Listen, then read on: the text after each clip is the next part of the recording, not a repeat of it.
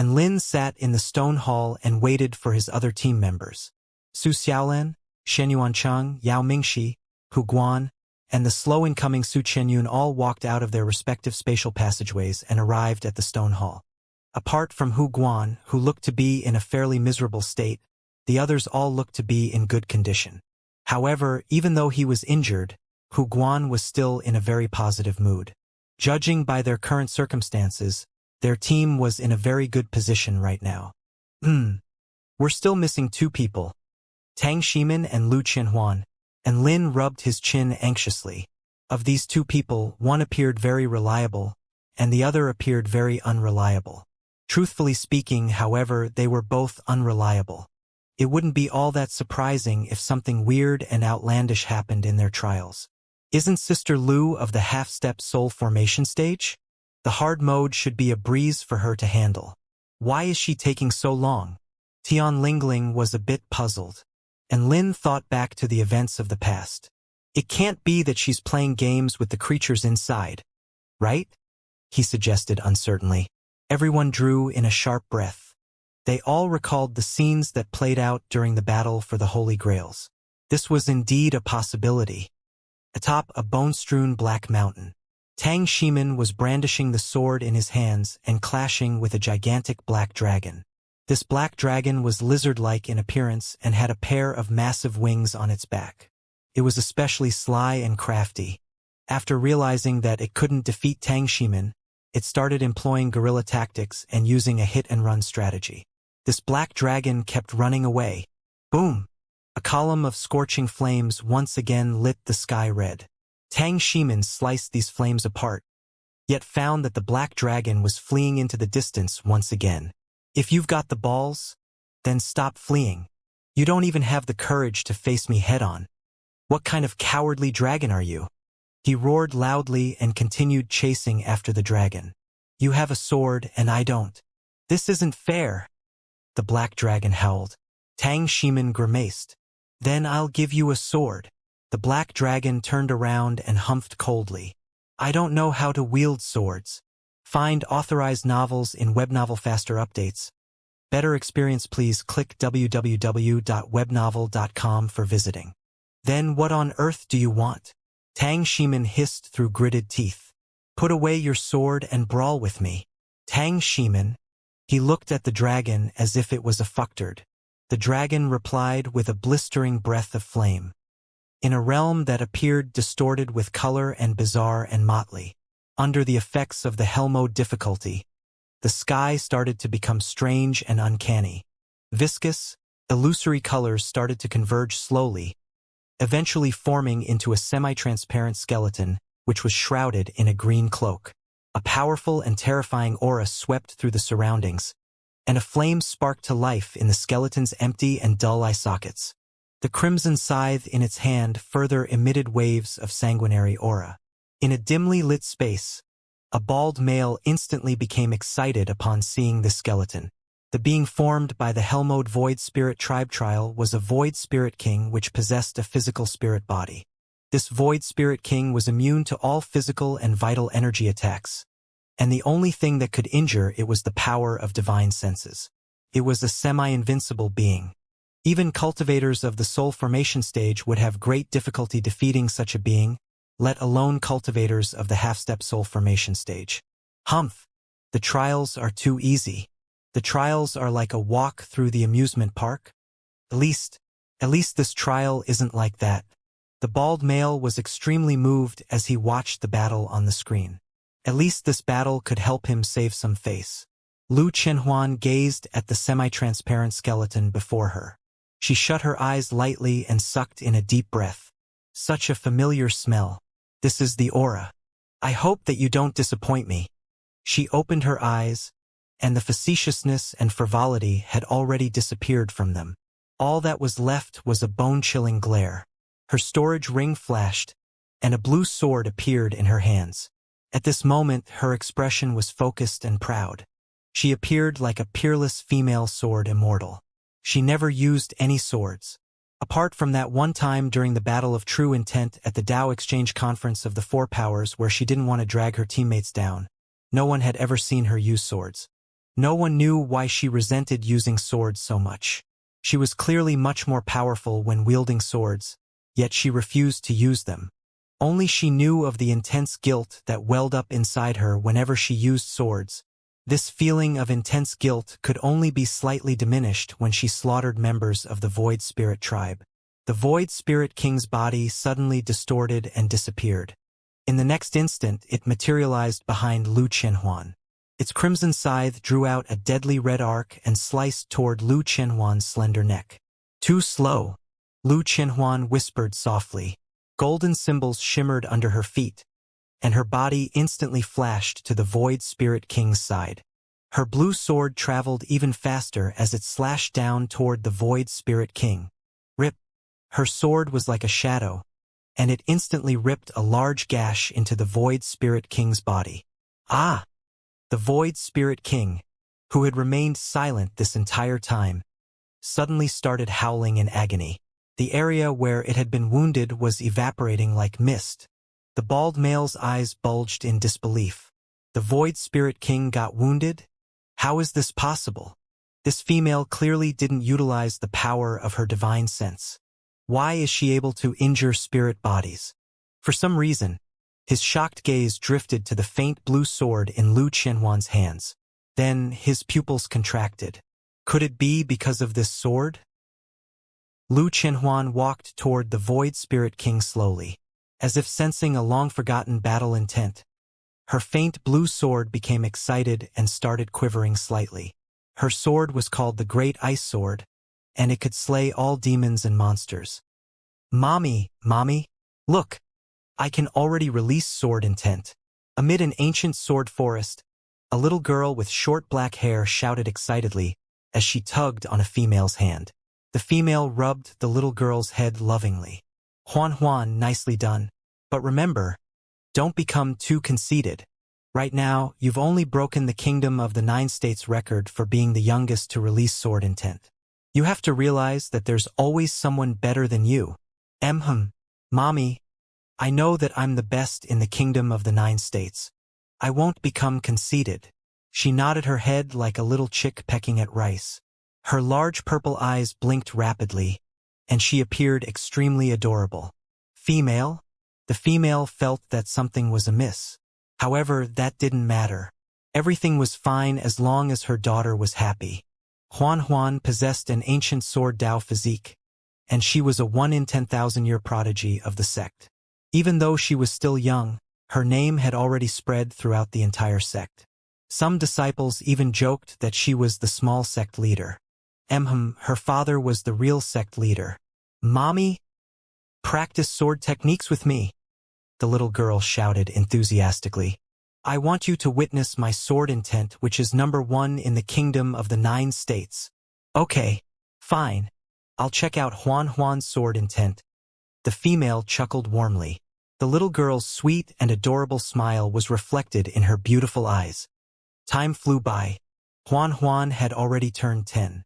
She could enter the sect's sword forest to seek her destined weapon now. Huan, remember to maintain a clear mind after you enter. Only by doing so will an ancient sword choose you.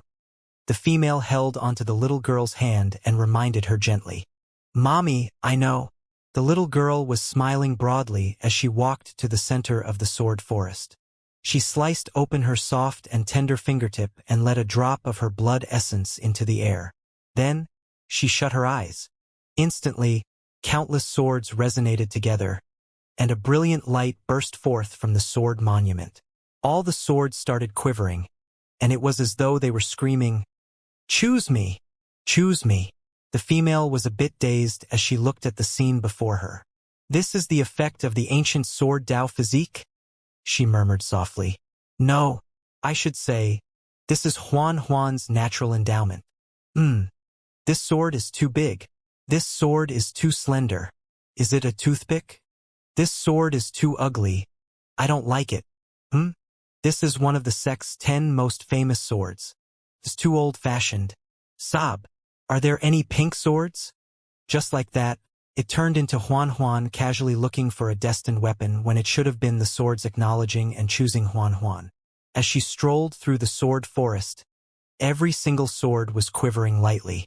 Whenever she gestured with her small hands, a sword would fly before her excitedly and obediently. However, to the female's shocked surprise, the little girl wasn't satisfied with a single one of the swords. Huan, why don't you have another look? The 10 famed swords of our sect are made out of the most top-notch materials of this entire continent. If they're nurtured properly, they can ascend to become immortal weapons. In fact, under the nurturing of your ancient sword Dao physique, perhaps they can ascend to the level of the legendary divine weapons. Mommy, I don't want them, the little girl sobbed. They're all too ugly. I saw a sword in the divine sword register that I really like. It also suits my physique very well. Why don't we go and refine that sword? Are you referring to the great ice sword? But it's at. I've decided on that sword already. I'm the #1 swordsman in the kingdom of the 9 states. Only this sword can match my disposition. Mommy, you're the best. Please help me get this sword.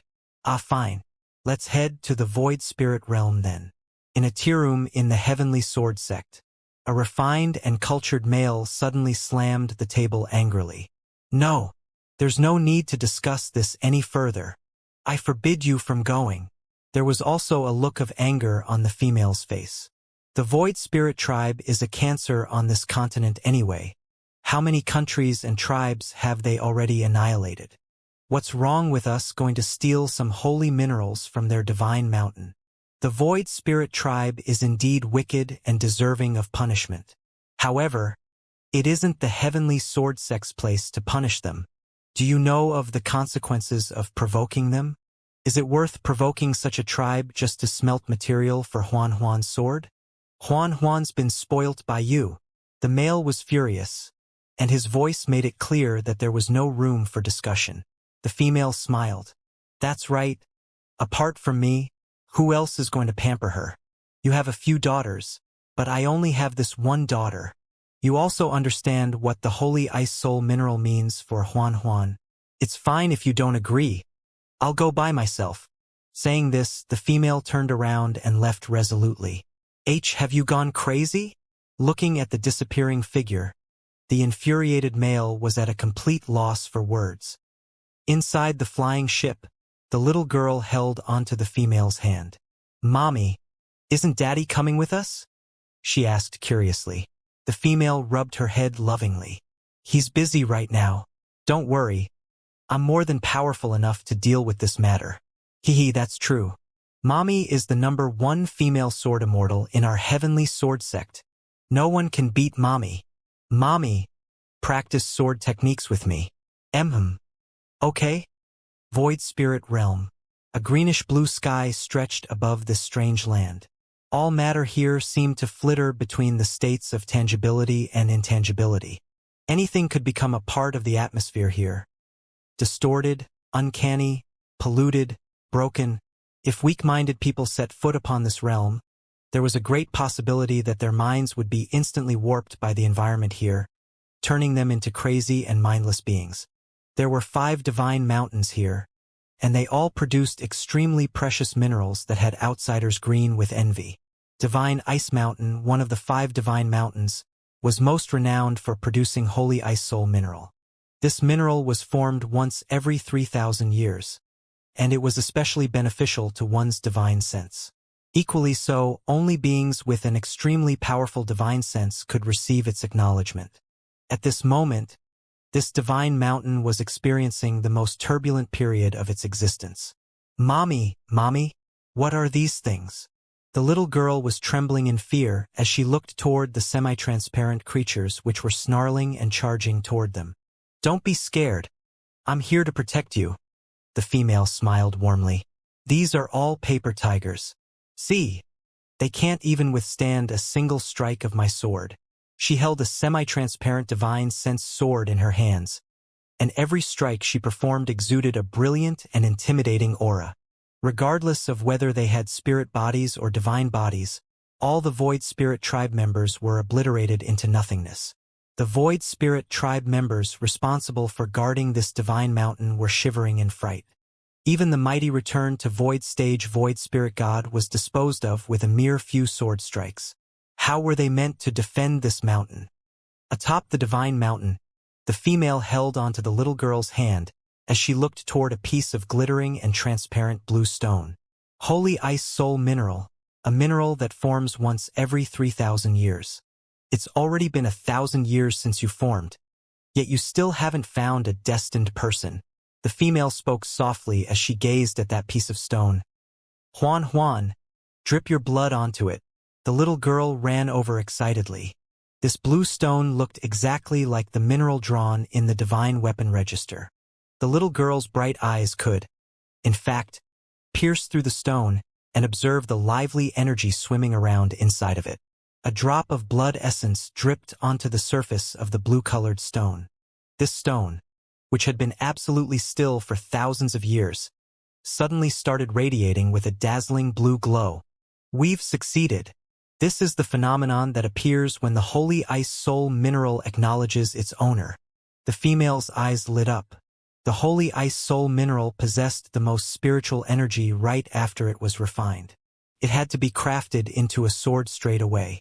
Otherwise, its spiritual energy would drain away rapidly. 9 heavenly swords mystical formation. Activate. Following the female's cry, 9 extremely powerful divine sense swords flew out from her mind and formed into an imposing sword formation. Huan Huan, stand in the center of the formation and don't fidget around. There wasn't much time left. After saying this, the female immediately started crafting a divine sword. In order to craft this sword in a shorter amount of time, the female's movements caused the entire divine mountain's vital energy to surge about violently. Thunder, flames, hammering. A pitch-black fissure was slowly ripped open in the greenish-blue sky. Hidden behind the fissure was insane chaos and darkness.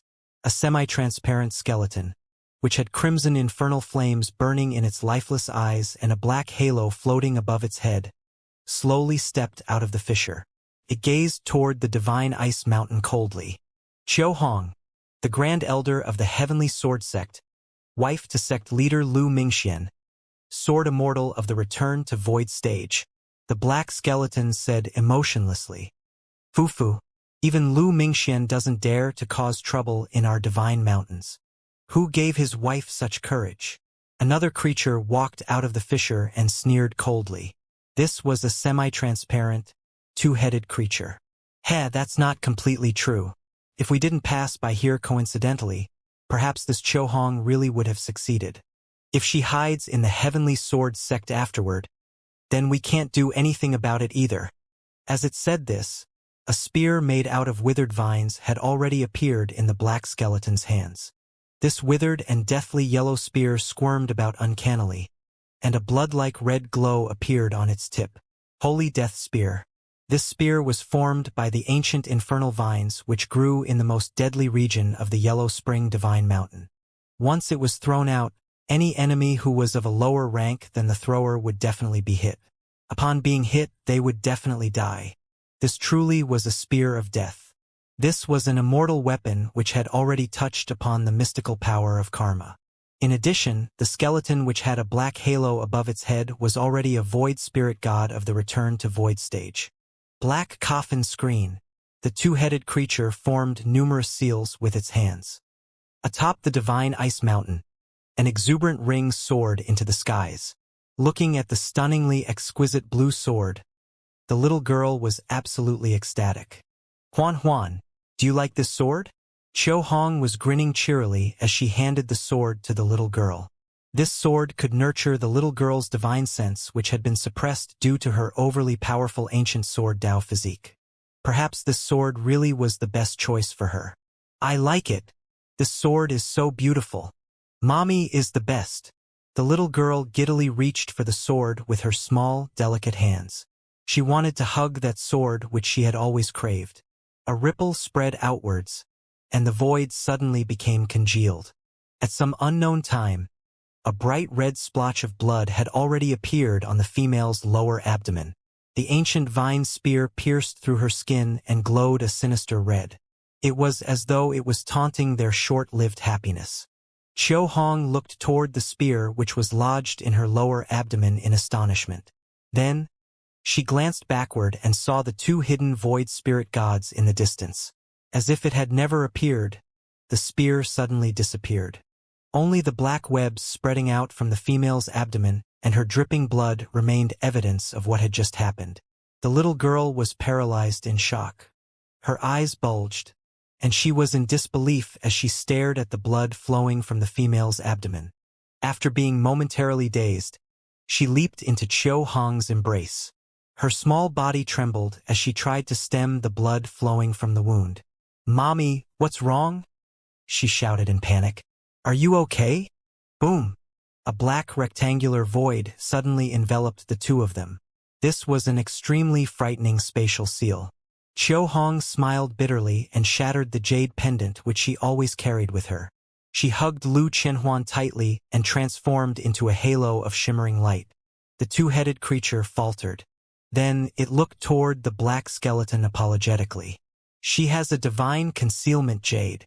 That's of no consequence," the black skeleton replied expressionlessly. "Qiu Hong's already dead. As for that sword which was crafted from the holy ice soul mineral, we'll eventually snatch it back someday." Heavenly Sword Sect. Lu Mingxian trembled violently as he looked at the female who was lying on the floor, dying. He had miscalculated.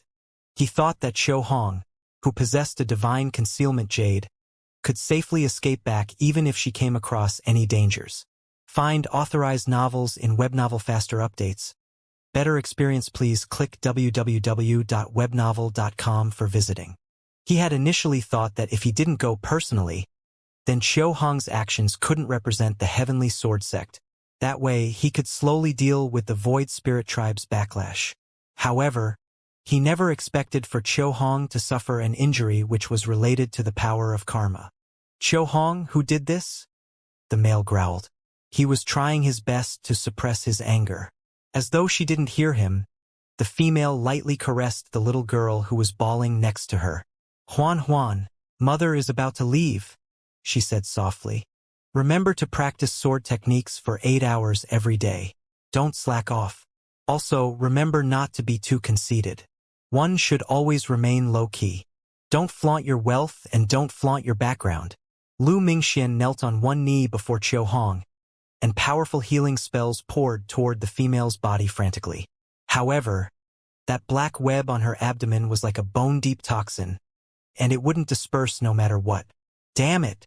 Qiu Hong, hurry up and tell me, who did this to you?"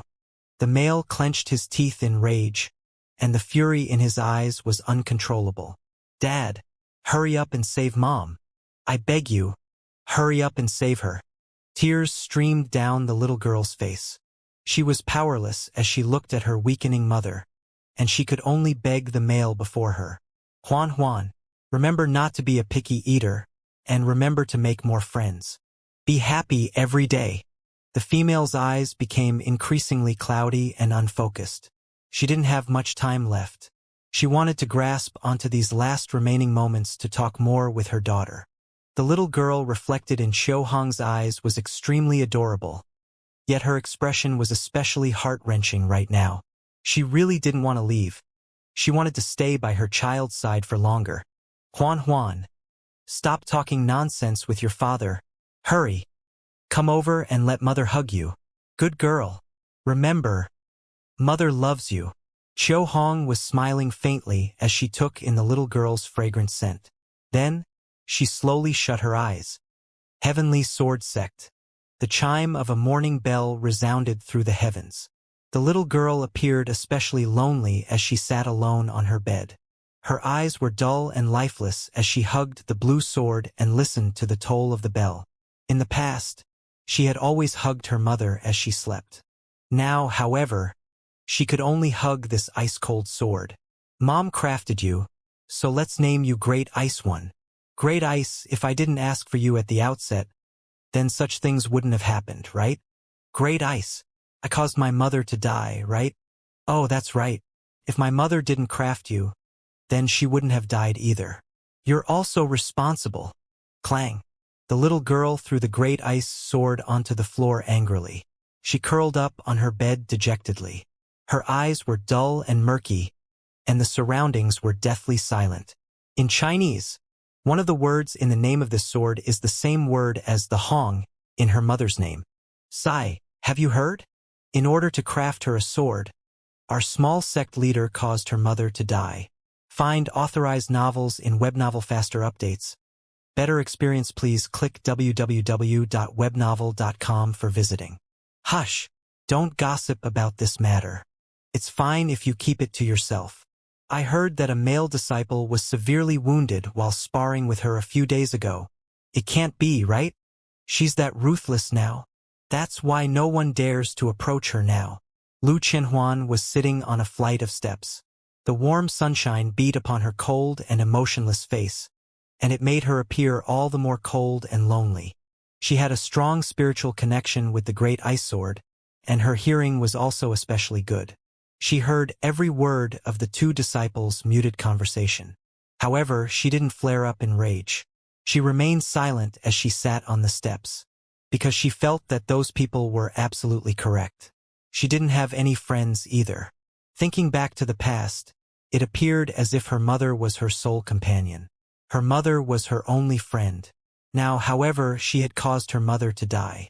That male disciple had sparred with her out of goodwill, yet she sparred against him as she had against her mother. As a result, she had accidentally given the male disciple a grave wound. Mother, apart from making more friends, I've been able to accomplish everything that you've told me to. I practice sword techniques for 8 hours a day. I'm not conceited. I'm low-key. I don't flaunt my wealth or background. And I'm not a picky eater. Huan passes, right? The little girl looked toward the blue sky dazedly. She wanted to see something. She wanted to hear a reply. However, all that she heard was the autumn wind and a deafening silence. 5 years later, Lu Qianhuan was 15 now. Her jet-black hair rested on her back and waist, and her figure was slender and graceful. Her appearance was exceedingly beautiful, yet it was also cold and aloof. She became a renowned ice queen of the sect. She still didn't have any friends. It wasn't that no one approached her. In truth, being as beautiful as she was, there were still people who were willing to approach her even though she was cold and aloof. Not to mention, Lu Mingxian also encouraged other young disciples to try to approach her. However, all this was to little effect. She had already sealed herself off from the outside world. She practiced sword techniques by herself, she studied by herself, and she enjoyed the scenery of the sect's mountains by herself. This was until the day she saw her stepbrother bring a strange toy back from school. What's this? Oh, this trinket is called a mobile phone. Those moving images are called games. This is an amazing invention from the mortal world. I've modified it so it can be recharged with vital energy instead of electricity. Wanna try it out? The colorful phone screen was reflected in Lu Qianhuan's purple eyes, and she stared at it for a long while. Although the images on that screen were a bit rough and unrefined, this toy still appeared rather refreshing and interesting. It was isolated from the physical world, and she could be a whole new person when she entered into this imaginary realm. She could be a pilot, she could be a general, or she could be a soldier. She could be everything that wasn't the great ice sword-wielding Lu Qianhuan who caused her mother to die. She fell in love with mobile phones. She fell in love with games. She found the companion, the friend, who could bring her happiness. That friend was the mobile phone. At some point in time, she became addicted to mobile phones. Apart from the never-changing habit of practicing sword techniques, the only other thing that accompanied her was this mobile phone. She gradually became more optimistic. It was as though she had found a companion, something to rely on. In fact, she even developed many new goals. She wanted to learn Chinese characters. She wanted to learn the Chinese language. She wanted to learn everything in the mortal world. At that time, she realized that she had finally achieved her mother's last requirement. Mom, I have friends now, and I've also found happiness. I'm really happy every single day. There's a lot of games that I can play. Did Huan do well? Hurry up and praise me, please. The young girl spoke happily as she pressed down on a button on the phone. A tear inadvertently dripped down onto the screen of the phone. It blossomed outwards like a limpid lotus. Then it was wiped away. After being wounded by Lu Qianhuan's sword, the Void Spirit King didn't back down. Instead, it launched toward her even more ferociously. Countless rays of colorful light converged toward its body, eventually forming into a physical-looking suit of armor. Lu Qianhuan appeared apathetic as she looked toward the Void Spirit King, whose aura was climbing steadily. A blue spark flashed across her eyes. Frosty heavens! Following this voice, frosty blue air appeared and transformed into a colorful silk scarf which wrapped around her lithe and graceful body. The strange and distorted air around her suddenly froze. Then it disappeared uncannily. Blue and white became the only remaining colors in this world. Frosty snow drifted down, and a biting cold that could cut through one's bones could be felt. This all happened in the blink of an eye. Everything became deathly still, and the sky was blotted out by ice and snow. It appeared as if the flickering flames in the Void Spirit King's eyes were also about to be frozen by this chilly world. Its body became a blur, yet its speed slowed down uncannily. When it was a mere 3 feet away from the female, it froze to the spot and was unable to move any further. For the first time, a hint of fear appeared in the Void Spirit King's eyes. A soul-biting chill enveloped its entire body. Lu Qianhuan's expression didn't change. She raised her great ice sword and slashed down at the defenseless Void Spirit King. Just like that, a plain blue sword projection flashed down. There wasn't any mighty or majestic scene. Yet this sword strike possessed a true intent which could sever one's divine sense.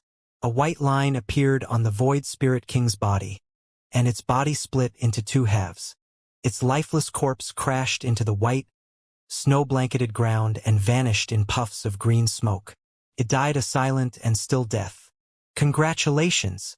You have passed the trial of the Void Spirit Tribe. Lu Qianhuan sheathed her sword and retracted her frosty heavens domain. The chilly and aloof expression also melted from her face. So boring. And here I was thinking how hard this hell mode was going to be. Absolute trash.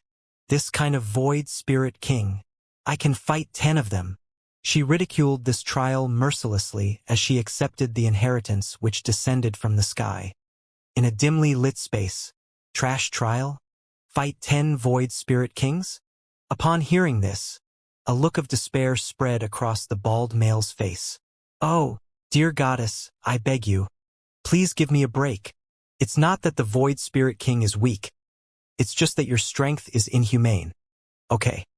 Within the stone hall, Lu Qianhuan saw her teammates who were waiting for her. Heh, why were you so slow, Sister Lu? You weren't playing games in there, were you? And Lin grinned teasingly as he greeted Lu Qianhuan. Lu Qianhuan high-fived and Lin giddily. I wasn't playing games inside. The prelude to the Hell Mode trial took ages. I had to wait for a long time before the boss appeared. Then, I waited for another lengthy period of time when the boss shapeshifted during battle. Wow! Sister Lu was assigned the Hell Mode difficulty? Was the creature inside strong? Tian Lingling gazed at Lu Qianhuan in reverence after hearing that she had undertaken a trial of the Hell Mode difficulty. It was too weak. I killed it with 2 strikes of my sword. I didn't even need to use my special move. Lu Qianhuan pondered for a moment before replying seriously. It would have been fine if she didn't say anything. After hearing this, Tian Lingling was almost about to become her fangirl. Even Lin nodded his head in approval.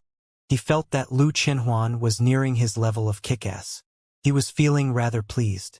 Huh? Tang Shimin still hasn't come out yet. Lu Qianhuan thought that she was the last person to arrive. After coming to her sense, however, she found that there was still one person missing. At this moment, Tang Shimin was still chasing after a black dragon. However, he couldn't catch up to it no matter what he did. Amid a dark and murky sky, a black shadow streaked past at great speed. Occasionally, it would turn around and spit out a column of scorching flames. A cultivator pursued after it relentlessly.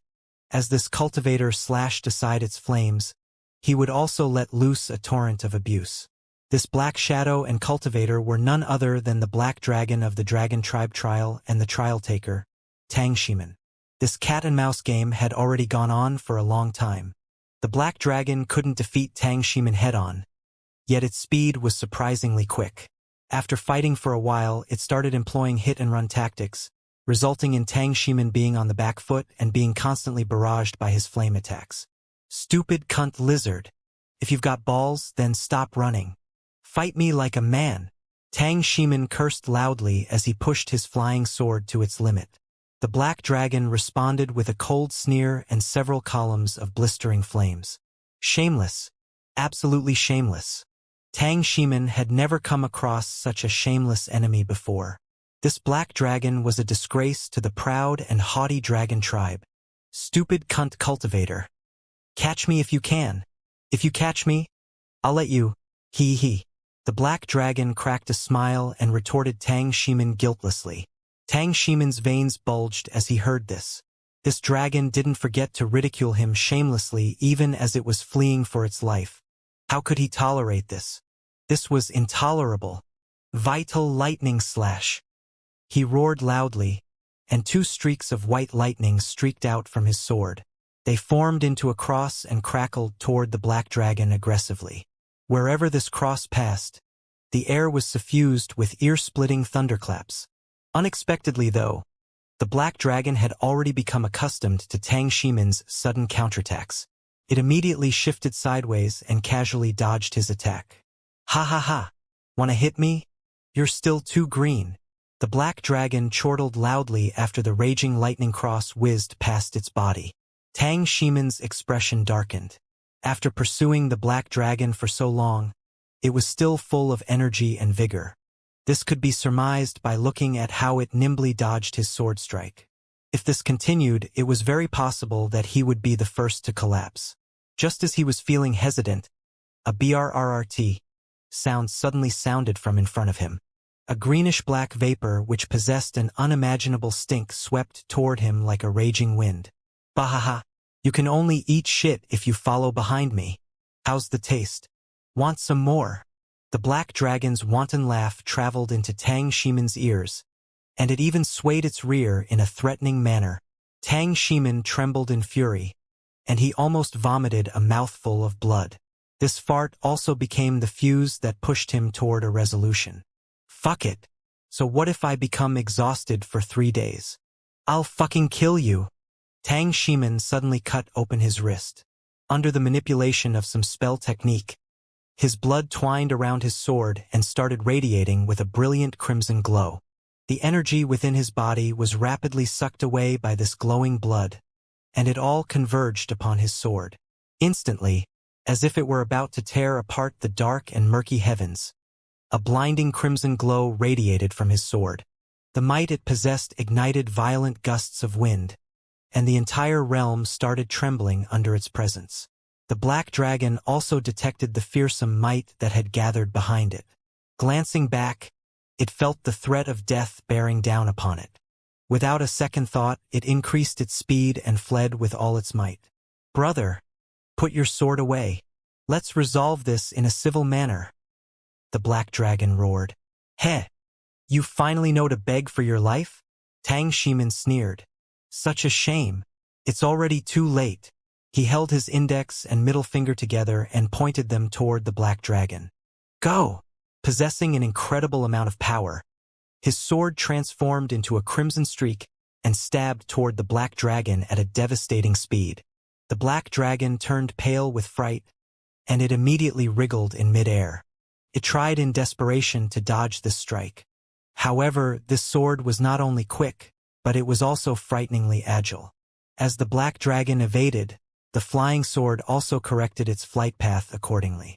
The Black Dragon opened its jaws and spat out a calamitous column of flames.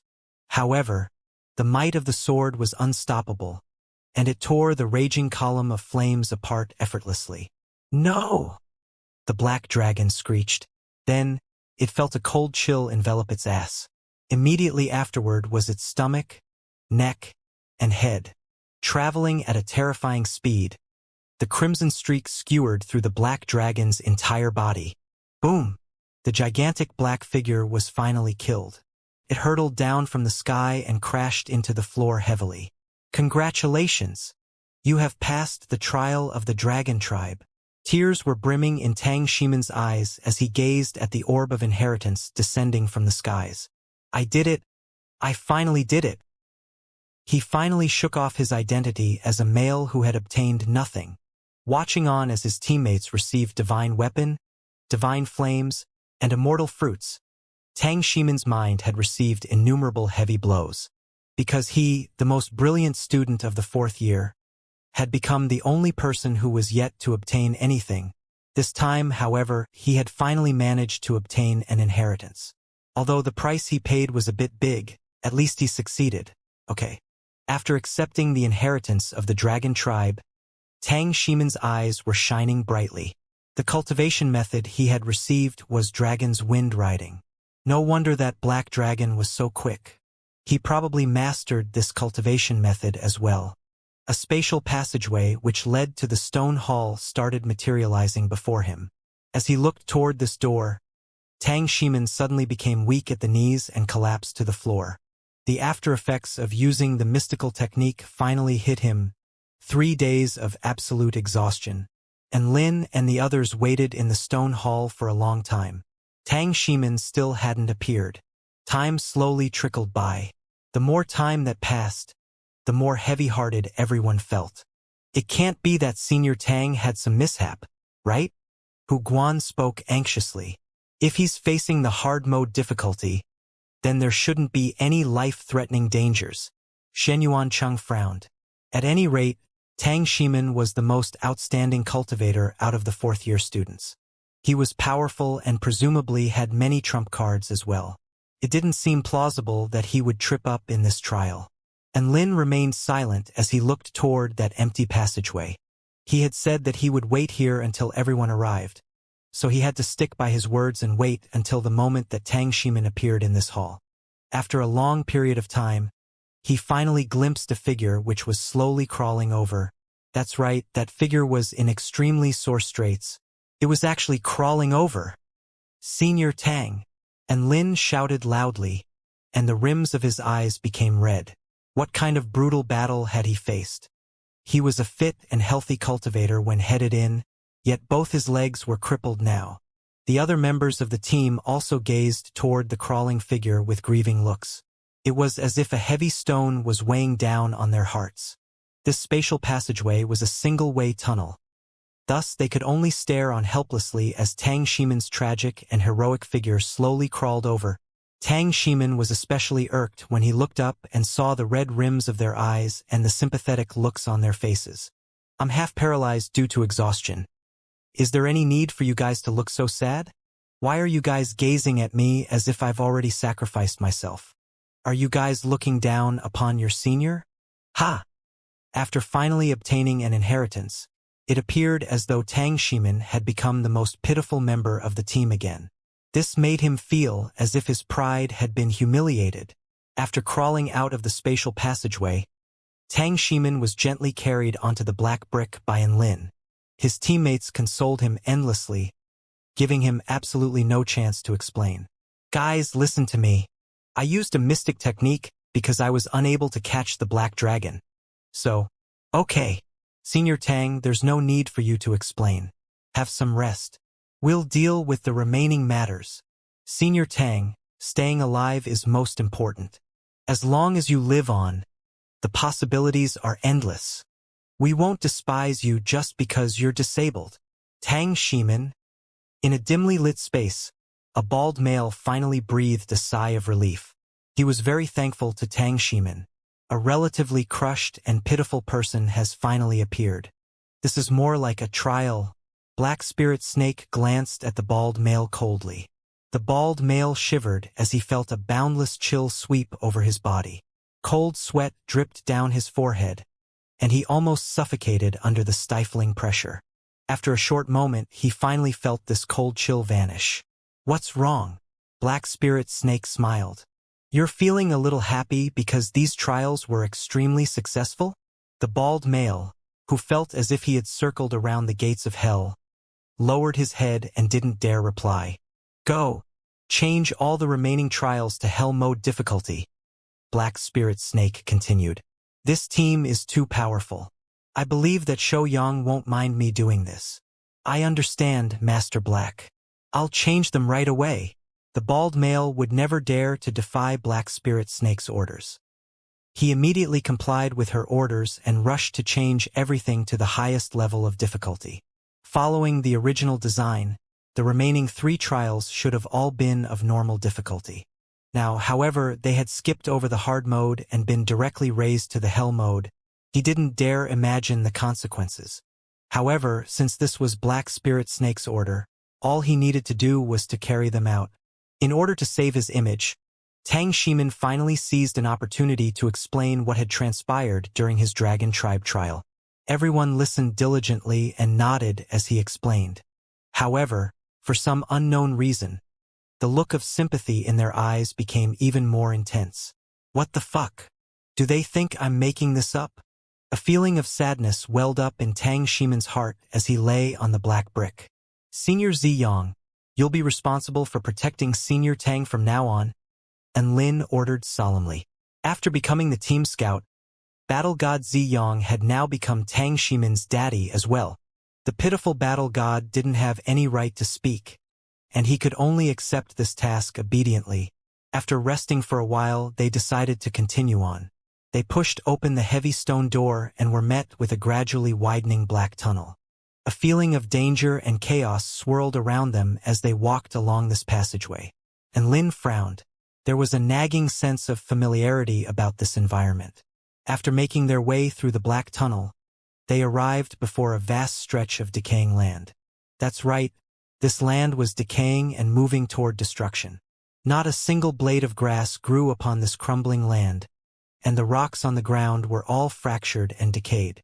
The atmosphere was oppressive, and it was as though this entire realm was about to disintegrate into nothingness.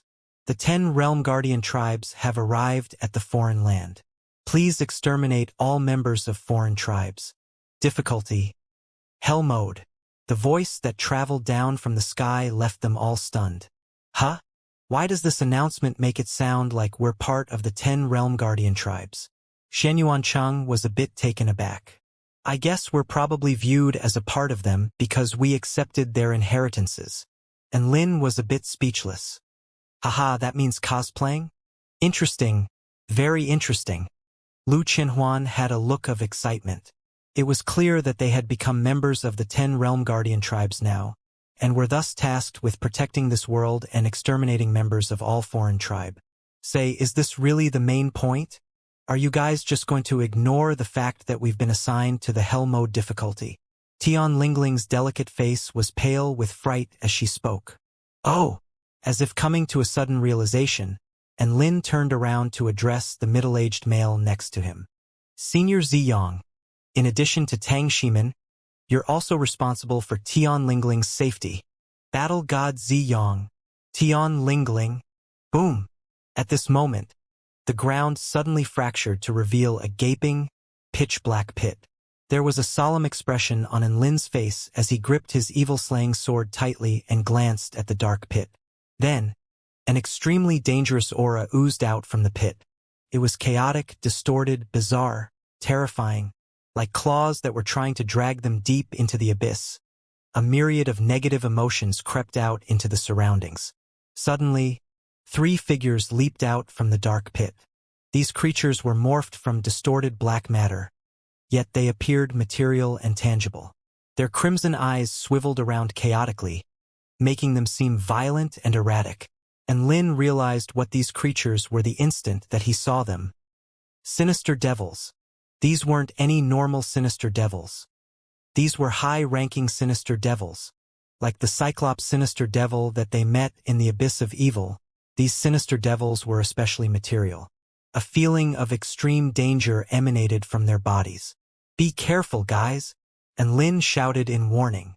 Make sure not to get stabbed by that black matter. That black matter can distort one's mind. He still remembered the time that he almost transformed into a mindless sinister devil after being stabbed by one. Luckily, Xiao Hong was there at the time, and she used her light power to heal him. Otherwise, There was a strong possibility that he would have cracked and descended to become a mindless sinister devil. As he shouted this warning, the 3 sinister devils had already become dark streaks. One of them rushed directly at Lin. To his surprise, he was able to make out a strange and uncanny smile on the sinister devil's pitch-black and figureless face. And Lin's expression remained unchanged. Like a bolt of lightning, his evil-slaying sword drew out a large crescent arc and slashed toward the sinister devil's face. The sinister devil twisted strangely, and it managed to evade Lin's devastating sword strike. At the same time, it raised its palms toward him. As the flesh on its arms squirmed, black matter shot out of his hands. They were like sharp blades being pulled out of their sheaths, and the insane speed at which they traveled created shrill hisses through the air. Having fought with sinister devils before, Lin was prepared for this, and he immediately parried with his sword. Lin slid back a few steps as the gigantic force possessed by the black matter crashed into his evil-slaying sword. Just as the sinister devil attempted to follow up its attack, a flaming sword projection, which possessed the power of lightning, suddenly flashed before it. The roar of thunder was deafening, and the sinister devil was instantly engulfed by this strike. The sinister devil shrieked in pain as it stumbled back. A beautiful figure bore down upon it aggressively, giving it no reprieve as she launched an endless stream of attacks. Lin was startled. Su Xiaolan was doing all the showing off. How could he allow this? Without any hesitation, he immediately conjured his wings of wind and swooped toward the sinister devil. The second sinister devil rushed toward the resting Tang Shiman. However, its path was blocked by Shen Yuancheng, Su Qinyun, Yao Mingxi, and Hu Guan. Under the joint attack of these 4 people, the sinister devil fell into continuous retreat. The last sinister devil pounced toward White Spirit Snake. Then it was savaged by Battle Goddess Bai Qiong. Before long, the sinister devils found themselves in an extremely unfavorable situation. Glancing at the battles, Lu Qinhuan felt that her help wasn't needed. Thus, she watched from the sidelines and casually launched a few light cannons whenever she felt like it. Right at this moment, however, the sound of wailing suddenly traveled up from within the black pit. Immediately afterward, an insanely thick column of black light shot into the sky. Find authorized novels in Webnovel faster updates. Better experience, please click www.webnovel.com for visiting. Like raging waves, hundreds upon thousands of sinister devils, all of whom possessed boundless negativity, poured out from atop the column of light. Holy fuck, there's that many? Lin became numb with fear as he gazed at the thick cloud of sinister devils descending from the skies. Soon after, a dozen or so sinister devils lunged toward him. His sword twirled and flashed, and the sinister devils were torn to shreds. These sinister devils weren't powerful, with most only being of the Tao body stage or spirit nurturing stage. However, they were surging over in terrifying numbers. Battle Goddess Bai Qiong released her divine slash. A vast azure blade sliced outwards and cleaved the leading sinister devil into 2. Then, the blade swept outwards for thousands of feet, instantly obliterating dozens of sinister devils into nothingness. Before she could even withdraw her sword, dozens more sinister devils lunged at her. Bai Qiong frowned as she looked at the sea of sinister devils. She grabbed White Spirit Snake and flew toward Battle God Ziyang. She felt that Battle God Ziyang's sweeping flame attack was a better way of dealing with these sinister devils. However, Battle God Ziyang appeared little better than a bludger right now. There was a wall of flames around him, and any sinister devil which leaped into these flames were scorched to death. Aren't you going to burn the sinister devils outside of your flame barrier? Bai Qiong was a little puzzled after entering this flame barrier with White Spirit Snake. My only responsibility is to protect Tian Lingling and Tang Shiman, Battle God Ziyang replied expressionlessly. Besides, I don't possess a divine flame anymore. I don't have the ability to burn that mob of sinister devils to death. It was clear that Battle God Ziyang still felt a deep sense of resentment. After slaying a powerful sinister devil, Shen Yuancheng and the others also retreated into Battle God Ziyang's flame barrier. Oi! Why aren't you guys attacking the enemy? Ziyang grumbled in dissatisfaction. If you all retreat here, then the sinister devils are all going to charge over here as well. I'll be under a lot of pressure. Defending as a group is safer, Xianxia yelled as he cast long-range immortal spells. And Lin and Su Xiaolan were also flying toward battle god Zi Yang's flame barrier after slaying a powerful sinister devil. Gundam 1, Gundam 2, go into the flame barrier and release a protective barrier. And Lin released the Gundams from his storage ring and gave an order. And Lin, what are you planning to do? Su Xiaolan scowled upon seeing Lin suddenly stop in his tracks. Me? I want to try a new move. Crimson symbols appeared on the back of Lin's hands. Immediately afterward, a tremendous true flame intent flooded into the surroundings. Be careful. Su Xiaolan relaxed slightly after seeing the true flame intent bursting from Lin's body, and she started flying toward the rest of her teammates. What's Student and Lin planning to do? Xianxia was a little anxious as he looked up toward Lin. It wasn't only Xianxia who was worried. Everyone was gazing up at Lin. At this moment, dozens of sinister devils were already lunging toward Lin. They became blurs of black shadows, and an air of chaos swirled about them as they extended their distorted black claws. Gundam 1 and Gundam 2 released their ion-blocking defensive barrier as they landed within the flame barrier. And Lin intertwined his index fingers and pressed his thumbs together. This was an ancient hand seal incantation. The void suddenly warped. Immediately afterward, the sinister devils started shrieking in agony. Like evaporating steam, bursts of thick white smoke rose from their distorted black bodies. Heavenly void flame. Boom! A transparent flame wave surged into the surroundings and incinerated the dozens of sinister devils. Great holy flame! A yellowish-white light disk appeared behind Lin's back. The thousands of feet surrounding him instantly became a torturous hell of light and heat. Even the air became warped and distorted. The sinister devils on the ground squirmed in pain as they were scorched by the devastating heat of the flame. Many of them leaped at Lin in desperation. However, they were all burnt to crisp by the invisible and formless heavenly void flame. Demonic star flame. A purple flame appeared and turned the sky into a vast expanse of starry flames. Like dazzling stars in the night sky, specks of white flames sparkled brilliantly within this sea of flames. Each of them possessed a terrifying power. Setting moon flame. On the ground below, blue flames swept into the surroundings like torrents of raging waves. These blue flames engulfed several miles, and the icy chill they possessed froze countless sinister devils into ice statues.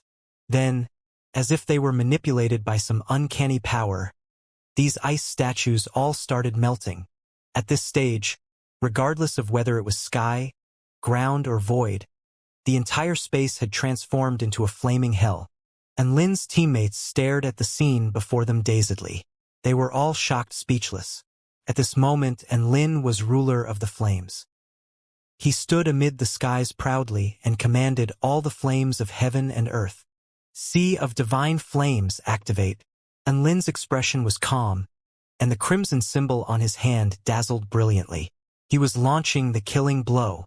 Up in the sky, the purple flames wrapped themselves around the white, star-like specks. Then they hurtled toward the ground like blazing meteorites. The torrential heavenly void flame surged toward the sinister devils like an unstoppable tsunami. The sun behind him spat out boundless golden flames which raged into the distance. On the ground, dull blue flames welled up into towering waves and enveloped countless sinister devils. In an instant, the four flames transformed heaven and earth into a deadly furnace.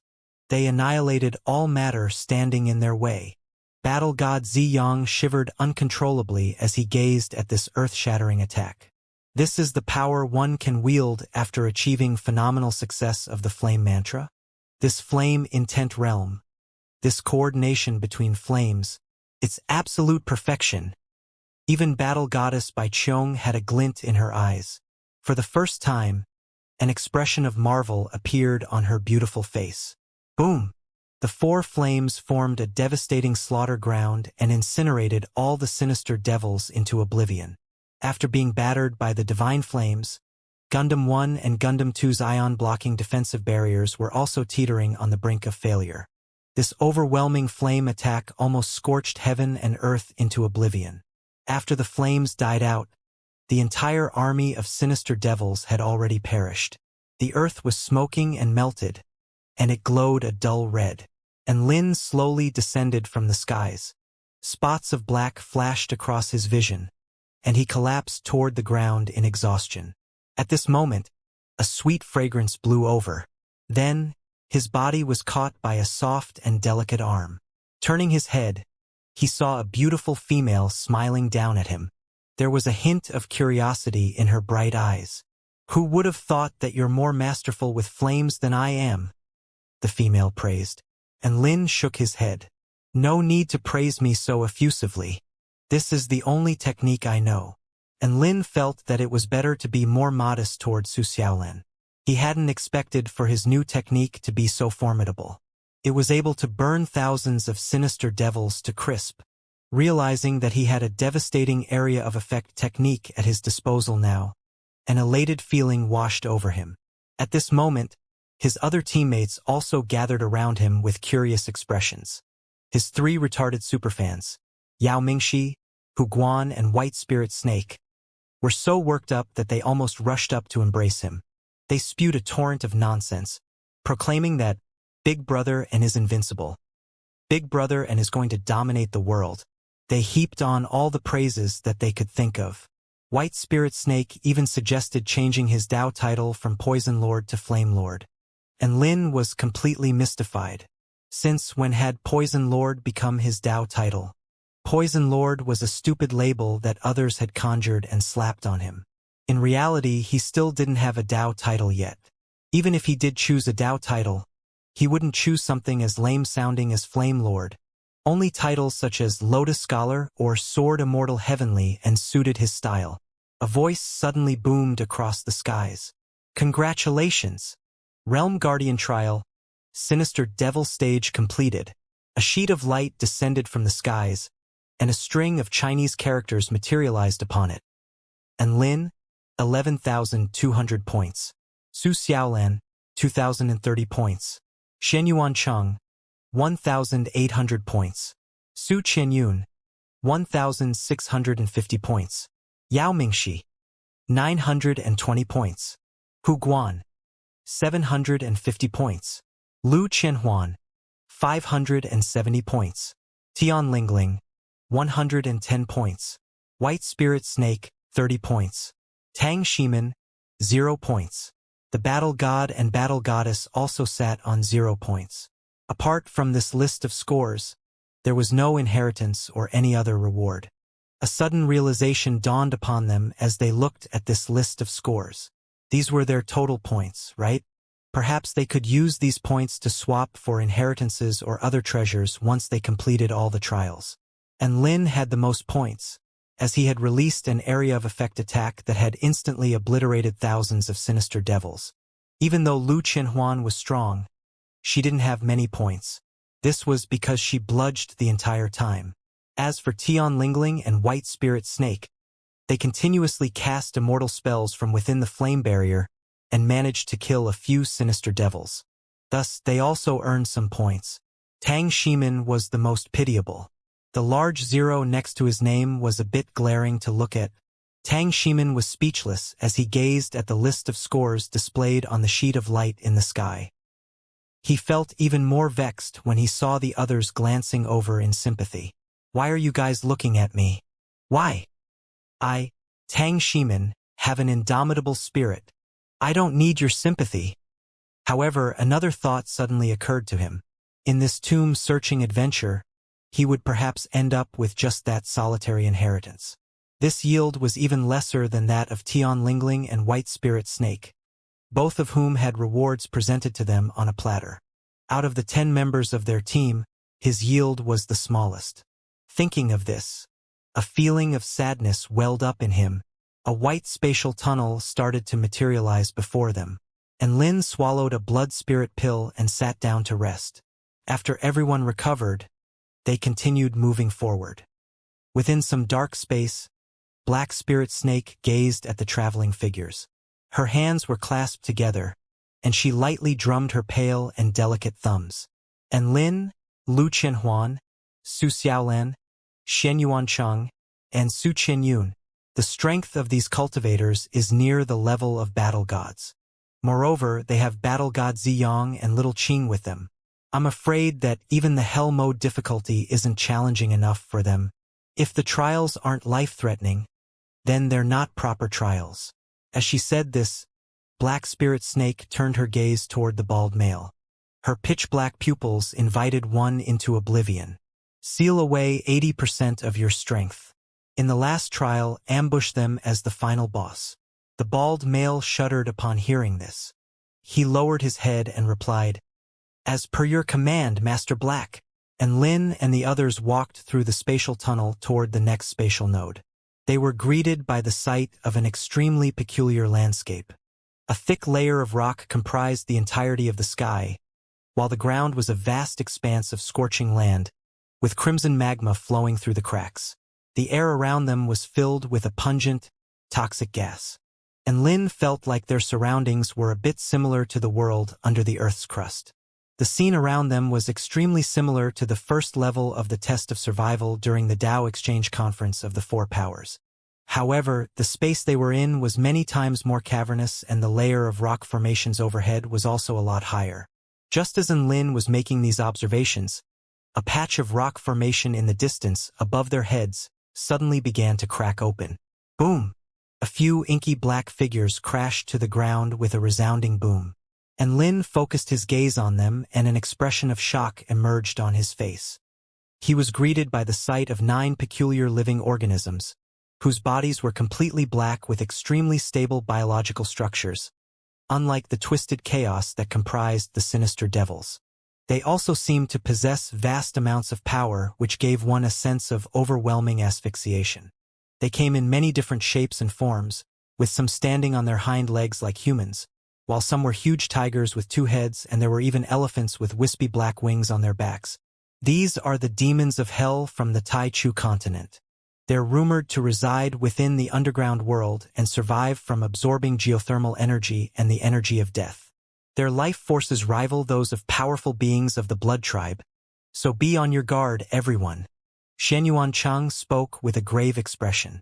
The demons of hell panted audibly as they stared at everyone with their crimson eyes. The atmosphere suddenly became quite grim. Just as the two sides were caught in a tense confrontation, a voice suddenly sounded from afar.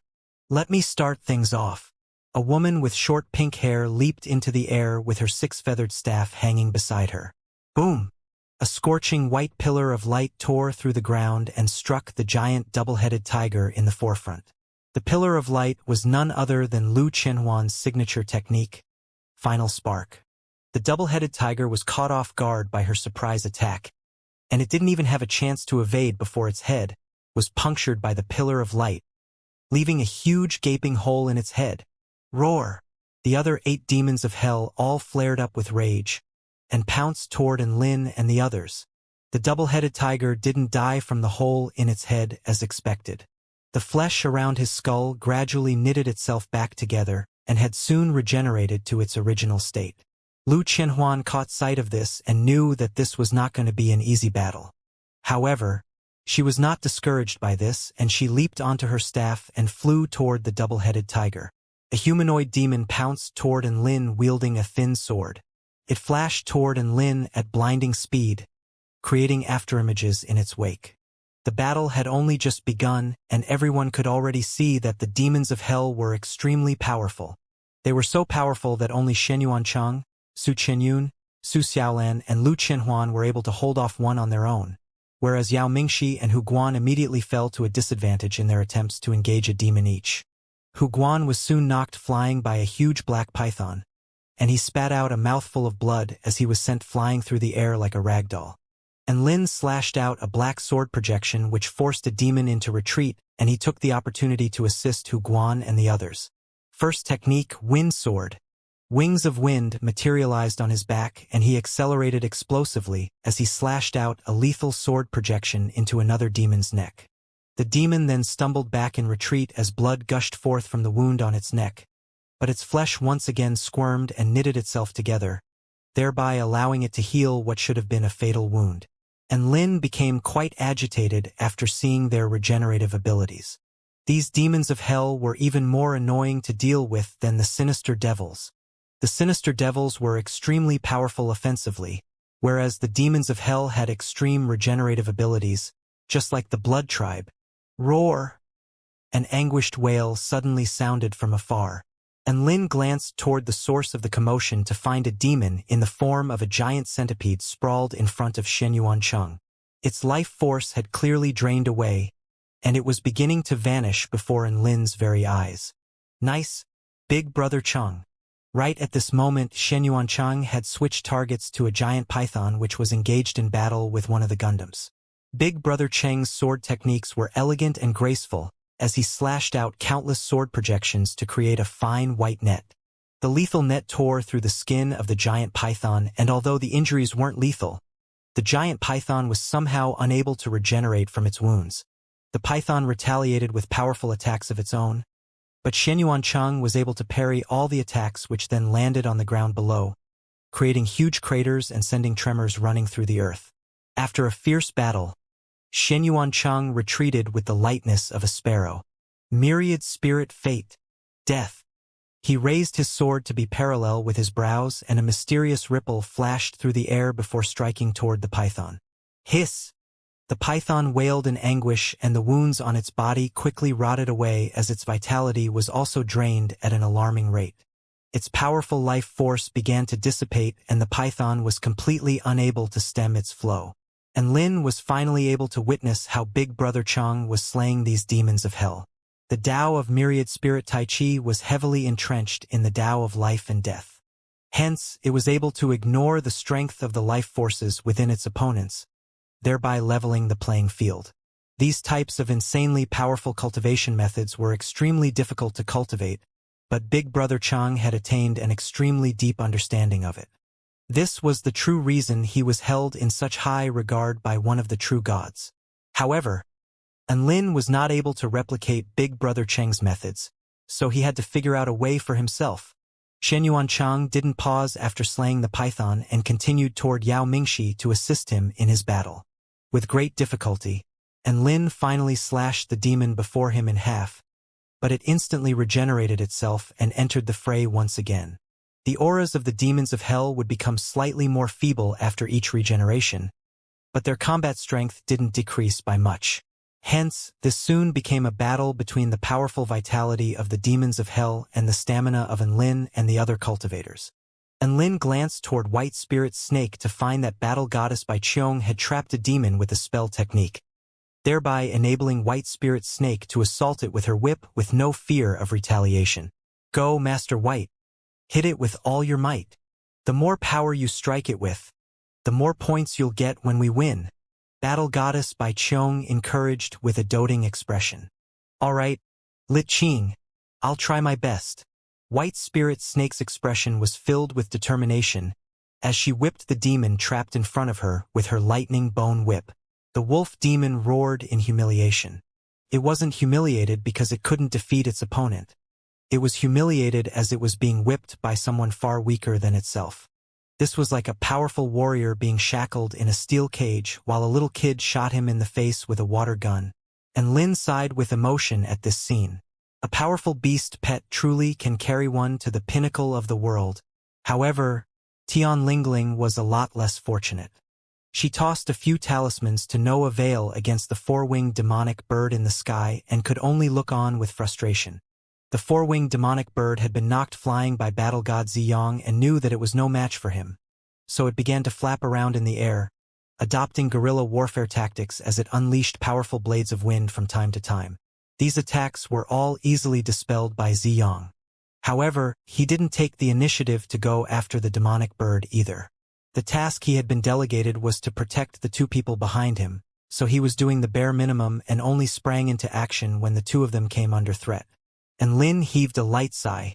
It looked like Big Brother Chang was going to be the MVP of this battle. Oh, wait. A thought suddenly occurred to Enlin as he recalled something. His eyes lit up as he thought of something he could do. The life forces of the demons of hell were comparable to powerful beings of the blood tribe. But Enlin's blood was lethal poison to the blood tribe. Would it work on the demons of hell too? Enlin felt like it was worth a try. Although he didn't like it when others referred to his blood as poisonous, the reality was already set in stone, so he might as well utilize this trait to his advantage. It wouldn't be a bad thing if his blood could contribute to the safety of the masses. Enlin dodged a strike from a demon and knocked it flying with his fists before dragging the tip of the evil-slaying sword along his arm. A hint of red immediately stained the blade of the evil-slaying sword, creating a vibrant contrast between the juxtaposing black and red. "Little Xie, do you like the red makeup I've applied for you?" Enlin suddenly asked as he looked at the blood on the sword. Evil-slaying sword. "Have you lost your mind? No. You don't understand my pain?" Enlin sighed with sadness and he asked, "Would you still stay by my side if my blood is a lethal poison?" Evil-slaying sword. Fucking idiot. Right at this moment, the demon that had just been knocked back pounced toward Enlin again. Enlin's eyes turned snowy white as he activated his divine inspection technique. First technique, Wind Sword. Enlin evaded the demon's strike and slashed out with his evil-slaying sword. A red streak flashed through the air and cleaved a huge gash into the demon's chest. Splat. Black blood spurted forth and the demon was once again forced into retreat. Enlin stared at the retreating demon with an intense, nervous gaze. It was time to verify whether his blood was only poisonous to the blood tribe, or if it was able to take effect on multiple species. The demon clasped its chest as its flesh began to squirm in an attempt to heal the wound. But right at this moment, his expression suddenly changed to one of confusion, and he looked down to find that blood was gushing forth even more violently from his wound, with no signs of any recovery taking place. This was the first time the demon had ever encountered something like this, and its eyes widened with shock as it immediately unleashed a spell technique to seal up the wound. Its body suddenly began to stiffen as black blood began to spurt out from its mouth. Thump! The demon fell to the ground with a horrified expression on its face as its life force quickly dissipated. "So it turns out my blood is universally poisonous," Enlin muttered at the scene unfolding in front of him. He was starting to get a little excited. If his blood was lethal to demons of hell as well as the blood tribe, perhaps it would be useful against other species as well. Senior Poison Lord, you're so strong," White Spirit Snake yelled excitedly after she saw Enlin had slain a demon. Poison Lord? Enlin felt like he had attained enlightenment. Perhaps it was all meant to be. Perhaps he was destined to be known as Poison Lord. If this was fate, then so be it. Let the name of the Poison Lord be renowned across the land. Enlin took a deep breath as wings materialized on his back, and he flew up toward the four-winged bird, leaving an afterimage in his wake. The four-winged bird swiped its wings at Enlin, and over 100 powerful blades of wind rained down upon Enlin. Enlin activated his divine inspection technique to analyze gaps among the blades of wind, and his body transformed into an agile streak of light as he easily evaded all the blades before him. First technique, Wind Sword. A slash imbued with streaks of white wind sliced a huge gash into the body of the four-winged bird. Enlin turned around confidently without a second glance at the bird and descended to the ground as blood exploded forth behind him. A few seconds later, the huge bird suddenly fell from the sky as if its wings had been snapped, and it crashed into the ground, devoid of all life force. Meanwhile, Xianxia had already successfully slain another demon with the assistance of Su Qianyun, and Su Xiaolan was also able to blast a demon to death with her lightning flame formation. Lu Qinhuan was like a vibrant butterfly whizzing around the twin-headed tiger. She released a series of powerful spell techniques from her staff which struck the demon with unerring accuracy. The twin-headed tiger pounced toward Lu Qinhuan frantically, but it was unable to even come close to grazing her. It was instead greeted by the sight of another batch of powerful spell techniques flying toward its head, and despite its powerful life force, it still couldn't escape the fate of death under Lu Qianhuan's relentless barrage. "Oh my God!" These demons of hell sure are resilient. I should improve the penetrative force of my spell techniques for the future. Lu Qianhuan wiped the sweat from her forehead and exclaimed while panting heavily, and Lin's lips twitched. How can you improve the penetrative force of a spell technique? Are you mixing up video games with reality? Lu Qianhuan rolled her eyes at Lin.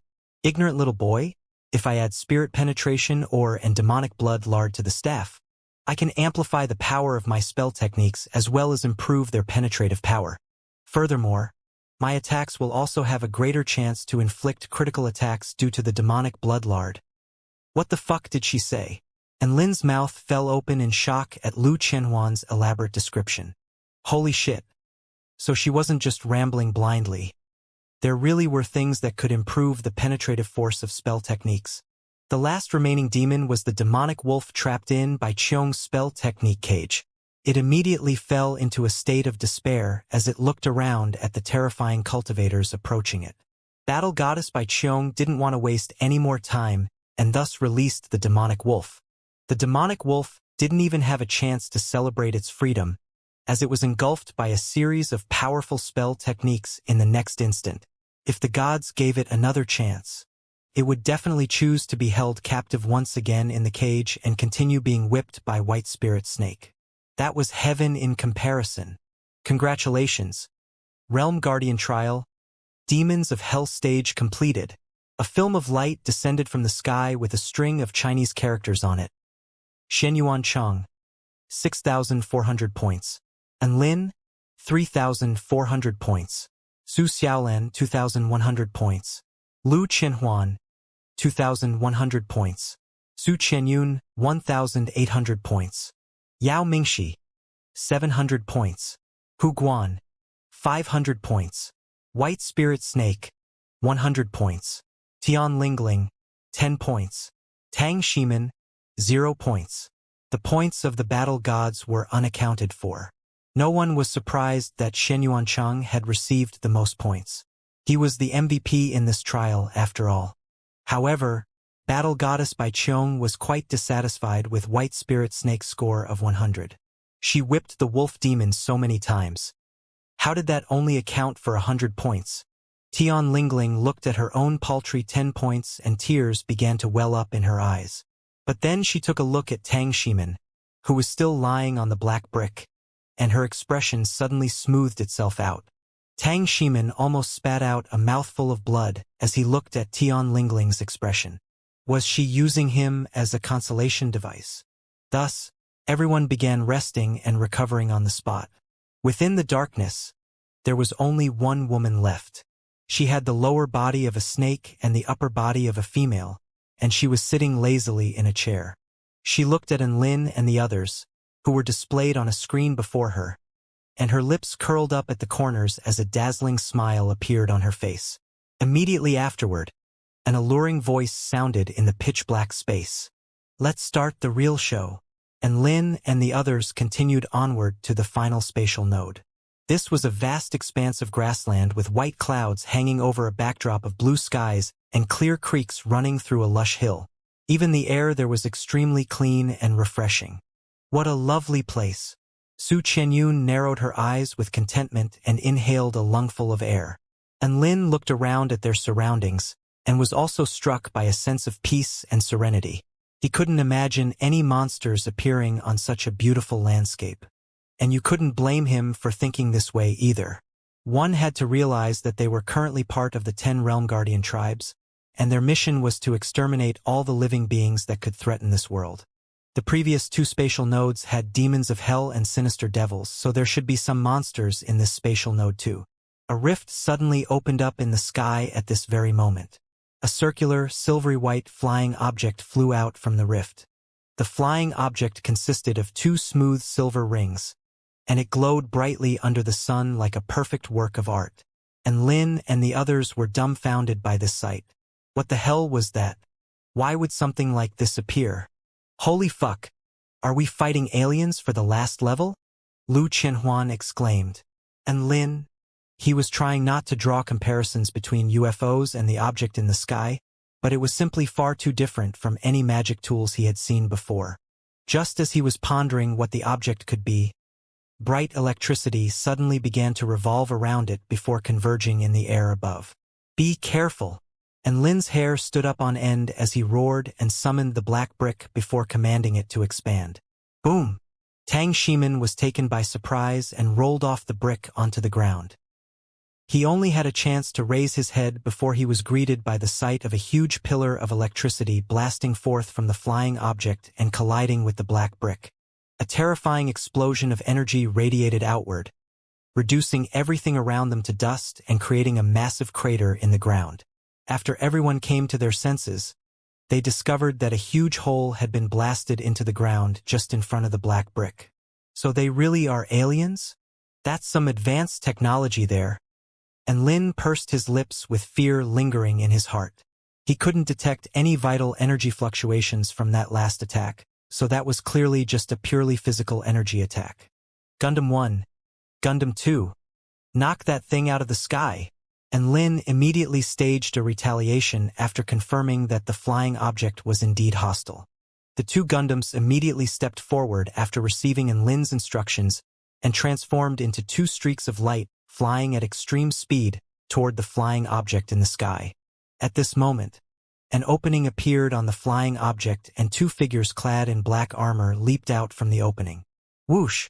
One of them charged toward the Gundams and threw a metallic fist directly at a Gundam's light sword. Boom! A circular explosion of energy fanned out around them as the moment of the razor-sharp light sword was stopped cold by the metallic fist, unable to slash down any further. The other Gundam had already aimed its cannon at the figure and sent a laser blast in that direction. Electricity exploded forth as the laser blast tore through the air and almost instantly arrived at its intended destination. Another astonishingly loud bang erupted as a gray barrier of energy appeared around the suit of black armor, stopping the powerful laser blast dead in its tracks. Refraction realm. A deep and powerful voice sounded when the black suit of armor shone with a brilliant light. 7 streaks of light then immediately appeared behind the figure's back and swept toward the two Gundams with devastating force. Isn't this refraction realm a technique used by battle god Jinhong? And this powerful battle chi? There's no mistaking it. That's him for sure. Battle god Ziyang exclaimed in shock at the scenes unfolding above him. Battle god Jinhong? Wasn't he the first battle god of the Beihong Empire? Su Xiaolan's expression stirred as she recalled this name from the historical texts she had read. The book stated that he had disappeared 7,000 years ago. Could it be? Everyone looked up at the figure clad in black armor in the air as confusion continued to mount in their hearts. They had initially thought that those two figures were mechanical puppets, just like the two Gundams. After all, they were extremely tightly encapsulated in their armor, giving them the appearance of two bulkier Gundams that had been painted black. But from the recent developments, it appeared there was a strong possibility that the armor-clad figure was a battle god. Why would battle god Jinhong be here? How did he obtain such a highly advanced technological product? Why was he the third opponent they had to face as part of the 10 Realm Guardian tribes? Gundam 1 and Gundam 2 were both knocked back to the ground by the rainbow streaks of light. Right at this moment, the other figure clad in black armor began to fly toward Lin and the others as it unleashed its unrivaled aura without reservation. The armor-clad figure opened its palms and the sky suddenly darkened as battle chi surged violently. Within the span of a few seconds, a black saber projection of over 1,000 meters appeared in the air before descending upon Lin and the others with an unrivaled sense of destruction. This is the signature move of Battle God Tian Dao. Heavenly Black Slash. Battle God Ziyang exclaimed again. Can you quit being surprised and actually do something? Bai Qiong flew into the air with her green imperial robe fluttering around her. She gripped toward the air and materialized a gigantic green sword projection which met the black saber projection in a head-on collision. Boom! The clash of the two battle gods transformed the entire sky into a canvas exclusively tinged with green and black paints. Battle God Tian Dao was the second battle god of the Ao Xian Empire. He's also one of the missing battle gods recorded in the historical texts. Su Xiaolan spoke again. Looks like all the missing battle gods have come here. Xianxia looked up at the earth-shattering clash in the sky above them as his heart trembled. Such unfathomable power. So this was what it looked like when two battle gods fought with all their might. And Lin looked at battle god Ziyang with a peculiar expression. Senior, you're a battle god just like them. Aren't you ashamed to just be spectating like this? He was greatly in awe of all the battle gods in battle. Battle god Tian Dao, battle god Jinhong, battle goddess Bai Qiong. All of them were peerlessly powerful. Only battle god Ziyang was standing on the sidelines. He wasn't a fake battle god. Was he? Battle god Ziyang chuckled lightly. Don't try to goad me into fighting. I'm only responsible for protecting Tang Shimin and Tian Lingling. Oh, and White Spirit Snake as well. And Lin? Find authorized novels in Webnovel faster updates. Better experience, please click www.webnovel.com for visiting. He cast his gaze toward the two Gundams to find that they were getting the crap beaten out of them by battle god Jinhong. Let's get in on this battle. And Lin finally drew his evil-slaying sword after assessing the strength of his enemies. Right at this moment, a white circular object suddenly descended slowly onto the ground. A black rift appeared and a bald man immediately jumped out from within. He wore a white cape with a yellow jumpsuit and a pair of red gloves. And his spontaneous appearance had everyone instantly on their guard. And Lin was completely baffled by this getup, and a hint of fear appeared in his heart. The rest of the team had also noticed the bald man. Huh? Why isn't he wearing any armor? Yao Mingxi asked curiously. Who cares if he's wearing armor or not? We'll fight him if he's an enemy. Hu Guan clenched his fists and walked toward the man aggressively. And Lin immediately grabbed onto Hu Guan's arm. Don't be rash. Is there something wrong, big brotherin? Hu Guan was a bit curious with regard to why Lin looked so anxious. And Lin took a deep breath before replying. I'm scared that you might not even be able to survive a single punch if you charge in recklessly like this. Xianxia chimed in with approval. Classmate Lin is right, we should be cautious against enemies like this who we know nothing about. Let me test the waters. He drew his antique sword as he spoke and made his way toward the bald man with a cautious expression. And Lin was given a fright by Xianxia's actions and immediately dragged him back as well. Xianxia? And Lin swallowed and said with a solemn expression, that guy's get-up is making me a bit worried that none of us would be able to take a single punch from him. We should let Gundam 1 and Gundam 2 test his strength first. Yao Mingxi, Hu Guan, and White Spirit Snake all widened their eyes in disbelief as they turned their gazes upon Lin, as if they were seeing something inconceivable. This was the first time in their memory that Big Brother had ever been so fearful of anyone. Lu Qianhuan stroked her chin in deep thought as she looked at the bald man with the weird fashion sense. I have a nagging feeling that I've seen him somewhere before. And Lin turned to Lu Qianhuan as if he had found his soulmate. One Punch Man. Oh, that's right. Lu Qianhuan clapped her hands together as her purple eyes shone with excitement. He's that Master Saitama who can kill any boss with one punch. All the clueless team members were shocked by her words. Saitama? Kill any boss with one punch? Was he that powerful? Hello, Master Saitama. I'm young sorceress Lux. Lu Qianhuan waved excitedly at the bald man in the distance with an extremely vibrant smile. They were like two cosplay enthusiasts who just so happened to stumble upon one another in this big, wide world. It was fate. The bald man was rooted to the spot as he saw an extremely beautiful woman waving at him enthusiastically while referring to him as Master Saitama.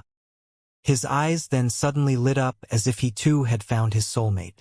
He was extremely concerned about how to recover his gallant image after losing all his hair recently. Soon, he remembered an extremely badass fictional character in the world created by Her Majesty. Hence, he decided to cosplay as that character in order to rediscover his mojo. Who would have thought that he was recognized after only just adopting this getup? Could it be that he was naturally exuding a badass aura? The bald man was extremely pleased, but he knew what his mission was. If he didn't complete his mission, he wouldn't be cosplaying as a powerful baldy next time. Instead, he would be cosplaying as a headless cavalier. Just as he was basking in the joy of being recognized, A white figure had already appeared above him before opening its mouth. Boom! Purple flames crashed down from the sky. These were the dark purple dragon flames which had extremely powerful penetrative properties. The bald man was instantly engulfed by the flames, and extreme temperatures turned the ground below him into molten lava. But just as the Gundam was spitting forth a stream of flames, the bald man had already appeared behind it, and Lin's pupils contracted in shock. So fast! The bald man's white cape flapped in the wind behind him as his gloved fists thundered down at unimaginable speed onto the Gundam's back. Boom! A resounding thump exploded forth like roaring thunder, creating a white explosion of power which extended for over a kilometer into the air. Crack! The metallic exterior of the Gundam instantly began to crack under the devastating force, and its body transformed into a flashing white streak before crashing to the ground, where it created a massive crater. And Lin took a deep breath as an extremely fearful expression flashed through his eyes.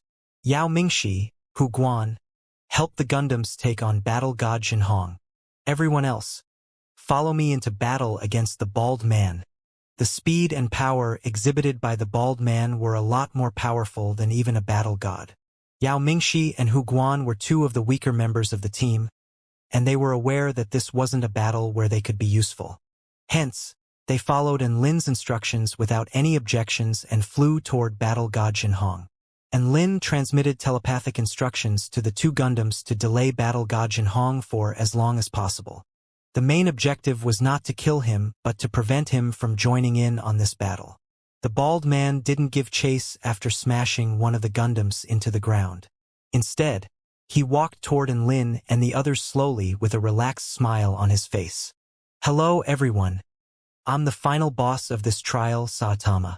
The trial has been far too easy for you guys so far, so it's time for me to kill a few of you. Are you all ready? He wasn't going to forget why he had become bald. Now that he had a chance for vengeance, he was naturally going to grab it with both hands.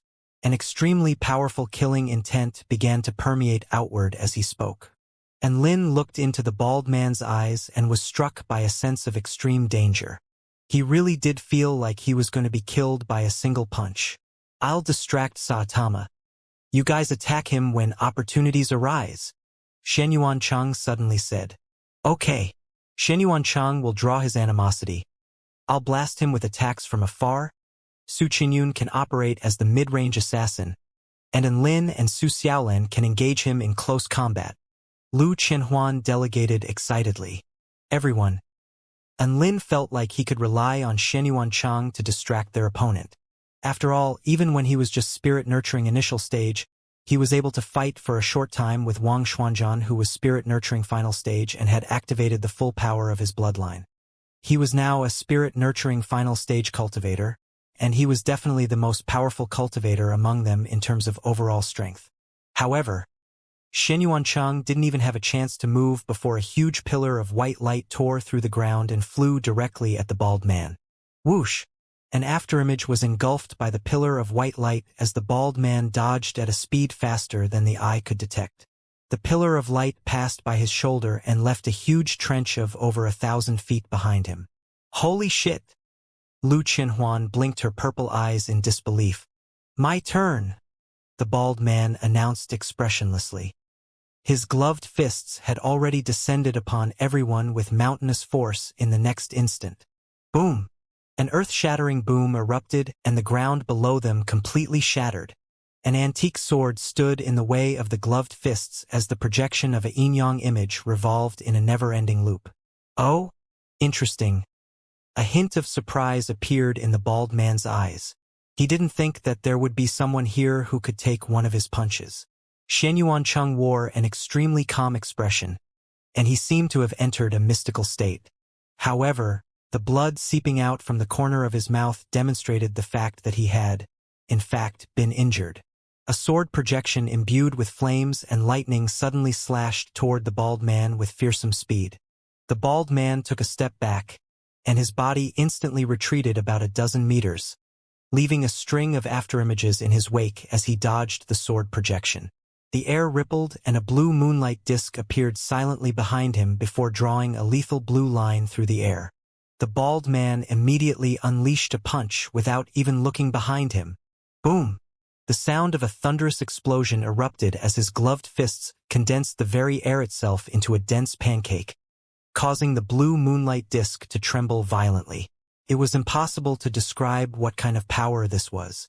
Su Qianyun was situated over 100 meters away, but she felt like every bone in her body was almost broken as she was knocked flying by the punch from afar, spitting forth a mouthful of blood as she flew through the air like a rag doll. The bald man suddenly felt a cold breeze whip up beside him, and he once again unleashed a punch without even looking. The blade of Enlin's evil-slaying sword was only an inch from the man's neck when a devastating fist projection rammed into his body, sending him flying a few hundred meters away. Within the short span of a few seconds, the bald man unleashed 3 punches, resulting in 3 severe injuries. After Enlin was knocked flying by the bald man, Xianxia charged toward him again and attempted to use his myriad spirit Tai Chi formation to trap him. However, Xianxia felt as if all his strength had been exhausted after his formation took only 2 punches from the bald man. Lu Qianhuan had already flown high into the air at this moment, and she waved her 6-feathered staff, creating countless semi-transparent beams of energy which then rained down on the bald man below. After a series of explosions, the bald man walked out from the dust and debris. His bald head was still as shiny as ever, reflecting the sun with a shiny glint. Holy fuck! Not only are his agility and strength off the charts, but even his defenses are also strong. What kind of hacks is he using? Lu Qianhuan's eyes widened in shock. A chill suddenly ran down her spine, and she retreated with all her might. However, the yellow figure was even faster, and he instantly pounced upon her before mercilessly sending a fist flying her way. Lu Qianhuan stared at the fist expanding in her field of vision and gritted her teeth as she gripped her staff in front of her, in preparation to take the attack head-on. Right at this moment, a white figure appeared in front of her, and an antique sword imbued with the power of Tai Chi struck the fist, thereby diverting it off its original course. The gloved fist tore through the air, whipping up gale-force winds in its wake. There was no way to completely nullify the power of such a powerful strike.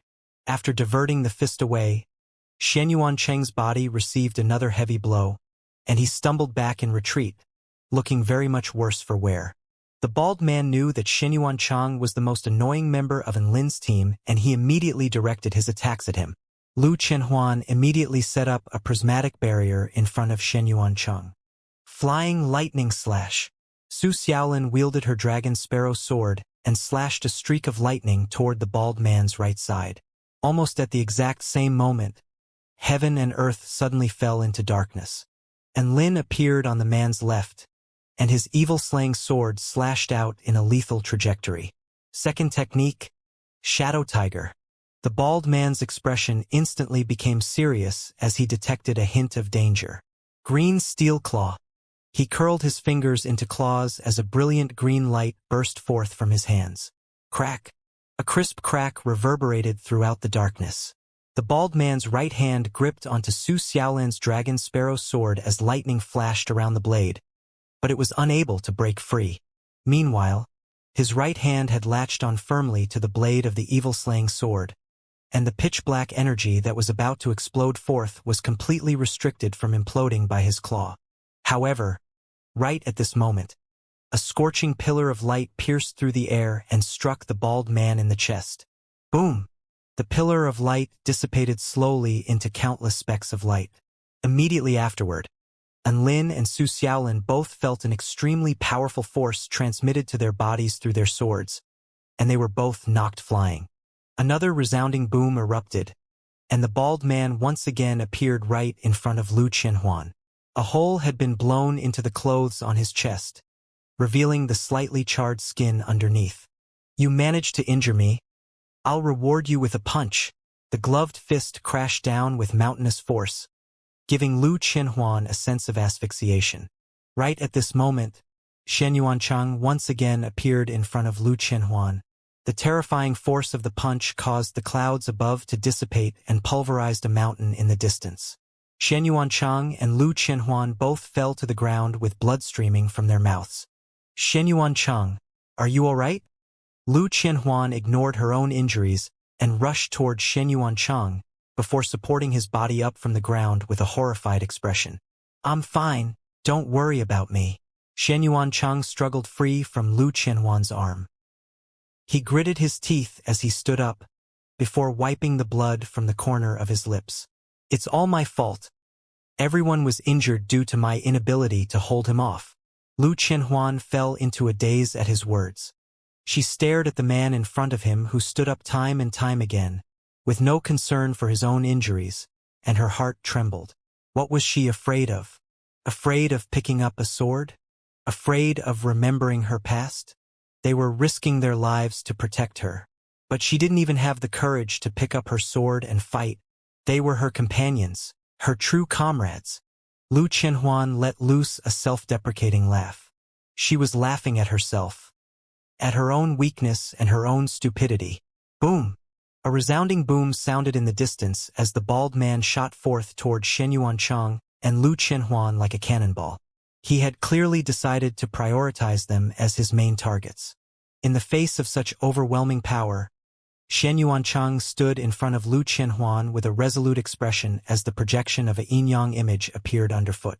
Perhaps this was the final punch he could take. But even so, he had to fight until the end in order to create opportunities for his comrades. He would fight on until the moment he died. Crack! Shen Yuancheng suddenly felt a biting chill erupting from behind him. At this moment, the bald man had already appeared right in front of him and mercilessly threw a devastating punch. Their surroundings were suddenly transformed into a world of snow and ice. Blue ripples began to appear in the air, freezing the very air itself solid with the extremely low temperatures they created. Lu Qianhuan swapped places with Shen Yuancheng as blue streamers danced on her snowy white skin. She stood with her chest held high and a cold, regal expression on her face. Her purple eyes were filled with disdain as she took on the appearance of a peerless sword immortal. The bald man's body instantly stalled as his body was engulfed by the low temperatures. However, this could only stall him for a short moment, and he soon broke through with brute force and continued to unleash his powerful gloved fists. Violent snow! Lu Qianhuan exclaimed as she gripped her great ice sword in her slim fingers. She swiped the sword up at the bald man's gloved fists, and a huge mass of snow instantly permeated the space around them. The bald man felt as if he had punched into a wall of cotton, nullifying all his power as extremely cold gale-force winds bombarded his body. Thick frost. Lu Qianhuan's great ice sword flashed and stabbed toward the bald man's heart. At that moment, even the falling snow paused in the air and everything fell deathly silent. Her sword was the only thing moving in this scene as it stabbed forward in a beautiful flash of blue, imbued with the power of extreme cold. It tore through the wind and snow and stabbed straight toward her foe's heart. Blood splattered onto the snow below. Lu Qianhuan's longsword had pierced through the bald man's chest. However, the tip of her sword had not yet come into contact with his heart as the blade of the sword had been gripped tightly by a gloved hand, preventing it from moving forward even a single millimeter. Blood flowed along the blade and dripped down onto the snow, forming vibrant spots of red that soon dulled in color.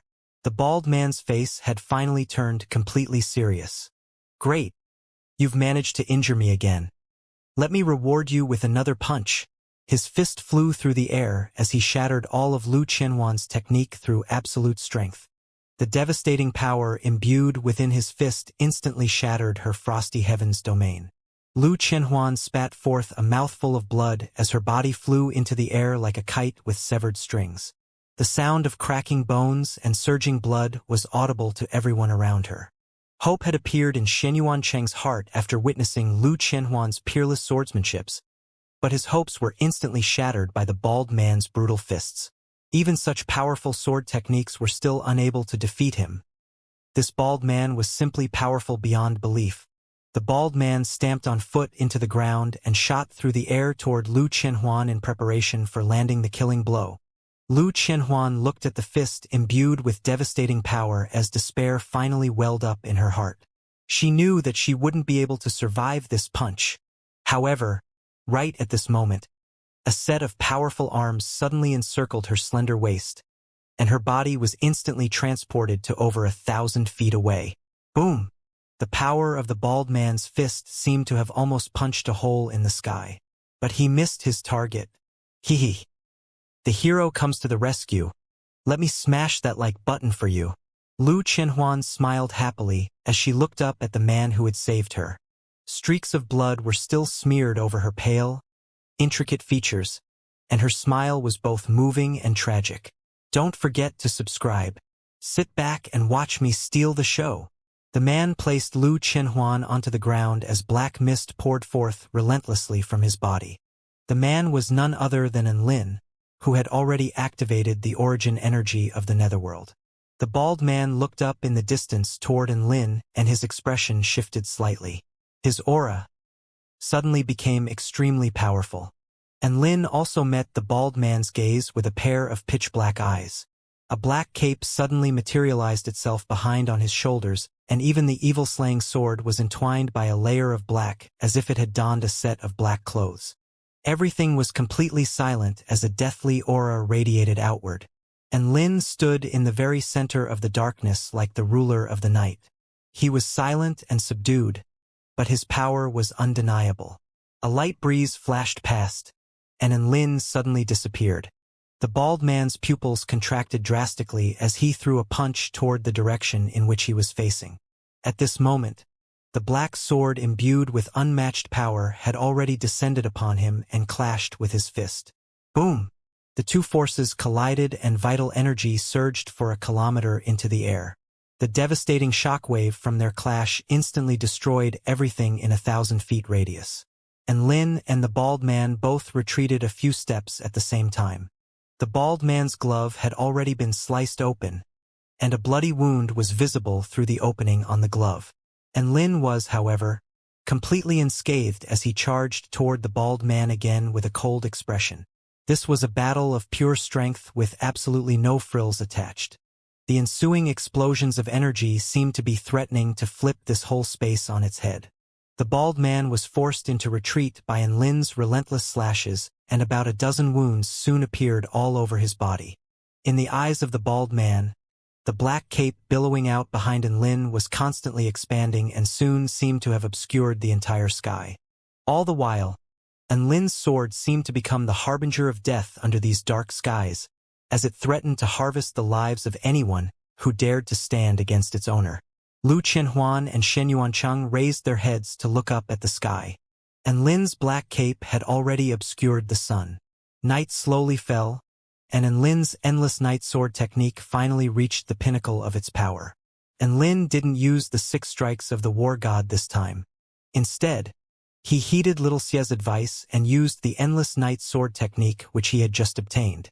Su Xiaolan was forced back by a crimson streak of light, and her gaze settled on the man in the distance as her green dress billowed out around her body. Battle God Jinhong was simply too powerful, to the extent that Yao Mingxi and Hu Guan still fell into dire straits even with the assistance of the 2 Gundams. Hence, Su Xiaolan was sent by Enlin to assist them in their battle. Enlin had told her before her departure that he would definitely defeat the bald man. Su Xiaolan firmly believed his words after seeing his serious expression. And now the critical moment had arrived. The bald man was thoroughly incensed, and he clenched his fists tightly as his aura expanded to the very max. Don't get cocky, you little shit. Take one of my serious punches. The muscles on the bald man's arm suddenly began to squirm as vital energy poured forth to form a huge vortex of over 1,000 meters in radius. The very center of this vortex was none other than his right fist. He struck. His gloved fist seemed to be imbued with the power to destroy all things as it expanded in Enlin's eyes. Its power was as vast as the ocean, and its momentum was sufficient to shatter heaven and earth. Enlin's expression became extremely grave as he held his sword in front of him, which he then began to spin quickly. His black cape began to crash down from the sky like an inky black waterfall before forming a vortex of his own. 99 shades of black began to appear within the vortex. Within its very center was a shade of black akin to the absolute darkness of a black hole, such that one felt as if their soul would be sucked in with just a single glance. Boom! Devastating power erupted forth as the vortex began to collapse layer by layer and the space around it began to warp and twist. 10th layer, 20th layer, 30th layer, 90th layer. Black cracks imbued with a chaotic aura began to appear in the air. These were signs that the space around them was beginning to crack open. And Lin's internal organs had already been shattered and countless fractures lined his skeletal structure. These were already fatal injuries. But he didn't feel the slightest hint of fear as his eyes glowed brighter than ever. In his heart, this was the moment where victory was decided. The evil-slaying sword transformed back into a black shadow before settling back into his hand. It spoke with a clear voice that was tinged with excitement. "And Lin, close your eyes." And Lin closed his eyes, and then he saw the light. This was a wisp of light in his consciousness. It tore through the darkness and grew to become blindingly dazzling. An extremely bright light burst forth from the evil-slaying sword as if it were representing the transition between night and dawn. The dark sky was torn apart by a brilliant white light, and in Lin's cape and the layer of black revolving around the evil-slaying sword both vanished. The white sword projection burst into the air and frantically released its energy as if it had been oppressed for far too long and had finally been given free rein to demonstrate its power. Final technique, endless night, dawn. The bald man watched as the white sword projection tore through the darkness and pierced through heaven and earth. It became the exclusive color of this world, and its light was powerful, dazzling, and full of hope. Regardless of whether they were friend or foe, everyone turned involuntarily to look at the sword projection that had pierced through heaven and earth. All of them were extremely moved by the scene before them. A white sword projection had already pierced through the bald man's chest, and a bloody mist burst forth into the air as he plummeted feebly toward the ground. And Lin also plummeted into free fall. The after-effects of using the origin energy of the netherworld for such an extended period of time was no longer just a simple matter of exhaustion. There might be a chance that his Tao foundation had been permanently damaged. He was caught by a set of warm arms. He struggled to open his eyes and was greeted by the sight of Shenyuan Cheng's handsome face, which was, at this moment, full of concern. "Classmate and Lin, are you all right?" I'm fine." And Lin shook his head feebly, and the movement caused his blood to surge as he coughed up another mouthful of blood. Not only had his body been completely emptied of all strength, but he was also on the brink of death after copping the bald man's final punch. The evil-slaying sword hooped with excitement and immediately dove into the storage ring without any concern for its owner's dire condition. Shenyuan Chang positioned An Lin and Lu Qianhuan together before feeding them both some regenerative spirit pills. He was quite severely injured himself, but he was still able to stand up. Just as they were heaving collective sighs of relief, a voice suddenly sounded, causing their bodies to shudder with fear. "Cough, cough. I underestimated you guys." A bald figure slowly stood up from the debris. His bald head was stained with blood, but it was still extremely eye-catching under the sun. He grasped at the bleeding wound on his chest and made his way toward An Lin and others with rage burning in his eyes. "Your strength has far exceeded my expectations, but you're just a teensy bit too weak to defeat me." The bald man suddenly began to laugh. "Are you surprised? Are you astonished? Are you excited?" He clenched his fists and continued toward them. He was going to end all their lives. He drew closer and closer to An Lin and the others like an ancient fiend stalking down its prey. Right at this moment, light ripples suddenly appeared in the air. A blue streak of light suddenly flashed past like a leaf landing silently on a tranquil lake. It was extremely fast and caught the man completely off guard. Right when the bald man was at his weakest and his most emotionally unstable state, the Grim Reaper's scythe descended. The bald man stared down with incredulity at the wound on his neck. And Lin, Lu Qianhuan, and the others all drew in a cold breath as they looked at the flash of blue in the distance. "Nice! That was perfect!" And Lin sat up from his deathbed and roared in delight. "This is why assassins are useful in team battles." A bright glow burst forth from Lu Qianhuan's eyes as a vibrant smile appeared on her face. The blue moonlight disk danced around Su Qianyun's body in the distance, as if it were asking for a reward. Su Qinyun wiped away the blood on her face and smiled happily at Enlin and the others. Two light dimples appeared on her face, making her appear particularly adorable and enchanting. Enlin couldn't help but sigh with emotion as he looked at the bald man standing rooted to the spot, completely devoid of life force. This outrageously difficult battle had finally drawn to a close. He had to pull out all his trump cards and almost had to sacrifice his own life to beat this bald man. This was no easy victory, that was for sure. Master Saitama was indeed extremely badass. And this wasn't even the real Saitama, he was just a cosplayer, but he was still super badass. Immediately afterward, Enlin saw the bald man's body dissipate into specks of golden light, which then disappeared before his eyes.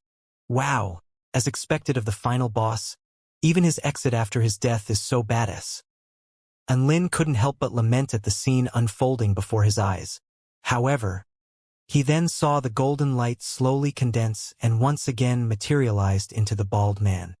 His body was still riddled with wounds, but the fatal wound on his neck had disappeared. The bald man looked around himself and scratched his bald head in confusion. Huh? Didn't I just die? He suddenly asked. Enlin? Su Qinyun? Shenyuancheng? Yes, you're already dead. Please stay down, I beg of you. Lu Qianhuan felt like her heart was about to jump out of her mouth at the sight of the resurrected bald man.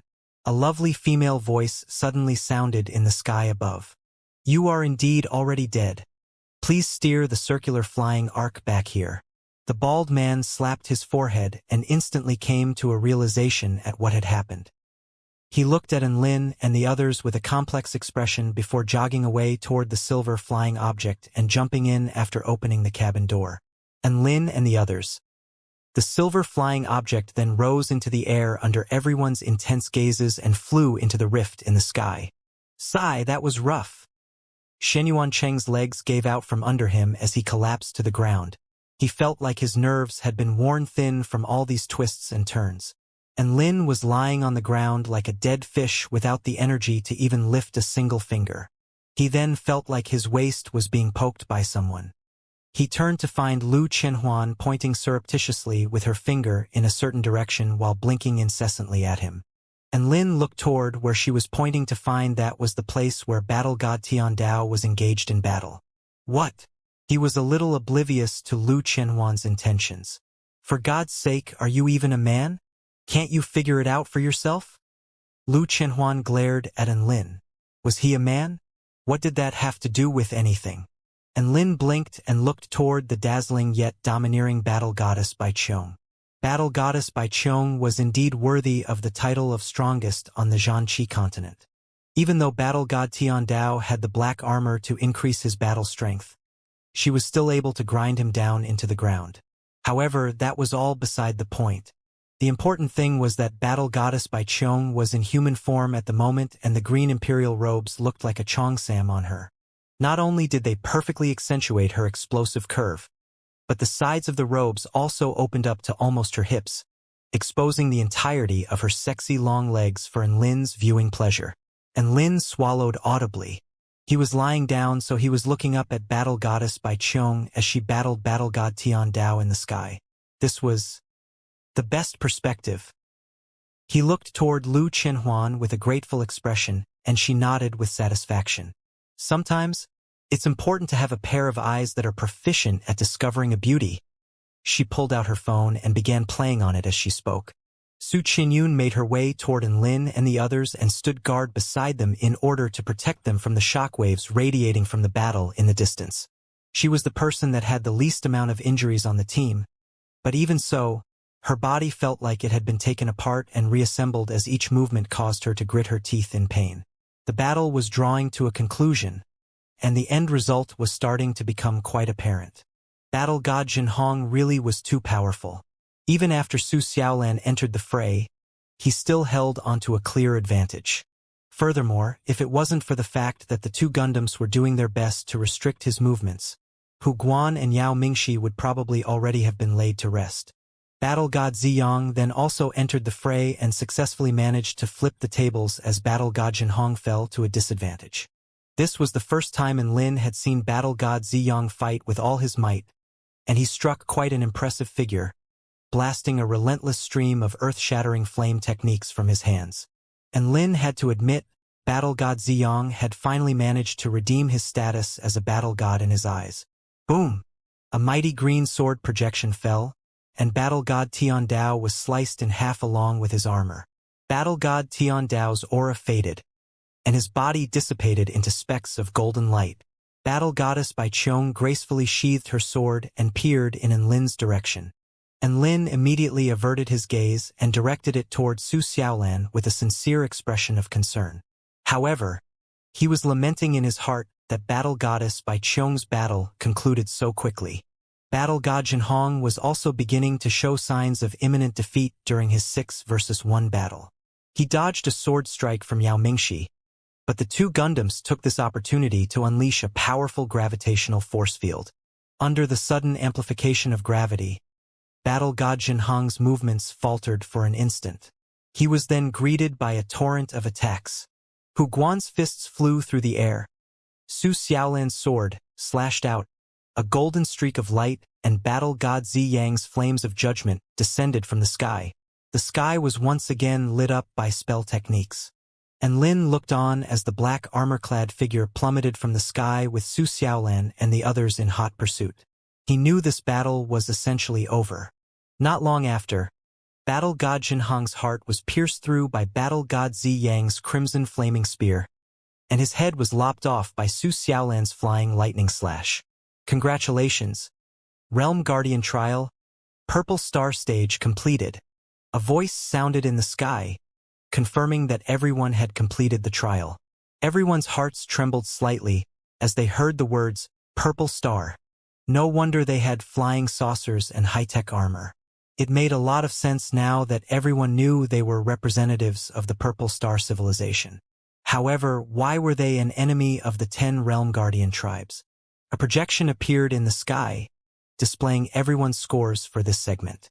And Lin, 18,500 points. Lu Qinhuan, 12,200 points. Su Qianyun, 9,000 points. Su Xiaolan, 8,300 points. Shen Yuancheng, 7,200 points. Yao Mingxi, 1,100 points. Hu Guan, 900 points. Tian Lingling, 100 points. White Spirit Snake, 0 points. Tang Shimin, 0 points. And Lin had initially thought that Su Qianyun would be the highest scorer for this segment, seeing as she had landed the killing blow on the Saitama cosplayer. However, to his surprise, she only managed to place third while he came in first. It looked like the judges were quite fair after all. Tian Lingling was extremely excited after seeing her score. She had only tossed a few talismans at battle god Jinhong, then only dared to make her way over and land a few blows when he was on the brink of death. Who would have thought even such a mediocre performance could earn her 100 points? Little Qing rubbed her head on White Spirit Snake's arm in consolation after seeing her score of 0. I'm okay, Lit Qing. I'm not the only one who came last. White Spirit Snake looked over at Tang Shimin and stroked Lit Qing's head lightly. Tang Shimin felt as if his heart had been pierced by another sword. Another spatial gate opened in midair and clouds condensed into a staircase as if it were the staircase to heaven. Everyone looked up at the spatial gate with anxiety and anticipation in their hearts. It was finally time for the last segment. Everyone decided to take a rest first and recover somewhat before progressing to the spatial gate. Within a certain dark space, a woman with black hair coiled her serpentine lower body under her as she sat in her chair and looked up with a smile at the image of Enlin and the others. A bald man stood off to the side respectfully. The frightening wounds all over his body had already begun to heal over from his powerful regenerative abilities. He still had a lot of internal injuries, but those were unable to affect his movement much. What a strong team! The trial takers from the Heavenly Court Shore are impressive. Black Spirit Snake had witnessed the entirety of the battle, and even the final scores were determined by her. Hence, she didn't spare any words of praise for the group on her screen. If we don't push them to their limits during the trials, we won't be able to find out just what they're made of. It appears now that such a brilliant team is indeed worthy of Celestial Immortal Shou Yang's inheritance. Black Spirit Snake continued.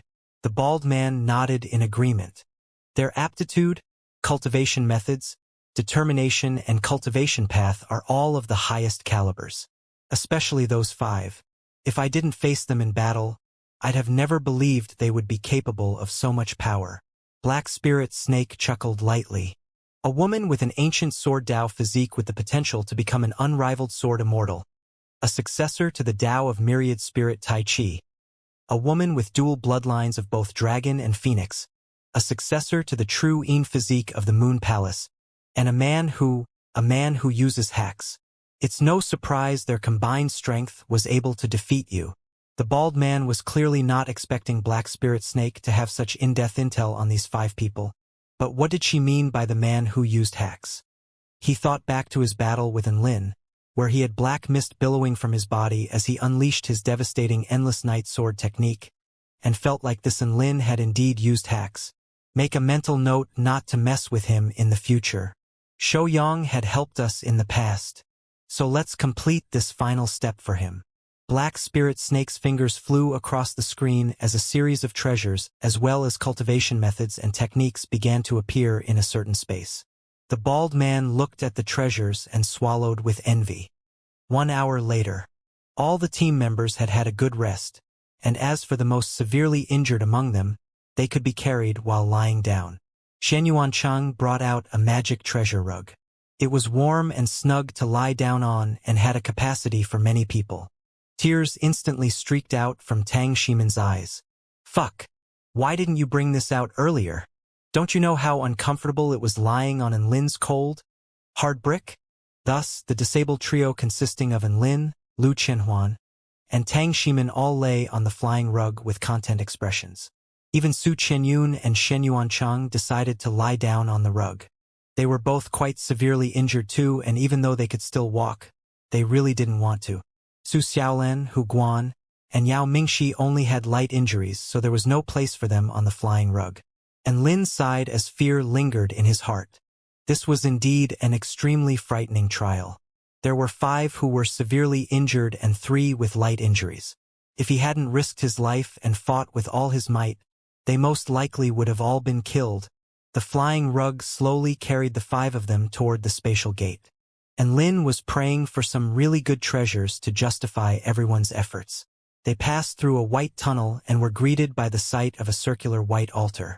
The 30-feet-tall statue of a man stood in the center of the altar. The man wore a solemn expression and wielded a massive sword as he looked out ahead of him with determination in his eyes.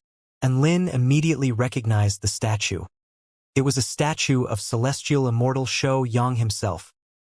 He craned his neck to look around himself in search of treasures, but he could only lie back down in disappointment after finding nothing. Right at this moment, another film of light appeared in the sky, displaying everyone's total scores. And Lin, 33,100 points. Shen Yuancheng, 15,400 points. Lu Qianhuan, 14,800 points. Su Qianyun, 12,450 points. Su Xiaolan, 12,430 points. Yao Mingxi, 2,720 points. Hu Guan, 2,150 points. Tian Lingling, 220 points. White Spirit Snake, 130 points. Tang Ximen, 0 points. And Lin was extremely pleased to see that he had come in first by a landslide. No one had any strong reactions as their scores were around what they were all expecting anyway.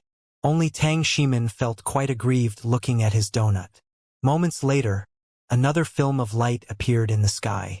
Everyone looked up and drew in sharp breaths in unison. There were all types of treasures on there with the corresponding scores required to exchange for the treasure next to the items. There was a note at the lower right corner too. All items can only be exchanged for once, and whoever exchanges for the item first will get the only copy. Everyone's breathing accelerated as they looked up at the items. There were a lot of treasures. Even 2 immortal tools. Heavenly Ice Silk Garment, Elementary Rank Immortal Tool. This item of clothing was stitched from the divine silk of the Heavenly Ice Silkworm, which produced strands of silk only once every 10,000 years. The garment had the ability to merge into the wearer's skin and activate an extremely powerful defense in the face of life-threatening danger. The item could be exchanged for 14,000 points. Immortal Sealing Gloves, elementary rank immortal tool, constructed from the holy sky crystals of the holy paradise. The gloves can amplify the wearer's power as well as store energy to be released in one explosive blast. Could also unleash a special immortal sealing spell technique. The item could be exchanged for 15,000 points. And Lin had to admit that he was tempted by those two items. He did have a powerful immortal tool in the form of his evil-slaying sword, as well as the useless immortal tool, realm-piercing nail, but who wouldn't want more immortal tools? It was obviously a case of the more the better. His points were sufficient to grab both the immortal tools. With this in mind, his gaze drifted toward Shen Yuancheng and Lu Qianhuan.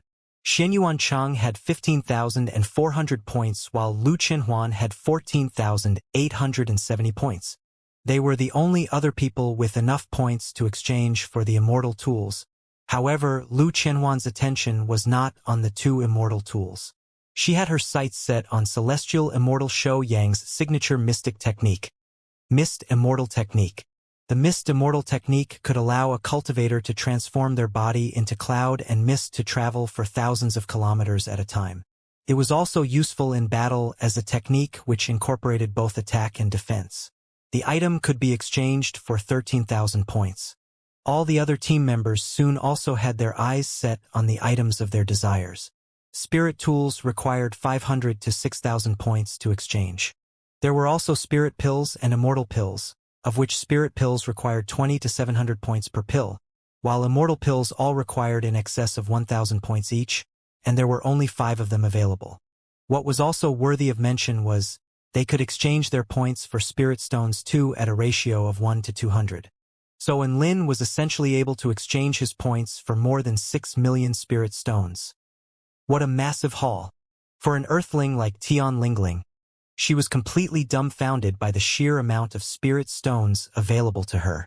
She ran through a quick calculation and discovered that if she exchanged the entirety of her 220 points into spirit stones, she would end up with 44,000 spirit stones. Holy Mother of God! What an insane amount! Tian Lingling stood rooted to the spot with drool dripping from the corner of her mouth. There was a total of 7 million spirit stones available, so she wasn't worried about the supply of spirit stones running out before she had a chance to exchange her points. Everyone was looking at all the available treasures with dumb smiles on their faces.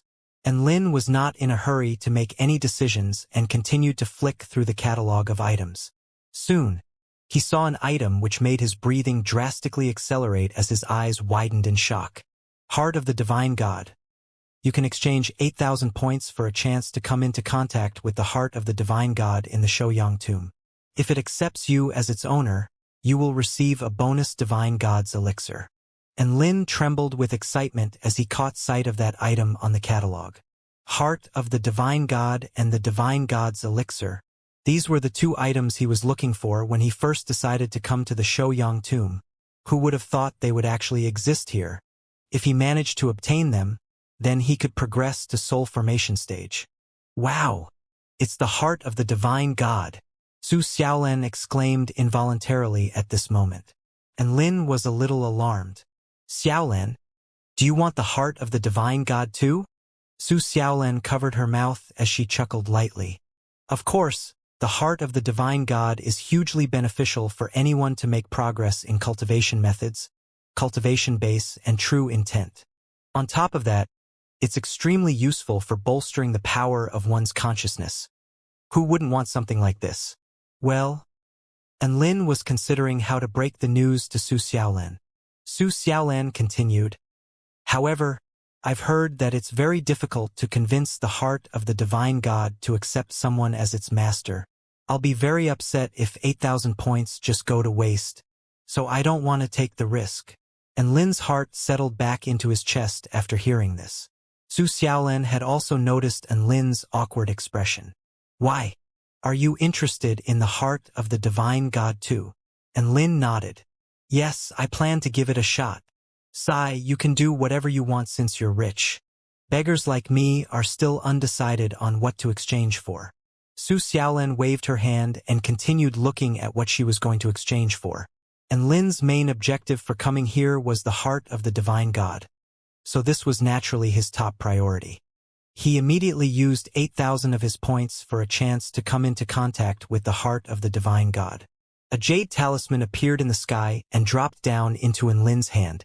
At the same time, the ground suddenly began to tremble, and a passageway appeared beside the statue of celestial immortal Shouyang. There was a restrictive film of light at the entrance of the passageway. Everyone was startled by the commotion.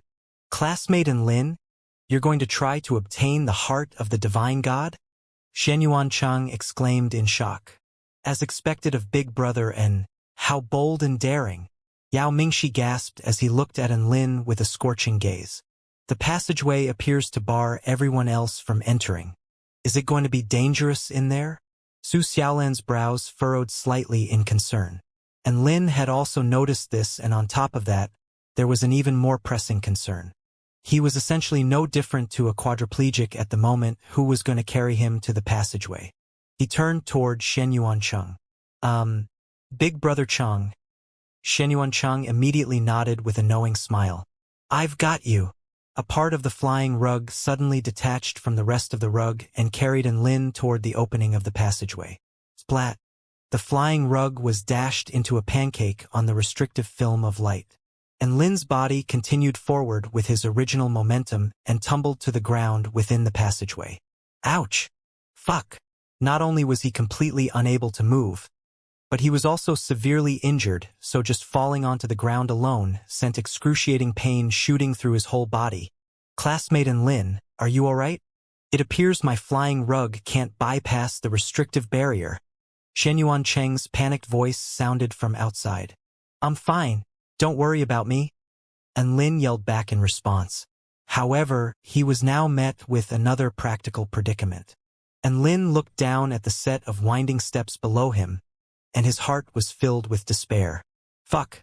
Couldn't they place the heart of the divine god in a more accessible location? So the problem now was, how the hell was he supposed to get down there? He was unable to use any spell techniques, and he couldn't even stand up, so he had to rely on some sort of external force. He looked at the steps below and suddenly thought of gravity. Did he have to roll down to the bottom? And Lin grimaced at the thought. If he really did roll down in his current condition, he would probably be dead by the time he got to the bottom. So that wasn't feasible. External forces. Wait, I have Gundams. And Lin came to a sudden realization. He could control the Gundams with his thoughts alone, so he didn't have to do anything himself. Thus, the Gundams were released from his storage ring, and they very gently picked their master up before walking down the steps. And Lin was lifted up by the two Gundams, who stood at his sides, and they slowly carried him down the staircase like a rich man in a carriage. Not long after, he came to the foot of the staircase and was greeted by the sight of a cavernous stone hall. A white jade coffin lay in the center of the hall, surrounded by a few stone pillars with mysterious symbols carved onto them. What was especially thrilling to him was, there was a pure white ball of light hovering over the top of the coffin, as well as ripples of white streaming around the coffin. The heart of the divine god and the divine god's elixir. And Lin's breathing accelerated as he stared in awe at the scene before him. Right at this moment, the ball of white light flew toward Lin of its own volition and began to emit a brilliant white light. And Lin felt the white light encapsulate his whole body, and his consciousness appeared in an unfamiliar space. This was a vast world with no end in sight. The sky was gray and the ground was black. The whole landscape was barren and desolate. There were no signs of life, only an infinite expanse of nothingness aside from heaven and earth. And Lin walked across the barren ground. He didn't know how to escape this world. His only thought was that he should continue onward in the hope that a different landscape would appear. An eternity seemed to pass. 1 year, 2 years, 100 years. He felt extremely lonely, as if living was no different to death here. Right at this moment, a voice suddenly sounded in his mind. Do you yearn for life or companionship? Life? Companionship? He made a decision almost without any hesitation. Thus, a gorgeous baby boy appeared in front of him, bawling with all his might, and Lin was rooted to the spot. He then picked up the baby boy with trembling hands, and for some reason, he seemed to have found a psychological pillar. The baby boy didn't drink milk, it could survive on photosynthesis alone. A long time passed. The baby boy slowly grew up and learned to read and speak from Lin, along with many other things. Big brother, you're so strong. When can I become as strong as you? You want to be as strong as me? Hee. That's impossible. I'm invincible. You'll have to settle for second. Why? Because I created you. Another eternity passed by. The boy grew up and gradually became stronger. And Lin walked with him on the barren landscape, and a black sword suddenly pierced through his heart without warning as he was greeted by the sight of the boy's twisted, yet triumphant smile. Big brother, I've thought long and hard about this. Wouldn't I become as strong as you are if I absorb your energy and take everything away from you? No, I'll be even stronger than you.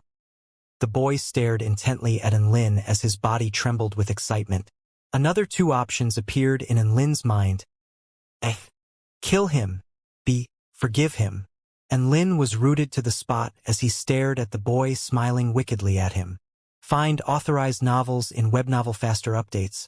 Better experience, please click www.webnovel.com for visiting. Never would he have thought that the life he had created would turn on him in cold blood and try to take away everything he had. His heart throbbed with pain, but he was no saint, so he was unable to find it within his heart to forgive him. Thus, Lin immediately chose option A. Kill him. Lin's body slowly vanished, leaving only the boy standing in this barren world. Ah, big brother, why did you disappear? The boy exclaimed in shock. He hadn't even begun to absorb his power and shown big brother and the process of his growth. Why did he suddenly vanish? Thus, the boy became the only person in this world. He looked around him to discover only nothingness. There was only a boundless expanse of black ground and gray skies. The boy stared at the long sword in his hand as his arms trembled. There would be no one to talk to him and no one to impart knowledge upon him. The boy suddenly felt like he had lost all direction. He had been abandoned by Big Brother or perhaps it was because he had abandoned Big Brother first? Did he feel remorse? The boy stared up at the sky as tears welled up in his eyes. He couldn't find it in him to take a single step forward. And Lin watched from the sky above as the boy collapsed onto the ground with tears streaking down his face. After an eternity, he was driven mad by loneliness and despair. He gradually became more and more agitated as his emotions became more and more unstable. The vital energy in his body began to surge, and his blood turned black as his eyes became red, and a layer of keratin began to form around his body. He was starting to become what Big Brother had described to him, an animal. A series of thin legs began to burst forth from his body, and his torso expanded to complete his transformation into a spider. Not long after that, he transformed into a huge black tiger, sprinting like mad through the barren landscape. He became a falcon and charged at the sky with all his might as if he was trying to escape from something or prove something. In the end, he plummeted to the ground with exhaustion. He was killed by the fall. However, not even death afforded him the relief he desired. Grief, pain, despair, violence, depravity. He became the manifestation of countless negative emotions, and he continued to walk the barren land in his inky, twisted body. And Lin's heart trembled at the scenes unfolding before him as if something had finally shed its facade. As his emotions surged, he fell into a spell of dizziness. In the next instant, he appeared in an antiquated room. There was some sort of event going on, so everything was very bustling and lively. And Lin lay in a recliner chair with a content expression. He looked out the window to find that it was snowing outside. There was a thick layer of snow covering the ground, but he was warm in his room where firewood crackled in a fireplace and a warm, golden glow enveloped the room. A cylindrical blue specter opened its eyes and hovered to Lin's side before carefully pouring out a cup of hot tea and handing it to Lin. Lin picked up the cup and sipped on the tea with a satisfied smile on his face. There was a golden flaming bird playing around with a turtle above a bed of cloud and mist. There was a tiny little stone golem caught in a daze, as well as a white humanoid creature decorating a beautiful tree. A small fish was arguing with a small dragon about something, while a little gnome was busy preparing a dinner feast in the kitchen. A little girl with black wings growing on her back ran toward Lin and latched onto his leg. Big brother and Lin, the little rainbow snake, is cheating. She lost a bead to me in a bet, but she still hasn't handed it over to me. And Lin was at a bit of a loss for what to do as he looked at the little girl with the serpentine lower body and a reluctant expression on her face.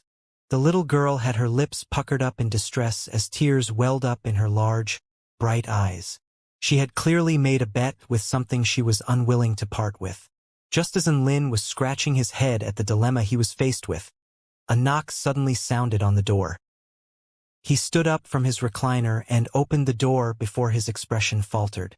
A little boy was sobbing at the door as he hugged a black longsword to himself.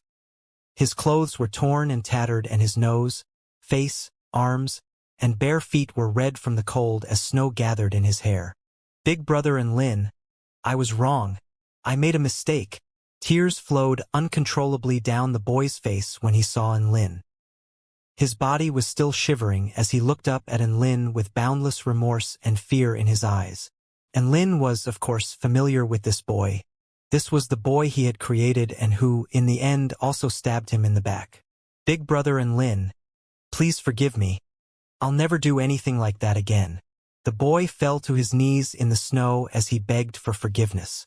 And Lin could see that his grief and remorse was not feigned. However, should he forgive him just because he apologized? The sound of laughter and firewood crackling in the fireplace was still audible. Everything was so warm and lovely. It was like paradise. Outside the room, the biting wind continued to blow, and there was only an endless expanse of dark skies and forbidding snow. Everything was filled with loneliness and despair. And Lin stood in the doorway, and it felt like he was choosing between heaven and hell. Should he accept this boy or abandon him? And Lin was very fond of this boy. They had been companions for a long time, and the boy was so lovely and pure, like a blank canvas with infinite possibilities. It was exactly because he loved this boy with all his heart that his betrayal hurt so much. The boy's head had already been lowered into the snow as he hugged his sword to himself, which was the only thing he had left. He knelt down in the snow, and his body had curled up like a hedgehog. And Lin didn't move, and the boy didn't move either. Snow was still falling, and it soon enshrouded the boy's fragile body in a layer of white. The door remained open for what seemed like an eternity. And Lin didn't know what prompted him to act as he did. But he strode out the door and gently brushed the snow from the boy's body before wrapping him in a tight hug. Hot and cold merged together at this moment. Everything fell into chaos and darkness. And Lin felt like he had just had an extremely long dream. He woke up to find that there were tears on his face. He wiped those tears away and looked around him in confusion. Stone walls, stone pillar, jade coffin. Oh right, I was in the process of coming into contact with the heart of the divine God. Thank goodness there was no one around. Otherwise, it would be far too embarrassing to be seen sobbing like this. He was unable to comprehend why the heart of the divine God would present such a bizarre dream to him. What did the dream represent? What did his choices mean? And Lin's heart grew heavy as he thought back to the boy. A thought began to occur to him, but he didn't dare to follow the train of thought. Right at this moment, the white ball of light and the white streams of light suddenly began to move. They both rose into the air and began to merge into his body. The heart of the divine God and the divine God's elixir seemed to suddenly fall into Lin's embrace as his mind became completely blank. The sea of vital energy in his dantian expanded to twice its original size from the injection of the divine God's elixir. One had to realize that meditation had no effect on the sea of vital energy in his dantian anymore. For it to expand to twice its original size was a perfect representation of just how much energy was imbued within the divine God's elixir.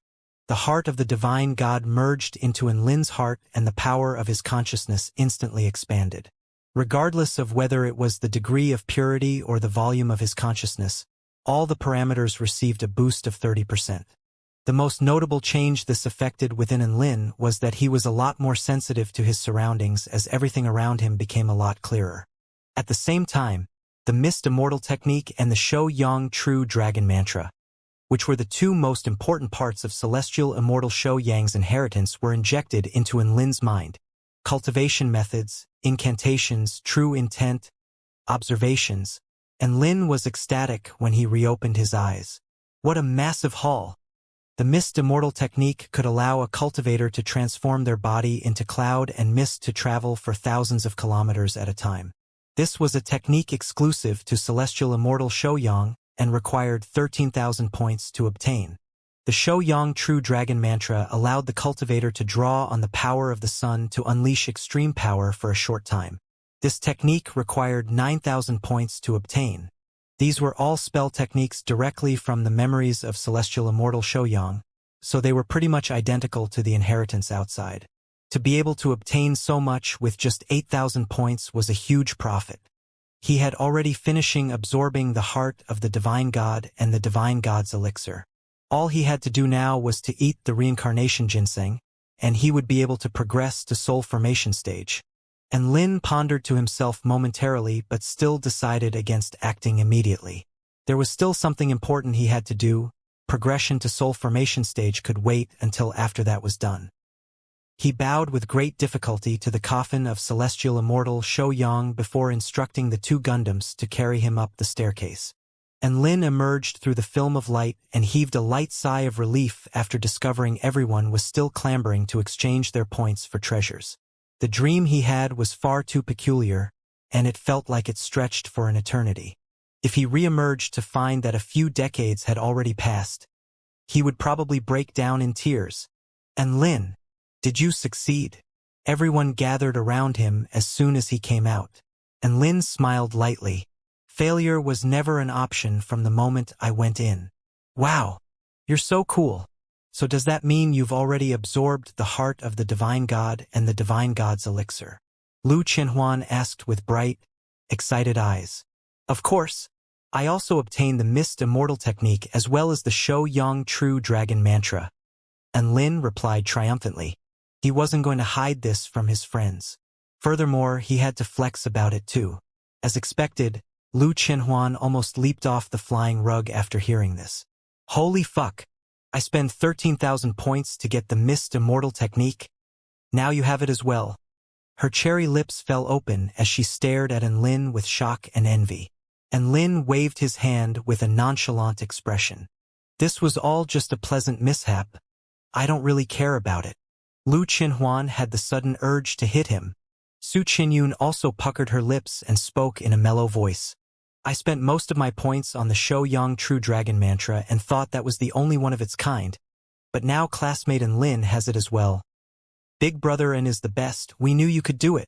Yao Mingxi and Hu Guan roared with excitement. All the team members looked at him with envy. It was as if they were looking at someone who was very much winning at the game of life. After some mandatory flexing, Enlin once again turned his gaze onto the prizes on the treasure exchange catalog.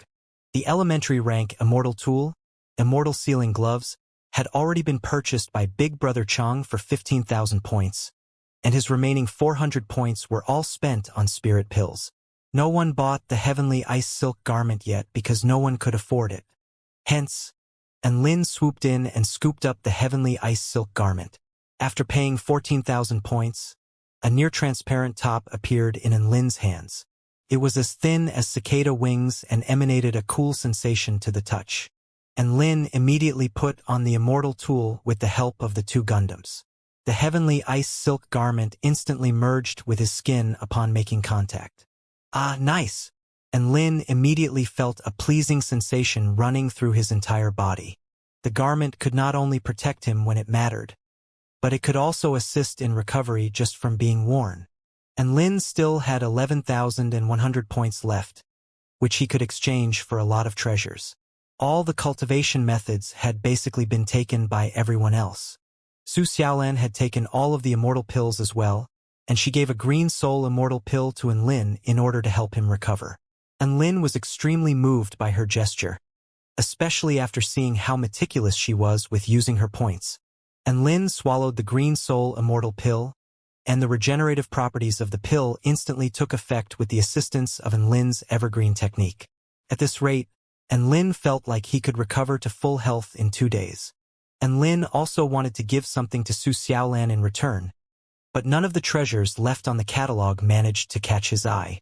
He almost had the urge to just exchange all his remaining points for spirit stones. Tian Lingling and White Spirit Snake had already done that. Tian Lingling was standing off to the side with over 40,000 spirit stones cradled to her chest and a dumb grin on her face. If someone was to look at her without context, they would think she was mentally disabled. While everyone was happily picking through the treasures, there was one person who was extremely cold and gloomy. Tang Shimin lay silently on the flying rug. He looked on as everyone else waved their new treasures around, tested out their new spell techniques, and happily stowed away mountains of spirit stones into their storage rings. For some reason, he felt like someone was chopping onions nearby. The flying rug was extremely warm and snug, but why did he still feel so cold? Could it be that the warm rug could no longer warm up his heart? And Lin had also noticed Tang Shimin's pitiful expression as he lay on the rug. As team leader of their small team, he felt like he had to donate something to this unfortunate team member. Senior Tang, I still have over 10,000 points. Is there something you would like? I can buy it for you. And Lin was carried to Tang Shimin's side by the Gundams with an expression of concern. Tang Shimin shook his head. Thank you for asking, but I don't need anything. Thus, the brief conversation between the biggest winner in life and the biggest loser in life came to a conclusion. And Lin purchased a spirit tool that was at the pinnacle of spirit tools. It was called the Chaotic Sky-Crushing Claw. The Chaotic Sky-Crushing Claw was a blue glove with sharp claws on the fingertips. The name was extremely badass, the material was extremely sharp, and it could provide strong boosts for metal category and wind category spell techniques. This was the present and Lin had decided to buy for Dabai. After all, Dabai had been his loyal steed for a long time, so Lin had to buy him something. He exchanged his remaining 6,100 points for spirit stones. Thus, he earned over 1.2 million spirit stones, which after adding that to the hoard of spirit stones in his storage ring, amounted to a total of close to 6 million spirit stones. And Lin stowed away the spirit stones and lay down on the flying rug while wearing his immortal tool as he basked under the light of the sun. The rug was snug and warm and life was great. After a while, everyone had spent all their points and gone away with the treasures of their desire. Most of the items on the film of light were exchanged for points, and the catalog disappeared after detecting that everyone had spent all their points. Immediately afterward, a rippling spatial gate appeared above the circular white altar. We've gotten a lot of good stuff. Now it's time to go home. And Lin spoke in a voice giddy with excitement. Ecstatic smiles were plastered across everyone's faces as they passed through the spatial gate. The space around them rippled and warped.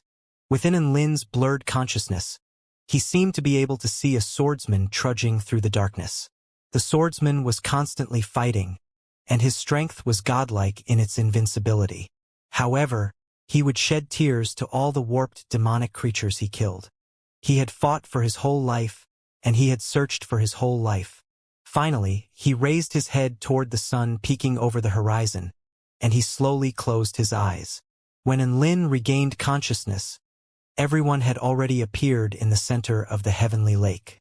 A light breeze blew by and the rippling water below reflected the last rays of the setting sun. Battle god Zi Yang's eyes suddenly rolled back as he frothed at the mouth and fell into the water. Senior Zi Yang. And Lin was greatly startled by this.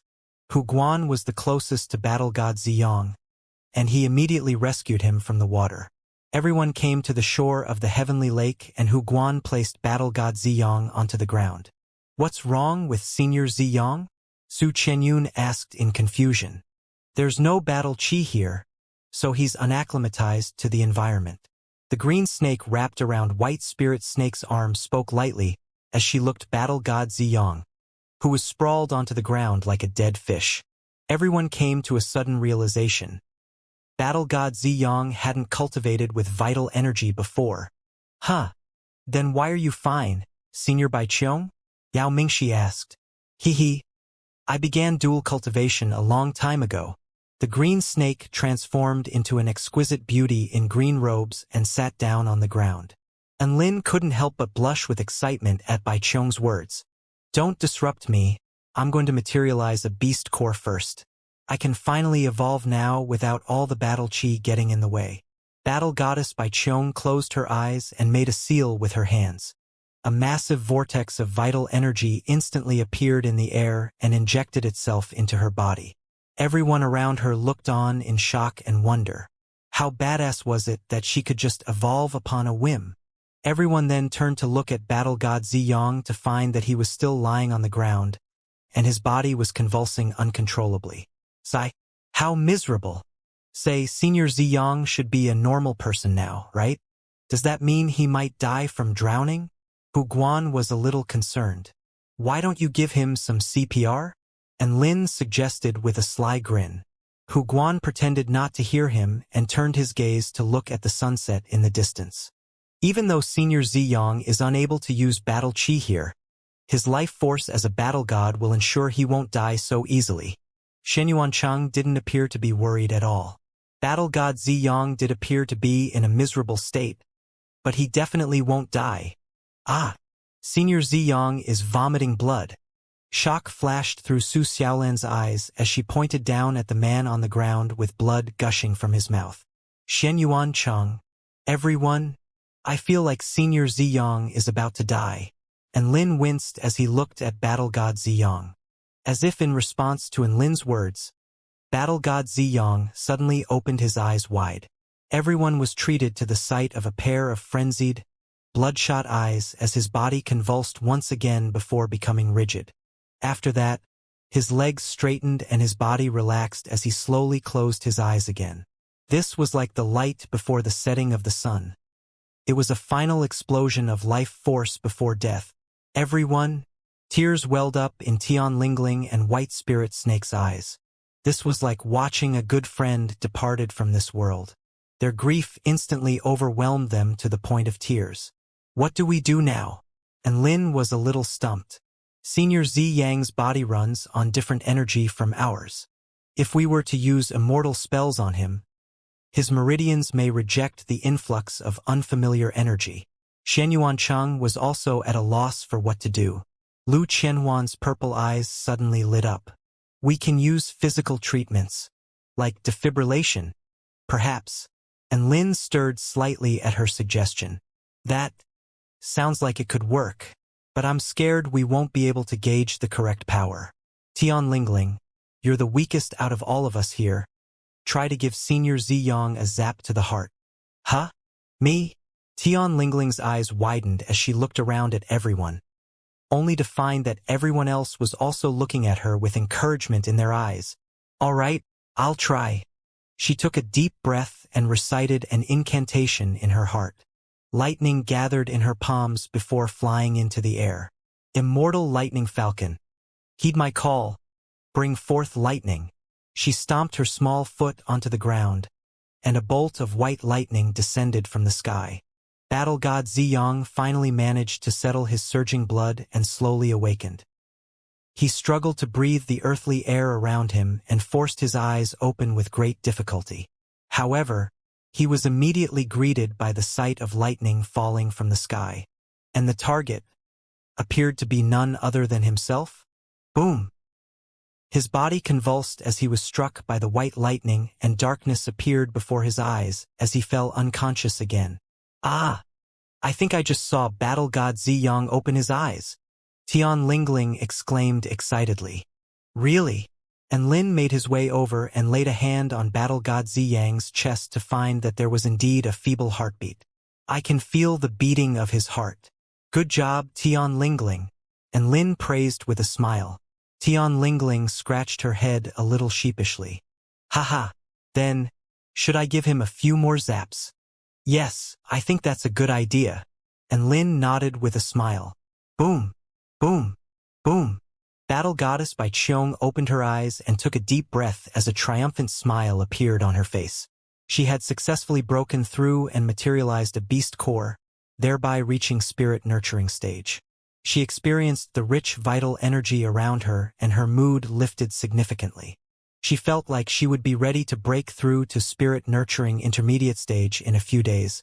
Bai Qiong looked around for White Spirit Snake, only to find she was gathered around something with everyone else as they discussed vehemently amongst themselves. I think we should zap him again. Don't do that. Ziyang has only fainted.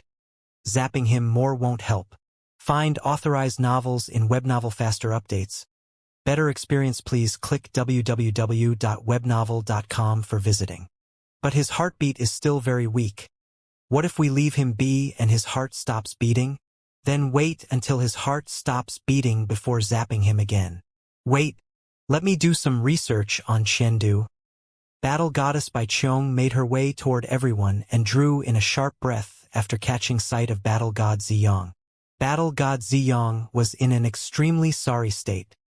He was lying on the ground like an unconscious wet dog with dried blood at the corner of his lips as well as on the grass next to his face. His hair curled up and charred, and there was a huge hole in the clothes on his chest. Ah, Li Qing, you finally made your breakthrough. Come and tell us what's wrong with Battle God Ziyang. White Spirit Snake spoke excitedly as she latched onto Bai Qiong's arm. Sorry to bother you, Senior Bai Qiong, but we've tried our best. Enlin sighed with resignation. Battle Goddess Bai Qiong looked at Enlin as her lips twitched. Tried your best? Just what were you trying to do? Cardiopulmonary resuscitation. Enlin replied with a serious expression. Bai Qiong, cardiopulmonary resuscitation? They were clearly trying to fucking kill him. Within a certain dark space, a bald man spoke with a respectful expression. Master Back, they've already returned to Earth. What should we do with the remaining treasures left behind by celestial immortal Shouyang? Black Spirit Snake waved her hand dismissively. There's nothing good left anyway. Keep the spirit stones and deliver the rest of the stuff to Earth to assist in the development of their cultivation society. Right? I'll do that right away. The bald man nodded and prepared to set off for Earth. Oh, right. Don't forget to buy me some salted duck eggs and 1,000-year eggs from Mr. Chen's shop, Black Spirit Snake added. The bald man faltered slightly at her instructions. Mr. Chen is already dead. What? Black Spirit Snake exclaimed in shock before recomposing herself. Wait, you haven't been to Earth during this recent period of time. How would you know he's dead? The bald man's lips twitched. But this recent period of time is 50 years. Mr. Chun was over 60 years old last time we visited his shop. And he's not a cultivator either, so he's most definitely dead. Black Spirit Snake fell completely silent. Had it been that long already? She looked at the expanse of darkness around her as a myriad of emotions welled up in her heart.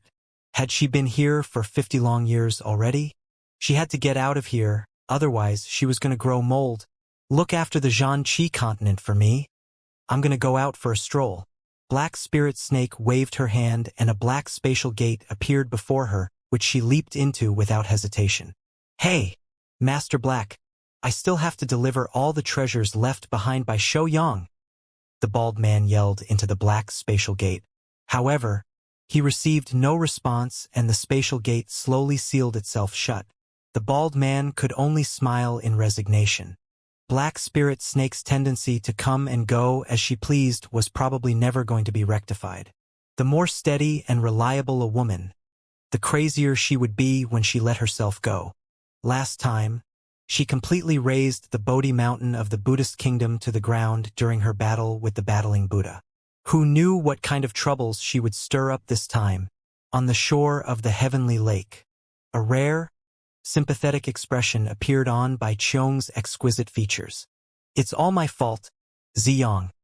I had planned to let you grow more accustomed to the environment here before teaching you how to cultivate with vital energy. She pressed a few pressure points on Ziyang's body and streams of energy flowed from her fingertips and straight into Ziyang's body. Battle God Ziyang finally opened his eyes, which were filled with grief and indignation. He spoke in a quiet voice. I had a nightmare that God was trying to banish me from the world by blasting me with bolts of heavenly lightning. It was all just a dream, and Lin consoled in a gentle voice. Senior Ziyang, I think you should learn how to utilize vital energy from Senior Bai Qiong as soon as possible. Senior Bai Qiong is already at spirit nurturing stage. Lu Qianhuan immediately changed the subject. Battle God Ziyang felt like her words did indeed ring true. His top priority should be to improve his cultivation base as fast as possible. He should also try to acclimatize to this new world as soon as possible and become a god of this world. Thus, the top of conversation switched to how Battle God Ziyang should progress in his cultivation from here onward. And Lin heaved a light sigh of relief and lay down on the flying rug in exhaustion. He slowly closed his eyes as he basked in the warmth of the rug. Perhaps it was because he was too tired, but he fell asleep once again. He was greeted by the sight of a white ceiling when he awoke again. "Are you awake, little Lin?" A familiar voice sounded beside him, and Lin's expression stirred slightly as he looked at the middle-aged man beside him. "Dad? Why are you here?" He was lying on a bed with a regenerative spell formation set up in the room in which he was situated. This was clearly where all the team members were resting, and Ming Chuan chuckled lightly. "Why? Can't a father visit his own son?" And Lin was a little stumped by his question. "That's not what I meant. It's just that it's nighttime now. Shouldn't you be resting?" "Oh, it's 8:30 a.m. right now." And Ming Chuan looked at his watch before replying. "And Lin, I've already heard about your adventures in the alternate world from Xiaolan. This world sure is big. There's all kinds of places to be explored." And Ming Chuan spoke with a longing expression. A smile appeared on Lin's face. "Dad, when you get to spirit nurturing stage, I'll take you to the Tai Chu continent. That's a continent much bigger than the Zhanqi continent. It really is an infinitely vast world. Isn't it quite difficult for people like me to go to the heavenly court?" And Ming Chuan furrowed his brows slightly. "It is if we go through normal procedures. But that's all right. We can get in through the back door." And Lin replied proudly. And Ming Chuan looked at Lin with a peculiar expression. Why was it that he was not ashamed in the slightest when he talked about get in through the back door? He seemed to be quite proud of himself instead. Could it be that people of the heavenly court all took pride in being backdoor entrants? "All right, we can talk about going to the Tai Chu continent another time."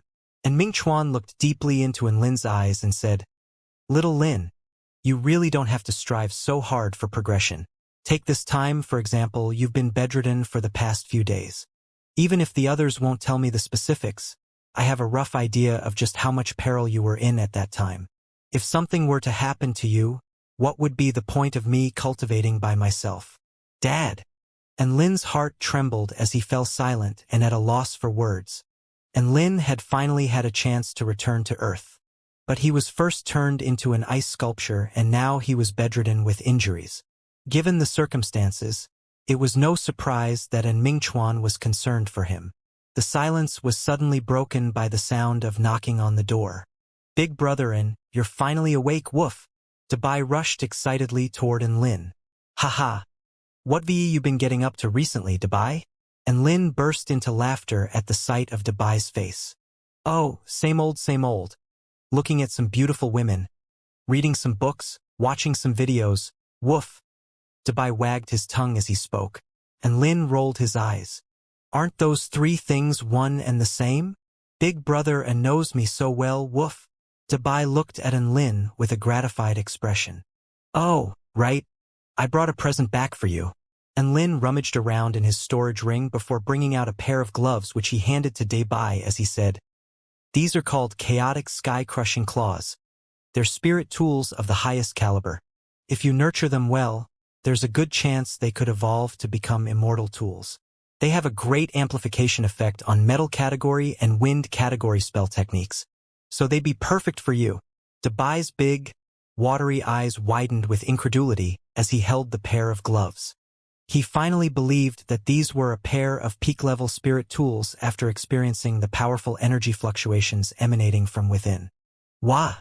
Big brother, I can't believe you really brought back a present for me. This is the first time you've ever given me a present. I've never received such a great present before. I had once thought that I was an unsheltered, unloved, free-range dog. But I really didn't think, oh, I'm so moved, woof." Debai's excitement was inhibiting his efforts to formulate a coherent sentence, and he pounced onto Enlin before licking his face vigorously. Enlin didn't expect Debai to forcefully mount him in front of his father. He was completely exhausted and unable to resist, so he could only retort in indignant rage. "Are you blind? How is this the first time I've given you a present? I gave you so many Emperor Snake pills before. Were they all eaten by dogs?" "That's right. They were all eaten by me, woof," Debai replied excitedly. He sat on Enlin's stomach and pinned down Enlin's wrists with his paws as he enthusiastically expressed his gratitude. Enlin was bedridden for 2 more days, and all of his internal injuries finally healed from the effects of the Green Soul Immortal pill. However, he was still yet to recover from the after-effects of overusing the origin energy of the netherworld. He was still unable to use powerful spell techniques, but at least he was no longer bedridden. During this period of rest and respite, some of the team members were having fun exploring the mortal world, while others were busy practicing their newly obtained spell techniques and cultivation methods. White Spirit Snake and the 2 battle gods also settled down temporarily on the North Mist Mountain. The 2 battle gods still needed time to acclimatize to this new world. Battle Goddess Bai Qiong made another breakthrough, taking her to Spirit Nurturing Intermediate stage, while Battle God Ziyang was still in the process of transitioning to using vital energy. Enlin strolled along the mountain path and arrived at a small flower garden. A young woman in a white dress was studying the white bead in her hand with an intent gaze, striking a vibrant contrast with the colorful flowers around her. The young woman was none other than White Spirit Snake, and the bead in her hand was one of the 5 divine weapons of the Xianxia continent, the White Radiant Bead. It was previously Battle Goddess Bai Qiong's weapon, but it now, of course, belonged to White Spirit Snake. "Ah, Senior Poison Lord, why are you here?" A pleasantly surprised expression appeared on her face as she ran toward Enlin excitedly. Her white dress fluttered like clouds and mist in the breeze, sweeping up flower petals and the faint aroma of flowers in her wake. "I'm looking for Debai. I'm going back to the university in 5 days, and I have to report some information about my experiences on Earth back to the Heavenly Court in advance." Enlin replied with a smile. "Oh, you're leaving so soon." White Spirit Snake's face fell after receiving this news. "It's not like I won't ever be back. Earth is my home. I'll come back to visit frequently." Enlin tousled White Spirit Snake's silky hair and smiled in consolation. White Spirit Snake's dejected expression lifted slightly as she nodded in response. "All right, I'll be waiting for you. The next time you see me, I'll definitely have grown to a level that will give you a fright." Enlin felt like White Spirit Snake had given him many frights already, but she was preparing to deliver another one the next time they met. Could it be that she was planning to dethrone him as the main character? "Big brother, and check out the 3rd technique of my Heavenly Wolf Strikes, woof." Debai wore the chaotic sky-crushing claws on his paws, and he slashed out 10 dazzling blue saber projections in the air. Each of the 10 blue saber projections was imbued with devastating power. Enlin nodded with approval as he looked up at Debai. It looked like it was a good idea to buy these gloves after all. Thus, Enlin rode onto Debai's back, and the 2 of them flew toward the designated Heavenly Court's Information Transmission Center. At this moment, a beautiful woman who appeared to be the epitome of perfection was strolling casually through a bustling city. Her inky black hair fluttered in the wind, and she wore a white blouse with a pair of dark jeans. The alluring curves of her sexy long legs were perfectly highlighted by her tight-fitting jeans, presenting a seductive spectacle to behold and drawing the gazes of countless onlookers. Her beautiful black eyes seemed to possess a special charm which drew onlookers in at a glance. Who would have thought Earth could change so much in just 50 years? The woman looked at her surroundings with a slight smile on her face and a cup of milk tea in her hands. She was none other than Black Spirit Snake, who was revisiting Earth after 50 years. Earth's level of development should position them in the intermediate stage of a second-tier technological civilization. I wonder if their statistics are within a normal range. If not, I'll have to make some slight adjustments. Black Spirit Snake muttered to herself. In her understanding, the technological civilizations of the world could be divided into 5 big tiers. First-tier technological civilization was the primitive civilization. Civilizations of this tier could derive energy from all types of heat sources such as wood, coal, and fossil fuels. Second-tier technological civilization was the particle energy civilization. Civilizations of this tier could expertly utilize particle energy such as electromagnetic energy, nuclear energy, hydrogen energy, and other microscopic particle energy sources. Third-tier technological civilization was the superintelligent civilization. Civilizations of this tier could replace almost all aspects of manual labor through the use of artificial intelligence. Furthermore, people in said civilization should be able to artificially create sentient life forms.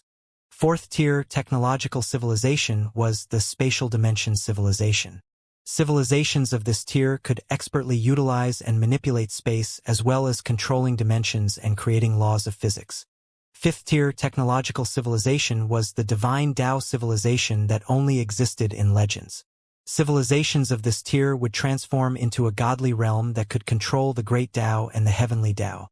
In other words, the inhabitants of a civilization like this would all be gods. Even though Black Spirit Snake had seen countless civilizations, the highest tier civilization she had ever witnessed was only the fourth tier. And that civilization eventually crumbled due to intrinsic reasons. She raised her head and caught sight of the trailer for a sci-fi film displayed on a massive screen on the side of a tall building. There were a few huge robots brawling with one another within the image on the screen. She almost spat out the milk tea in her mouth at this sight. What the hell is this? Is this what Earthlings are into? It was so violent and so childish, and it was somehow related to the destruction of the world as well. She couldn't help but ponder to herself as she stroked her chin. Earth was already a second-tier civilization which had the ability to destroy itself. What if the Earthlings were influenced by media like this and blasted themselves into oblivion? Her Majesty would be so distraught. As the most trusted servant of Her Majesty, she had to take responsibility and act as the god of this world when Her Majesty wasn't around. Thus, she also had to bear the burden of maintaining peace and stability, as well as the safe development of the Earth. Hence, the problem arose. What could she do to convince the Earthlings against the notion of destroying themselves? Should she rally the humans back under the rule of Her Majesty?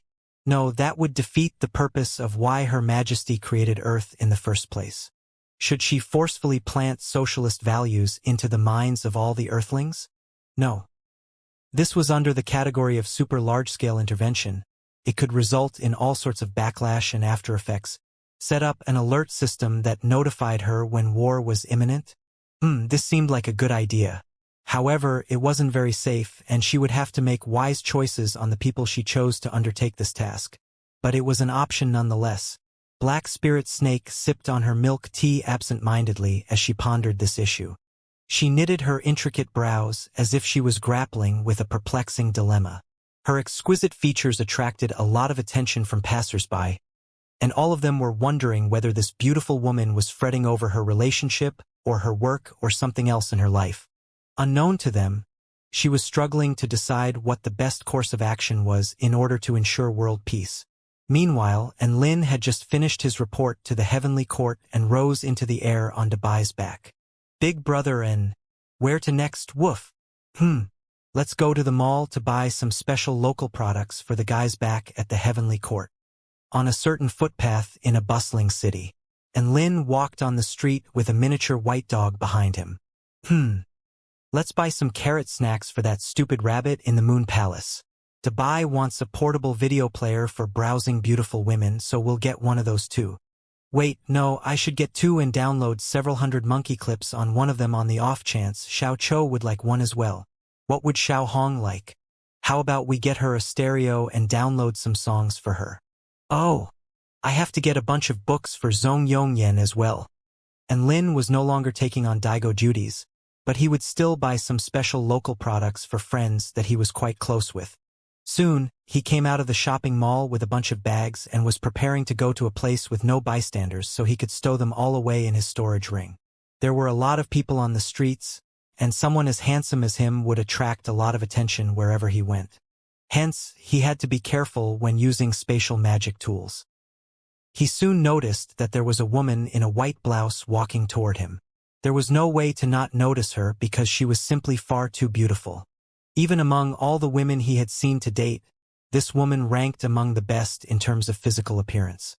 The woman wore a slightly cold expression with a waterfall of black hair pooling down behind her.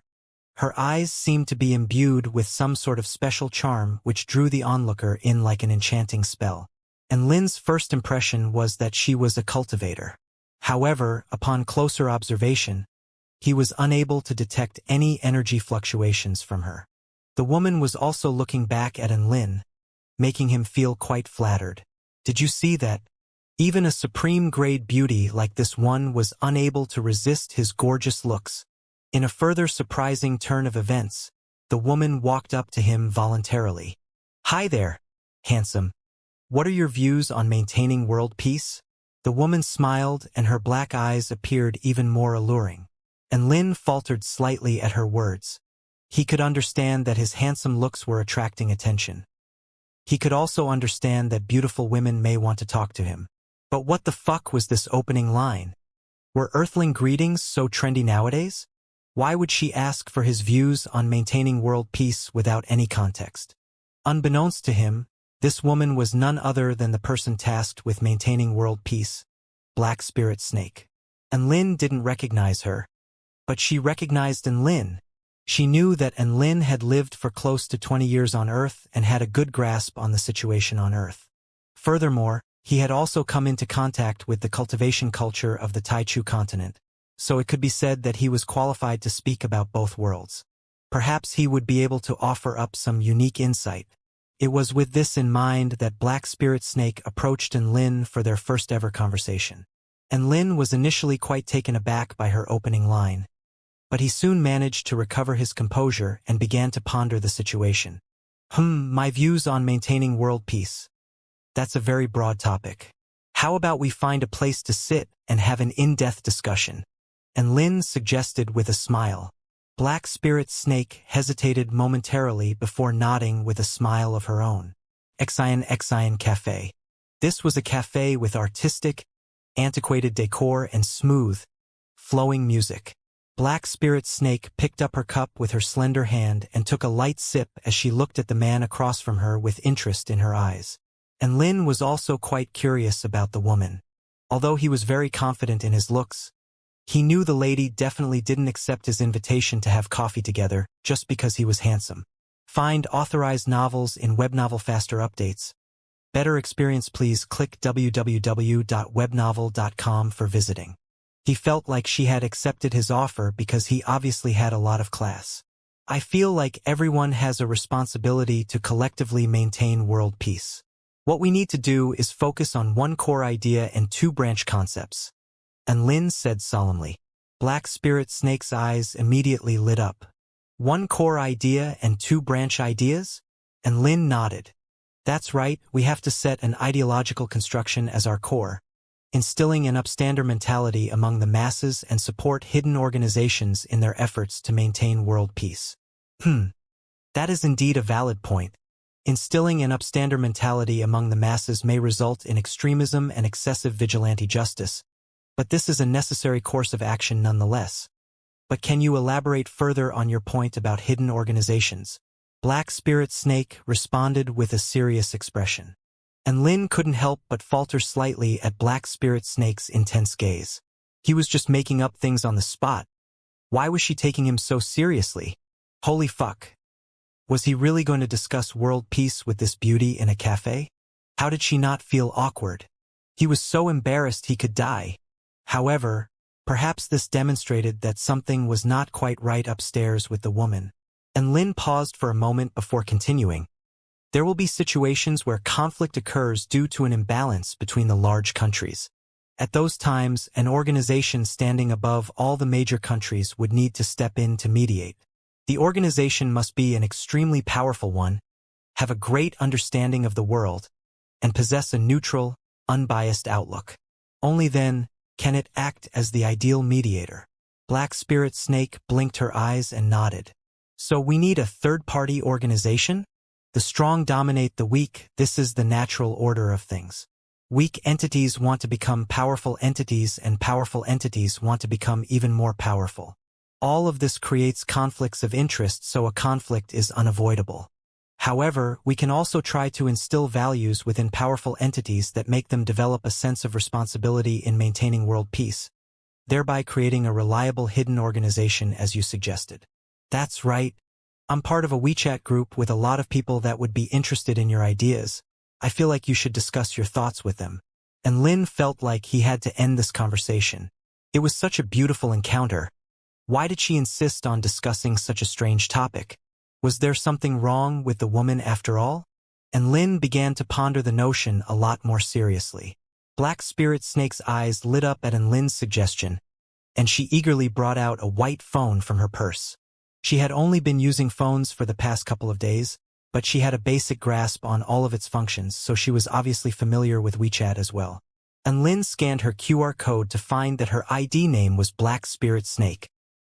His chest immediately tightened, and he looked up at her with suspicion. By the way, do you know White Spirit Snake? Black Spirit Snake looked at him with a blank expression. Huh? Who's that? She then burst out in laughter.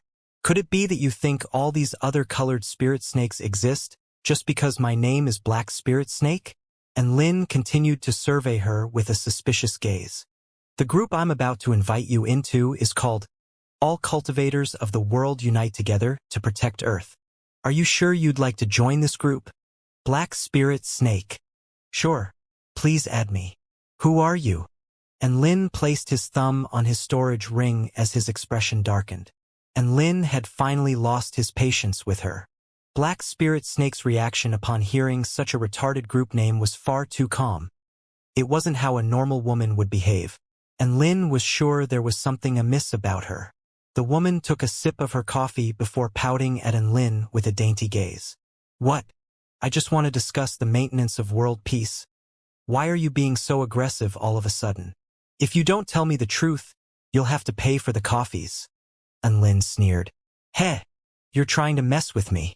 The woman raised her eyebrows in dissatisfaction. And Lin was just about to respond when a light breeze suddenly swept past.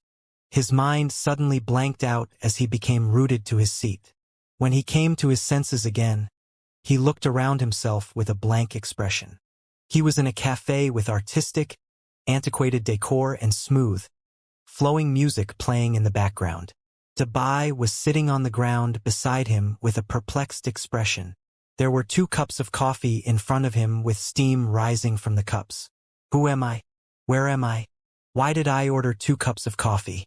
And Lin's mouth fell open in confusion. He felt like he had suffered memory loss. And Lin looked at Dabai with a curious expression. Dabai, why did we come to a cafe? Dabai scratched his head and looked around him in confusion. Did we fall under a spell? A memory loss spell. I'm not missing any organs nor any money. So what was the point of using that spell on us? And Lin looked at the cups of coffee on the table to find that they were both half empty. He picked up the cup in front of him and took a whiff but did not discover anything out of the ordinary. He took a sip. Not bad. So what you're saying is, I was drinking coffee with someone, and then they cast a memory loss spell and ran off?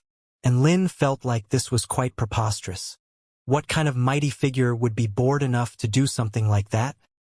The realization that his memory had been wiped was a very distressing thing. Humans were curious by nature, so when they knew their memories had been wiped, they would have an intense urge to find out what those wiped memories were. This was something akin to someone with OCD. It was as if their lives wouldn't be complete until they recovered those lost memories. This was a sensation that was torturous beyond belief. And Lin whipped out his phone with a plan to update his status in order to vent his frustrations. He then discovered a new friend with the nickname of Black Spirit Snake. Boom! Something seemed to have exploded in his mind. A series of images began to flash through his mind, detailing the events which had just transpired. And Lin took a deep breath and sent a message to Black Spirit Snake. Black Spirit Snake, just who are you? Don't you know erasing someone's memories without their prior consent is a very immoral thing to do? Black Spirit Snake replied with a grinning emoji. If I really wanted to erase your memories, Do you really think you'd be able to remember everything? Fake Taoist priest Little In. Fake Taoist priest Little In. Then who are you? And what was your objective for meeting me? And Lin felt like this woman was definitely some mighty figure who was approaching him with some ulterior motives. Was she after his money? Or perhaps his body? Black Spirit Snake sent a smiling emoji. Hee hee. I'm going to take a shower now. Talk to you later. A flash of darkness flitted across in Lin's eyes, and he almost spat out a mouthful of blood at her message. Fuck. She had used all three of the renowned chatting sure-kill tactics. The smiling emoji, hee hee, and the shower excuse. Couldn't she flee the conversation in a more subtle way? Didn't she know these tactics were extremely hurtful? He picked up his phone angrily and punched in a number. Wow. Senior Poison Lord is calling me. I'm so happy. Ahem, White Spirit Snake. I want to ask you a question and please be honest with me. Of course, ask away. Do you know who Black Spirit Snake is? Huh? What's a Black Spirit Snake? Could it be that you think all these other colored spirit snakes exist just because my name is White Spirit Snake? And Lin grimaced at this familiar line and was at a complete loss for how to respond. After making some more small talk, he finally hung up the call, having received no useful information. He looked at his chat window with Black Spirit Snake to find that she had sent no new messages, and he couldn't help but breathe a forlorn sigh. Let's continue shopping. Dubai? Time passed by quickly and 2 days had flashed by before everyone knew it. Lu Qinhuan became addicted to a new game called PUBG. Su Xiaolan and Su Chenyun bought a lot of clothes, and Big Brother Chang bought a top-secret weapon from Russia. Tian Lingling was about to reach Spirit Nurturing stage. Battle Goddess by Qiong had already reached Spirit Nurturing final stage, and Battle God Ziyang was still only at first stage Dao Body. Their time on Earth was coming to a conclusion, and on their last night there, and Lin invited Chen Jingtian as well as the other Hua Nation cultivators who had fought with them at the Heavenly Lake to a dinner feast of barbecue and beer. The festivities carried on late into the night. And Lin bade farewell to his father and all his friends on Earth the next morning before returning to the Heavenly Court. During his trip to the Shouyang tomb, and Lin obtained a lot of things. Cultivation methods, spirit stones, treasures, inheritance, and a near-death experience. He had truly seen everything. Even so, he felt quite hollow inside upon his departure. It would be great if he could take his family and friends back with him to the Taichu continent next time he visited Earth. They could explore the continent, and he could flex to them to his heart's content. Tang Shimin looked back at Earth, and not only was his heart extremely hollow, but his pockets were also empty. He thought back to his experiences on Earth and carried out a thorough self-evaluation from which he learned many lessons. He was already making a promise to himself that he would show everyone what he was capable of the next time he returned to Earth. The teleportation spell formation began to revolve at extremely high speed. A brilliant ray of light burst forth, and the space around everyone began to twist and warp. And Lin reappeared in the Heavenly Court, and he felt immediately at ease as he breathed in the rich vital energy in the air around him. After descending into the mortal world for over a month, everyone wore contrasting expressions upon their return to the university. Some were ecstatic, some were emotional, and even Xianyuan Cheng wore a forlorn expression. Not only had they descended into the mortal world during this period of time, but they also entered an alternate world and explored a strange tomb. There were so many bizarre events, earth-shattering battles, and fantastic opportunities. Now that they had returned to the familiar, peaceful environment of the university, the events of the past month seemed like a past life. The university really is the ideal place for cultivation. Su Xiaolan suddenly sighed with emotion. Wah! It's such a shame that I'm graduating next year. Lu Qinhuan puckered her lips, and Lin chuckled lightly. It's easy to remain at the university. You can intentionally fail some subjects and repeat the year. Lu Qinhuan rolled her eyes at Lin and didn't respond. Everyone began to return to their own living quarters, while Lin rode on Dubai and flew in another direction. The principal's office. Vice Principal Yu Hua was looking at himself in the mirror, and he smiled with satisfaction as he stroked his dense, bushy brows. Knock, knock, knock. Principal, it's me and Lin. And Lin? Yuhua's brows rose slightly, and he immediately invited Lin in. Come in. And Lin walked a little uneasily into the principal's office and bowed to Yuhua. Hello, principal. Hee, long time no see, student Lin. I've heard about everything that happened in the Shouyang tomb.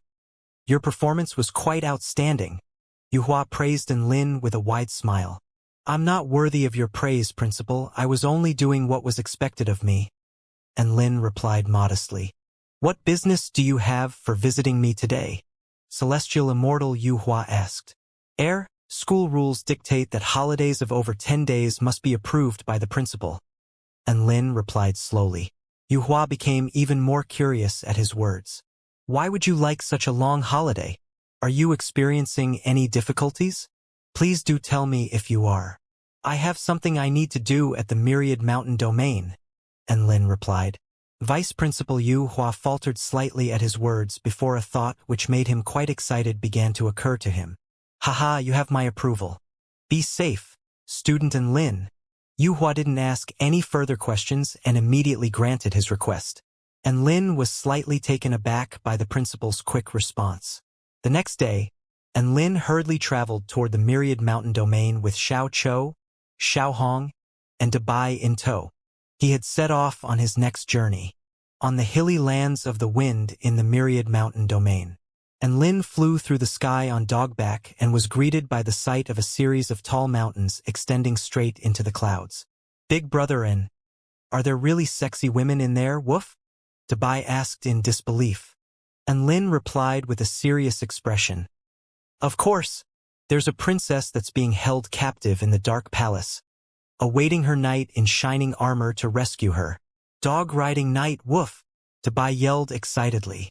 In contrast to Dabai's excitement, Xiao Chou and Xiao Hong were a lot more subdued. Xiao Chou couldn't go in anyway, so he was mostly just here for a change of pace, whereas Xiao Hong was lying peacefully in Lin's pocket as always. It really didn't make much difference whether she was dead or alive. On a tall mountain which extended straight into the sky sat the White Cloud Lake, which was surging with waves. And Lin flew into the air above the White Cloud Lake and yelled in a loud voice. Senior, Zhang Anlin, are you there? His voice exploded over the lake like a clap of thunder. Zhang Anlin should definitely be able to hear him as long as he hadn't become deaf since the last time they met. Xiao Chou asked with a quizzical expression. Don't we have to capture a rainbow cow and use that as a sacrifice to summon Senior Zhang Anlin? And Lin smiled lightly in response. Who needs all that when we're such great pals with one another? Boom! A massive wall of water exploded from the lake, and a huge dragon with azure scales over 100 feet in length appeared before Lin. And Lin? Is that you? The horned dragon faltered as he caught sight of Lin. The young man before him had been ingrained deeply into his memories. After all, this was the man who had emptied his treasure vault. It was difficult to forget someone like this. Haha! Senior Zhang Anlin? It's great to see you again.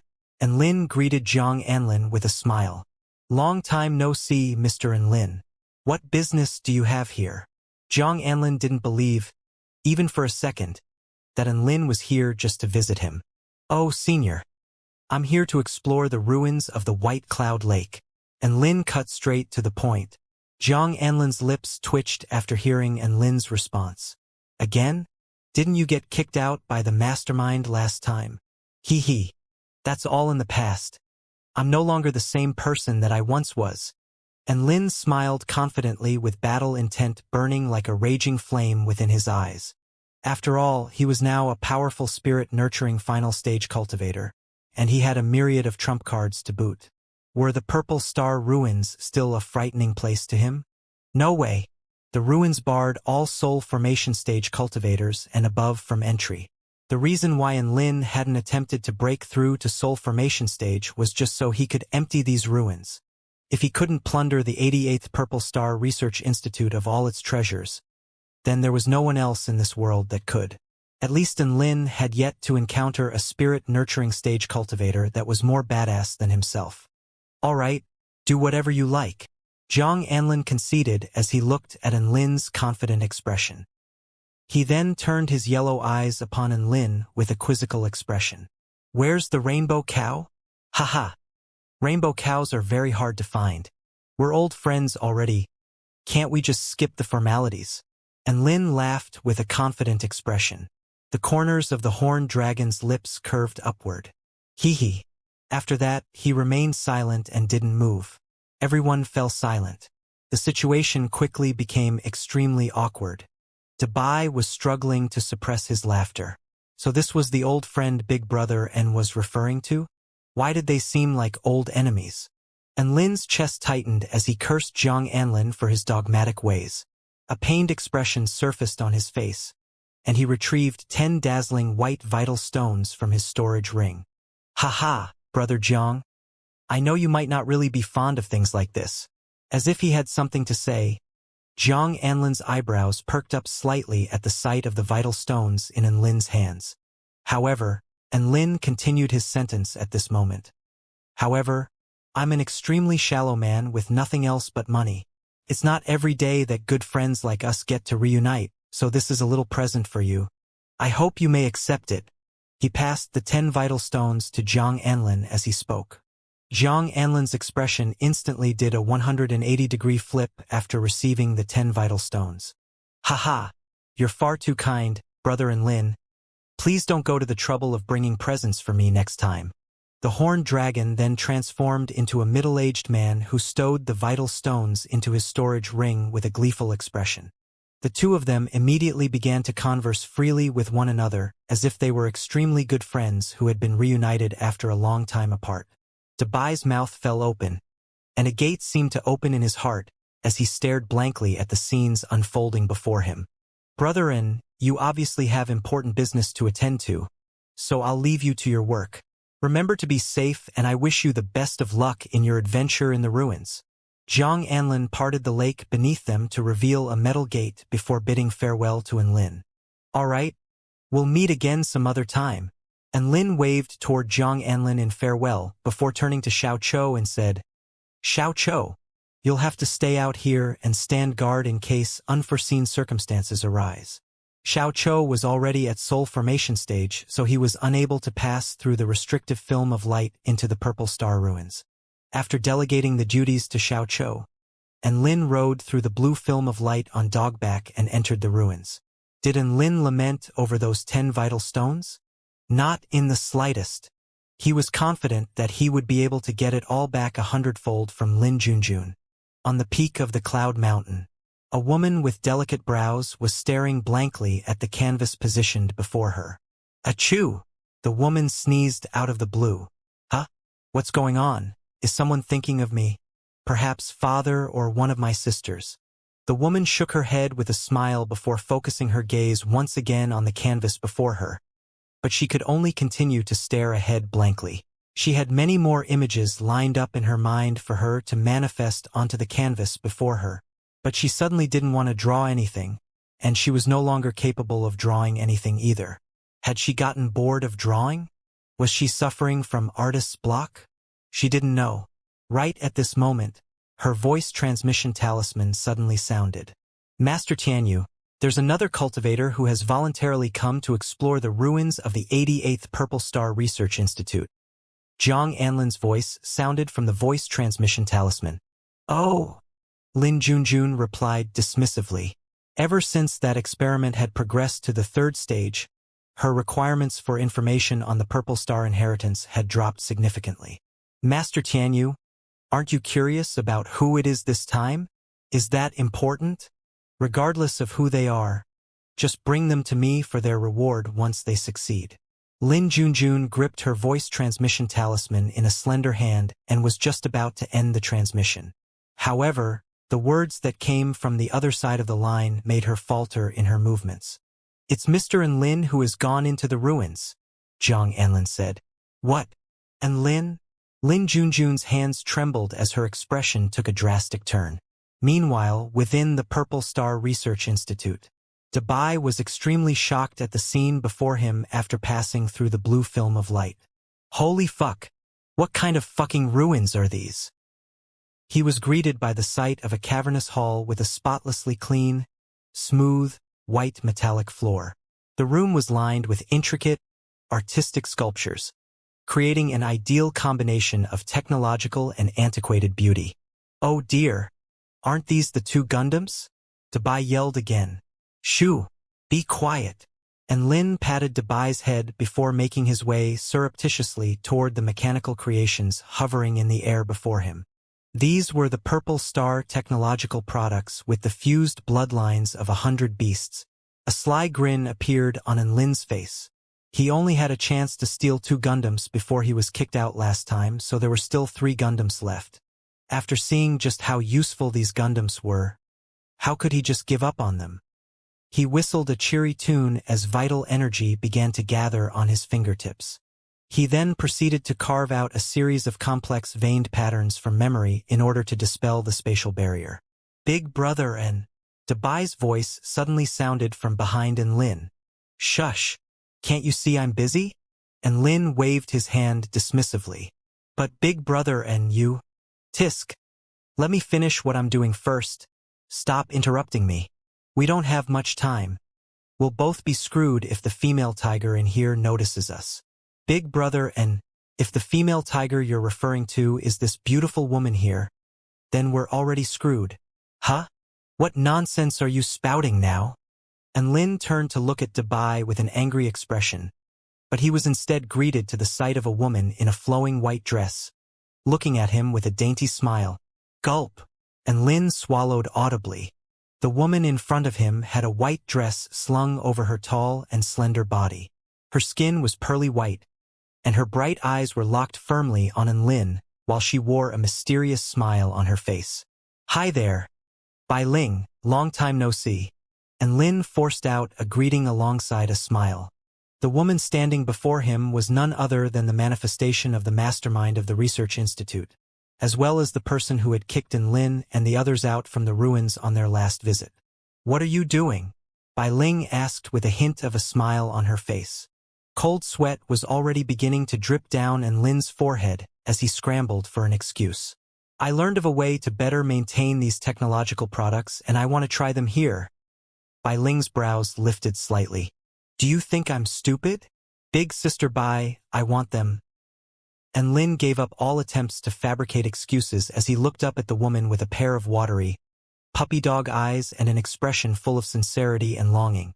Bai Ling's lips twitched as his wretched expression. How did his skin become even thicker in the past 2 years? "I'll definitely take the Purple Star technological products to brand new heights. Just give me a... Or how about this, big sister Bai? You tell me what I can do to make it up to you." And Lin continued. Bai Ling massaged her brows with an exhausted sigh. "I haven't even made you pay for the other 2 bloodline mechanical creations." And Lin retreated 2 steps involuntarily upon hearing this. "However, you've come here today in order to obtain the inheritance here, right? I won't make things difficult for you. If you can pass all the trials here with a survival rate of less than 20%, I can give you all of the mechanical creations as well as the inheritance information here." Bai Ling spoke again, and Lin's eyes lit up and his breathing began to accelerate. "Deal." All the mechanical creations were extremely useful in battle, and the inheritance information was not just information to him. They could all be exchanged for spirit stones. Just half of the inheritance information had already significantly expanded Lin's wealth. If he obtained the other half as well, he. Bai Ling also had her own reasons for providing this opportunity to Lin. There had only been one group of trial takers that had ventured into the ruins since Lin's group was last here. However, they only managed to pass one trial before they all died, leaving her extremely disappointed. Someone like Lin was extremely rare, and she might not encounter anyone else like him in the next few thousand years. Thus, she might as well give him the opportunity to obtain the entire inheritance this research institute had to offer. "I'm going to randomize the locations of all the secret chambers in this research institute and also increase the difficulty level of all the trials you undertake. You can only advance forward, and retreat is not an option. Of course, taking our past history into account. If you're too scared to move on and beg me with tears streaking down your face to let you out, I can consider sparing your life." Bai Ling blinked at Lin with a seductive smile. And Lin smiled lightly. "Hee hee. There are no such words like beg and retreat in my dictionary. As long as the going doesn't get too hard, he added in his heart. All right, then I wish you good luck. Bai Ling slowly dissipated into specks of white light. And Lin looked at the spot where Bai Ling had disappeared, then looked at the half-completed formation on the Gundam before sighing wistfully. He suppressed his urge to continue the robbery and turned toward Dabai. Let's go and rescue the beautiful princess. Dabai looked at Lin with a cold expression as if he had been deceived. So the princess you're referring to is that big sister Bai? Woof. No, of course not. She's the evil witch that's keeping the princess captive. And Lin replied with a serious expression. Dabai heaved a sigh of relief after hearing Lin's reply. The woman in the white dress was very beautiful, but she was clearly powerful enough to not require any rescuing. Not only that, but she also gave him a sense of danger. A chill also ran down Lin's spine as he spoke, and he couldn't help but shudder delicately. He led Dabai down a dark tunnel, and the two of them continued onward to find a black metal gate at the end of the tunnel. He pushed open the door to find that there was a cavernous chamber on the other side. A pool of green liquid sat at the center of the room and was bubbling incessantly as the smell of corrosion permeated throughout the chamber. Welcome to the trial of poison. According to prior statistics from past trial takers, the probability of survival for this trial is 12%. Do you accept this trial? Bai Ling's emotionless and slightly mechanical voice suddenly sounded. I accept, and Lin replied. The green liquid in the pool suddenly began to ripple and surge violently upon Lin's confirmation. He was then treated to the sight of a green humanoid monster with feelers on its face rising slowly from the pool. It opened its mouth to reveal a set of sharp, menacing teeth and slowly spat forth a sinister, corrosive aura from its mouth. This is definitely an antagonist. It looks like a demon king. Woof. Dabai wagged his tail as he donned his chaotic sky-crushing claws with a solemn expression. It looks like Piccolo. And Lin nodded and remarked, too bad Xiao Chou isn't here. Roar. The green humanoid monster clutched at the air with both hands, and the green liquid in the pool rose into the air and transformed into a series of green pythons which pounced toward Lin with a deadly, corrosive aura. And Lin took a step forward and instantly disappeared on the spot. The green pythons converged at his original location and exploded into a huge cloud of poisonous mist. Right at this moment, 10 blue saber projections tore through the poisonous mist and flew toward the green humanoid monster. The green monster was extremely fast, and its body burst out from the pool like a cannonball as it twisted its body to evade the 10 saber projections. Crimson God Arrow. A scorching wave of heat swept through, and Lin suddenly appeared behind the green monster. His crimson wings had materialized into an arrow imbued with an extremely devastating power of flames, and it shot forth at blinding speed. The Crimson God arrow transformed into a red streak of extremely high temperatures before piercing through the chest of the green monster. The green monster roared with rage and threw a punch at Lin. Its arm quivered slightly, and the projection of a green skull appeared around its fist, which then opened its mouth as it swept toward Lin. You want to see who punches the hardest? Lin unleashed his mountain-quaking fist, and the massive golden fist projection collided with the projection of the green skull and created an explosion of energy which swept out around them with devastating force. Right at this moment, Dabai had also appeared in front of the green monster, and he lopped its head off with his chaotic sky-crushing claws. Everything had happened far too quickly for the green monster to react, and their coordination was close to perfection. Blue saber projections flashed through the air, slicing the green monster into several pieces. Blat, green blood exploded forth, and Lin and Dabai both retreated as quickly as they could with an expression of disgust on their faces. Congratulations! You have passed through the trial of poison. Bai Ling reappeared in front of Lin in her white dress. And Lin shook his head with a nonchalant expression. So this is a trial with only 12% survival rate? It certainly didn't seem like much. Bai Ling glared at Lin. Do you find it interesting flexing at me like this? So how many more trials are there left? And Lin asked curiously. Hee, you'll have to find that out for yourself. Bai Ling smiled mysteriously as she said, but I have a surprise coming up for you. Oh, right, I'm going to keep the inheritance for you and give them all to you once you conquer the entire set of ruins. Otherwise, it would be a waste of my time if you died during one of the trials. Bai Ling continued. Meh. It's not like I care about your inheritance anyway. And Lin waved his hand and made his way toward the next gate. Bai Ling's chest tightened at his words. You! She gritted her teeth in rage as she looked at Lin's receding figure, but he didn't even turn back to look at her once, as he immediately set off for the next trial. Welcome to the trial of machines. Defeat the 3 mechanical beasts to complete the trial. According to prior statistics from past trial takers, the probability of survival from this trial is 5%. Successful completion gives you the chance to receive the inheritance of mechanical engineering. Do you accept this trial? Bai Ling's voice sounded within the chamber again, and it seemed to be even colder and more forbidding this time. And Lin rolled his eyes after hearing the reward for this trial. Was the inheritance going to turn him into a fucking mechanical engineer? Let the trial begin, regardless of what the inheritance was. And Lin's objective was to empty the whole set of ruins anyway, so he just had to defeat whatever was thrown at him. An opening appeared on the wall as 3 mechanical beasts emerged, all of them emitting extremely powerful auras. There were 3 beasts, comprising of a shiny golden lion, a massive crimson wolf, and a wild horse with lightning flashing around its body. Ha! Mechanical beasts? And Lin's eyes lit up. The lion roared, and a plume of scorching flames shot forth from its mouth before fanning outward as it swept toward Lin. And Lin leaped into the air, and his storage ring began to flash. You think you can fight me in a battle of machines? Let me give you a taste of your own medicine. Gundam 1, Gundam 2, go! 2 metallic white figures appeared in the air as his storage ring flashed. At this moment, the giant crimson wolf's backside split open to become a jetpack, and its body quickly accelerated to form a crimson streak as it launched itself toward Lin. Sharp metal claws tore through the air and converged on Lin.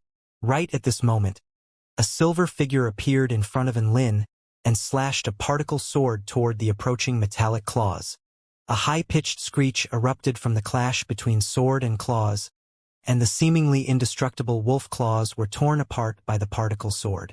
Meanwhile, the other Gundam had already aimed its cannon straight at the giant crimson wolf. Boom!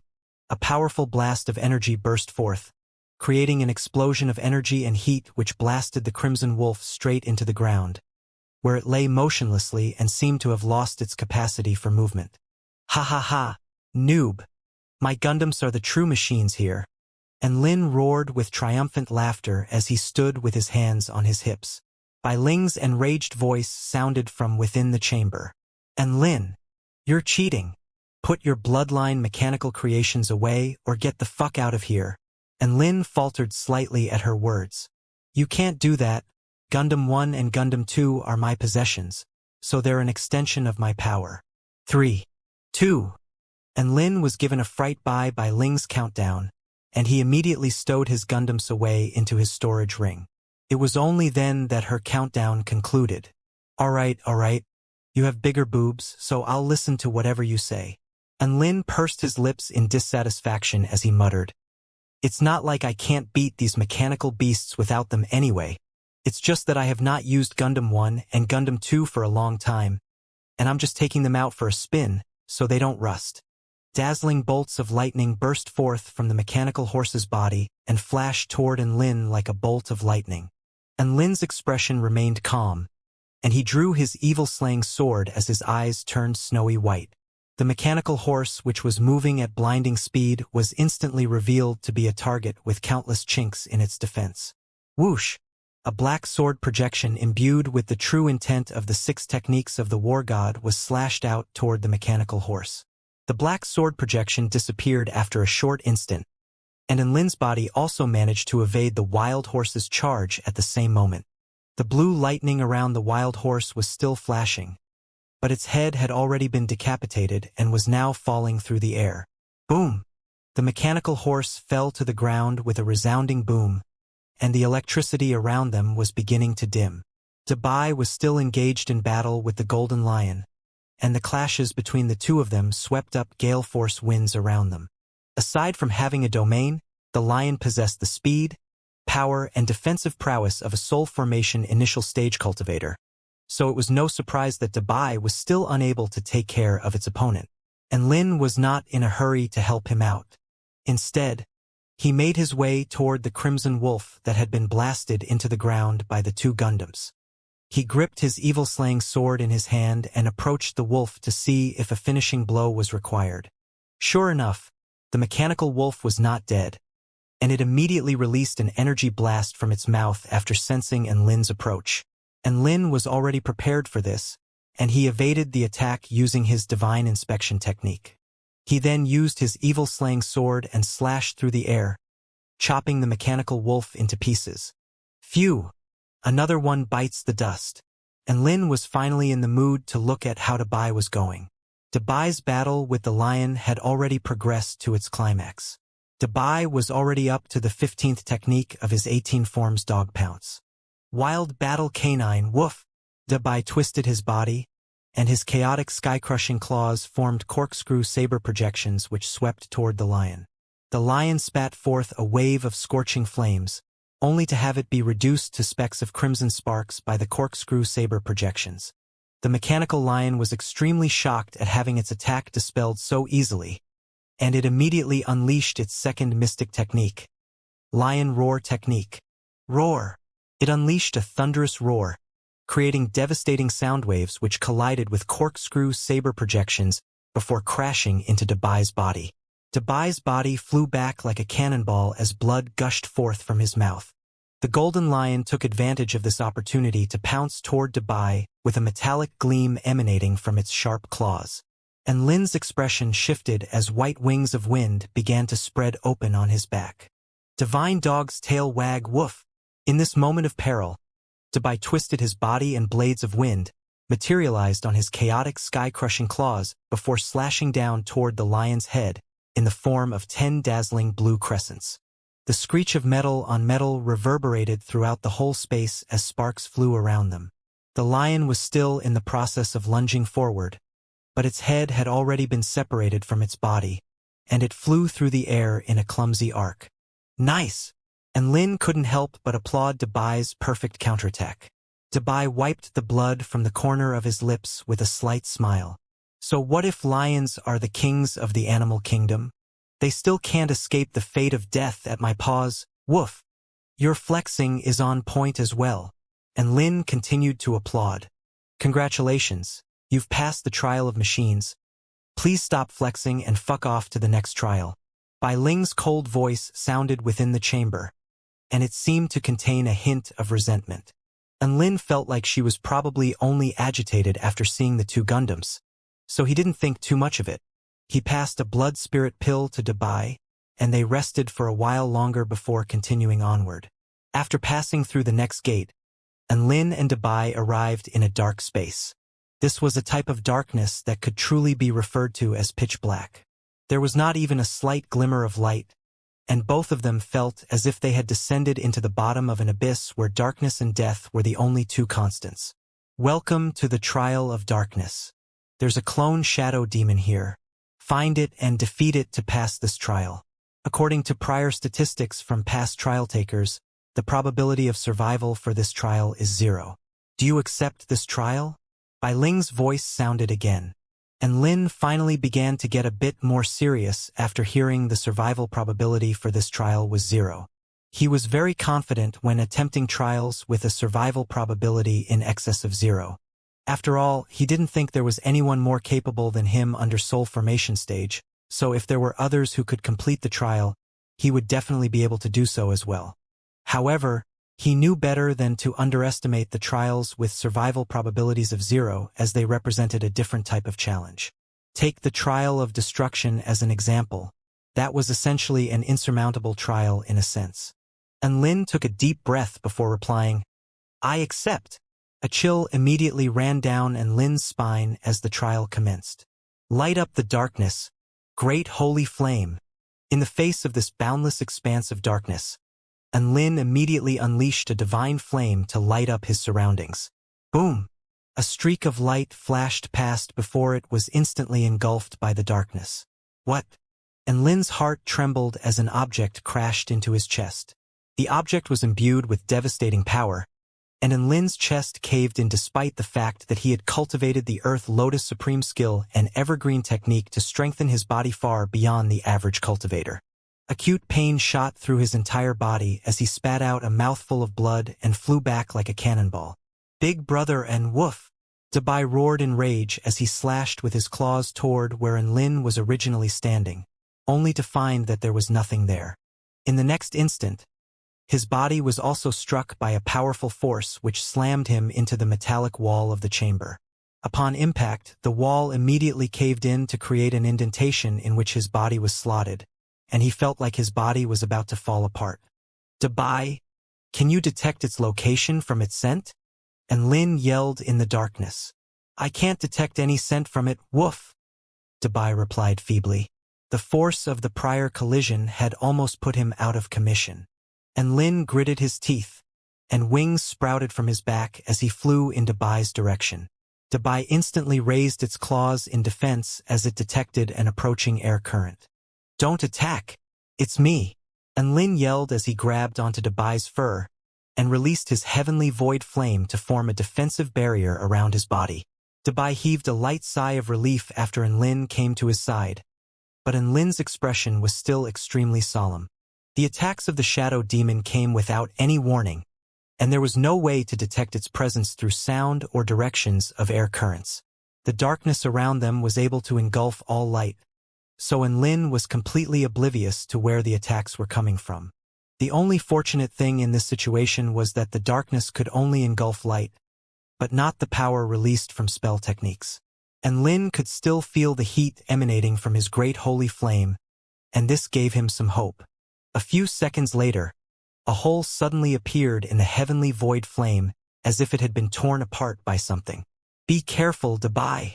And Lin yelled as he slashed out a dazzling sword projection with his evil-slaying sword. He could even hear the sword projection tear through the air before crashing with a loud bang into the wall on the other side of the chamber. I missed, and Lin blinked, and right at this moment, he received another heavy blow to the stomach. Pwah! He was almost knocked unconscious by the blow to the stomach. He lashed out with his evil-slaying sword at the same moment he was struck, but his slash struck only thin air. The enemy was too fast. In this pitch-black darkness that could engulf all light, and Lin had no hope of striking his assailant. You forced me to do this. Demonic star flame, great holy flame, setting moon flame, sea of divine flames. Boom! Terrifying flames instantly engulfed the entire chamber.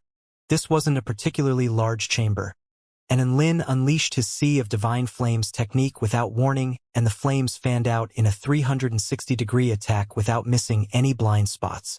He couldn't detect the shadow demon's location, but that didn't mean he couldn't attack it. A technique like this was a miniature atomic bomb. He only had to activate it and let the ensuing flames take care of the rest. And Lin finally ceased his Sea of Divine Flames technique after a long while and panted heavily with exertion. Did we win? Woof! Dabai spoke nervously as he hid behind Lin. And Lin was also waiting for the voice that would notify them that they had passed the trial. But it didn't appear. How could it possibly not be dead after all that? He was treated to another devastating attack. He could feel that it was a round and smooth fist that had struck his chest, and the mountainous force behind its blow almost caused him to pass out. He was in utter disbelief at how insanely powerful his assailant was. Is this really a trial for spirit-nurturing stage cultivators? Are you sure this isn't a graveyard for spirit-nurturing stage cultivators instead? Devastating offensive power, perfect camouflage, insane defensive prowess. Despair began to well up in Lin's head. Was a powerful sword immortal like him destined to perish here? No, there was still a way out. He could beg Bai Ling for help with tears streaming down his face. Maybe she would spare him. Life or dignity, which one was more important? He could almost picture the shadow demon looking at him with a sinister sneer in the darkness. He released the heavenly void flame again and enveloped Bai and himself within. Thus, Even if the shadow demon were to attack them, it would have to tear a hole in the heavenly void flame cocoon, thereby momentarily notifying Enlin of its location. However, right at this moment, Enlin received a powerful blow to the backside. Overwhelming power shot through his backside and threatened to pulverize his hip bone. Boom! Enlin's body flew into the sky and crashed heavily into the metal ceiling, causing the whole chamber to tremor and quake. Pwah! Enlin spat out another large mouthful of blood as his blood churned, and he fell back toward the ground. Humiliation, confusion, rage, and all types of emotions ran through his heart. Was this really it? This trial was simply insurmountable. Enlin was about to give. He didn't even have a clue how that last blow had landed on him. The shadow demon clearly hadn't even burst through the heavenly void flame. So how was it able to attack him? What kind of fucking monster was this? Enlin's body crashed to the ground, and a sense of impending doom began to approach him. Right at this moment, his pocket began to rustle. It's too dark. Let there be light. A cute yet enraged voice suddenly sounded within the darkness. The sun shines from the sky above and the flowers smile to me. The little bird said. It's too dark and it asked me to become a light bulb. A moving song sounded as an aromatic breeze blew past. An extremely dazzling golden plate appeared in the sky as if it were a miniature sun that had suddenly descended into the chamber.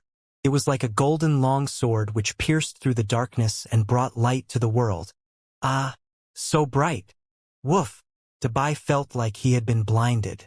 Enlin experienced a burst of dizziness and tears welled up in his eyes at the bright light radiating around him.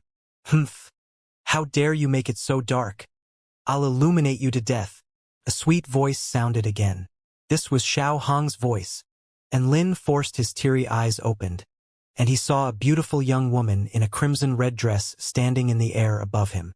A sun hung above her head and she held a red staff within her hand. Why did Xiao Hong have a sun above her head and a staff in her hand? It would be pointless to ask Enlin as he didn't know anything. A shadowy figure was finally revealed, and it shivered in fear under the illumination of the sun. Enlin was immediately shocked into silence after catching sight of his enemy. The legendary shadow demon that was fearsome and sinister beyond belief was a kangaroo. It was a kangaroo with black fur that was only half as tall as a grown man with a pair of boxing gloves on its front paws. You are quite cute, but you hurt my master, and that's punishable by death. Xiao Hong yelled lightly as the red staff in her hand began to revolve in front of her. In the name of the sun, I vanquish thee. Go forth, ambassador of the sun. As golden light began to burst forth from the red staff, a nude golden monk with a hulking, muscular physique began to materialize before it lunged toward the kangaroo. Why was Xiao Hong able to summon such a weird-looking monk? It would be pointless to ask Enlin as he didn't know anything. The black kangaroo trembled at the sight of the nude monk charging toward it, and when a black rift appeared behind it, it immediately leaped into it without hesitation. The rift closed and everything was peaceful once again. No, Enlin's heart was nowhere near peaceful. The nude, muscular monk suddenly turned to Enlin and revealed a friendly smile. Goosebumps appeared all over Enlin's body. What the fuck is that thing? Enlin was not surprised that Xiao Hong could sing the song on the way to school. After all, he knew that Xiao Hong enjoyed singing when photosynthesizing, so he had given Xiao Hong an album of children's songs as a present. But who could tell Enlin what the sun above her head, as well as the staff in her hand, were? Also, what the hell was this nude, muscular monk that Xiao Hong referred to as ambassador of the sun? Huh. The kangaroo ran away. What should we do? Xiao Hong descended onto the ground with the sun hanging above her head. Her seductive yet innocent features were tinged with vexation. The shadow demon has spatial manipulation abilities, so that's why it was able to survive my Sea of Divine Flames technique and attack me without tearing through the heavenly void flame. Enlin furrowed his brows as he spoke. But it's definitely not a return to void stage beast, so it definitely won't be able to maintain its spatial manipulation forever.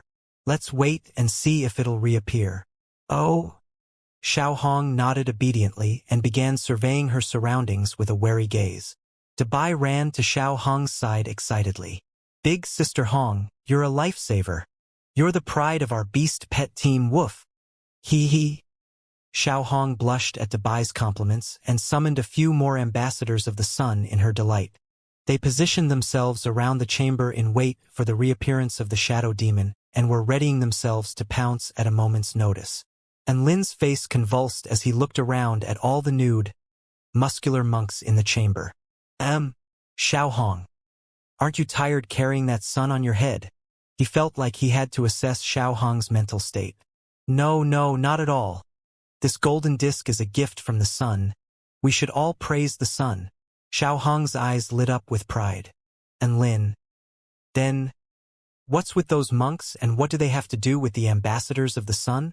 And Lin decided, after a moment of hesitation, that asking questions seemed like the best way to gain insight into Xiao Hong's world. Xiao Hong immediately replied in her cute voice, Master, what do you think of when you look at these monks? What do I think of? That they've lost all their hair? And Lin blinked in confusion. Wrong. You should be able to think of the sun. Xiao Hong responded a little dejectedly. Monks' heads are so round, like the round sun in the sky, and their heads can also reflect the rays of the sun, so they're worthy to be the ambassadors of the sun.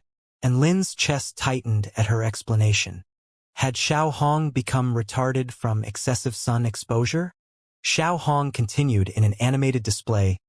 Life has given you a head of black hair, but you use it to keep out the rays of the sun. She sighed with emotion and raised her hands high in the air. Only monks would sacrifice their hair to reflect the rays of the sun. Praise the sun. All right, that confirms it. Xiao Hong's definitely retarded from excessive sun exposure. And Lin looked at Xiao Hong as his heart throbbed. Had he paid too little attention to her in the past? How was he oblivious to her deteriorating mental state? Xiao Hong, monks don't shave their heads to praise the sun. They shave their hair off as a metaphor for removing all their worries and desires. Xiao Hong immediately retorted. Things are not always as they seem, Master. Although some things may appear to be the way they are, they exist only due to popular opinion. Perhaps the objective of things changed over time to become something which contradicts with its original objective. This creates an illusion that makes us believe what others want us to believe. To me, the true objective behind monks shaving their heads is to praise the sun. And Lin was completely rooted to the spot as he stared at Xiao Hong with a dumbstruck expression. Was this true? Could things really be the way Xiao Hong was preaching them to be? Had Xiao Hong become retarded or more intelligent from her sun exposure? Her words were so profound and so reasonable. What could an uneducated Neanderthal like him say to dissuade her from her views? No, why would he try to dissuade her? Perhaps monks really were shaving their heads to praise the sun? Right at this moment, a few of the nude, muscular monks turned to Lin with friendly smiles. Their bald heads glowed with blinding light under the light of Xiao Hong's sun, forcing Lin to avert his gaze. And Lin's body trembled as he stared at the scene before him. These monks with their thick muscles, nude bodies, and reflective bald heads. Fuck. There was definitely a fucking problem with this. No, he had to prevent Xiao Hong from falling even further into depravity. And Lin took a deep breath and spoke with a solemn expression. Xiao Hong, you say that monks shave their heads to praise the sun. Then why do you still keep your hair? This shows that a sincere and devout heart is all you need to praise the sun. Xiao Hong faltered at his words and she fell into deep thought. Clap. She suddenly clapped her hands together as if she had suddenly awakened to the truth. I knew there was something missing in my photosynthesis. It's because I didn't go through the necessary procedures. Her storage ring flashed, and a long sword appeared in her hand which she swung toward her own head. Fuck. And Lin almost pissed himself, and he immediately enveloped Xiao Hong in a tight hug. Calm. Be calm. Just pretend that I have never said anything. He yelled as he hugged her delicate body tightly. Xiao Hong looked at him with a perplexed expression. Why would I do that? I think Master's words ring extremely true. And Lin was about to cry. Ring true my ass. The first part of the sentence, why do you still keep your hair, was only a rhetorical question. The important part was a sincere devout heart is all you need to praise the sun. If Xiao Hong really shaved her head, madness would ensue. Imagine a beautiful bald chick appearing on the battlefield and letting loose a war cry of praise the sun, while being followed by a bunch of nude and muscular monks charging onto the battlefield, and Lin felt like he would rather die than be treated to such a tragic scene. Everyone would look at him as if he was a freak. After all, what kind of owner would drive their beast pet to insanity like that? And Lin grabbed the long sword from Xiao Hong's hand and massaged his brows while he thought of other ways to dissuade her. Right at this moment, a ripple suddenly appeared in the chamber, which was immediately followed by the appearance of a spatial rift. In an area completely lit up by the sun, the black spatial rift was extremely conspicuous. The shadow demon was clearly unable to hold on any longer and was about to return to this space. The black kangaroo flopped down onto the ground with a dull thump. Against the kangaroo, Xiao Hong's light seemed to be an extremely powerful weapon in itself, as its body trembled uncontrollably, and it was struggling to open its eyes under the glare of the light. The kangaroo was then greeted by the sight of a few nude, muscular monks converging toward it. What transpired next was a brutal beating. There was a lot of blood and gore, so parental guidance was required for children wishing to access this program. Thump, thump, thump. Bang, bang, bang. Clatter, clatter, clatter. Puff, puff, puff. The kangaroo lay on the ground on the brink of death with tears swimming in its eyes after receiving a brutal beating at the hands of the monks. The light of the golden crow converged on Xiao Hong's slim fingertip, and a golden bolt of energy pierced through the kangaroo's head, effectively ending the battle. Congratulations! You have passed the trial of darkness. Bai Ling's voice suddenly sounded as white lights were flicked on within the chamber. Big Sister Hong is the best. Big Sister Hong is invincible. Woof! Bai cheered her on excitedly. This battle was won single-handedly by Xiao Hong, and her status in the Beast Pet team was instantly elevated. At least that was the case in Bai's mind. And Lin also rubbed Xiao Hong's head with a relieved expression. At this moment, the nude, muscular monks turned toward him again and directed their friendly smiles at him, and Lin felt like his balls were about to fall off after looking at these smiles. A powerful thought reverberated throughout his head. He had to stop Xiao Hong from falling even further. Xiao Hong, can I talk to you about something? And Lin looked very carefully at Xiao Hong. Sure. I'm all ears, master. Xiao Hong replied obediently, and Lin cleared his throat before continuing. Do you think these monks are more devout to the sun, or are you the more devout worshipper of the sun? It's me, of course. These are the ambassadors of the sun summoned by me, so they're manifestations of my will to a certain degree. Xiao Hong replied after a moment of thought. Then why don't you make the ambassadors of the sun take on your appearance? Isn't it much more fitting to have a young woman who photosynthesizes daily represent the sun as its ambassador? It would be perfect. And Lin proposed. But a conflicted expression surfaced on Xiao Hong's face as she said, I feel like muscle-bound monks are more intimidating. And Lin winced at her words, unable to respond. Intimidating? They just looked like absolute freaks. This is an order from me. Change the ambassadors of the sun to your own appearance from now on. And Lin commanded. He couldn't get through to her with reason, so he could only use his power as her owner to force Xiao Hong to do his bidding. All right? Xiao Hong puckered her lips in unwillingness, but she still waved her staff in the air, and the nude monks began to transform as light radiated forth from her staff. The transformation was over, and Lin and Bai both began to experience elevated heart rates. They were treated to the mesmerizing sight of a few exquisitely beautiful women, standing in front of them in full nudity. They all shared the same appearance as Xiao Hong, and although they were all materialized from golden light, they were still quite the erotic spectacle to behold with their sexy, long legs, slim, curvaceous waist, and plump, full breasts. And Lin and Bai both sustained internal injuries, and blood flowed from their nostrils. What should he do? Should he make another demand for Xiao Hong to add clothes onto these ambassadors of the sun? There didn't appear to be a problem even if she didn't add clothes to them, though. No. He could see everything. but that meant his opponents could also see everything. Cough, cough. Xiao Hong. Ambassadors of the sun need clothes as well. And Lin continued. Huh, I have to add clothes too? That's really tricky. Xiao Hong puckered her lips in displeasure. Dabai immediately chimed in.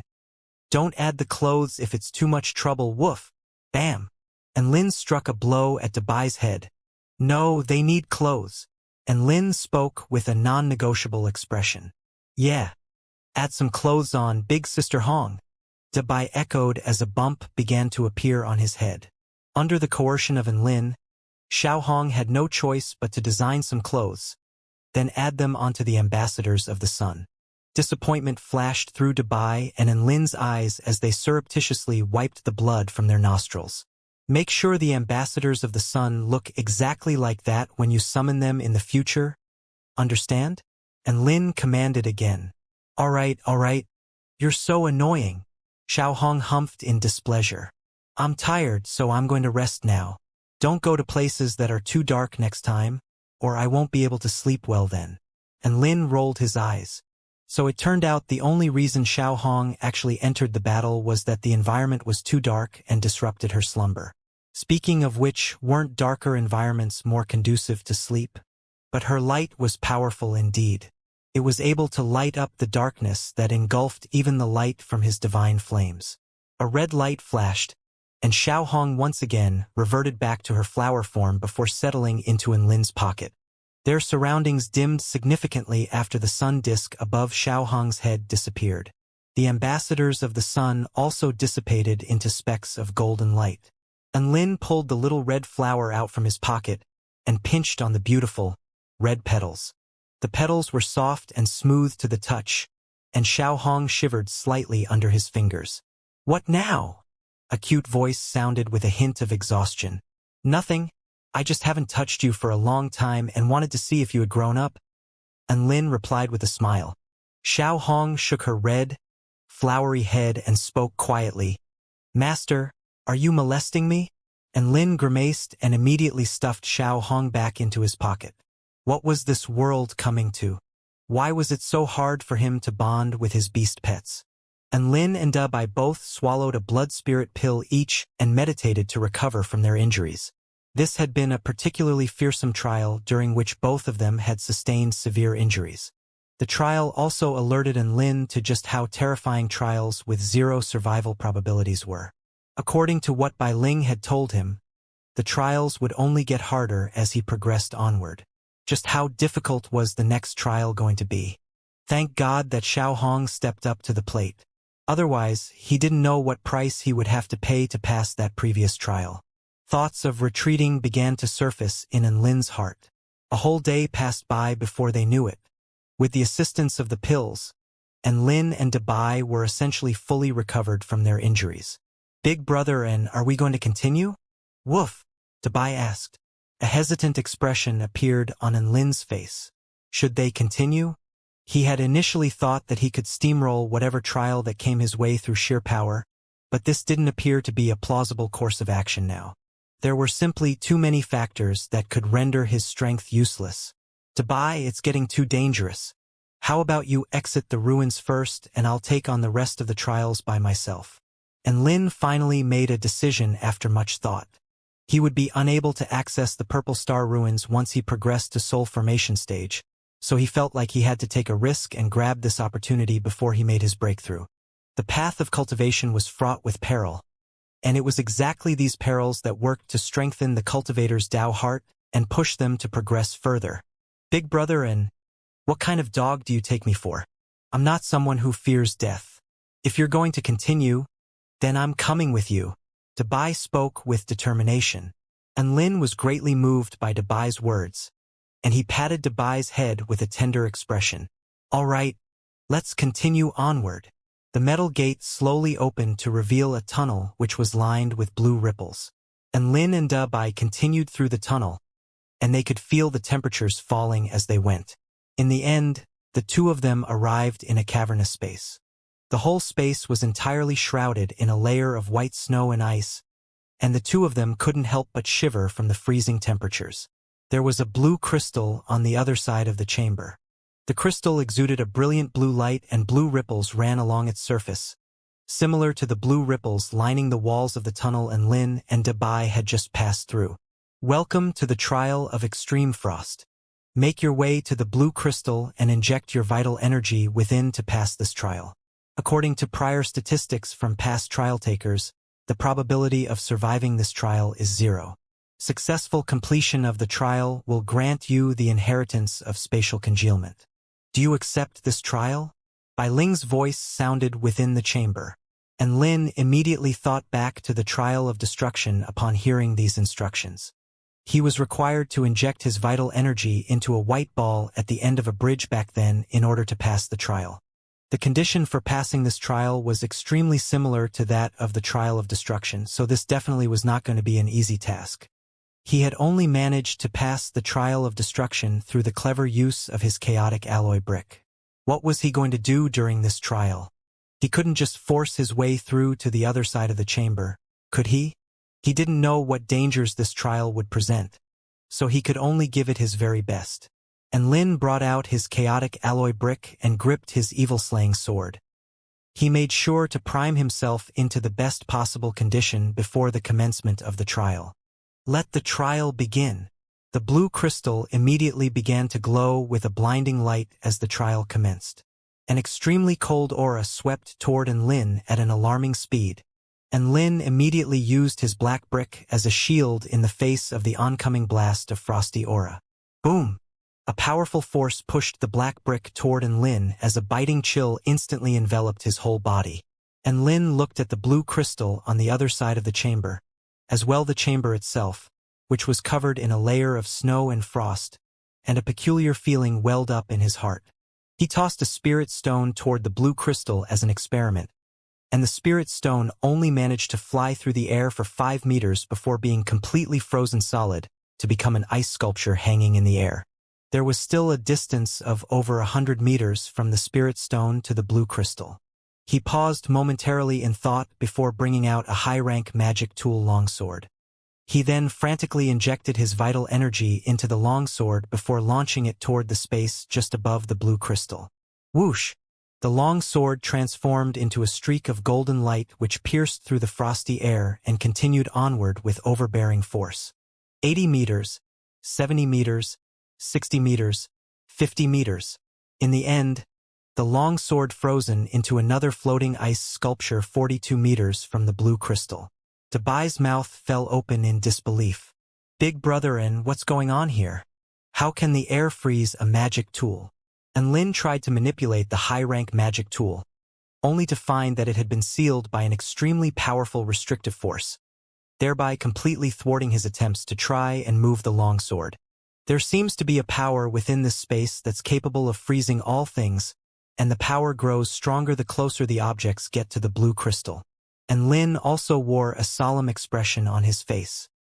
He had hurled the sword with all his might just then, and it still stopped short by a distance in excess of 40 meters. If he had charged out recklessly without prior experimentation, he would have probably been frozen to death already. However, and Lin didn't feel any despair, as this was not the first time he had witnessed power like this. He had seen Lu Qianhuan wield a similar power during her battle with the mysterious bald man in the Shouyang tomb. Perhaps he'd be able to gain some useful insight if he asked Lu Qianhuan for advice. He brought out his voice transmission talisman and began to dial for Lu Qianhuan. Thankfully, she had forced him to add her onto his voice transmission talisman for the League of Valor game. Otherwise, he would be stuck without any external support. The voice transmission talisman had an extremely powerful signal. As long as they weren't located in an alternate dimension, it was able to connect to other voice transmission talismans from anywhere. However, there was a downside to it. The strength of its signal depended on the density of the caller and receiver's vital energy. And Lin circulated his vital energy with all his might and only just managed to dial the transmission through. The receiver was in the heavenly court, while the caller was calling from the Myriad Mountain domain, which was outside of the Kingdom of the 9 States. There was simply too much distance between them. Hey, and Lin, what's up? Are you ditching class? A gentle murmur sounded from the end as if Lu Qianhuan was trying to speak as quietly as she could. It was clear that Lu Qianhuan was in the middle of one of her classes. And Lin didn't get a chance to reply before Lu Qianhuan's voice sounded again. Wait, what the fuck? Why is my vital energy being depleted so quickly? Are you in fucking outer space? I'm currently stuck in a set of ruins and I need some help. We don't have much time, so I'll make this quick. And Lin knew that he didn't have time to waste and continued. I'm in a trial of extreme frost which consists of a blue crystal within an extremely cold space. Any object which is hurled at the blue crystal would be frozen and sealed in the air. The sealing powers seem to grow stronger the closer the objects get to the blue crystal. If I want to pass the trial, I have to inject my vital energy into the crystal. I recall you have an ability that's quite similar to the ability exhibited by the blue crystal. Please give me some advice. Oh, sounds like the sealing power of extreme frost. You're having a bit of fun. Aren't you and Lin? Lu Qianhuan's interest was immediately piqued, but she knew they didn't have time to waste. So she began to hurl quick instructions at Lin. From your description, it appears the blue crystal is the source of the power of extreme frost. It's not really all that difficult to bypass your predicament. The three important factors here are power, temperature, and speed. In order for a domain like this to freeze and seal an object, it would require time. If an object with extremely high temperatures is hurled at the blue crystal, it would require more time to freeze the object. At the same, a powerful force could just break through and completely bypass the sealing powers of the blue crystal. Do you understand what I mean? And Lin nodded. Yeah, roughly. Isn't it just about using those three factors to my advantage? I've got one last question. What do I do if I accidentally get frozen? Lu Qianhuan pondered to herself for a short while before giving a reply. Do you have a will you can pass on to me? And give me the account information for your WeChat and QQ accounts. I'll be sure to make good use of them. And Lin? Alright, it looked like he was screwed if he was frozen, so this really was a gamble with his life on the line. Although he had a rough idea of what he had to do, how could he ensure that his methods would actually work? The voice transmission required too much vital energy expenditure to maintain, so he ended the transmission after exchanging a few more sentences with Lu Qianhuan. And Lin took a deep breath as he looked at the blue crystal in the distance. It looked like he would have to take a gamble here. Speed, temperature, power, he wasn't actually lacking in any of those three. Dabai, wait here for me. I'm going to give it a try. And Lin turned and spoke to Dabai. Dabai knew he couldn't do anything anyway, so he took a step back and nodded. Best of luck, big brother. And Lin smiled lightly and streams of white wind began to revolve around his evil-slaying sword, and white wings of winds began to materialize on his back as he activated his wind sword and wind spirit techniques. Demonic star flame, great holy flame, setting moon flame, heavenly void flame, converge, sea of divine flames. The four divine flames began to materialize around his body before condensing into a suit of purple flaming armor. Waves of scorching heat rolled off the armor and spread outward as if they were threatening to destroy this frosty space. The scorching heat could only extend for 10 meters before it was dispelled by the frosty air. A black mist began to revolve around Lin's body at this moment. Origin energy of the netherworld. Boom! An extremely powerful aura burst forth from his body in a display of devastating power. He took a step forward, and his body blasted forth like a purple flaming meteor crashing down upon the blue crystal in the distance with unstoppable force. His insane speed triggered an ear-splitting sonic boom, and the intense heat radiating from his body melted the snow and ice as well, warping the air around him. 100 meters, 50 meters, 20 meters. The plummeting temperatures began to rob his flaming suit of armor of its luster, and the space around him began to congeal. And Lin felt a powerful resistant force which mounted in intensity with each step he took. 10 meters. The purple flaming suit of armor was beginning to crumble under the intense cold. A terrifying frosty aura swept toward him and threatened to freeze his body along with his consciousness. And Lin gritted his teeth and trudged forward with all his might. The black mist continued to revolve around his body as he trembled uncontrollably. To stop now meant certain death. He had no choice but to continue forward. 3 meters. The suffocating frosty aura ahead of him made him feel like he was trudging through walls of iron and steel. And Lin crashed into a figurative wall of frosty air which immediately dispelled all his momentum, and his body began to freeze over, and Lin raised his evil-slaying sword high into the air as he looked at the blue crystal, which was almost within reach. His eyes turned pitch black as he activated his endless night sword techniques, and an overwhelmingly powerful aura burst forth from his body. Break through! He slashed down with his evil-slaying sword as he let loose a fierce roar. A dark, all-engulfing crescent appeared in the air and instantly tore through the wall of frosty air before him before striking the blue crystal. Boom! And Lin's body immediately felt lighter, and he closed the distance of 3 meters within the blink of an eye before grabbing onto the blue crystal. Just as he was about to inject his vital energy within. Crack! A clear, crisp crack reverberated around him. The blue crystal suddenly shattered like a glass ball, and Lin's pupils contracted as he stood rooted to the spot in befuddlement. Immediately afterward, a boundless aura of frost and ice instantly swept through the entire chamber and froze everything in its wake. Where was he supposed to inject vital energy after the blue crystal shattered? How was he supposed to pass the trial? And Lin fell into a state of complete shock when the crystal shattered. He was totally unprepared for a situation like this. Thinking back, it seemed like the crystal had only shattered after he struck it with his sword projection. Tears began to streak down Lin's face. He had been defeated by his own stupidity. He immediately fell back into hasty retreat when he saw the power of extreme frost unleashed by the broken crystal. But his speed in retreating was incomparable to the speed of the proliferation of the frosty aura. Everything within the chamber was instantly completely frozen and sealed. And Lin's body also froze in the air as his blood began to congeal. Even all the cells within his body were being frozen solid, and his origin energy of the netherworld was forced into dissipation. He felt like the biting chill was going to freeze even his consciousness.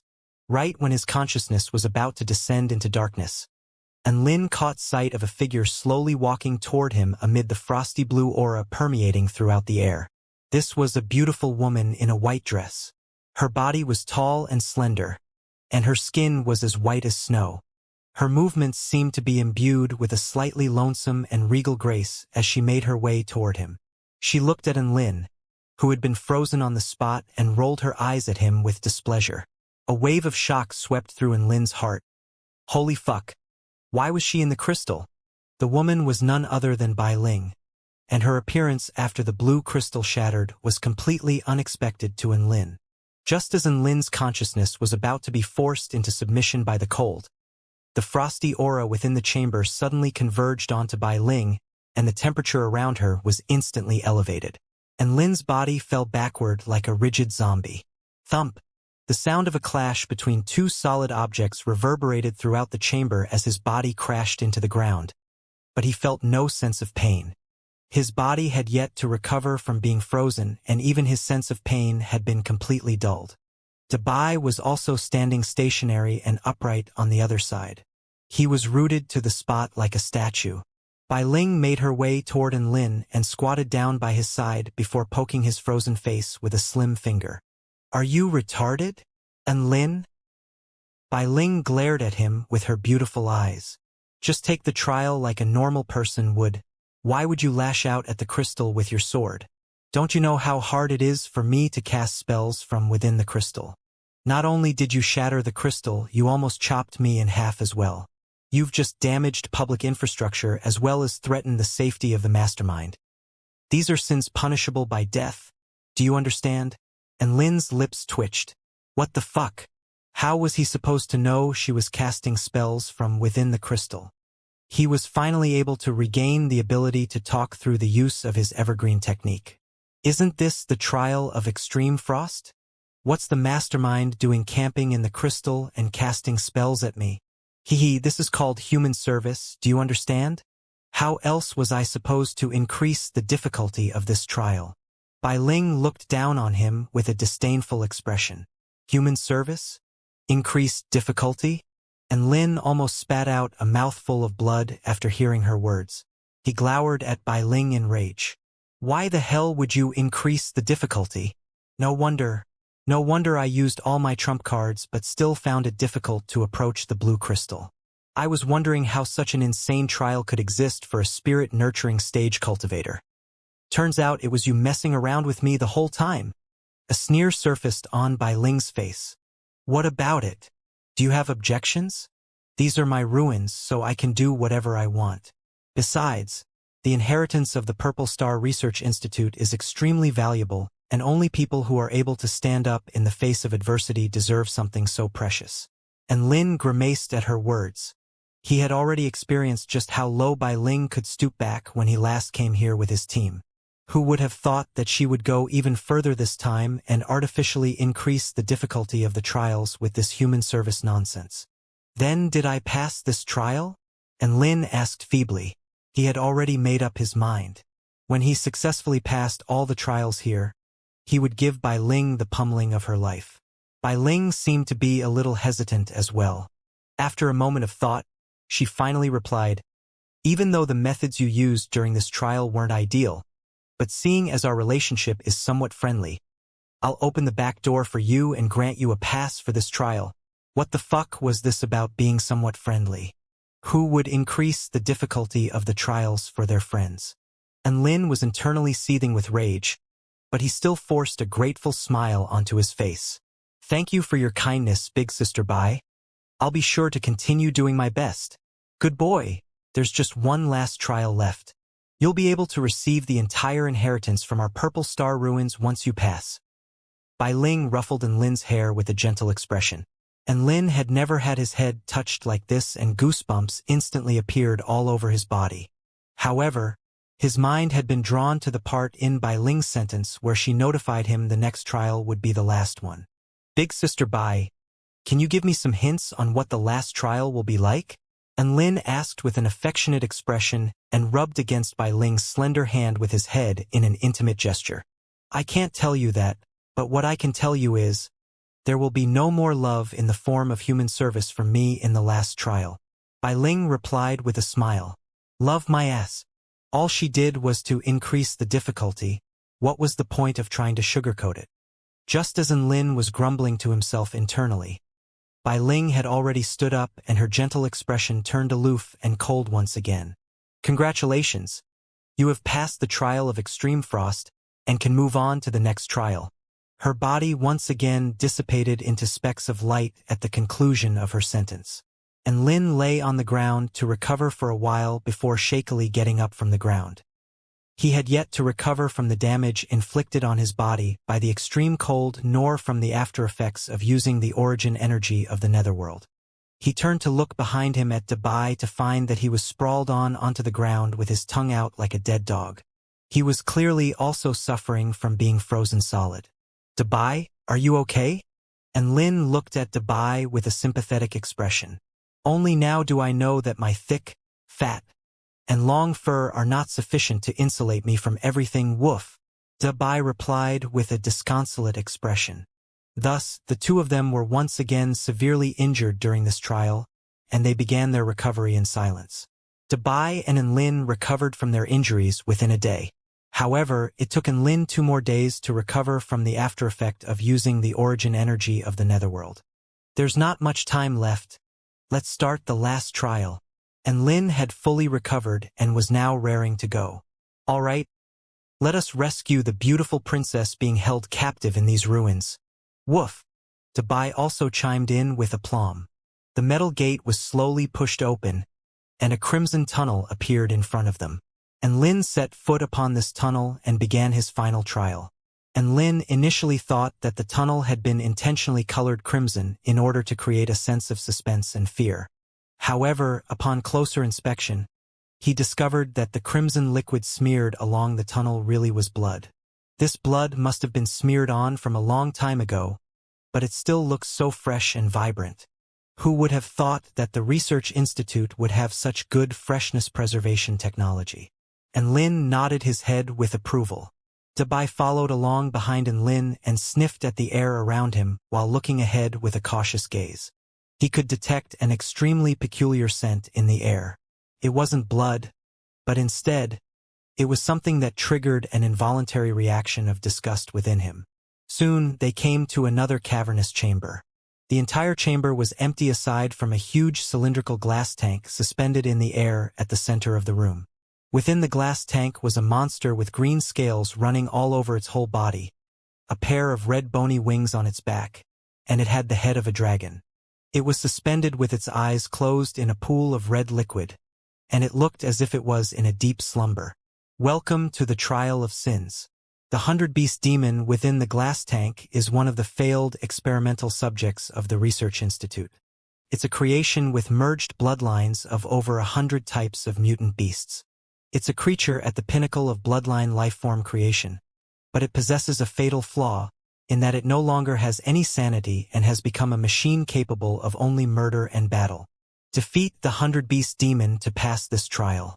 According to prior statistics from past trial takers, the probability of survival from this trial is 0.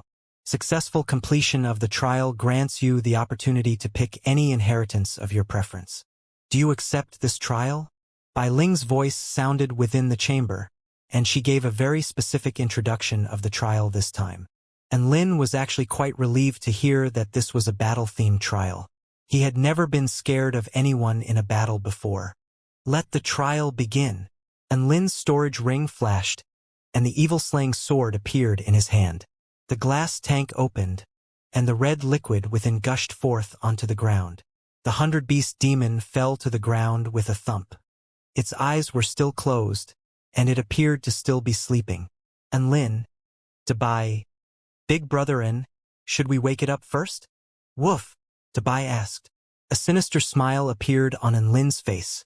Of course we should wake it up. Lightning began to revolve around his left hand as he spoke, and his right hand began to glow with a dazzling golden light at the same time. Mountain-quaking lightning fist. A huge golden fist projection imbued with devastating power flew toward the 100-beast demon, which was still lying on the ground. A powerful technique that required charging before usage was perfect for scenarios like this. Boom! Golden lightning exploded forth, sending blasts of energy flying all around the chamber. And Lin and Dabai were also forced into retreat by the powerful explosion. They were sure that the 100-beast demon would be on the brink of death, if not already dead from that attack. And Lin had just activated his divine inspection technique to assess the situation when a shadowy figure violently broke through the force of the explosion and pounced toward Lin. So fast. And Lin's hair stood up on end. The 100-beast demon was simply too fast.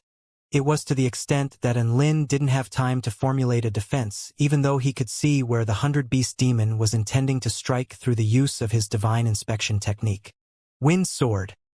His evil-slaying sword instantly accelerated and slashed through the air in a streak of white light before colliding with the green claws of Lin's assailant. Boom! The collision swept up gale-force winds around them and created a massive crater in the ground.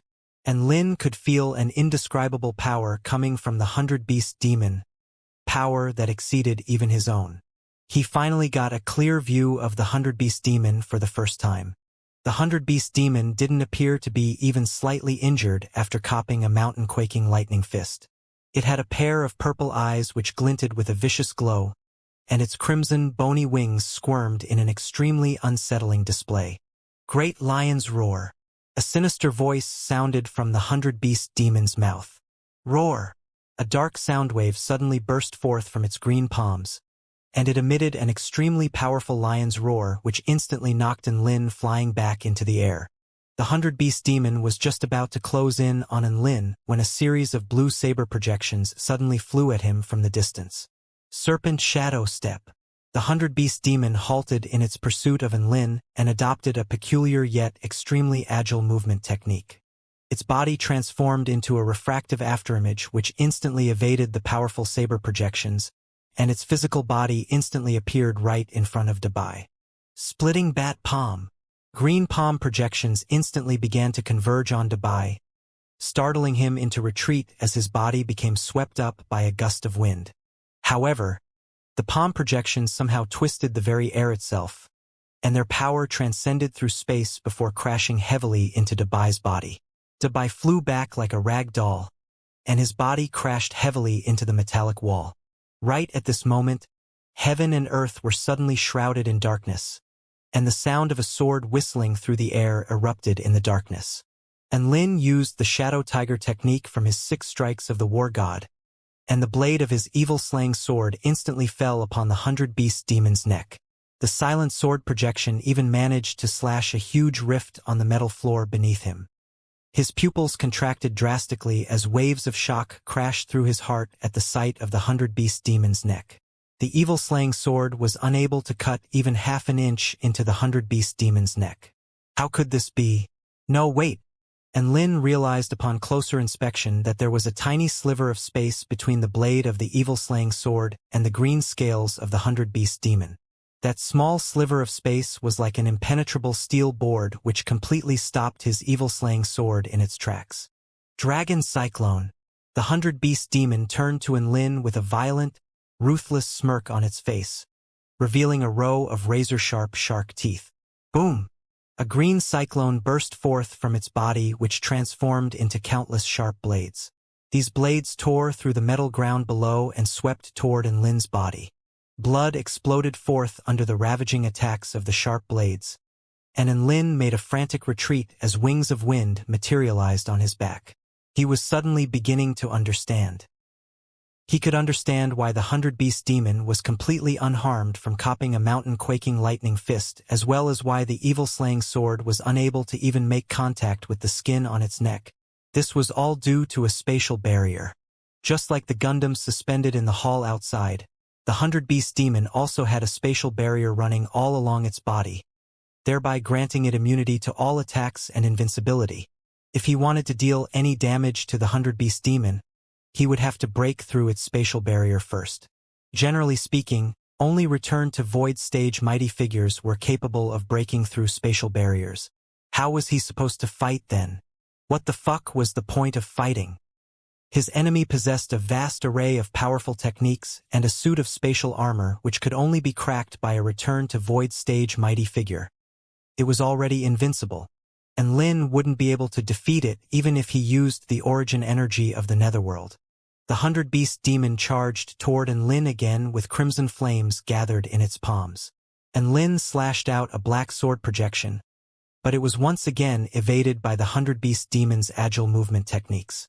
A sense of confusion flashed through Enlin's heart.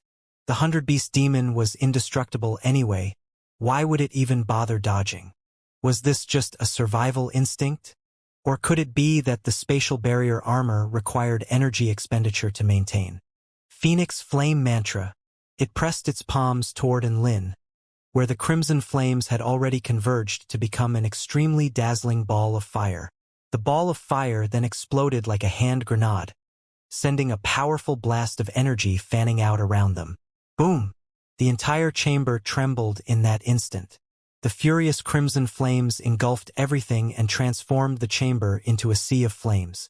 Within a sea of crimson flames, Enlin's clothes had been torn to shreds, revealing a thin layer of blue light underneath which protected his body from the scorching flames. The heavenly ice silk garment had been activated, and it shielded its wearer from the force of this explosion. However, Enlin knew that there was only a limited amount of energy stored within the Immortal tool, and it could only activate this defensive barrier a handful more times, so he had to finish this battle before the energy ran out. The cry of a falcon sounded, and the 100-beast demon spread its bony wings wide and swooped down upon Enlin like a monstrous falcon. Enlin turned his gaze upon those strange bony wings and unleashed his wind sword technique again. The evil-slaying sword slashed a white crescent of wind through the air, which closed in on the wings of the 100-beast demon at an alarming speed. Boom!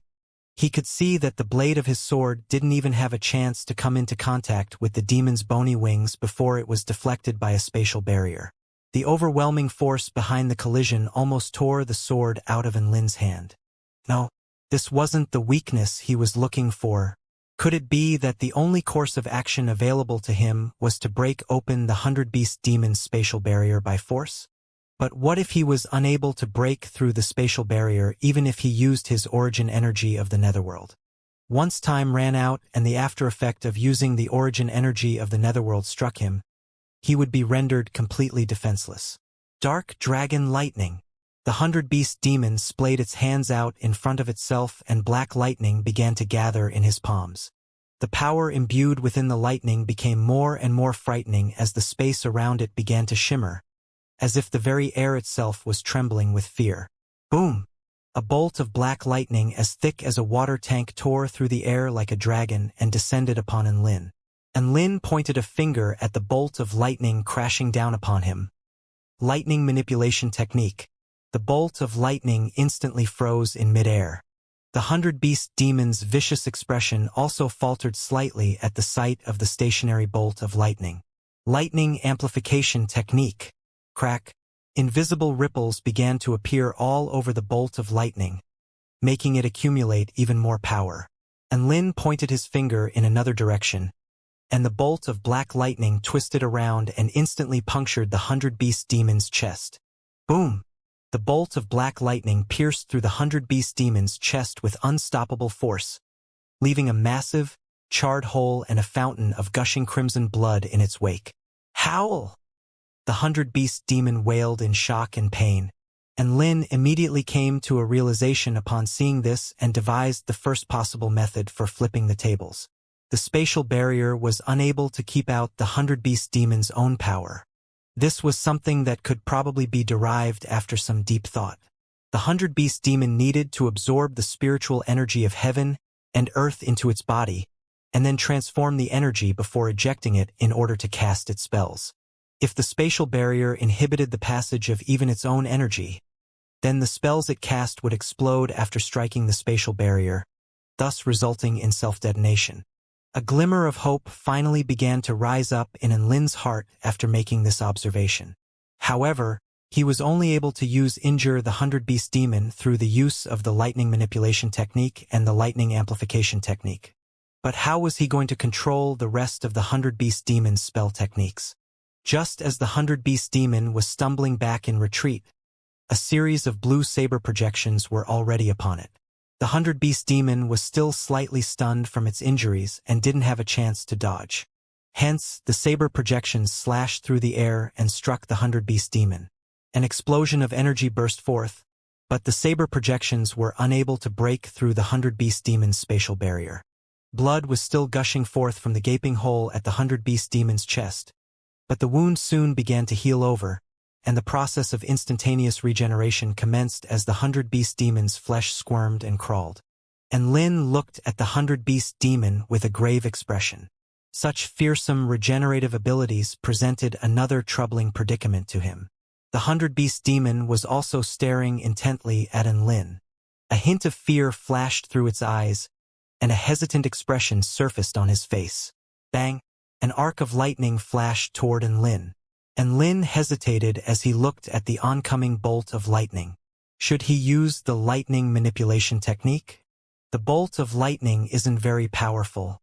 Is this an experimental attack? He made a split-second decision to remain standing on the spot without putting up any defense.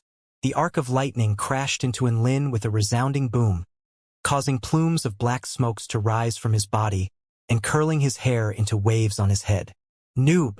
Didn't you eat dinner? Why is your lightning so damn weak? And Lin taunted it with a sneer. Roar! The 100-beast demon had clearly fallen for Enlin's trap and bared its teeth in an earth-shaking roar.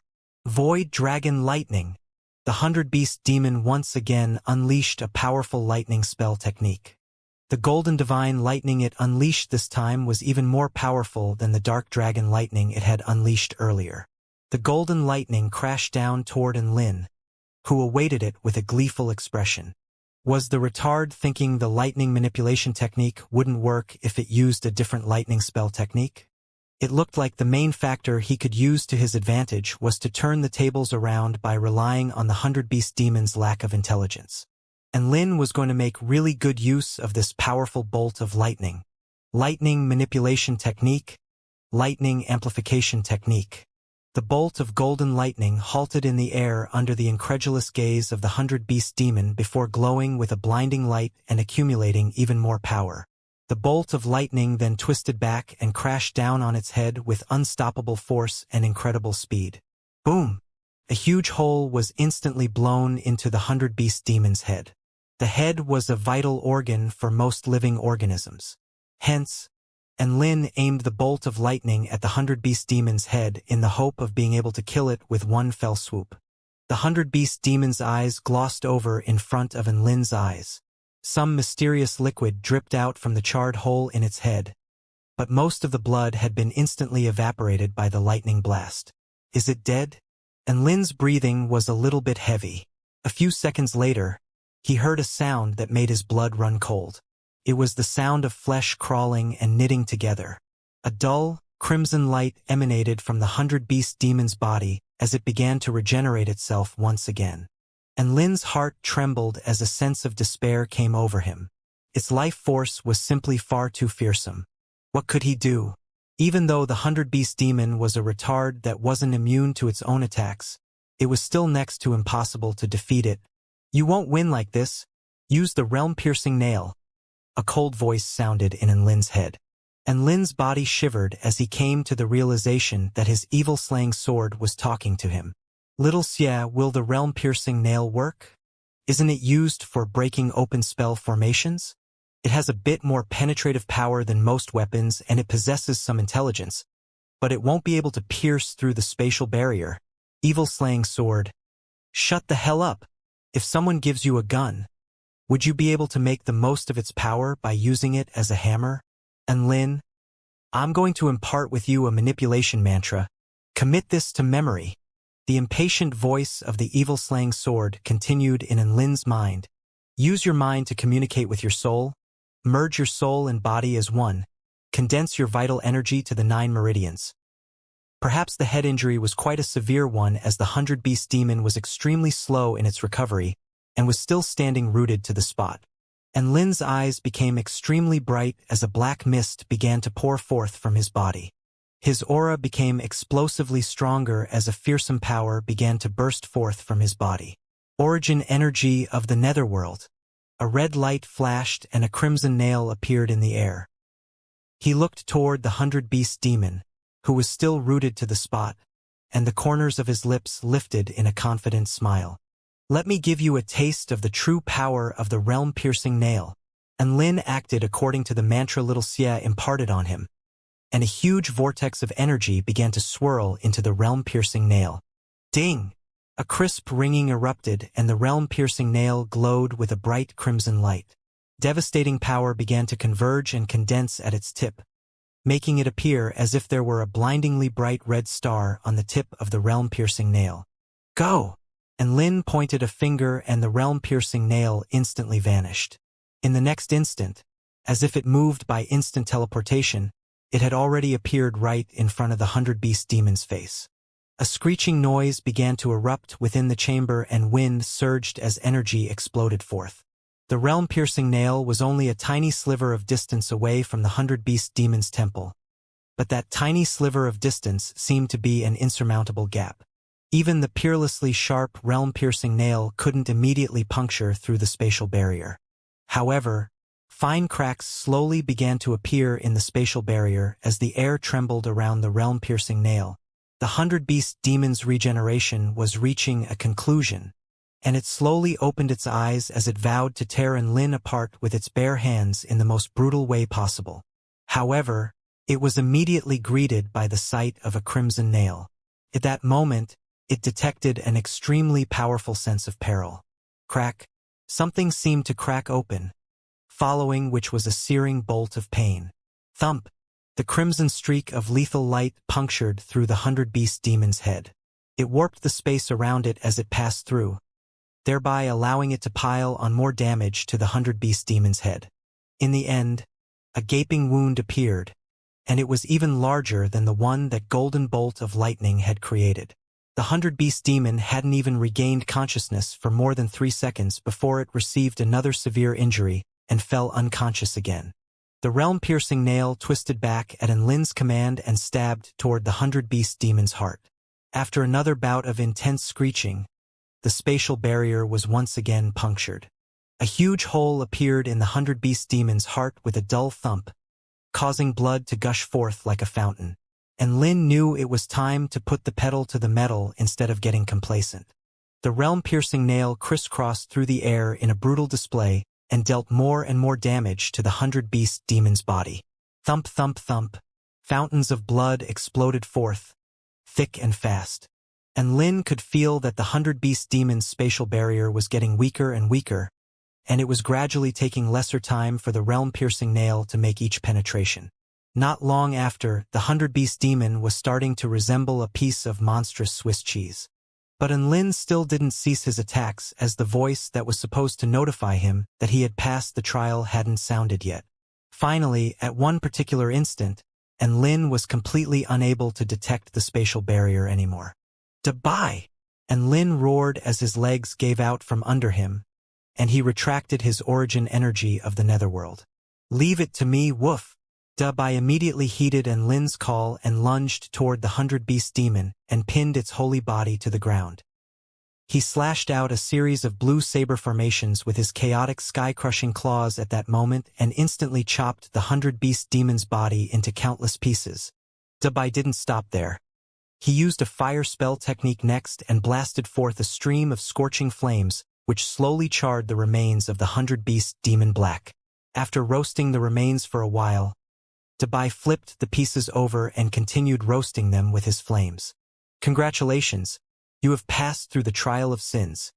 You may now receive your reward." Bai Ling's voice sounded, and Dubai and Lin experienced a sense of dizziness before arriving in a pure white space with a black ball hovering in the center. Lin collapsed onto the ground after arriving in this familiar space. His tightly wound body completely relaxed, and he began to laugh while panting heavily. "Haha, we've finally passed all these accursed trials. How stimulating. I'll never forget this experience." "Woof!" Dubai collapsed onto the ground beside him with an emotional expression on his face. "Hee hee. And I'll never forget how you diced the 100-beast demon and roasted it into charcoal." Bai Ling made her way toward Dubai with amusement in her bright eyes.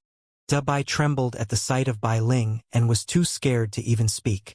"Bai Ling, it's time for you to fulfill your promise." Lin prompted impatiently with a triumphant smile. A gentle smile appeared on Bai Ling's face, and her eyes rippled like water as she walked toward Lin in a seductive manner. "Don't be so impatient. We haven't even had any foreplay, and you're already thinking about digging into the main course?" In the face of her blatant distraction tactics, Lin remained completely unmoved and looked at her with a calm expression. "There's no need for foreplay. Can we please cut to the chase?" Bai Ling sighed faintly. "It's not that I don't want to cut to the chase, it's just that you're a little strange. You can actively steal my information. What if you steal the inheritances away when I'm passing your inheritance to you?" "All right, then how do you propose we work around this?" Lin recalled scenes from the last time he was here when he almost cracked the black ball after taking half the information within. With that thought in mind, he knew that Bai Ling's concerns were valid and thus, he nodded amiably in a show of cooperation. Light began to gather on Bai Ling's palms, and she cast a seal on Lin which prevented him from receiving bloodline and cultivation method inheritances. Only after doing all that did she point her fingertip toward Lin's forehead. Boom! Vast amounts of information began to flow into Lin's body before engraving itself deeply into Lin's mind. Lin's eyes grew brighter from the influx of information. In comparison, the blood was beginning to drain from Bai Ling's beautiful features as cold sweat began to materialize on her forehead.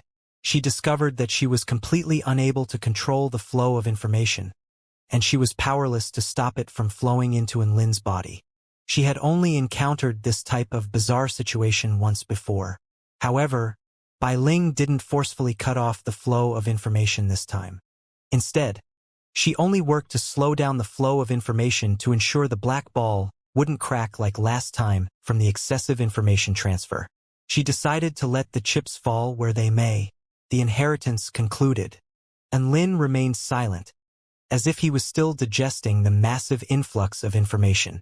A short while later, he looked toward Bai Ling with a peculiar expression. "So, you're a member of the Purple Star civilization who was converted to become an alternate life form?" Bai Ling knew that this was part of the information Lin had received, so there was no point in denial, and she nodded lightly as affirmation. And Lin furrowed his brows in confusion. The Purple Star Civilization. What happened to it? I can't tell you. I'll die if I do. Bai Ling's eyelashes trembled as a grief-stricken expression appeared on her face. Next, I'm going to bestow upon you the inheritances of Extreme Frost, Mechanical Engineering, and the Shadow Demon. These three are all inheritances of the highest caliber from this research institute. You passed through all those trials, so you deserve these inheritances.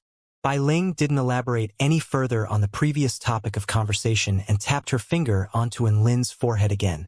Bai and Xiao Hong also fought by my side. They should get inheritances as well. And Lin protested. Bai Ling replied with a smile.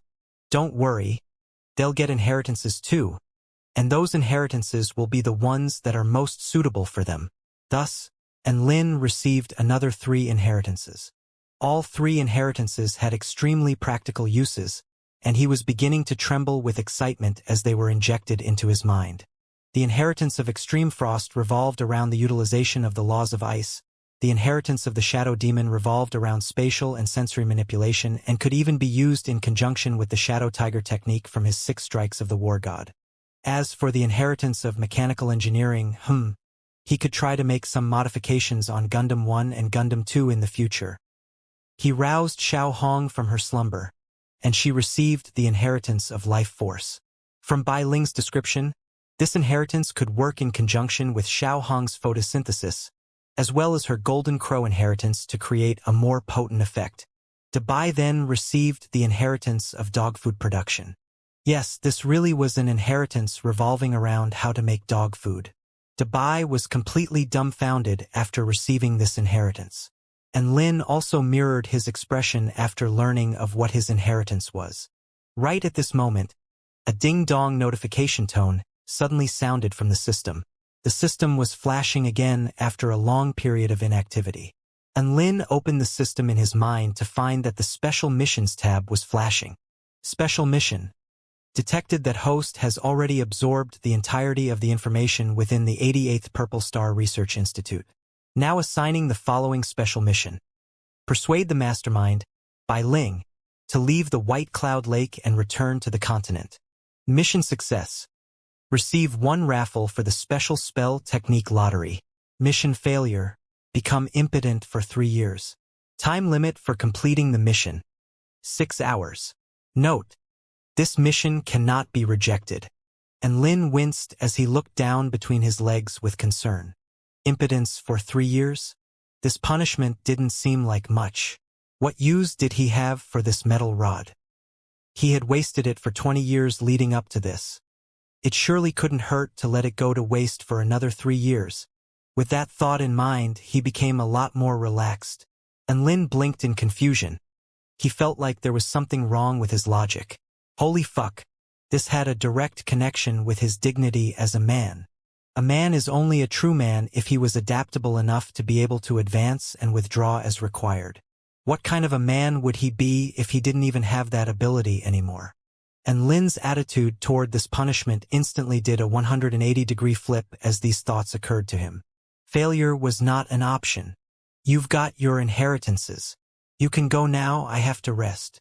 Bai Ling sent them away as she massaged her brows in exhaustion. Hold on, what's my dog food production inheritance about?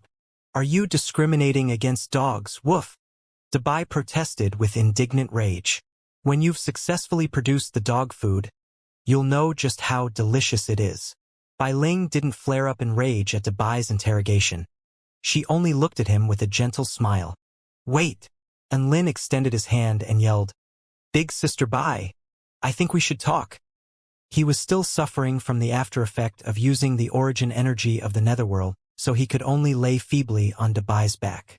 Even so, the gaze he directed at Bai Ling was still filled with a scorching sincerity. Bai Ling faltered slightly at Lin's intense expression before replying with a smile. Mister. And Lin, what else is there to discuss? All the information regarding the Purple Star is already in your mind, and I can't reveal anything else to you. Heh! I'm not talking about that. I just want to talk about life and dreams with you. And Lin spoke with a fawning expression. Bai Ling. Dabai twisted his head to look at Lin with an expression that said, I was wrong about you. Hurry up and say what you want to say, but I have to warn you in advance. I'm not into younger men, Bai Ling replied coldly. And Lin's chest tightened at her words. What the hell was this woman thinking? He was only planning to have a chat with her. How did this come across as him pursuing her as a romantic partner? Furthermore, they had an age gap of over 10,000 years. And Lin wasn't interested in a relationship like that either. Find authorized novels in Webnovel faster updates. Better experience, please click www.webnovel.com for visiting.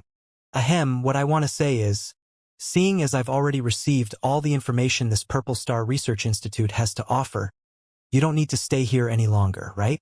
And Lin asked, the information is only part of the inheritance. There's still bloodlines, cultivation methods, knowledge, and other inheritances.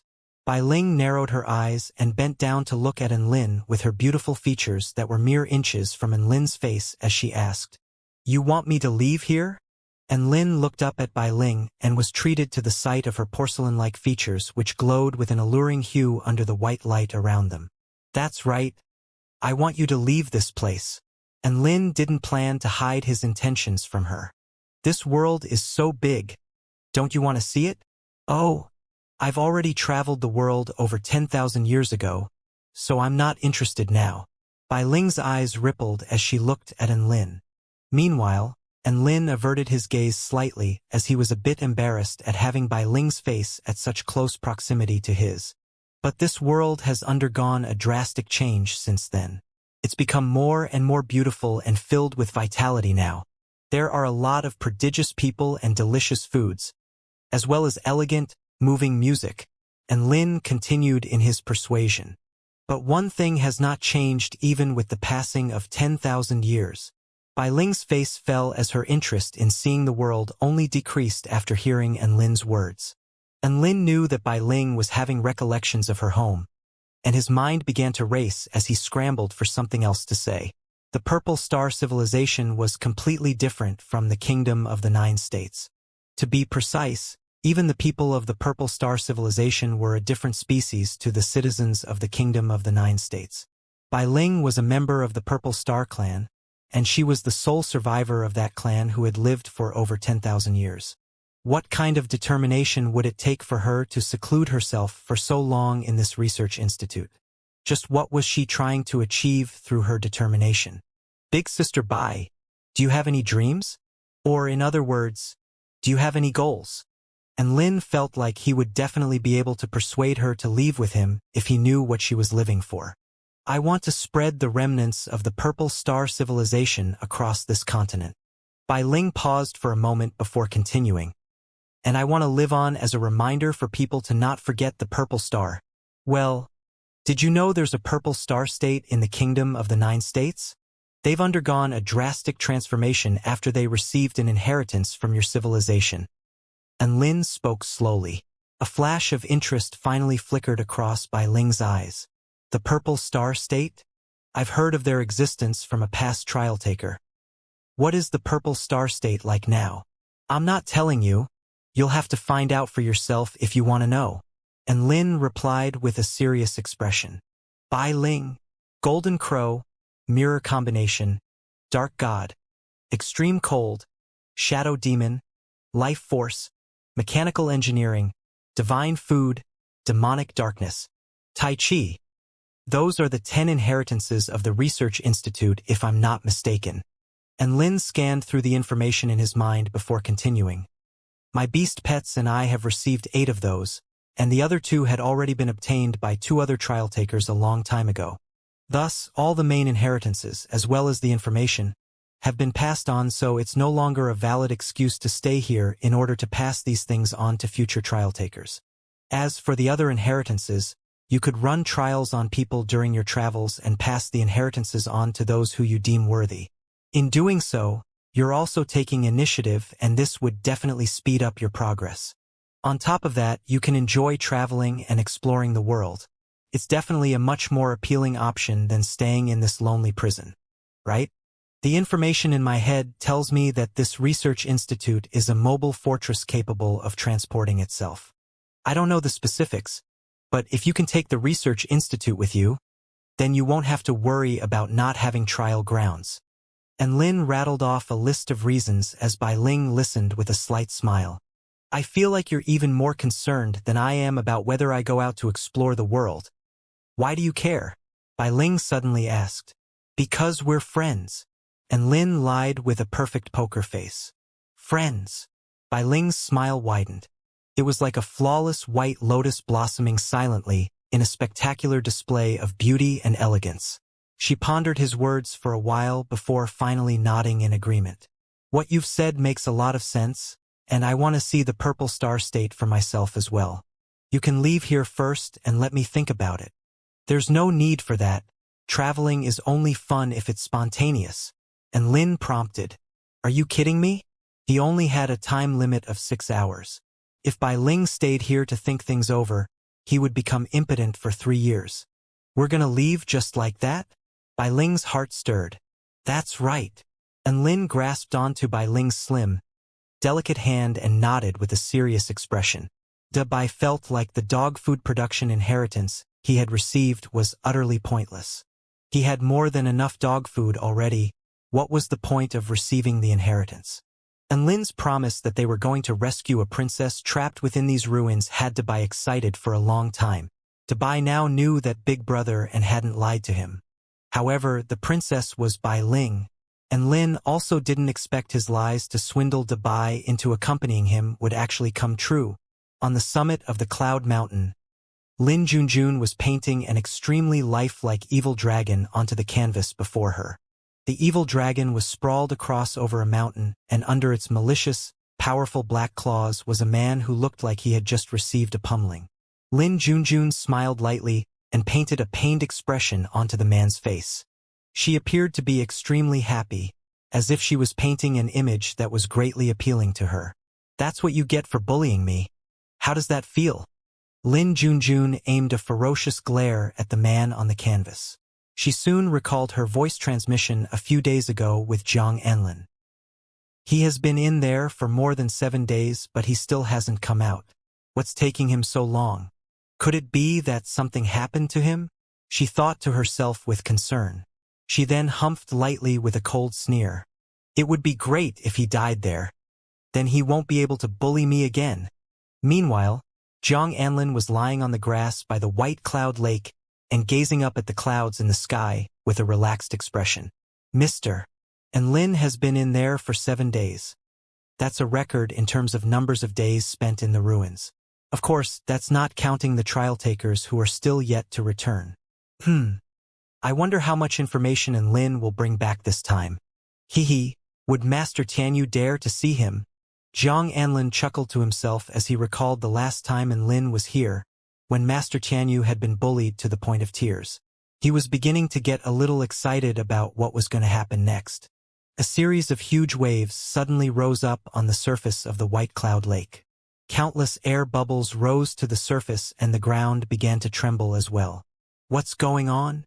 Jiang Anlin immediately got up and looked on with furrowed brows at the surging water in the lake. Immediately afterward, a huge splash exploded forth and 2 people leaped out from the water. Huge waves churned and the ground quaked underfoot.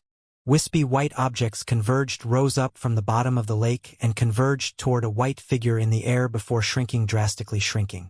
Boom! A resounding boom reverberated throughout heaven and earth as if something had collapsed, or perhaps something had been emptied. The ground began to cave in, and the White Cloud Lake also began to recede. Huge waves surged amid a series of earth-shattering booms. Jiang Anlin's mouth fell open as he stared in incredulity at the scenes unfolding before him. He raised his head to find a familiar figure on dogback as well as another unfamiliar figure. This was an extremely beautiful woman in a white dress and a black bead in her hand. The wispy white objects from before had all flown toward that mysterious black bead in her hand. The 88th Purple Star Research Institute has been successfully retracted into the main core. Bai Ling held the black bead with a sad expression on her face. And Lin offered up genuine words of congratulations with a smile on his face. Congratulations, Big Sister Bai. You have now gained the initiative to be able to choose from a vast range of potential trial takers to which you can impart the remaining inheritances. Bai Ling smiled lightly in response but didn't reply. Right at this moment, a middle-aged man with a dragon horn on his head flew hurriedly toward them. Xiao Chou reverted back to his miniature form and settled onto Enlin's shoulder. Mr. Enlin, what's going on here? Jiang Anlin didn't even know what questions he should ask first as he looked at the two people before him with shock and amazement. Ha, Brother Jiang. There's no need to be alarmed. Enlin responded with a chuckle. Come, I'll introduce you to one another. This celestial maiden here is the mastermind of the 88th Purple Star Research Institute. Bai Ling. This is the guardian of the White Cloud Lake, Jiang Anlin. A warm smile appeared on Bai Ling's face as she nodded lightly. It's nice to meet you. Jiang Anlin's eyes almost bulged out of his head after hearing Enlin's introduction. You're the mastermind of the Purple Star Research Institute. That's right. Bai Ling responded honestly and concisely. Jiang Anlin gripped his chest in shock. He was at a complete loss for what to do. Oh dear. What is this world coming to? Jiang Anlin had originally thought it would be quite a feat for Enlin to gather some information about the Purple Star after venturing into the ruins. But who would have thought he would take the fucking mastermind of the Research Institute with him as well? Then, Mr. Enlin. Jiang Anlin pointed with an uncertain expression toward the white cloud lake below them, as well as the ground which had sunken in and was lined with cracks around the lake. Is all this also because of the Purple Star Research Institute? That's right. The Purple Star Research Institute has already been stored into Bai Ling's bead, and she's about to leave here soon. Enlin nodded and continued. In other words, you can retire now, Brother Jiang. The world is your oyster, and you're free to go wherever and do whatever you like. Jiang Anlin blinked a pair of bright eyes as Enlin's word rang in his ears. The Purple Star Research Institute was gone? He could retire? Oh dear. Am I dreaming right now? Jiang Anlin yelled before biting down viciously onto his own finger. Blood squirted all over his face. He began to laugh with a slightly deranged expression as he felt the pain shoot through his finger. Find authorized novels in Webnovel faster updates. Better experience, please click www.webnovel.com for visiting. Enlin noticed the astonishment etched on Bai Ling's face and provided an exasperated explanation. My friend here might have just gone into shock.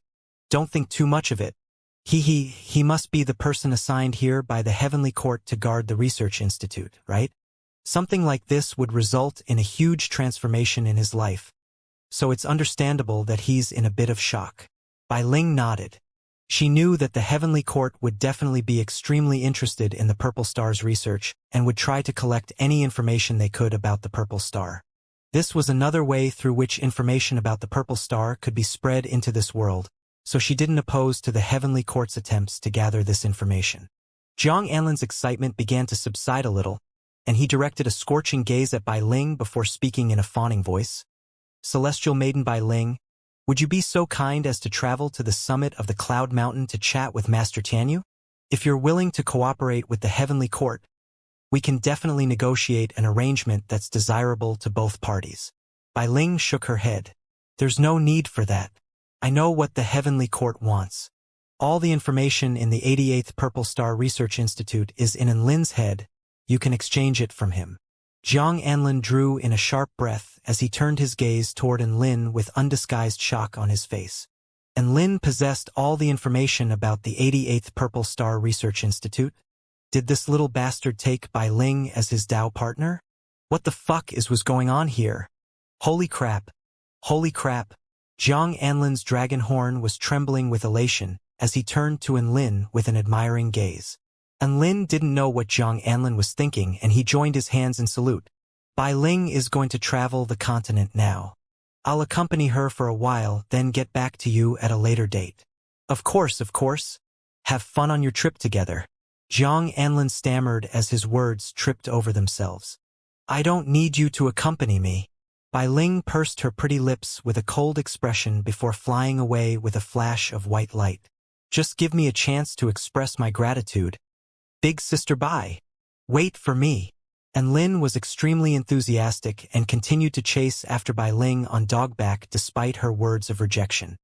At the summit of the Cloud Mountain, Lin Junjun finally finished her artwork of a scummy man being pummeled into submission by an evil dragon. Not long after, she sensed powerful ripples in the spiritual energy of heaven and earth, and even the Cloud Mountain trembled slightly. Huh? Did something happen? She recalled the fact that a certain person was still in the Purple Star Research Institute and began to grow a little concerned. She decided to contact Jiang Anlin via voice transmission talisman to inquire about the situation. She dialed for Jiang Anlin on her voice transmission talisman and inquired, "Jiang Anlin, is there something going on at the White Cloud Lake?" "There are a lot of things going on at the lake," Jiang Anlin stammered. "What happened?" Lin Junjun immediately focused her attention. And Lin came out of the ruins with all the information from the research institute. He then ran off with the mastermind, Bai Ling. Lin Junjun, crack. Her delicate paintbrush was once again snapped in half. Sunlight shone through the dense forest, lighting up the ground in sporadic patches. A light breeze blew past and leaves rustled as birds sang in the trees. A female figure stepped through the soft soil and hummed an old song to herself as she strolled through the peaceful forest. "Big sister Bai, you're going the wrong way. That's the direction the Buddhist kingdom is in. The kingdom of the 9 states is in this direction." And Lin pointed toward another direction. The woman turned back to look at Lin with a lovely smile on her face. "I'll go wherever I want. Why do you insist on following me? You've been secluded for too long. I'm scared you might be unacclimatized to the outside world, or you might encounter some danger." And Lin patted Bai's bum, prompting him to move faster so they could keep up to pace with Bai Ling. Bai Ling raised her chin and took in a deep breath of fresh air. A vibrant smile appeared on her face as she experienced the warmth of the sunlight seeping through the branches. Her smile was like a warm breeze melting through a layer of snow and ice, leaving the onlooker entranced. Bai couldn't help but transmit his voice to Lin.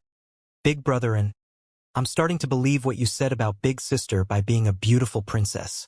And Lin transmitted his voice in reply, "When have I ever lied to you?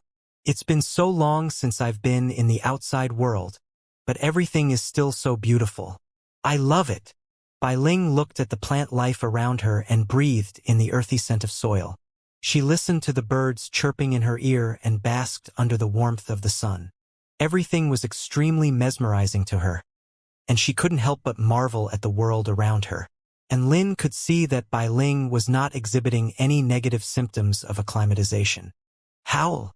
A mutant beast with a tiger's head and a snake's body suddenly leaped out from the trees and lunged toward Bai Ling. Lightning was already beginning to flash on Lin's fingertips when he caught sight of the mutant beast.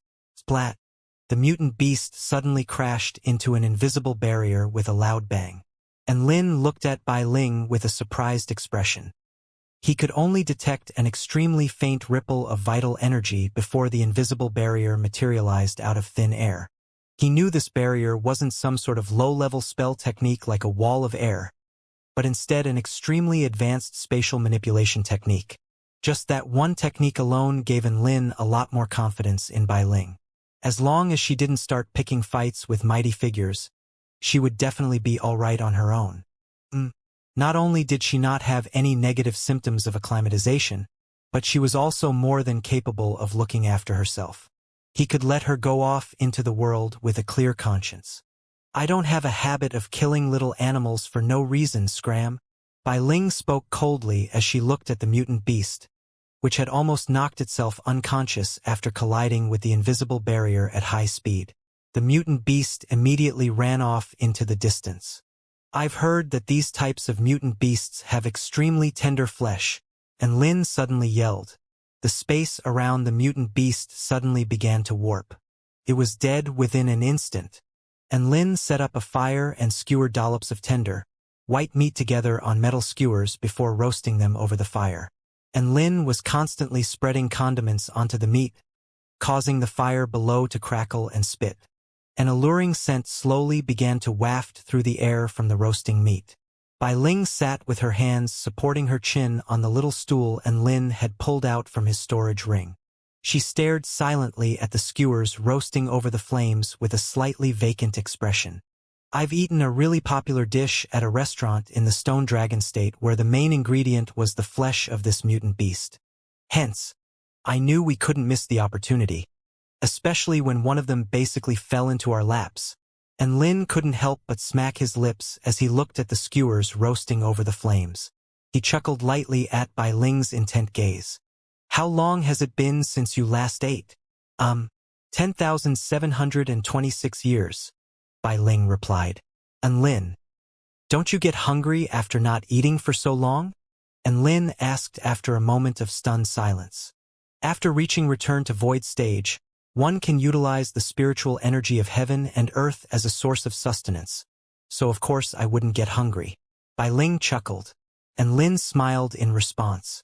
But eating is one of the most enjoyable activities in life. It's such a shame to not eat anything for over 10,000 years.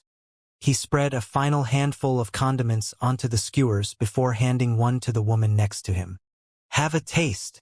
Bai Ling took the skewer from Lin's hand, and a flash of emotion fluttered through her eyes as she took a whiff of its delicious scent.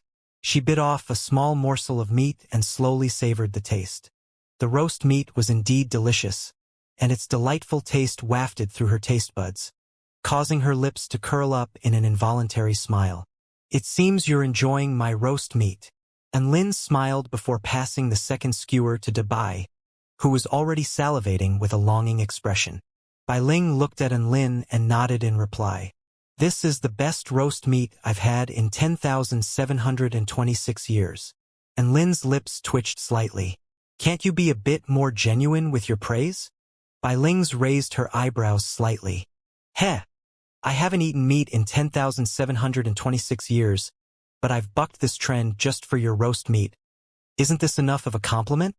And Lin pondered her statement and found that she did indeed have a point.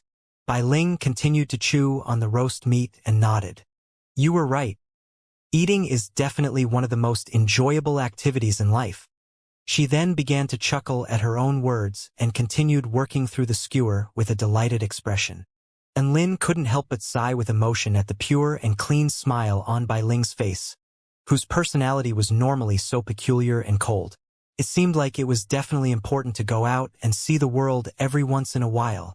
Where are you going next? I'm about to return to the heavenly court. And Lin suddenly said. I'm not telling you, Bai Ling replied concisely. And Lin, then leave me a voice transmission talisman. You can contact me if you need something. And Lin continued. Nope, we'll meet again if we are fated to do so. Bai Ling replied coldly. And Lin. She was so gentle and lovely a few minutes ago. Why was she suddenly so cold and aloof now?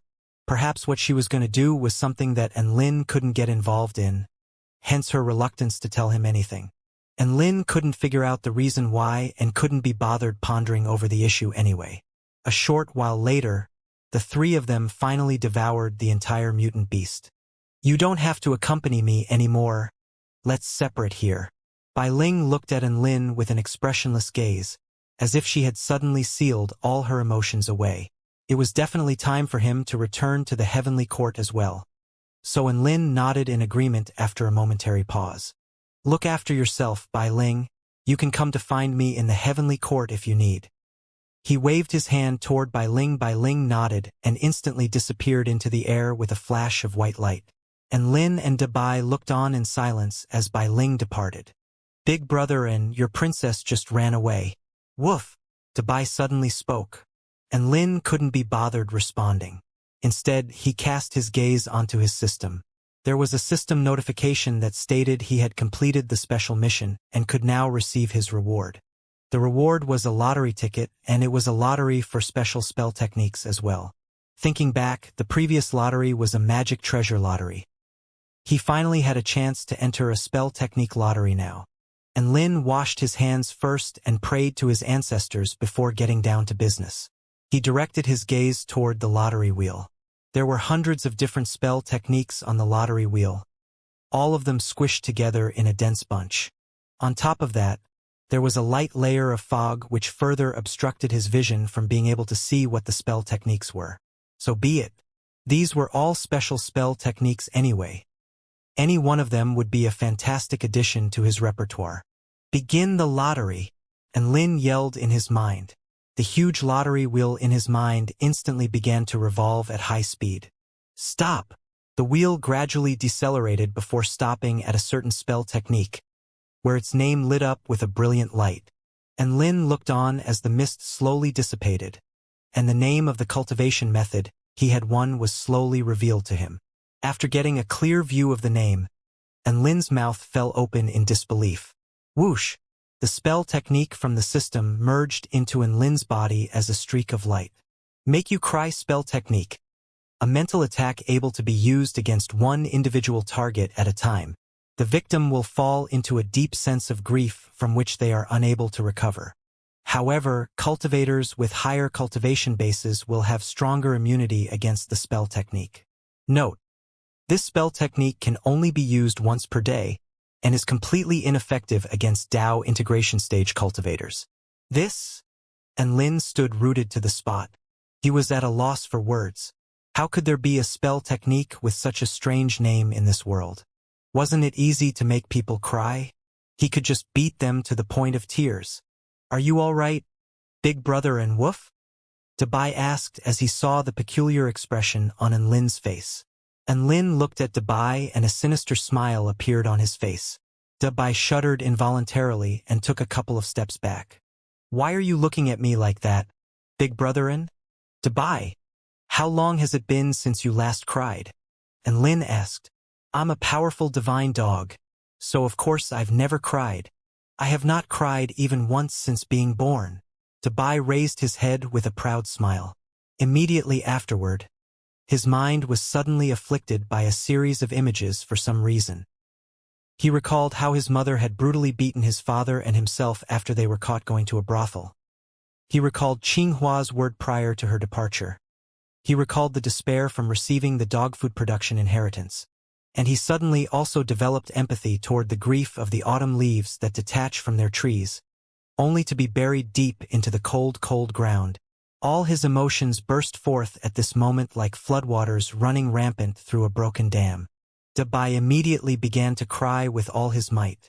And Lin's eyes lit up as if he had discovered a new continent. The make you cry spell technique was completely undetectable. There weren't even any vital energy fluctuations before the spell technique took effect on Dabai's emotions. Furthermore, there was almost no interval of time between the activation of the spell technique and the moment it took effect. What a divine technique! Big brother and Wah, what did you do to me, Wah? Dabai wiped the tears away from his face as he looked up at Lin with a pair of big, watery eyes. Is it really worth crying like this? Just because I took your first time? And Lin stroked Dabai's head with a gentle expression. Big brother and you've gone too far. What did I do to deserve this? Wah, evil bastard. Woof! Dabai was overcome by a crippling sense of sorrow and wanted nothing more than to cry with all his might. After listening to Lin's words, he recalled all those times Lin had violently abused him, and those memories contributed to his grief, as he bawled with even greater ferocity. And Lin's pocket rustled lightly before falling still. Xiao Hong had just woken up, and the horrendous conversation between Lin and Dabai instantly had her closing her eyes in fear. She even forgot to sing her customary song after waking up, in fear that she would attract Lin's attention. And Lin took Dabai's first time? That's simply far too terrifying. He was going after dogs now as well. Isn't Lin finally going to make a move on his own beast pets? He's progressing from humans to animals, then from animals to plants. Xiao Hong became even more terrified as she followed this train of thought. She shuddered in fear as she sat in Lin's pocket, and she began to develop a deep concern for her future. Dabai cried for about 15 minutes before his tears dried. And Lin took away Dabai's first time and was feeling a little guilty. He hadn't expected the make you cry spell technique to be so powerful. Dabai had the same cultivation base as he did, so he didn't expect the spell technique to work so effectively on Dabai. I'm sorry, Dabai. I'll repay you for the tears you've shed now with 10 times the laughter. I'll make you happy. And Lin apologized. Xiao Hong heaved a sigh of relief as she eavesdropped on the two of them. At least her master wasn't some scummy man who would tap and run. Dabai clapped his claws together in protest. No, you took my first time. You have to repay me with an immortal pill. Woof! Xiao Hong was shocked by Dabai's words. She thought to herself, Dabai's first time is only worth 1 immortal pill? I'd at least ask for 3. Bah! No, what am I thinking? If Master really did those horrendous things to me, I'll burn him to death. I'll use the purifying light of the sun to wash away his sins. And Lin was getting a little angry at Dabai's unreasonable request, and prepared to raise his fist to teach Dabai another lesson. However, he suddenly felt a flash of heat flare up in his pocket. Huh? Xiao Hong, are you all right? He pulled Xiao Hong out of his pocket and asked with a concerned expression. However, Xiao Hong remained stationary and silent without any reaction, and Lin blinked in confusion before poking at her soft, red petals. There was still no reaction from Xiao Hong, so he placed her back into his pocket. Was she still sleeping? Then was that flash of heat from his pocket just his imagination? Xiao Hong heaved a sigh of relief after being placed back into Lin's pocket in celebration of her own quick-wittedness. And Lin bowed to Dabai's request in the end and agreed to give him an 8th-grade immortal pill after returning to the heavenly court as repayment for his tears, which were as precious as pearls. And Lin initially planned to teach Dabai a lesson with his fists. However, he soon discovered a depressing notion. He was still completely exhausted from the after-effect of using the origin energy of the netherworld, so he wasn't even able to land a solid punch on Dabai. After considering the fact that he still had to use Dabai as his steed to return to the heavenly court, he reluctantly agreed to his request, as there wasn't a lot of time left, and Lin decided to postpone his meeting with Lin Junjun. Thus, Dabai carried Lin back to the heavenly court. After returning to the United University of Cultivation, many of his friends came over to ask about what he had done in the past 10 days. And Lin briefly recounted to them his experience in the Purple Star ruins. However, he didn't tell anyone that the Purple Star Research Institute had already moved from its original location, as he had a feeling that it was best to have as little people know about this as possible. Following this was a period of rest and recovery, as well as grasping his newly obtained inheritances. Mist Immortal Technique, Shou Yang True Dragon Mantra, Extreme Frost, Mechanical Engineering, and Shadow Demon Inheritances, as well as the Mist Immortal Technique spell technique. He had obtained a lot of new cultivation techniques, so much so that people probably wouldn't believe him if he rattled them all off. The next morning, Lin's body transformed into white cloud and mist, and he floated to the full moon mountain, where he meditated under the morning sun. At noon, Lin activated his Shou Yang True Dragon Mantra, creating a series of resounding booms as he practiced his techniques which rang out across the mountain ranges. At dusk, Lin used his Extreme Frost spell technique to congeal the insubstantial golden clouds around the school into a soft, substantial mattress. He then lay down together with Su Xiaolan atop the clouds and discussed interesting experiences at school, as well as the difficulties they encountered while cultivating. In the night, Lin blended into the darkness and hopped in and out of spatial rifts like a ghostly apparition. When he had some spare time, he would replace the engine oil in the 2 Gundams to ensure his mechanical engineering knowledge didn't go to waste. Even his Make You Cry spell technique was receiving a lot of use.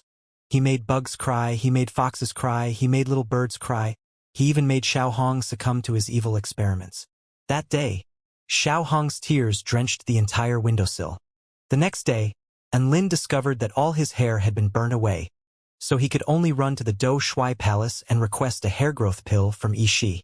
Time flashed by, and Lin had already mastered all of his new techniques after half a month. Lin woke up early that particular morning and his eyes were bright with excitement. He was simultaneously anxious and excited at the same time, but most of all he was raring to go. Dabai, Xiao Hong, and Xiao Chou were also waiting collectively for Lin. Su Xiaolan, Shenyuan Cheng, and Su Qianyun came to the summit of the full moon mountain with anticipation in their eyes. Lin walked out the door with a smile. Let's set off. Today's the day I progress to soul formation stage. Atop the full moon mountain, about a dozen students were gathered at the summit. Su Xiaolan, Shenyuancheng, Su Chenyun, Lu Qinhuan, Luo Ziping, Miao Tian, Zhong Yongyan, Sun Shenglian, Yao Mingxi, Yao Xiu Hu Guan, Tang Shimin, Lu Debao, Zhao Huayin. All of Enlin's friends immediately gathered at the summit of the full moon mountain after receiving news that Enlin was going to make a breakthrough. There was another handsome man in white robes with a sword strapped to his waist standing at the summit as well. He was Enlin's homeroom teacher, Sword Immortal Ling Xiao. Enlin could only transcend the tribulation through his own power. There was no one who could help him during this process. Sword Immortal Ling Xiao was here partly in case mishaps arose outside of the process of tribulation transcendence, and also just to provide moral support for Enlin. Enlin's imminent breakthrough attempt was still a secret. If he really had broadcasted it to everyone, the whole school would probably be in a state of uproar. If that happened, there would probably be a few tens of thousands of students gathered at the full moon mountain. Hence, Enlin decided to only inform a handful of his closest friends in order to avoid such a situation from occurring. Back in the day, I could fight on par with Enlin. Who would have thought that he would be progressing to soul formation stage now? Lu Debao's pitch-black face was etched with sadness.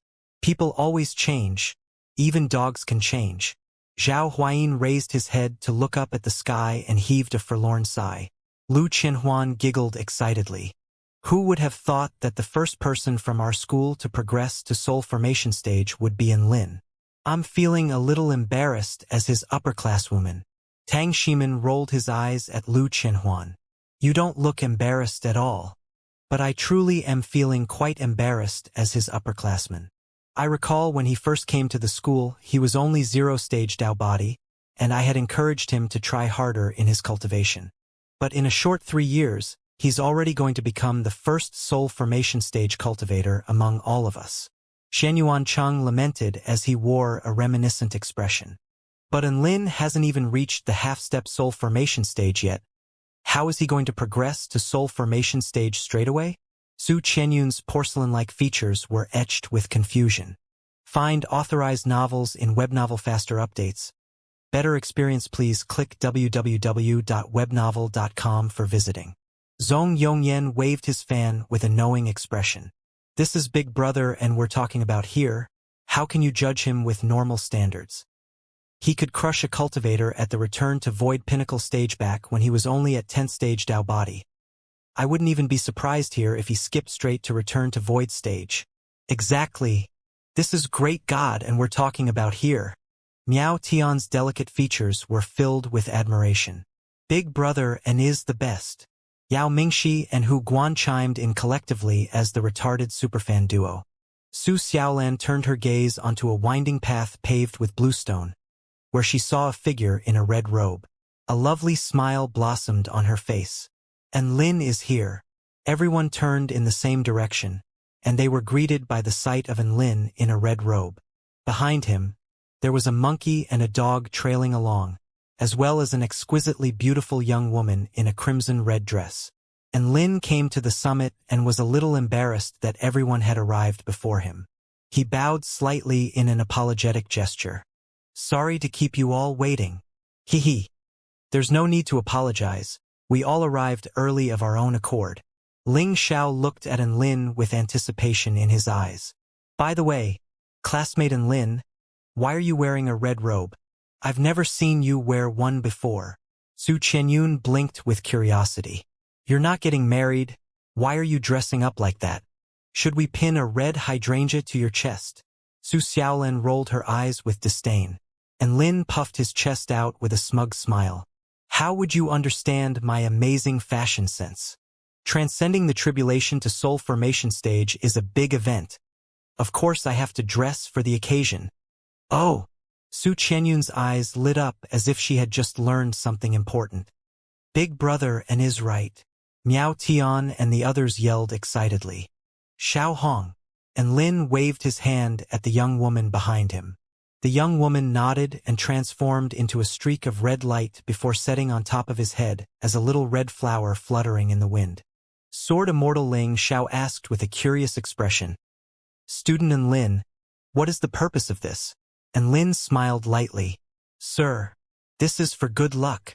Sword Immortal Ling Xiao, Hu Guan, Yao Mingxi, and the others all yelled with excitement. Big brother and is so smart. Su Xiaolan clapped her hand to her forehead. You're about to transcend the tribulation to soul formation stage. Can't you be a bit more serious? Lu Qianhuan was already chortling with mirth at Lin's peculiar get-up, and she immediately snapped a picture on her phone for commemorative purposes. Sword Immortal Ling Xiao soon regained his composure after being momentarily silenced by Lin's peculiar get-up. Student Lin, progression to soul formation stage requires transcendence of 49 lightning tribulations. No one can help you during the process. You'll only be able to rely on your own strength. If you succeed, you will progress to soul formation stage, but failure means death. Are you ready? Everyone's expressions became a lot more solemn after hearing this as they directed their anxious gazes toward Lin. Tribulation transcendence was no laughing matter. Even though the lightning tribulations that needed to be transcended to reach soul formation stage were of the lowest tier, the survival rate was still less than half. Only the prodigies of all the large sects had a significantly higher survival rate, but there were still many who failed and lost their lives as a result. Hence, this lightning tribulation still posed a great threat to Lin. I'm ready to start at any time, Lin replied with a calm smile. If he wanted to progress forward on this path to attain immortality, he definitely couldn't back down now. Sword Immortal Ling Xiao nodded and looked around at the students around him. Let's clear out an area with a radius of 1,000 feet. That way, there will be no chance of us interfering with student Lin's tribulation transcendence. Everyone immediately began to retreat. Lin, I believe in you. Su Xiaolin looked deep into Lin's eyes and offered up words of encouragement. Her words instantly triggered a chorus of encouragement. Classmate, I have the utmost faith in you. Go, big brother and we'll watch you destroy the lightning tribulations. A rush of warmth flowed through Lin's heart at their words and gestures of encouragement. Dabai, Xiaoqiu, and Xiaohong also left and retreated with everyone else. If others were present during the process of tribulation transcendence, the lightning tribulations would become even more powerful and fearsome. Not even spell formations or talismans could be used. Lin, we're all here for you. Su Xiaolin's clear, crisp voice sounded from over 1,000 feet away. Lin took a deep breath and made a confident gesture to the green figure in the distance who had her hand clasped tightly before her. Everyone else, who had also retreated to over 1,000 feet away, were all staring intently at Lin with anxious expressions. All of them were too scared to even blink. Lin slowly sat down onto the ground before everyone's eyes. It appeared that he had begun meditating. Was he preparing to trigger the lightning tribulations? They looked on as he brought out a golden ginseng from his storage ring. What was he doing? Holy fuck! That ginseng could move. Sword Immortal Ling Xiao's expression shifted drastically. These energy fluctuations are extremely peculiar. Is that a divine paragon fruit? Divine paragon fruit? Big brother and has a divine paragon fruit?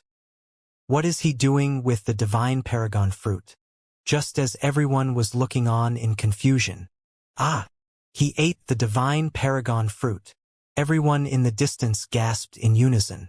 Divine paragon fruits contained a vast amount of energy. Even returned to void stage mighty figures might self-detonate from eating one. How is a spirit nurturing stage cultivator like Lin going to survive? Is classmate Lin going to be okay? Su Qinyun couldn't help but cover her mouth in shock. He should be fine. Big brother and is invincible. All the retarded superfans responded in kind, but their emotions were betrayed by the concern in their eyes. In contrast to everyone else, Su Xiaolin heaved a sigh of relief. She always felt like Lin had to eat something weird before making a breakthrough. Otherwise, it just didn't feel right. Now that he had eaten something, he should be able to make an easy breakthrough. Just as everyone was looking on with concern, golden light suddenly began to burst forth from Lin's eyes. Vital energy began to surge within a 5-kilometer radius.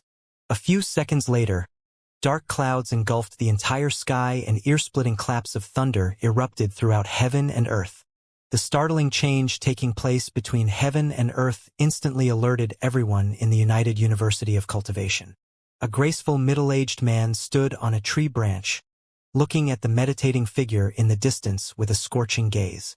Earth Immortal Ming Yuan, don't you have to teach a class right now? A tall and slender woman in a yellow coat and a pair of red-rimmed glasses sat beside him on a giant book with a dainty smile on her face. I changed it to a self-study session, Earth Immortal Ming Yuan replied with zero guilt. He paused before continuing. The principal did say spectating was prohibited, but I'm just looking from afar, so it shouldn't be distracting to Enlin. This is an opportunity for me to attain enlightenment, so I have to grab it with both hands. At this moment, countless students and teachers were staring out the windows of the classrooms. All the students were completely dumbfounded. They had no clue what was going on and could only speculate among themselves. My God, it was so bright and sunny a moment ago. Why is it suddenly so gloomy outside? Could there be an approaching storm? Are you retarded? The heavenly court is a floating academy. How can there be such dense rain clouds appearing at this altitude? Could it be some powerful enemies have arrived and their arrival is triggering weather abnormalities? Bullshit. What kind of nutjob would come to flex at the heavenly court? There are much simpler ways to commit suicide. Then could it be someone transcending a tribulation? That's the only other plausible explanation, right? Oh my God. Could it be Lu Qianhuan? All the teachers were fabricating a collective lie by telling their students that this was just Vice Principal Yu Hua creating a new immortal spell. Hence, all the students began to focus their attention on their classes again. Of course, this applied to all the students aside from the dozen classes that had mysteriously been changed to self-study classes at the last minute. All the students in those self-study classes were in an uproar and were on the brink of collectively ditching class and charging out of their classrooms. Almost all the students were engaged in heated discussions as they tried to figure out the reason for these abnormal phenomena. When they felt the devastating power surging in the dark clouds above, most of them speculated that this had something to do with tribulation transcendence. Thus, many of them reviewed the Immortal Rankings board to find that Lu Qianhuan and Enlin were the two most likely candidates to be transcending tribulations. As for why they included Enlin in their speculations even though he was just at the spirit-nurturing final stage, this was simply because he was far too legendary a figure to be left out of a discussion like this. But never would they have thought that their wild guesses would be so close to the truth. A series of teachers silently appeared in the forest on the full moon mountain. All of them had repressed their auras in fear of distracting the young man sitting at the summit. Song Qing, weren't you traveling somewhere with Department Head Zhu from the Immortal Spell Department? A female teacher exclaimed when she caught sight of an elderly man with white hair. Earth Immortal Song Qing stroked his beard with a smile. Hee hee. I couldn't miss out on seeing one of my students reaching soul formation stage, so I made a trip back especially for this. And Lin has been under my tutelage this whole time, from zero stage Dao body all the way to soul formation stage. Look how far he has come. The female teacher grimaced slightly at Song Qing's words. There wasn't anything wrong with what he said, but it just didn't sound right for some reason. At this moment, and Lin had his attention focused entirely on the sky above, such that he was completely oblivious to everything happening around him. He could feel that a certain shackle had been unlocked in his body, and his beast core began to glow with a brilliant light. The golden light illuminated his sea of vital energy, and he knew this was a precursor that his beast core was about to melt away. When spirit beasts progressed to soul formation stage, their beast cores would melt away into two parts. One part would assume a liquid form before merging into all the main meridians, thereby fortifying the meridians and transferring the role of vital energy circulation from the beast core to the meridians. The other part would then transform into an insubstantial divine aura which would merge into the consciousness to drastically increase vitality, essentially creating a second life. From that point onward, the consciousness would undergo a qualitative change where the divine sense would be activated to a much greater extent. At the same time, this divine aura could merge one's domain with their consciousness, thereby consolidating the two to form a true soul formation domain. Of course, all this had to be carried out during the lightning tribulations. Boom! Dull thunderclaps finally began to erupt. And Lin looked up at the sky to find that there were streaks of light peeking through the darkness as if they were threatening to burst through the dense layer of dark clouds. The flashing lightning covered an area of over a kilometer, and an extremely terrifying power began to converge in the sky above. And Lin stared up at the convergence of power and felt a little overwhelmed. Vice Principal Yu Hua sipped some tea as he sat in an antiquated pavilion. He looked up at the thunderous dark clouds in the distance and an expression of shock appeared on his face. 5 kilometers of dark clouds and 1.5 kilometers lightning. This is far too fearsome for just soul formation stage tribulations, as expected of the top prodigy of the heavenly court. Following his meditation, and Lin had already primed himself into his best possible condition. He stood up with evil-slaying sword in hand and awaited the bolts of tribulation lightning. Divine lightning was already beginning to crackle overhead, and the vast amount of power imbued within the lightning had even the teachers trembling with anticipation. Boom! A bolt of golden lightning pierced through the clouds with peerless might and exploded in the sky above. Vice Principal Yu Hua instantly spat out a mouthful of tea upon seeing the golden lightning. All the spectating teachers also drew in sharp breaths as their eyes threatened to bulge out from their sockets. What the hell was going on? Golden lightning? Lu Qinhuan rubbed her eyes with incredulity. I feel like I might be colorblind. Could you guys tell me what color the lightning was just then? It was a bolt of golden lightning. This is the golden void lightning normally seen in the tribulations for advancement to the return to void stage. Su Xiaolan stared intently at the man on the summit. Her nails had dug deeply into her palms, but she didn't take any notice of it. That should be just an anomaly resulting from weather abnormalities. The bolts FO lightning after this should be the normal bolts of blue lightning. Boom! Another loud bang exploded in the sky. A thick bolt of golden lightning flashed through the sky, instantly eradicating the dark clouds in its wake. Immediately afterward, countless bolts of golden lightning began to appear within the dark clouds overhead. They swam through the sea of dark clouds like a school of elongated, golden fish. Shen Yuancheng, Zhong Yongyan stared blankly at the scenes unfolding before his eyes, and he even forgot to flap his fan around. He only managed to stutter out a sentence after a long while. Holy crap! Is Big Brother and really gonna skip straight to return to void stage? No! He won't be able to survive the bombardment of the golden void lightning. Su Xiaolan chewed tightly down on her lower lip and began to make her way toward Lin. A figure suddenly stood in her way. From the moment the tribulations began, everything came down to student and Lin's fate. We can't disrupt him no matter what. Sword Immortal Ling Xiao spoke with a non-negotiable tone of voice. Just as countless people were flabbergasted at the sight of the golden void lightning. And Lin himself was also staring up with a blank expression at the golden lightning. That's not right. Isn't the divine lightning for progressing to soul formation stage supposed to be blue? Why is it golden now? What does gold mean? Is that more powerful or weaker? He muttered in confusion. Even though Lin didn't know what type of lightning this was, he could tell that the power imbued within was unlike anything he had ever seen. Even the purple gold lightning unleashed by horned dragons of soul formation final stage couldn't compare to the golden lightning in the sky. Sword Immortal Ling Xiao instructed everyone to retreat another 1,000 feet, in case they sustained injuries from the shockwaves created by the golden lightning. Right at this moment, the golden lightning in the sky was already lowly condensing into a ball of lightning. Any bolt of golden lightning in the sky had the power to destroy a soul formation stage cultivator, and there were already a few hundred bolts of such lightning converging in the sky. The same thought suddenly occurred to all the spectating teachers. If all this golden lightning fell at once, would it raise the full moon mountain to the ground? The golden lightning converged into a ball in the air, and the insane power imbued within seemed to be threatening to tear through the sky itself. Fuck! Is this really a soul formation lightning tribulation? How is it this strong? And Lin was initially full of confidence, but he was starting to get quite concerned as he looked up at the fearsome golden lightning in the sky. He immediately brought out his trump card. He was initially planning to only bring this trump card out when he became unable to withstand the lightning.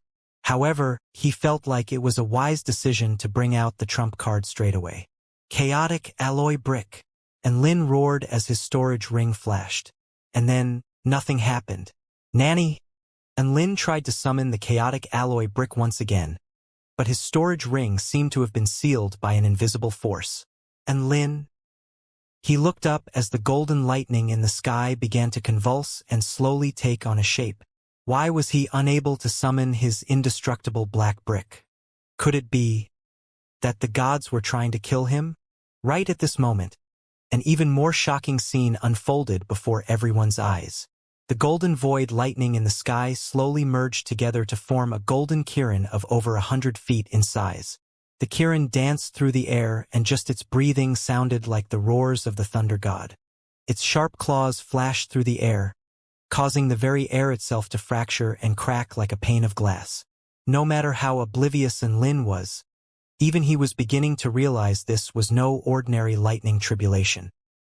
He turned to look at his friends in the distance to discover that sword Immortal Ling Xiao was also looking at him with an extremely grave expression on his face. Tears were beginning to well up in Su Xiaolan's eyes, and even his retarded superfans who had unconditional confidence in him were beginning to show signs of concern. He seemed to be in quite a bit of shit here. All the teachers on the Full Moon Mountain were completed dumbfounded. Who can tell me what tribulation student Lin is experiencing right now? Forget about the fact that he's attracted golden void lightning in a soul formation tribulation. Why the fuck is this golden void lightning able to take on the form of a living creature? The gods are trying to blight him.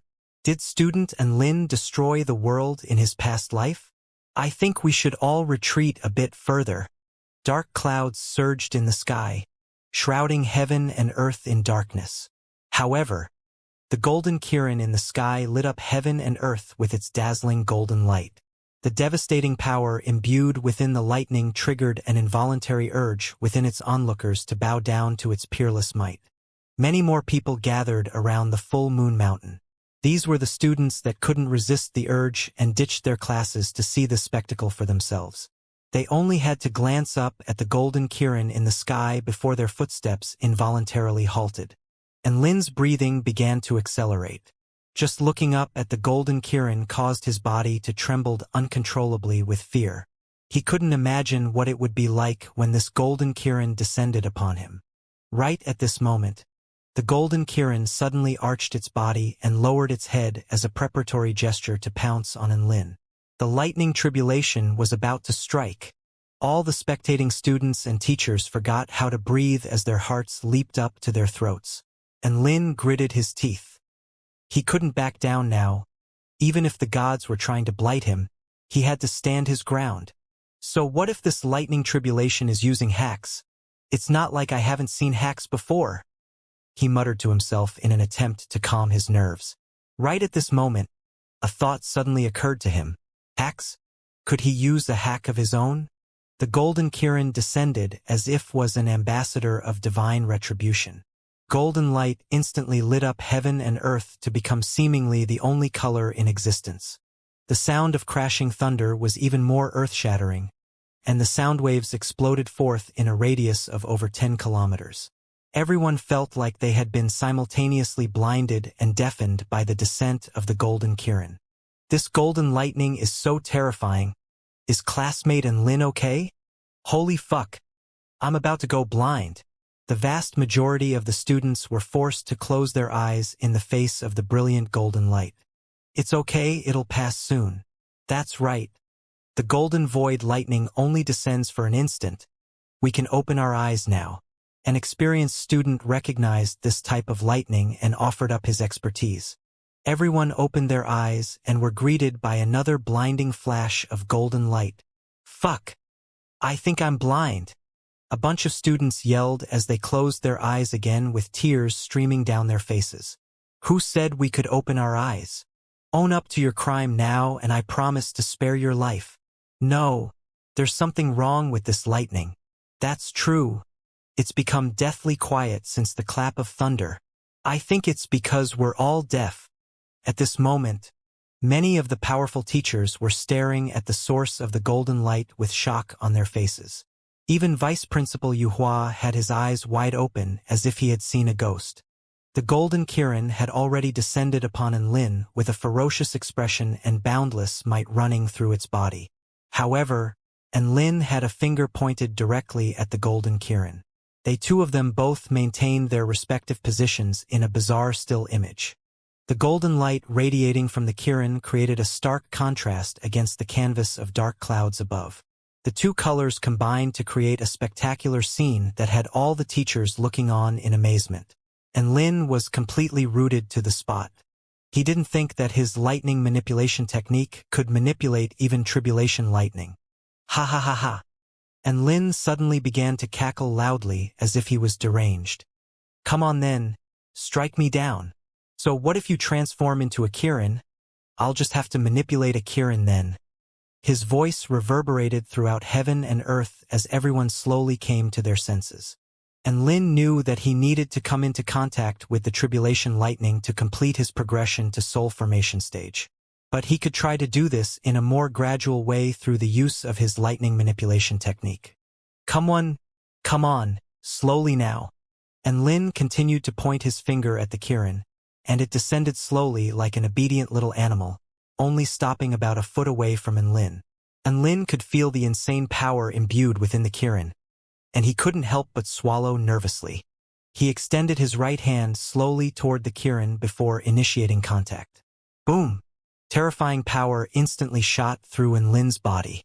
The power coursed through his meridians and refined his body as well as tempering his beast core.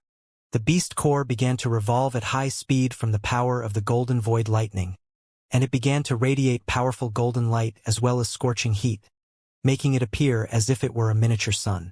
And Lin suddenly wailed in anguish. Ow, that hurts! Be gentler. The gold Kirin obediently retreated slightly at his anguished yell. Hey! Don't go too far back. Come a bit closer, but just be a bit more gentle.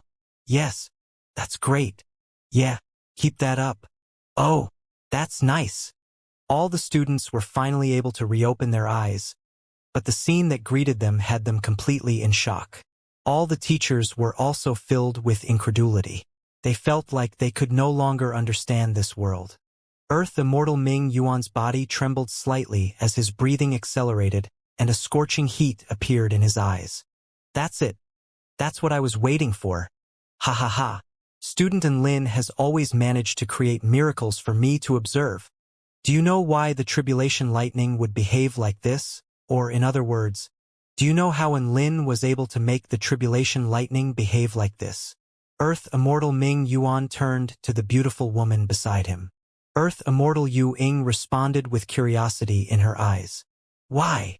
Earth Immortal Ming Yuan was dancing with excitement. Ha ha ha. Because this is all fate. Everything is preordained by fate. Do you understand? Huh.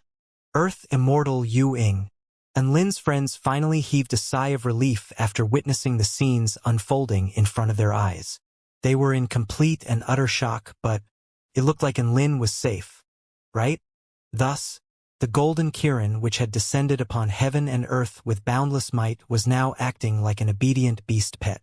The devastating tribulation lightning that had threatened to wipe away Enlin's existence mere moments ago was now doing its best to cooperate with Enlin's every demand. Too much, slow down. Give me some time to breathe. Yes, that's perfect. That feels great.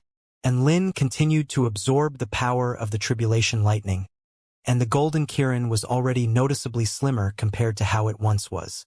The beast core within his body began to liquefy slowly before seeping into his meridians, thereby creating a strengthening effect.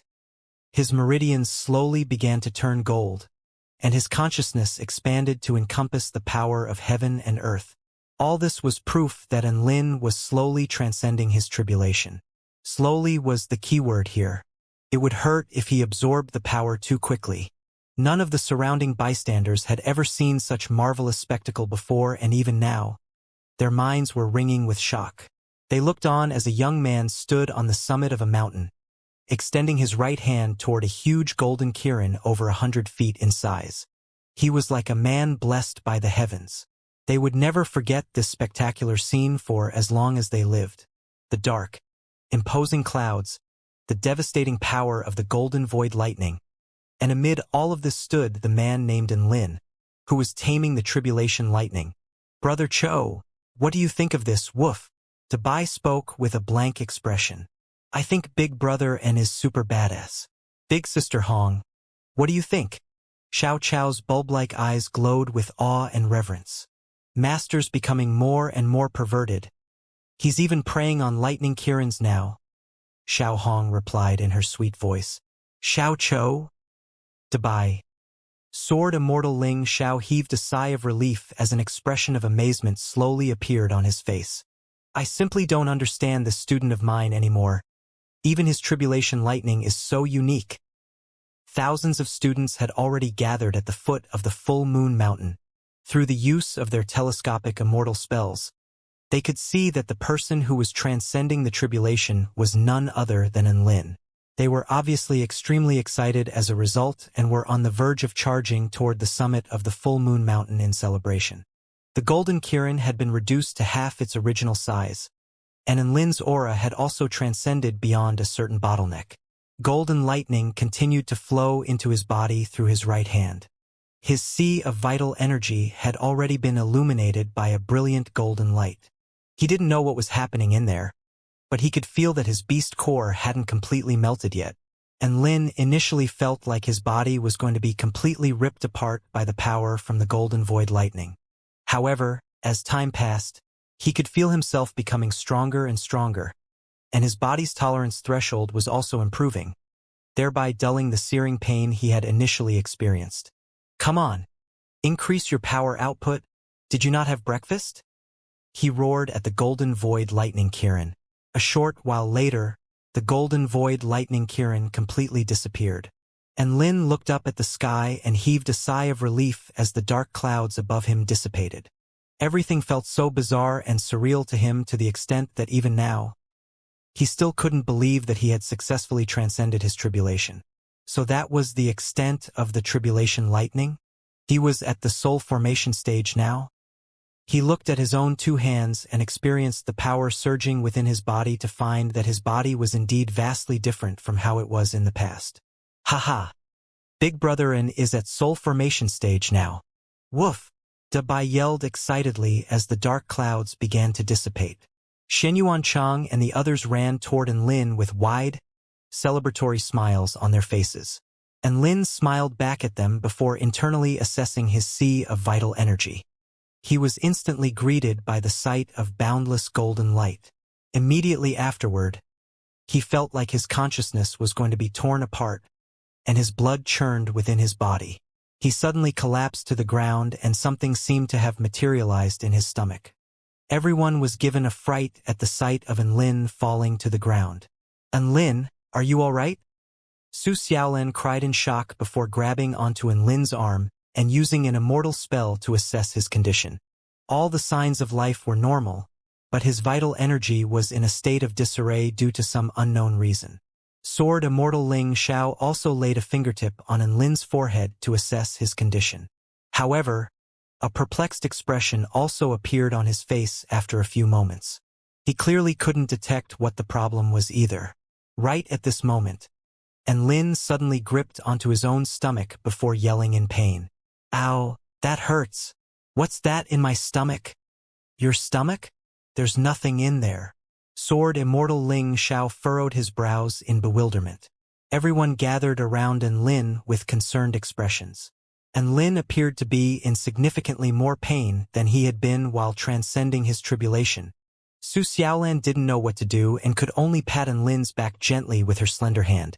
To her surprise, her pats actually did achieve something. Enlin suddenly doubled over and hurled out the mysterious contents of his stomach. Barf! Thump!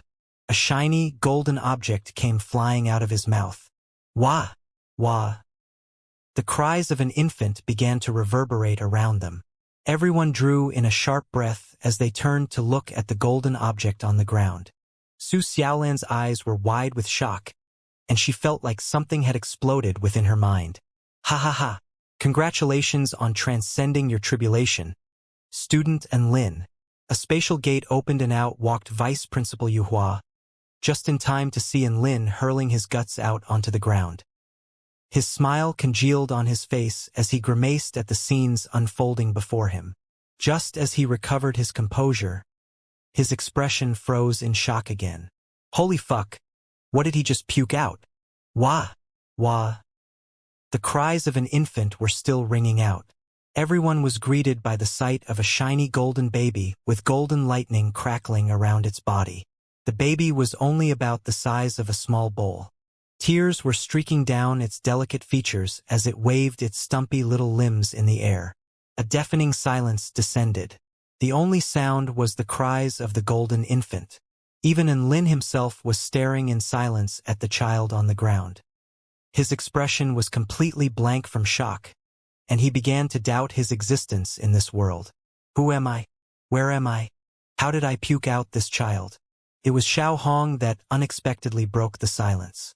Xiao Hong's sweet voice sounded. Master, this is a product of your lifestyle choices. This must be the child you had with the lightning Kirin. Xiao Hong's words were like a clap of thunder exploding in everyone's hearts. Everyone came to a sudden realization. Of course, that made so much sense. Made sense my ass. And Lin yelled as he collapsed to the ground. All the teachers spectating from afar also converged on the summit of the mountain to offer up their words of congratulations. But after seeing the scenes unfolding before them, they unanimously decided to remain silent. What had they just seen? Had they arrived too early? Su Xiaolan was somewhat more accustomed to Lin's shenanigans, and she was the quickest to come to her senses. She made her way toward the tiny infant and carefully scooped it up in her hands. Her beautiful eyes rippled slightly as she passed the infant to Lin. Lin, since this baby is the product of your interaction with the Golden Void Lightning Kirin, why don't we call it Kirin? And Kirin? What a fantastic name! The baby will definitely grow up to be a legendary mighty figure like Big Brother and Kirin. Just the name alone speaks of unbridled power and a bright future. Everyone began to chime in one after the other to express their approval. Even Sword Immortal Ling Xiao was nodding in agreement and complimenting the name Su Xiaolan had bestowed upon the infant. Su Xiaolan turned to Lin with an excited smile. How about that? My naming prowess is pretty good, right? Naming prowess? And Kirin? Was this really his child? Tears began to well up in Lin's eyes as he stared at the golden lightning baby cradled in Su Xiaolan's arms. Come here Kirin. Let daddy hold you. Su Xiaolan passed the miniature baby in her hands to Kirin.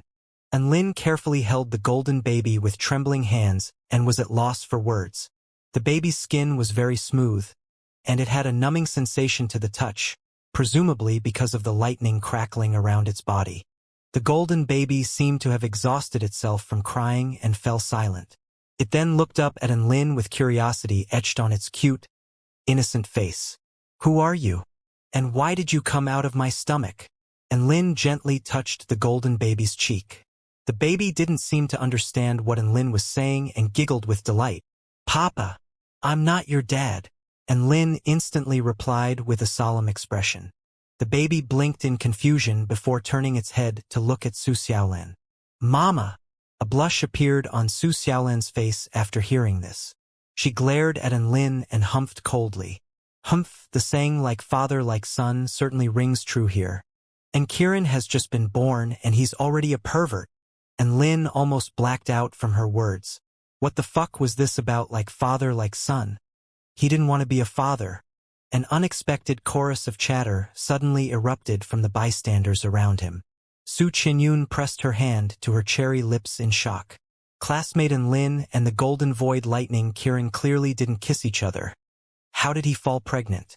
And weren't women supposed to give birth? Can men do the same too? Wait. Is the Golden Void Lightning Kirin male or female? Everyone completely ignored Su Qinyun's string of questions. Only the gods knew how her worldview had been twisted to such an extent, and none of them dared to correct her in fear of incurring the wrath of Chang'e. Hu Guan, Yao Mingxi, and the other retarded superfans instantly offered up words of praise in excitement. As expected of Big Brother and, you truly are the legend of the school. Who else in this world could sleep with divine lightning and give birth to a child of lightning? The gods are no longer able to stop Big Brother An's advancing footsteps. Woof! Dabai chimed in. I heard there has recently been a powerful cultivator by the name of Long Outyin who appeared in the Kingdom of the Nine States and declared that he was going to defy the gods. He can't even compare to classmate Enlin though. After all, Enlin has already subdued the heavens and gave birth to Inkiran. Tang Shimin exclaimed in amazement. The remaining few logical people like Lu Debao and Zhao Huayin were completely speechless. They could only look around them with blank expressions, wondering if the world had been tipped on its head. Earth Immortal Ming Yuan hurriedly made his way to the summit from the foot of the mountain. He had a hand laid over his heart in shock, but his eyes were glowing with a brilliant light. Ha ha ha! Student Enlin, thank you for helping me attain enlightenment. I'm going to go into seclusion right now, and I'll be sure to visit you with a present if I break through to return to Void Stage. Earth Immortal Ming Yuan chortled like a madman before turning to Vice Principal Yu Hua. Principal, I want to apply for leave. The gate before me has already been opened. Vice Principal Yu Hua took a deep breath as he tried to calm his surging emotions before waving a hand at Ming Yuan. Your request has been granted. It would be a great fortune for the school and the heavenly court alike if you can break through to return to Void Stage. Earth Immortal Ming Yuan bowed deeply to Enlin before hurriedly flying away, leaving a bunch of shocked onlookers in his wake. What was that about? Enlin's tribulation transcendence can help teachers reach return to Void Stage. I can feel my heart trembling. I can accept the fact that classmate Enlin's tribulation lightning was golden void lightning. I can reluctantly accept that the golden void lightning was able to take on the shape of a Kirin. I can even accept the fact that he was able to manipulate the golden void lightning. But what the fuck is this baby that he's given birth to right after transcending his tribulation? Not only that, but he can also help teacher Ming Yuan break through to return to Void Stage? What the actual fuck is going on? Vice Principal Yu Hua knew he couldn't let things continue like this. Otherwise, the situation was going to spiral out of his control. He immediately made a decision to send most of the students and teachers away before taking Enlin and his friends to a place where there were no bystanders. At a small pavilion beside a lake, Enlin, Su Xiaolan, and Xianyuan Chang were gathered together along with Vice Principal Yu Hua. They had been teleported here by Vice Principal Yu Hua's spatial spell technique. Vice Principal Yu Hua stared at the golden baby in Enlin's hands and experimentally poked a finger at his stomach. The golden baby bared his teeth and glared at Yu Hua. After seeing that Yu Hua's finger was beginning to glow with light, the golden baby began to squirm in Enlin's hands, and a string of unintelligible noises came out of his mouth before he bit down on Yu Hua's finger. Crack! Yu Hua felt an extremely pure bolt of lightning strike his finger and an expression of shock appeared on his face. Principal, do you know what this baby is? Enlin could only hope that Vice Principal Yu Hua knew a thing or two about the origins of this baby. Yu Hua slowly retracted his hand and furrowed his bushy brows. And Kirin doesn't appear to be a complete, intelligent life form, but he possesses a spirit of his own, almost like an immortal tool. Since you gave birth to him, I think you should try to form a spiritual connection with him. Enlin heaved a light sigh of relief after hearing Yu Hua's analysis.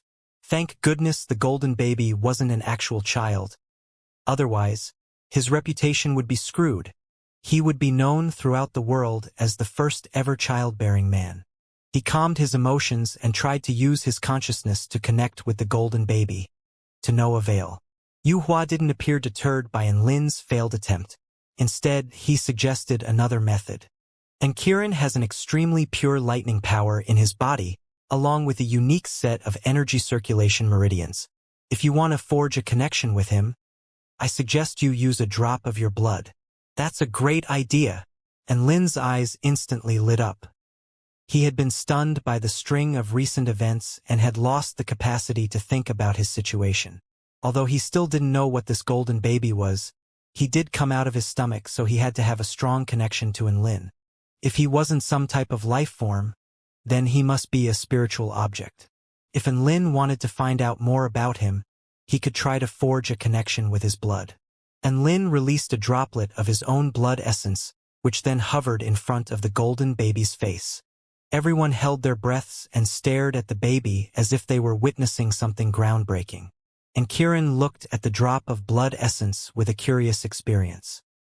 He then took a whiff before his eyes lit up, and he instantly swallowed the drop of blood essence. "Do you feel something now?" Vice Principal Yu Hua asked curiously, and Lin shook his head with an expression full of confusion. He turned his gaze to look at the baby, who was smacking his lips with a satisfied expression. However, his condition suddenly began to take a drastic turn for the worse. Everyone was startled by the pained expression that suddenly appeared on the baby's face, and even Vice Principal Yu Hua had his eyes wide open with shock. "Wah! Wah! Wah!" And Kirin began to cry and roll around in anguish in Lin's lap. What's going on? Could it be that Kirin's body is rejecting classmate Lin's blood? Xianxia mused with a perplexed expression. Why do I feel like Kirin has been poisoned? Xiaohong wobbled her red head and spoke in a sweet voice. Gasp! A thought suddenly occurred to Lin after hearing this. His blood was lethal poison to some life forms. Then, could it be that the baby had been poisoned by his blood? As if to verify Lin's speculation, Kirin suddenly began to froth at the mouth as his eyes rolled back into his head and his stomach expanded like a balloon. Bam! A loud pop suddenly erupted. Kirin had blown up in front of everyone's eyes, and Lin almost blacked out in fear after seeing Kirin blowing itself up into smithereens. Everyone else also looked on in shock as their hearts trembled. No one even had a chance to react before they saw the golden lightning left behind in the aftermath of the explosion transform into a ball of light which merged into Lin's body. And Lin's whole body shuddered involuntarily as a numbing sensation began to spread through his body, which felt quite good in a weird way. Are you all right, Lin? Everyone surrounded him with curiosity etched onto their faces. I'm fine. I just felt a numbing sensation and then nothing. And Lin waved his hand to dispel their concerns. Su Xiaolan was still a bit worried. It looks like Kirin merged into your body. Can you detect his existence? And Lin considered Su Xiaolan's question before a thought suddenly occurred to him. When he had first hurled up Kirin, he was trying to internally assess his own sea of vital energy. Perhaps he would discover where Kirin was now if he did the same thing again. And Lin began to assess his own sea of vital energy to see if there had been any changes. He was then completely dumbfounded by what he saw. The entirety of his sea of vital energy had been colored a vibrant gold. Within the center of his sea of vital energy was a shiny, golden infant with lightning crackling around his body. He was currently lying on the sea of vital energy with one leg crossed over the other, giggling to himself as if he didn't have a care in the world. He then began to swim in the sea of vital energy, creating splashes with his chubby little limbs. Lin? What's wrong, Lin? Su Xiaolan asked in a gentle voice upon seeing Lin's peculiar expression. Lin opened his mouth but only managed to force out a sentence after a short while. The golden baby is swimming in my sea of vital energy. What greeted him was silence, deathly silence. Everyone stared silently at Lin as they blinked with vacant expressions as if they were doubting their own ears. You heard that right, the baby knows all the strokes too. Backstroke, breaststroke, freestyle, he's having the time of his life in there. Lin continued. Sword Immortal Ling Xiao fell completely silent while Vice Principal Yu Hua slapped his own forehead in shock. Vice Principal Yu Hua stuttered in astonishment. How can he swim in a sea of vital energy? No, what I should be asking is, just what is this golden baby to be able to swim in your sea of vital energy? Lin looked up at Vice Principal Yu Hua with a pained expression. Principal, aren't you supposed to be answering my questions right now? Why are you asking me questions instead? Vice Principal Yu Hua, can you summon Kirin again? Sword Immortal Ling Xiao asked. I tried to do so just then, but I can't seem to communicate with him. Lin sighed in resignation. I feel like Kirin should be closely connected to your domain. How about you activate your domain first to see if you can forge a connection with Kirin? Sword Immortal Ling Xiao suggested. Lin's eyes immediately lit up at his words. That was a good idea. A long period of silence then ensued. What's wrong, student and Lin? Sword Immortal Ling Xiao couldn't help but ask.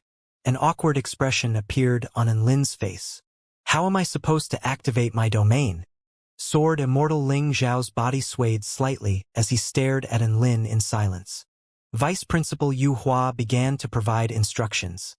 A domain is the manifestation of a cultivator's Dao. You will only need to activate your Dao intent realm in order to unleash your domain. Dao intent realm? Well, that's fucking awkward. And Lin had never even reached half-step soul formation stage, so how was he supposed to have a Dao intent realm? Another long period of silence ensued. Principal, I don't have a Dao intent realm. You know this, I skipped straight from spirit nurturing final stage to soul formation stage. I really can't force out a domain. And Lin confessed. Can't force out a domain? Are domains forced out? Vice Principal Yu Hua opened his mouth, then closed it again. He was at a complete loss for words. This whole fucking tribulation transcendence had just been a complete farce. And Lin did indeed possess the cultivation base of a soul formation stage cultivator. But what kind of soul formation stage cultivator didn't have a domain? After a short silence, Vice Principal Yu Hua knew that this situation was beyond him. Forget about it for now then, we'll explore this issue another time. You must be tired from your tribulation transcendence. Go back and have a good rest. Ling Xiao, keep an extra eye on student and Lin, and report to me immediately if any mishaps arise. I'll be sure to do so, Principal. Student and Lin is the pride of our school. I'll ensure nothing bad happens to him. Sword Immortal Ling Xiao nodded with a smile. And Lin knew from Vice Principal Yu Hua's words that this was something that was beyond even him. He raised his head to look up at the sky with a gloomy expression.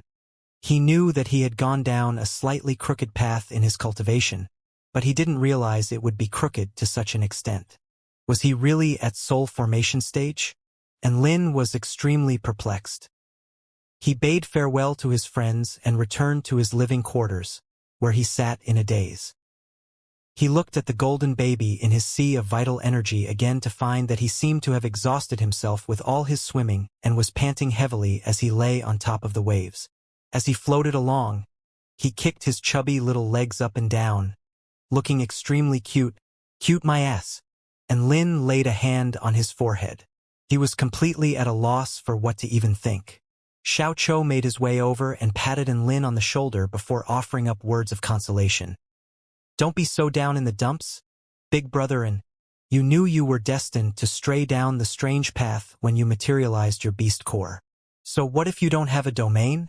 Even when you were just at spirit nurturing stage, you could still beat the crap out of soul formation stage mighty figures who had domains.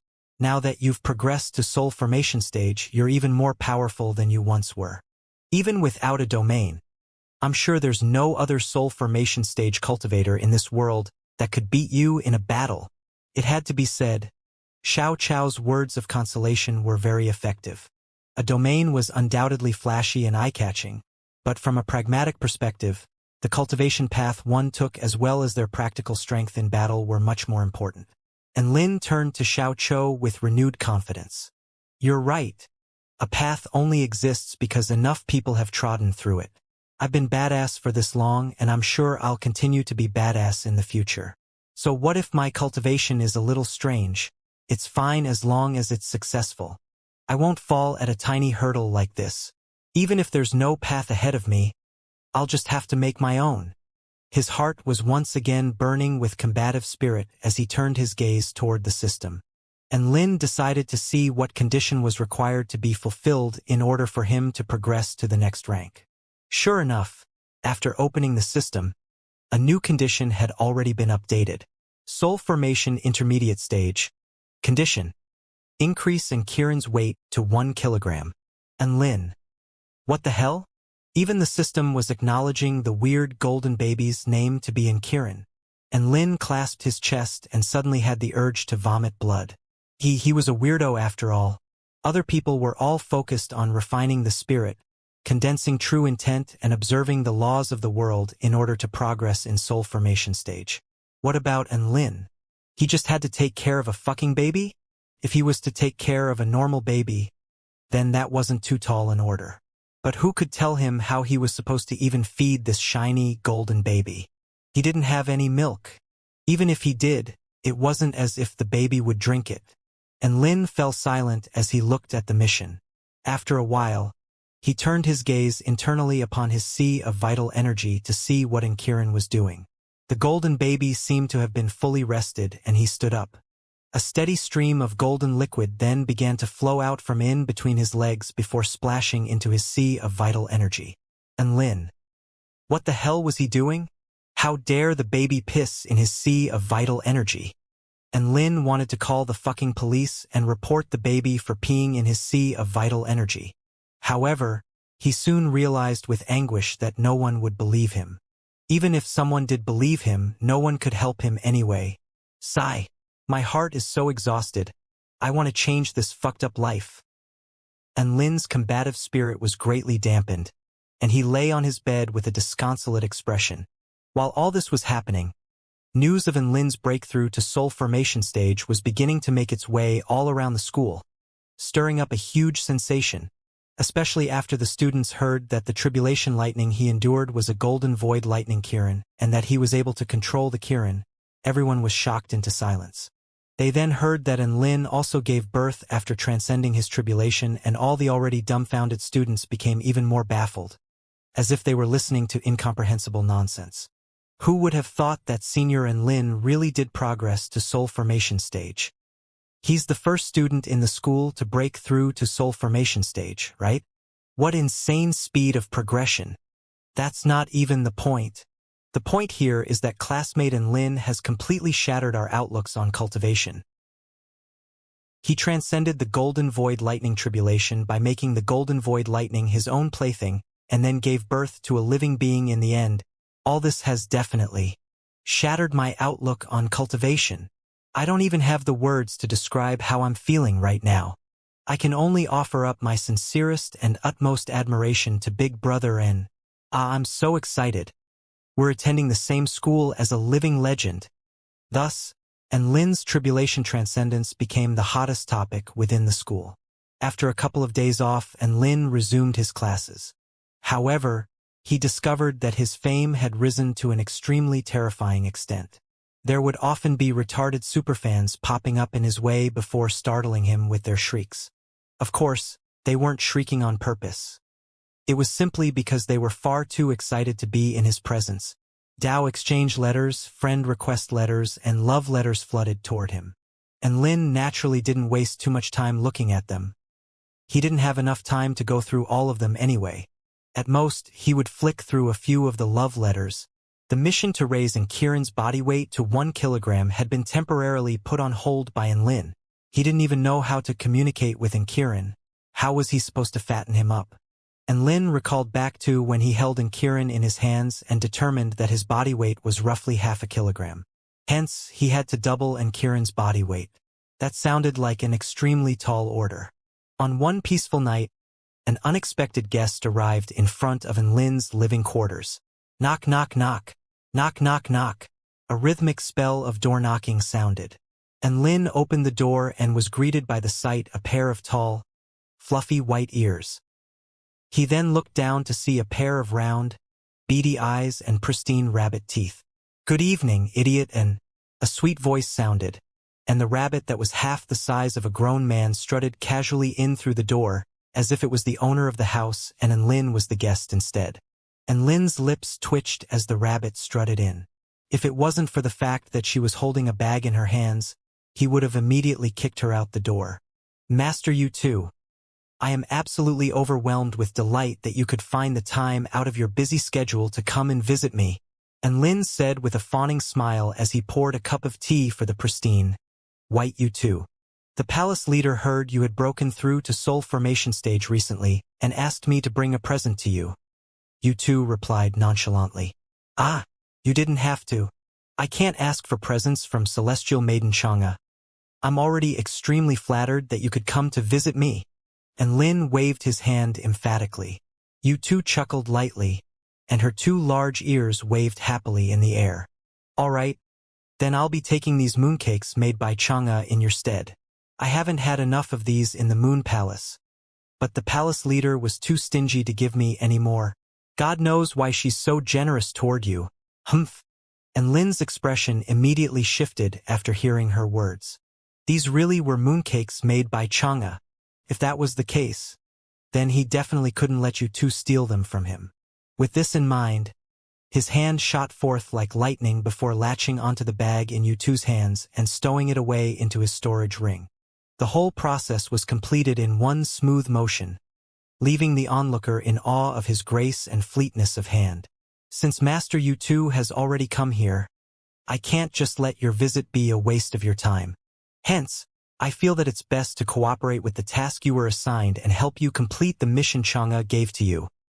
And Lin said with a justified expression. Yutu blinked with a vacant expression.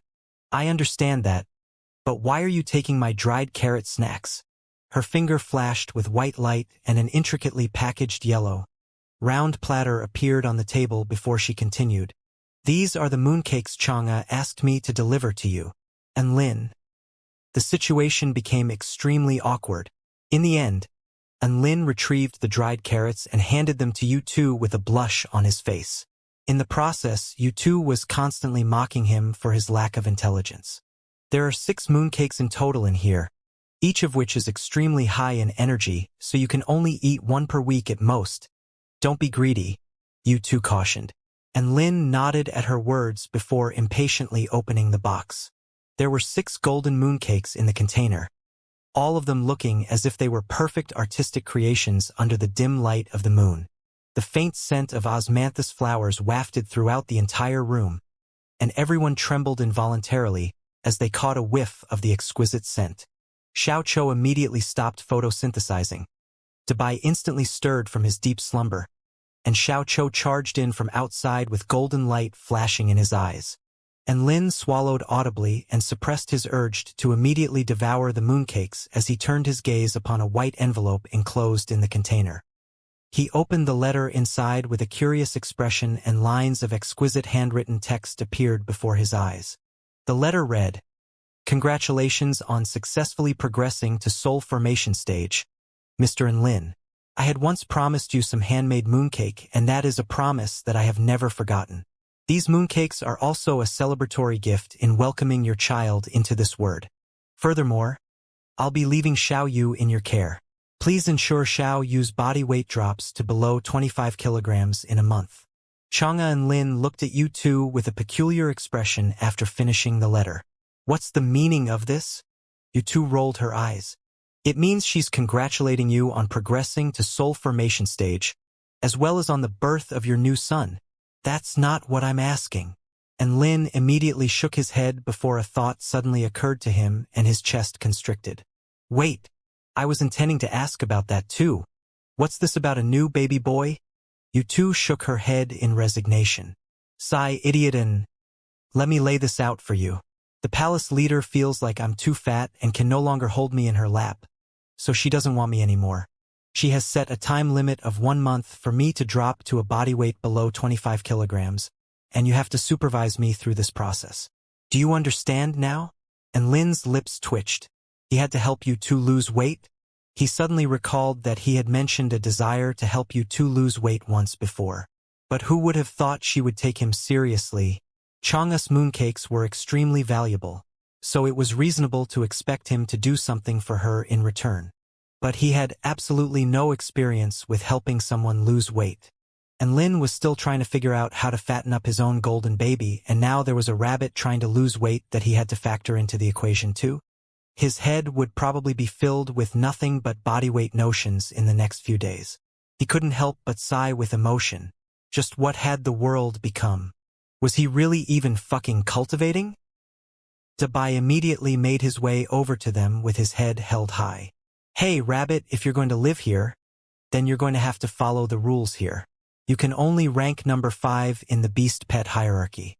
I'm ranked 2nd, so you have to call me Big Brother Bai. Do you understand?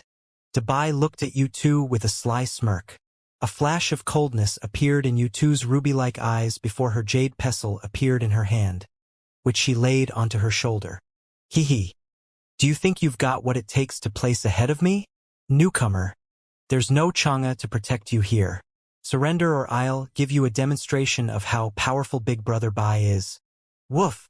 Dabai stepped up to the plate and donned his chaotic sky-crushing claws. He slashed his claws through the air, and a series of saber projections whistled through the air toward her. Demonstrate your power? I'm going to beat you into a disabled dog. U2 wielded her jade pestle and leaped toward Dabai. Know your place, you cocky rabbit.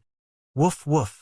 Dabai barked with rage and also lunged toward Tuesday, and Lin stood off to the side as a neutral spectator. He really couldn't be bothered mediating a fight like this. Thus, an intense battle commenced. Thump thump thump. Bang bang bang. Clatter clatter clatter. Puff puff puff. The battle concluded. Dabai was sprawled out on the ground, bruised and battered. U2 sat on Dabai's stomach and laughed triumphant as she waved her jade pestle around. Useless dog. How dare you to provoke me? Know your place. Never did Dabai think he would be ridden by a rabbit one day. A sense of humiliation welled up in his heart, but his rage instantly melted away at the sight of the menacing jade pestle. All right, big sister too, I concede. You can rank ahead of me as big brother and's top beast pet. Good boy. U2 nodded in satisfaction and spared Dabai from any more humiliation. However, U2 suddenly raised her furry ears a few seconds later. Wait, when did I become idiot and's beast pet? My God, what was I so happy about? Hee hee. It's your honor to become my beast pet. And Lin grabbed U2 by the ears and plucked her off the ground. He then discovered that U2 really was fucking heavy. It was no wonder that Xianxia was determined to send her away to lose weight. How dare you treat me like this? U2 yelled in rage. She raised her jade pestle and prepared to strike down on Lin's head. But right at this moment, she saw Lin bring out the letter Xianxia had written to him and waved it in front of U2's face. A mysterious ripple radiated outward, and she immediately relinquished all resistance. And Lin placed U2 back down with a satisfied smirk. I'm your supervisor from now on, so you have to listen to everything I say. You've come here after Xiaohong, Dabai, and Xiaoqiu, so you can only rank number 5.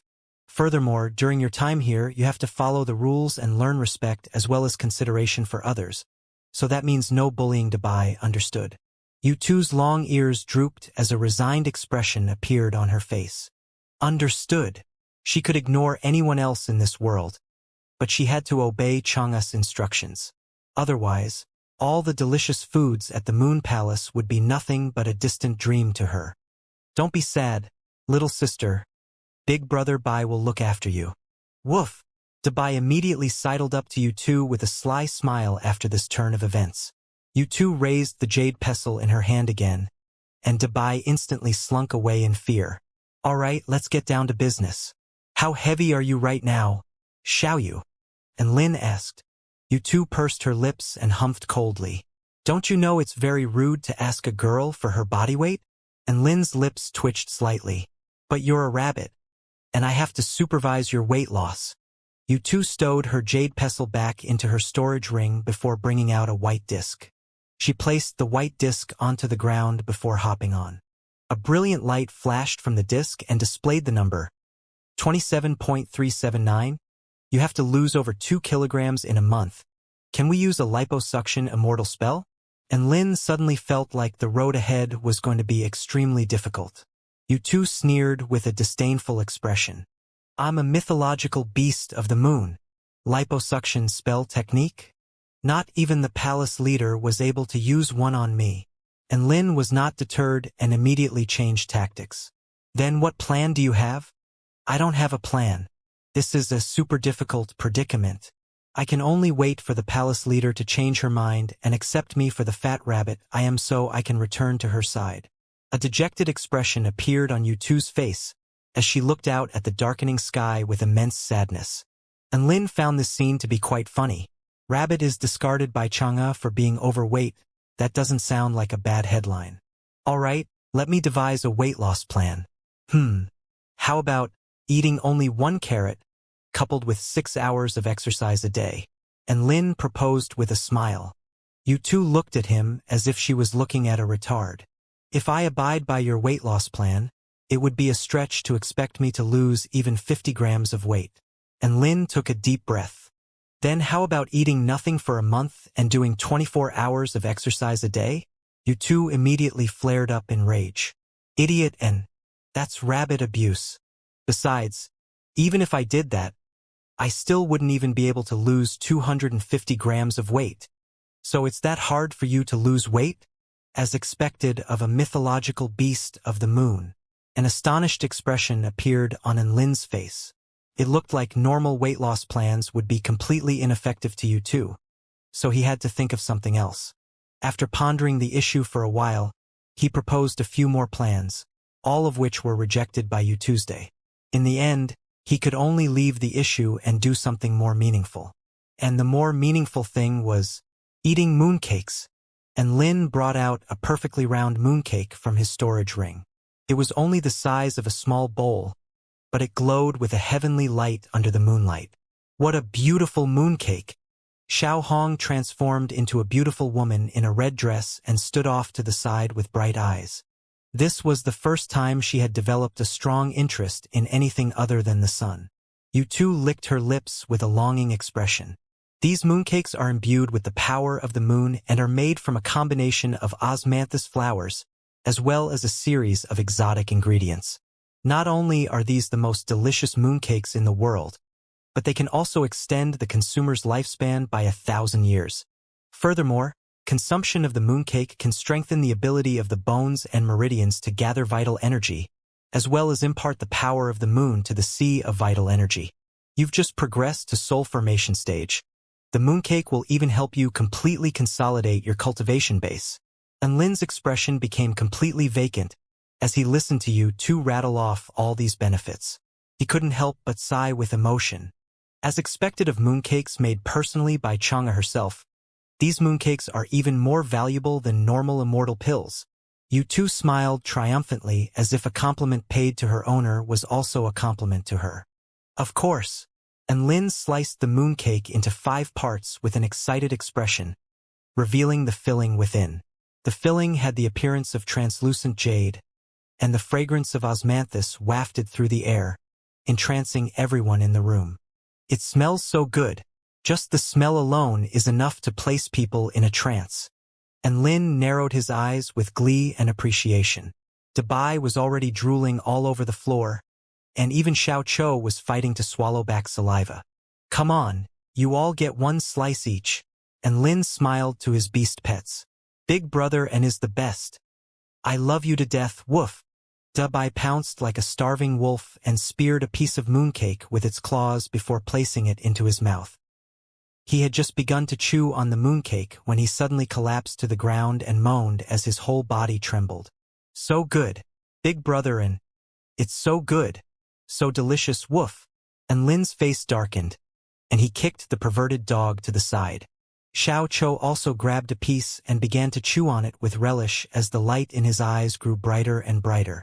Master has finally done a good deed for once. Xiao Hong also picked up a piece of mooncake and placed it in her mouth with a gleeful expression. You two still hadn't made a move, so Lin turned to her. Xiao Yu, you grab a piece as well. A hesitant expression appeared on Yu Tu's face. This is the palace leader's gift to you. Am I allowed to eat it? And Lin didn't expect the arrogant Yu Tu to be so polite, and he chuckled lightly. You're under my supervision now, so of course you get a share in everything. Why else would I slice the mooncake into 5 portions? Yu Tu faltered slightly, didn't argue with him for once as she picked up a piece of mooncake with a pristine white paw. Then I'm digging in. And Lin picked up the final piece of mooncake and placed it into his own mouth. An exquisite flavor instantly exploded forth within his mouth, causing his body to tremble with delight. The power of the moon transformed into a warm flow which nurtured his body and consolidated his cultivation base. Part of the energy merged into his sea of vital energy, imparting the power of the moon upon his sea of vital energy, while the other part enveloped his consciousness, thereby imbuing his consciousness with a greater sense of substance. And Lin felt like he had traveled back to the moon and was strolling through a sea of osmanthus flowers. Xianxia was smiling at him, and Yu Tu was skipping around him. All these sensations converged to form a single word in his mind. Amazing. Just as Enlin was basking in the delight of eating the mooncake, a strange sensation appeared in his sea of vital energy. Enlin turned his attention upon his sea of vital energy and was given quite a fright by the sight that greeted him. As he surveyed his sea of vital energy, he could see the golden baby opening his mouth before swallowing all the power of the moon from the mooncake into his stomach. Burp! The golden baby burped with satisfaction before lying back down onto the sea of vital energy with an expression of contentment. And Lin's eyes immediately lit up. Could it be that the baby could increase his body weight by consuming the power of the moon? He immediately brought out another mooncake, sliced it in half and placed one half into his mouth. An intense sensation of happiness instantly swept through his body, causing him to collapse onto his own bed. The delightful power of the moon spread through his entire body, and the portion of the power which flowed into his sea of vital energy once again imparted a golden hue. The golden baby jumped up excitedly and began to swallow up all the incoming power of the moon. Finally, after a short while, a rumble suddenly sounded in Enlin's sea of vital energy, and a crescent insignia appeared on the golden baby's head. At the same time, a number suddenly appeared on his chest which quickly changed from 0.655 to 0.745. Following this, 3 Tai Chu characters also appeared beside the number. Moon is full. The numbers and text soon began to vanish. The golden baby's stomach appeared to be extremely full as he lay down on the sea of vital energy and began to sleep. There was still quite a bit of the power of the moon left in the sea of vital energy, but it appeared the golden baby had had his fill. And Lin came to a sudden realization. If he wanted to raise the body weight of the golden baby to 1 kilogram, he had to make the number that appeared on his chest reach 1. As for how he was going to feed Kirin, it looked like one of the ways through which he could do so was by eating food for himself and directing the energy into his sea of vital energy. The crescent insignia on the golden baby's head meant that he no longer required the power of the moon. Hence, it was time to think of some other sources of sustenance for the golden baby. And Lin turned his gaze onto the remaining half of the mooncake to find that all 4 of his beast pets were staring at it with longing expressions. Dabai was close to losing control as he sidled up closer and closer to the mooncake. And Lin smiled and distributed the remaining half of the mooncake to his beast pets. All the beast pets whooped with delight and chomped down on the remaining half of the mooncake with relish. Thus, they ate 2 of the 6 mooncakes from Xianxia in one night. And Lin was in quite a good mood.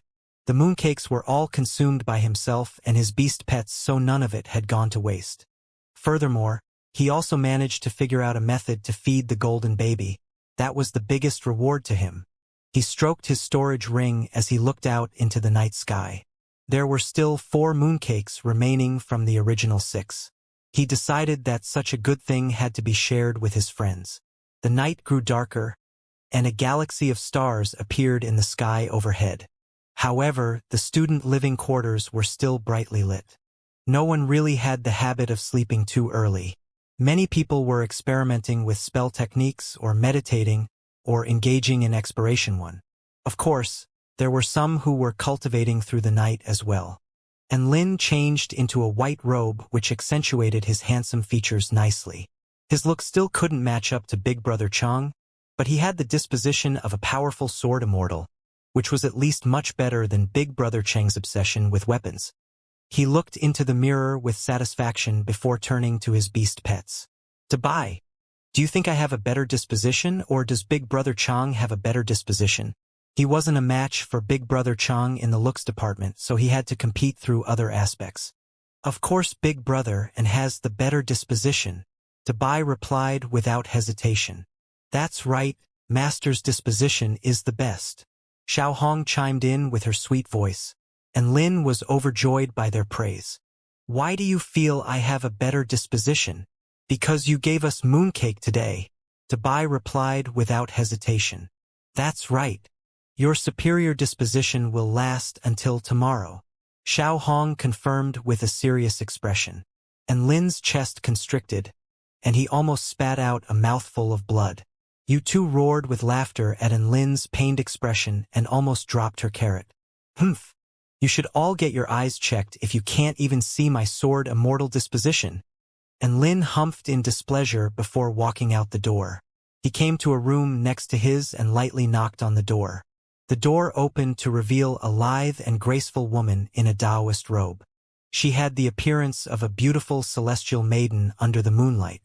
The corners of her lips curled up in an exquisite smile as she saw Lin outside her door. "Are you here for more tea, Lin?" Lin chuckled a little sheepishly. Su Xiaolan's sect was located on a divine tree tens of thousands of meters tall, and the leaves of the tree made an extremely delicious blend of tea. Hence, he would often come to Su Xiaolan's room to drink tea and chat. "Well, don't just stand there. Come on in." Su Xiaolan ushered him in with a smile, and Lin immediately walked in and made himself comfortable. They had been neighbors for 3 years, so it wasn't exactly rare for him to visit Su Xiaolan. He walked into the room and was instantly overcome by a sense of relaxation as he caught a whiff of the faint, aromatic scent inside. "What tea would you like to drink today? The Divine Sun tea or the White Moon tea?" Su Xiaolan turned to Lin and asked. "White Moon tea." And Lin felt like this tea suited tonight's theme better. "All right." Su Xiaolan smiled daintily before retrieving some tea leaves from her storage ring.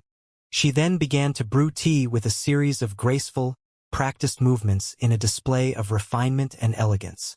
The two of them made some small talk before Lin cut to the chase. "The reason I've come here tonight is that I have something to give you." "What is it?" "I don't want it if it's too valuable." Su Xiaolan sipped her tea as her bright eyes shone with faint curiosity. "It's not that valuable, it's just a piece of cake." And Lin replied lightly, "Oh? Could it be that it was made by you?" Su Xiaolan's interest was immediately piqued. And Lin didn't reply. Instead, he brought out a mooncake from his storage ring and placed it on the table. The mooncake glowed exquisitely, and the rich scent of flowers wafted throughout the room. Su Xiaolan. "Just a piece of cake, you say?" And Lin knew he couldn't hide the truth from Su Xiaolan and confessed his situation. "It was actually given to me by Xianxia, but it really isn't all that valuable. I still have a few more in my storage ring, so you have to accept this one." Su Xiaolan picked up the mooncake and took a whiff of it with her intricate nose. She put down the mooncake and looked deep into Lin's eyes. "This mooncake is definitely no ordinary food item, and to think that Xianxia voluntarily made not just one, but few of them for you. Tell me the truth. What's your relationship with Xianxia?" "And Lin, we're acquaintances that can't really even qualify as friends. To be honest, these mooncakes weren't given to me free of charge. In return, I have to make sure you two's body weight drops to below 25 kilograms in a month." And Lin confessed. He wasn't irked by Su Xiaolan's interrogation, but instead a little bit ecstatic that she cared so much. Su Xiaolan blinked in confusion. "How is that difficult? Just feed you two some weight loss pills." Boom! And Lin felt like a clap of thunder had exploded in his head, making him come to an instant realization. You two found it exceedingly difficult to lose weight through a normal weight loss plan, but he could use weight loss pills to achieve the goal Xianxia had set. Normal weight loss pills would probably be ineffective, but there were some extremely potent high-rank pills which should be able to melt away some extra fat, even if that extra fat was in the body of a mythological beast. He should go and ask Yi Shi for advice on the matter tomorrow. Genius! And Lin chatted with Su Xiaolan for a while longer and discovered there were some pills which had miraculous weight loss effects that he could try.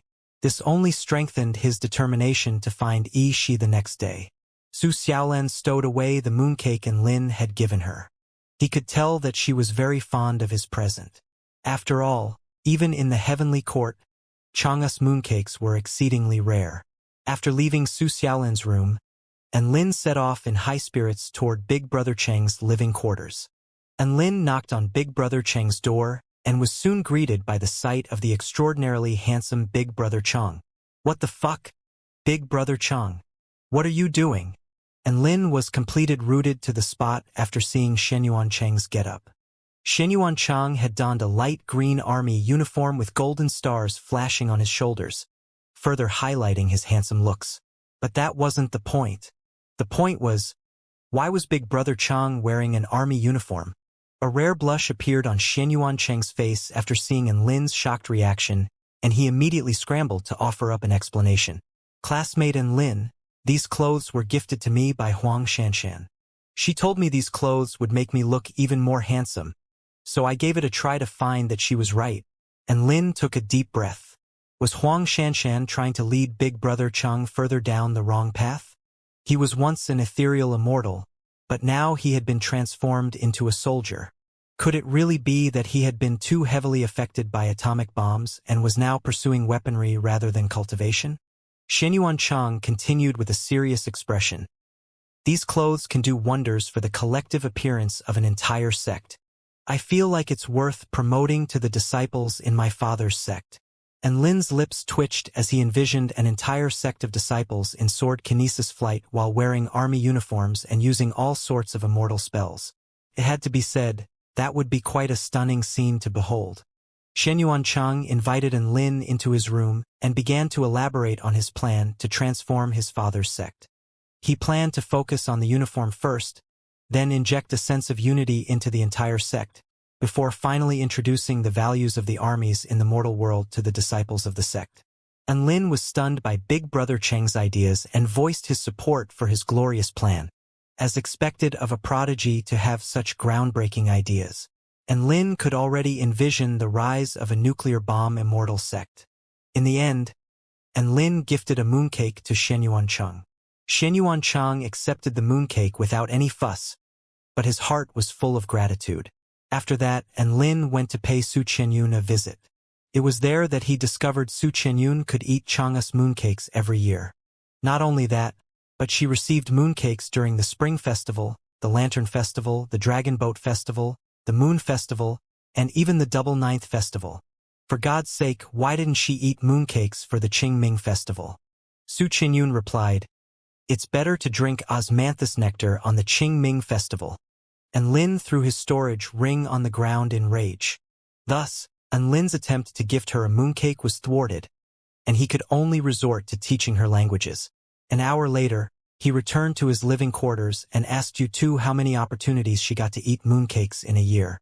Yu replied that she only had the opportunity to eat mooncakes once a year during the Moon Festival. And Lin then asked, "Then why does Su Qianyun have 5 opportunities to eat mooncakes a year?" Tears immediately welled up in Yu's eyes after hearing this, and she silently nibbled on her carrot without giving a reply. And Lin finally felt a little better after seeing Yu's reaction. The next day, and Lin flew to Do Shui Palace. He immediately went searching for Shi when he got there. Shi had already listed Lin as one of the VIPs, so Lin could meet him without having to state a reason. "Mr. Lin, congratulations on reaching soul formation stage. I've been busy with pill refinement for the past few days, so I couldn't find the time to visit you in person, and for that, I offer my sincerest apologies." Shi immediately welcomed Lin with a delighted expression. "You're far too polite, Senior Shi." And Lin sized up Shi to find that he was a lot rounder yet again, but somehow managed to maintain his agility. To this, Lin could only nod internally with admiration. He then got down to business. "I'm here to ask if you're able to refine some weight loss pills for you Tuesday." Ishi's eyes immediately widened upon hearing this. "You too? Are you kidding me? Why would she want to lose weight? Why else would anyone want to lose weight? It's obviously because she's too fat." And Lin rolled his eyes in reply. "Well, she's not as fat as me. I'm not even worried about my weight. What is she worried about?" Ishi asked with a perplexed expression. And Lin's face convulsed. "If she were as fat as you, Chang'e would have been squashed to death already. She's currently over 27 kilograms, and she has to drop down to below 25 kilograms. What pills would be best for her to take? What a waste, what a terrible waste. Yu is a mythological beast of the moon. Do you know how valuable her fat is?" Ishi asked with an animated expression. "I don't care about all that. These are Chang'e's instructions. You just need to tell me how much I need to pay for the pills." And Lin pursed his lips with a firm expression. "Sigh. Do you see all this fat on my body?" She patted his bulging stomach, and the sound that erupted was like the banging of a drum. And Lin nodded in response. "I'm not blind yet. My fat contains the essence of pills. I'm repeatedly refining my body, and when all this power erupts forth, The power contained within half a kilogram of my fat will be the equivalent of the power imbued within a full-force strike from a true god. This is my Tao of pills. The day my energy condenses to the extreme will be the day my name rings out across the entire continent. She spoke with a manic gleam in his eyes, and Lin faltered slightly at his words. Shi's body weight was over 150 kilograms, so there were at least 50 kilograms of fat on his body. If you thought about it that way, that was indeed a fearsome amount of power. Yu is a mythological beast of the moon. She is constantly nurtured by the power of the moon, and she has a mythological beast bloodline on top of that. Her fat is infinitely more valuable than even my fat. Do you understand? She paused momentarily before continuing. Xianxia's pill refinement skills are even greater than mine. Why do you think she didn't refine weight loss pills for you two herself? It must be because doing so would be too much of a waste. Shi's words did sound quite reasonable, and Lin was starting to hesitate a little. Furthermore, Yu2's mythological beast body is extremely special in nature. If you want to expel fat from her body, you would need the 6th grade Immortal pill Myriad Lotus Liquid Pill. 1 Myriad Lotus Liquid Pill costs 400,000 spirit stones. 5 would cost you 2 million spirit stones. Shi continued. And Lin immediately nodded his head to express agreement at Shi's words. Senior Shi, your words are like a clap of thunder reverberating through my head. I now see the stupidity of my ways and just how idiotic it was for me to even think about resorting to weight loss pills. Fat is such a beautiful thing. It can defend against attacks and impact. It can act as a source of energy, and it's so pleasant to touch. Only an idiot would try to lose weight. She patted Lin's shoulder with a gratified expression. Haha. It sure is easy talking to someone as smart as you, Mr. Lin. It wasn't that he was smart. He simply couldn't bear to fork out so many spirit stones. Senior Shi, since your fat is so valuable, and you did say the power imbued within half a kilogram of your fat is equivalent to the power of a full-force attack from a true god, then do you have any method to quickly use up your fat? And Lin suddenly asked. His thought process was very simple. If he couldn't use weight loss pills, then he would just have to find another method to burn the fat. I have indeed devised some methods for myself, but I'm not sure my Tao of pills will be suitable for you too. She spoke with a hesitant expression. So be it. I was only able to achieve my Tao of pills after receiving inspiration from you. If you really want a method to quickly burn fat, then I can give you the cultivation method that I used. You can pass it on to you too, but I can't say how effective it will be for her. Shi sighed before passing the cultivation method on to Lin. And Lin's eyes gradually lit up as he listened to the cultivation method. He had never heard of such a groundbreaking method of energy conversion before. Not only was the conversion process extremely efficient and harmless to the user, but he could also feel that the cultivation method had already integrated the intent of Tao within. He took a deep breath as he looked at Shi. Perhaps Shi really could carve out a new path for himself in the Tao of pill consumption. And Lin bowed with gratitude after hearing Shi's cultivation method. You don't need to thank me. If it wasn't for your pill consumption performance, I wouldn't be able to attain enlightenment. Shi waved his hand with a nonchalant expression. The path ahead was still long and arduous. This cultivation method was only a starting point.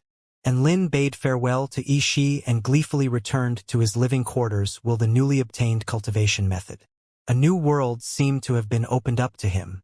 This was a world where gluttony could thrive. There was no need to be concerned about fat. Fat would become the strongest power source. All that was left to do now was to see if you too could attain enlightenment. The rhythmic slap of rope on the ground was reverberating throughout Lin's living quarters.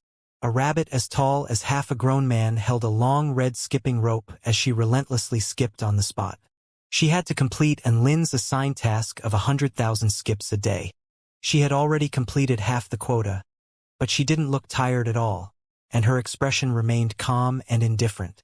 And Lin returned to his living quarters and was quite glad to see Yu2 abiding by the exercise regimen he had devised for her. He immediately presented Shi's fat-burning cultivation method to Yu2's. An expression of undisguised shock appeared on Yu2's face after hearing the cultivation method. Who invented this fat-burning method? It's such an awesome method, and replied with a solemn expression. It was invented by Senior Yi Shi. Make sure you don't reveal this cultivation method to anyone else without Senior Yi Shi's consent. Bullshit. You mean to tell me that fat ball of a man, Ishi, could invent such an amazing cultivation method? Yu Tu wore a skeptical expression on her face. Don't underestimate him. He also invented the Tao of pill consumption. I'm not exaggerating here. If all the energy in his stomach spontaneously explodes, the entire heavenly court might be blown into oblivion. And Lin replied with a proud smile. Ishi's Tao of pill consumption was inspired by Enlin himself, so he was naturally quite proud that Ishi was able to become so powerful because of him. Yu Tu hesitated momentarily and didn't retort. Instead, she assumed an eager expression. I've already gotten the gist of this cultivation method. How about we give it a try? And Lin nodded in agreement. My thoughts exactly. And Lin and Yu Tu leaped onto a black brick and a jade pestle respectively before flying into the clouds away from the school. The scorching sun hung in the sky and white clouds milled around underfoot. And Lin and Yu Tu stood shoulder to shoulder and activated their cultivation methods. And Lin felt a warm flow of energy form in his stomach before quickly spreading through the rest of his body. He then experienced an extreme burning sensation throughout his whole body. The stream of scorching energy flowed through his meridians under the manipulation of the cultivation method and converged toward his mouth. And Lin and Yu Tu looked at each other to find their own nervous expression mirrored on each other's faces. They then both averted their gazes and looked off into the distance as they opened their mouths in unison. Boom! An extremely powerful pillar of golden energy burst forth from Lin's mouth and extended for several kilometers. The pillar of energy instantly pierced through the clouds like a river of flames flowing through the sky, and even the air around it was shimmering and warping from the scorching heat. A similar pillar of golden energy also burst forth from Yu Tu's mouth. However, her pillar of energy was more than 10 times more powerful than Lin's, and just the shockwave from its ejection alone was enough to knock Lin flying on his black brick in the other direction. Boom! An earth-shattering boom erupted as the pillars of golden energy blasted into the distance. The clouds assembled in a radius of 10 kilometers around them were instantly blasted into non-existence, and the pillars of energy even left a trail of destructive, chaotic auras in their wake. Yu Tu smacked her lips as smoke wafted out of her mouth. That really burned. And Lin's eyes widened in shock as he drew a sharp intake of breath. How terrifying. It was fortunate that they had chosen the sky above the school to test out this cultivation method.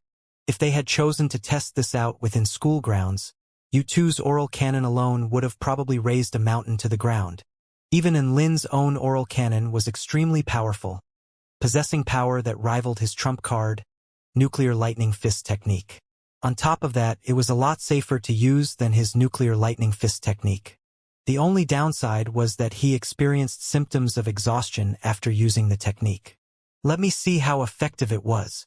Yu Tu immediately pulled out her white disc and hopped onto it with an uneasy expression. A brilliant light burst forth from the white disc, displaying the number 27.268. And Lin and Yu Tu were both overcome with joy. The experiment was a success. Yu Tu's body weight had dropped from 27.379 to 27.268. It's just a pity that I seem to only be able to use this technique once a day, as it's quite an exhausting technique. Yu Tu was a little disappointed. There's no need to worry. Even if you only use it once a day, you can still lose over 3 kilograms of weight in a month. You're going to reach your target weight with no problems at all. And Lin laughed heartily. Yu Tu was also ecstatic, and she leaped onto Lin excitedly, as if she was a normal-sized rabbit. Once I'm permitted to return to the Moon Palace, I'll give you some osmanthus cake. And Lin almost fell off his brick after being tackled by Yu Tuesday. Holy fuck. She's really heavy. And Lin held onto Yu Tu and grumbled to himself. However, he was still quite happy that he could find a method to help Yu Tu reach her weight loss goal. The person he needed to thank the most was Ishi. If it wasn't for Ishi, there was no way he could have found such an effective weight loss method. and Lin was thinking that he should pay another visit to Do Shui Palace and present a gift to Yi Shi to express his gratitude. In the end, he decided to give him half a mooncake. Thus, the two of them returned happily to Lin's living quarters. After walking into the room, they immediately proceeded to fall asleep. The after effect of the fat-burning technique was even more fearsome than they had anticipated. Not only were the two of them both completely exhausted, they still had a burning pain running all throughout their bodies. The next morning, Yu blasted her oral cannon again. After unleashing her earth-shattering cannon, she returned to Lin's dorm and instantly fell asleep. Lin took this opportunity to return to Do Shui Palace and present his gift of half a mooncake. Yi Shi's eyes almost bulged out of his head, and his breathing accelerated at the sight of the mooncake. Mr. Lin, could this be mooncake made by Xianxia herself? Lin nodded with a serious expression. Of course, the palace leader of the Moon Palace gave me on mooncake. I only ate half and saved the other half for you. Please don't argue with me, you have to accept this gift. Tears immediately began to streak down Yi Shi's face as he enveloped Lin in a tight hug. My brother. You truly are my brother. To think you would spare half of Xianxia's mooncake for me, what else can I say? Brother Lin. I'll remember this for as long as I live. Xianxia's mooncakes had a similar effect to ordinary immortal pills. However, it was much more valuable than any immortal pill. This was because Xianxia gave out the mooncakes on her whims alone. So only a small handful of people in the heavenly court had the pleasure of tasting one of her mooncakes. Hence, Xianxia's mooncakes had extremely high commemorative value. Lin smiled warmly and reached around to pat Yi Shi on the back. But to his surprise, he could only reach his arm. Thus, the two of them embraced for a while longer. Lin didn't expect Yi Shi to be so emotional. Perhaps he was touched by the fact that Lin had split the mooncake in half when Xianxia had supposedly only given him one. Or perhaps he was simply ecstatic because of how valuable the mooncakes were. Either way, he had completely broken down in tears like a 150-kilogram infant. Senior Yi Shi, I have something I need to ask you. Lin had to cut off this emotional sequence in exasperation. What do you want to ask? I'll tell you everything I know. The extremely friendly and scorching gaze Yi Shi directed at him made Lin a little uncomfortable. It's not a huge question. I just want to ask if there are any pills that could form a cloud of energy directly in one sea of vital energy? Lin asked after a momentary pause. Yi Shi took a deep breath as the scorching light in his eyes glowed even brighter. Could it be that Mr. Lin is going to put on a pill consumption performance again?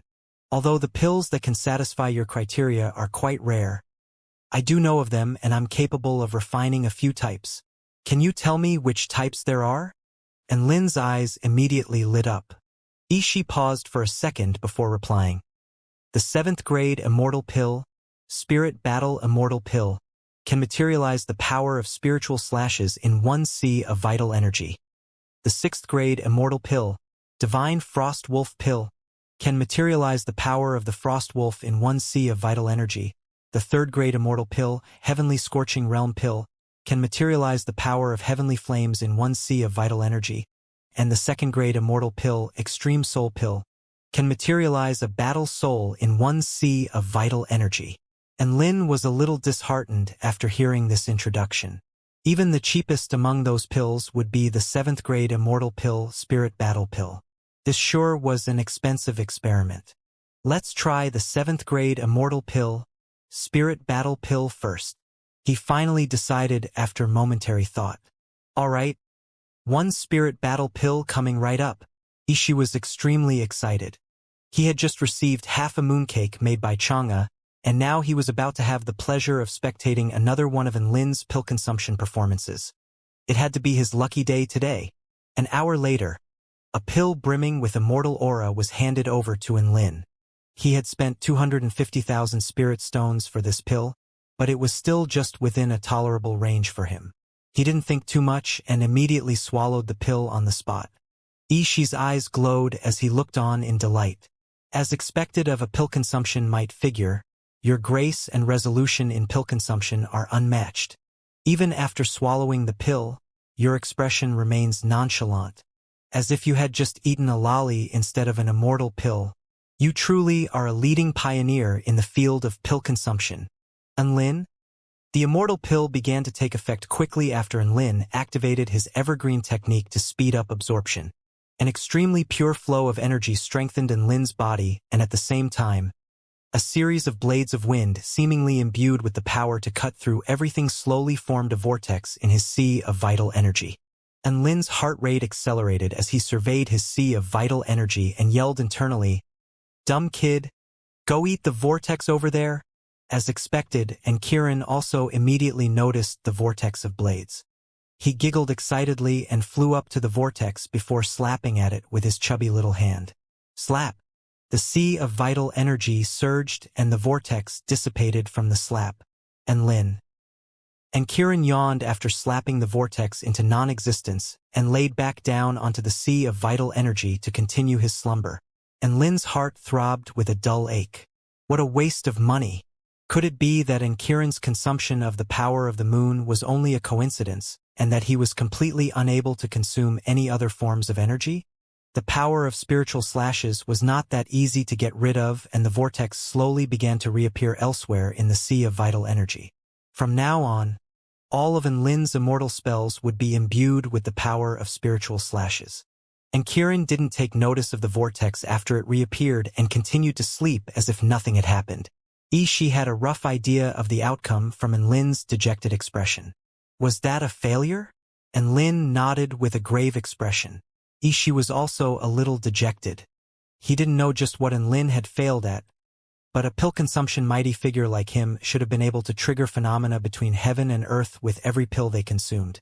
The fact that this didn't happen was a strong indication that he had failed in his experimentation.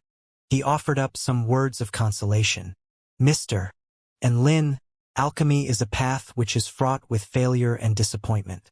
But you can't lose heart and you can't give up. Enlin?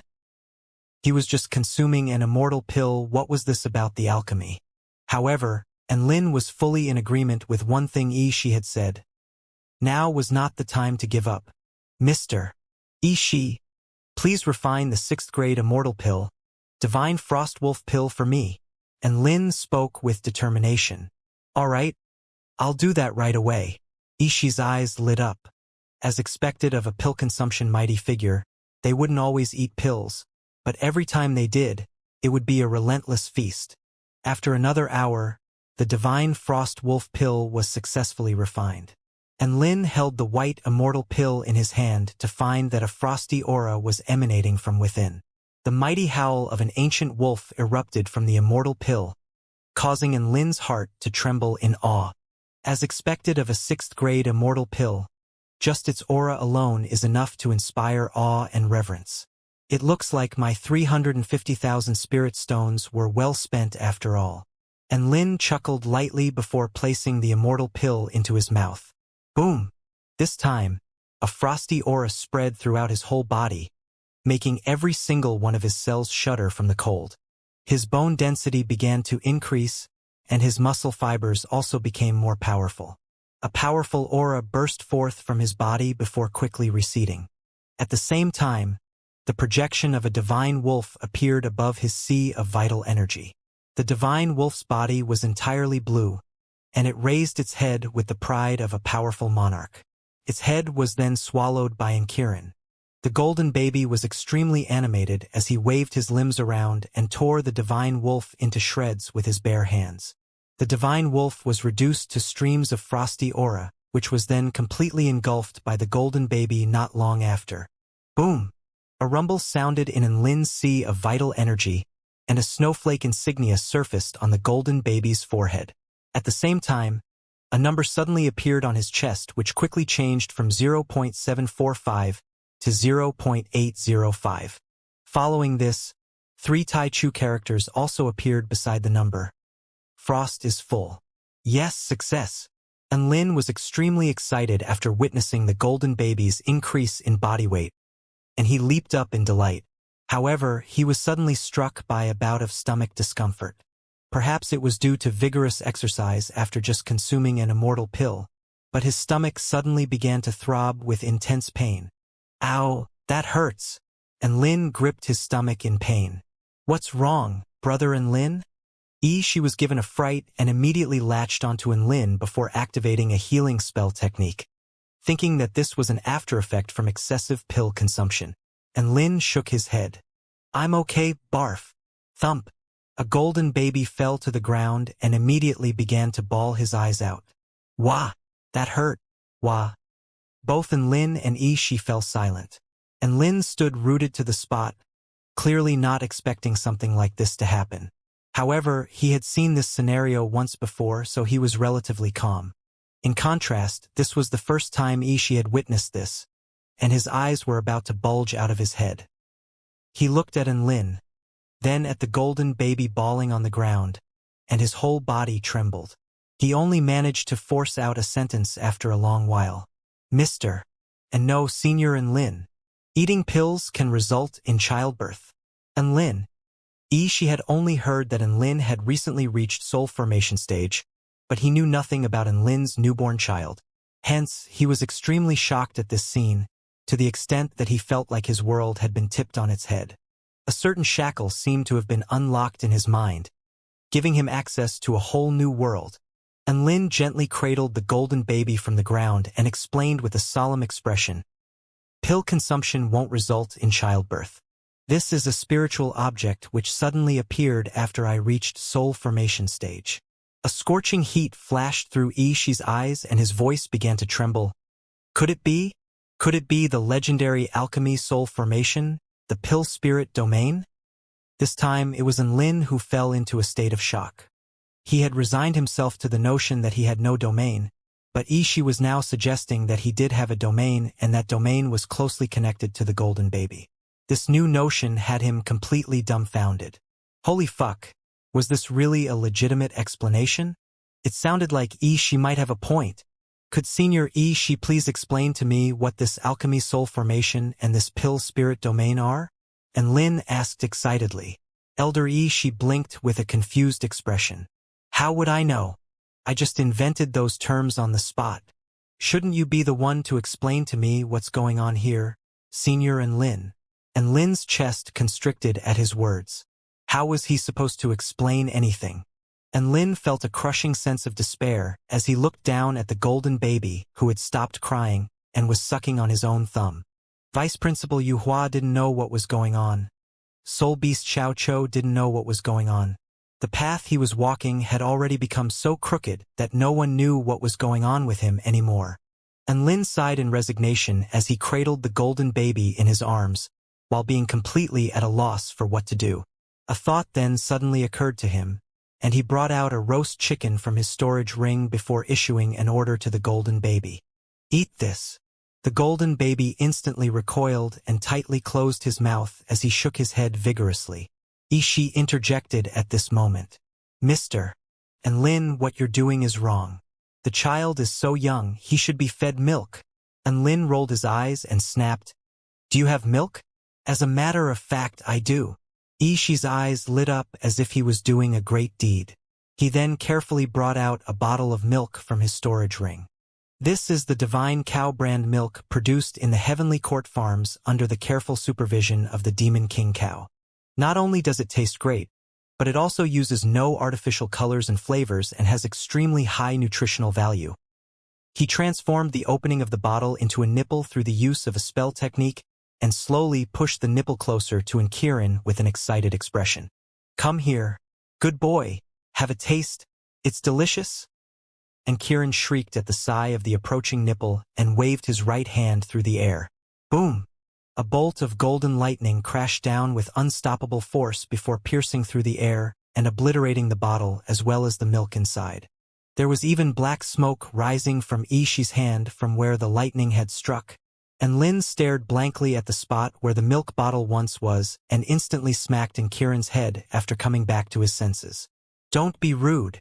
Ishi didn't really take any offense to this. He looked at his hand before looking at Lin. He then took a deep breath with astonishment on his face. I'm a return to void stage cultivator. But this little baby was able to hurt me. For the pill spirit domain to be so powerful. My eyes really have been opened.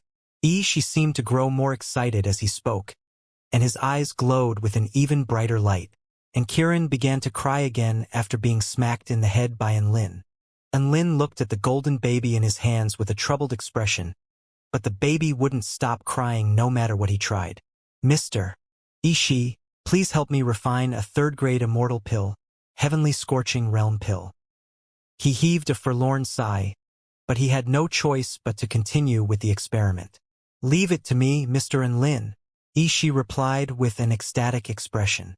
Third-grade immortal pills were much more difficult to refine, and it took a full 2 hours before Ishi successfully refined the heavenly scorching realm pill. The emergence of the heavenly scorching realm pill instantly conjured up a projection of a vast expanse of all-engulfing flames, and the power of the pill rippled outward for a radius of over 1 kilometer. Ishi used a spell technique to seal the power of the pill before tossing it to Enlin. Enlin held the crimson golden immortal pill in his hand and took a deep breath. This was an 800,000 spirit stone immortal pill. He would be heartbroken if it went to waste. During the period of time in which the pill was being refined, Enlin attempted to communicate with the golden baby, but the golden baby seemed to be only limited to a very simple vocabulary of a few words. Open your mouth, Enlin ordered. The golden baby obediently opened his mouth to reveal 2 rows of pristine white teeth and a cute little golden tongue.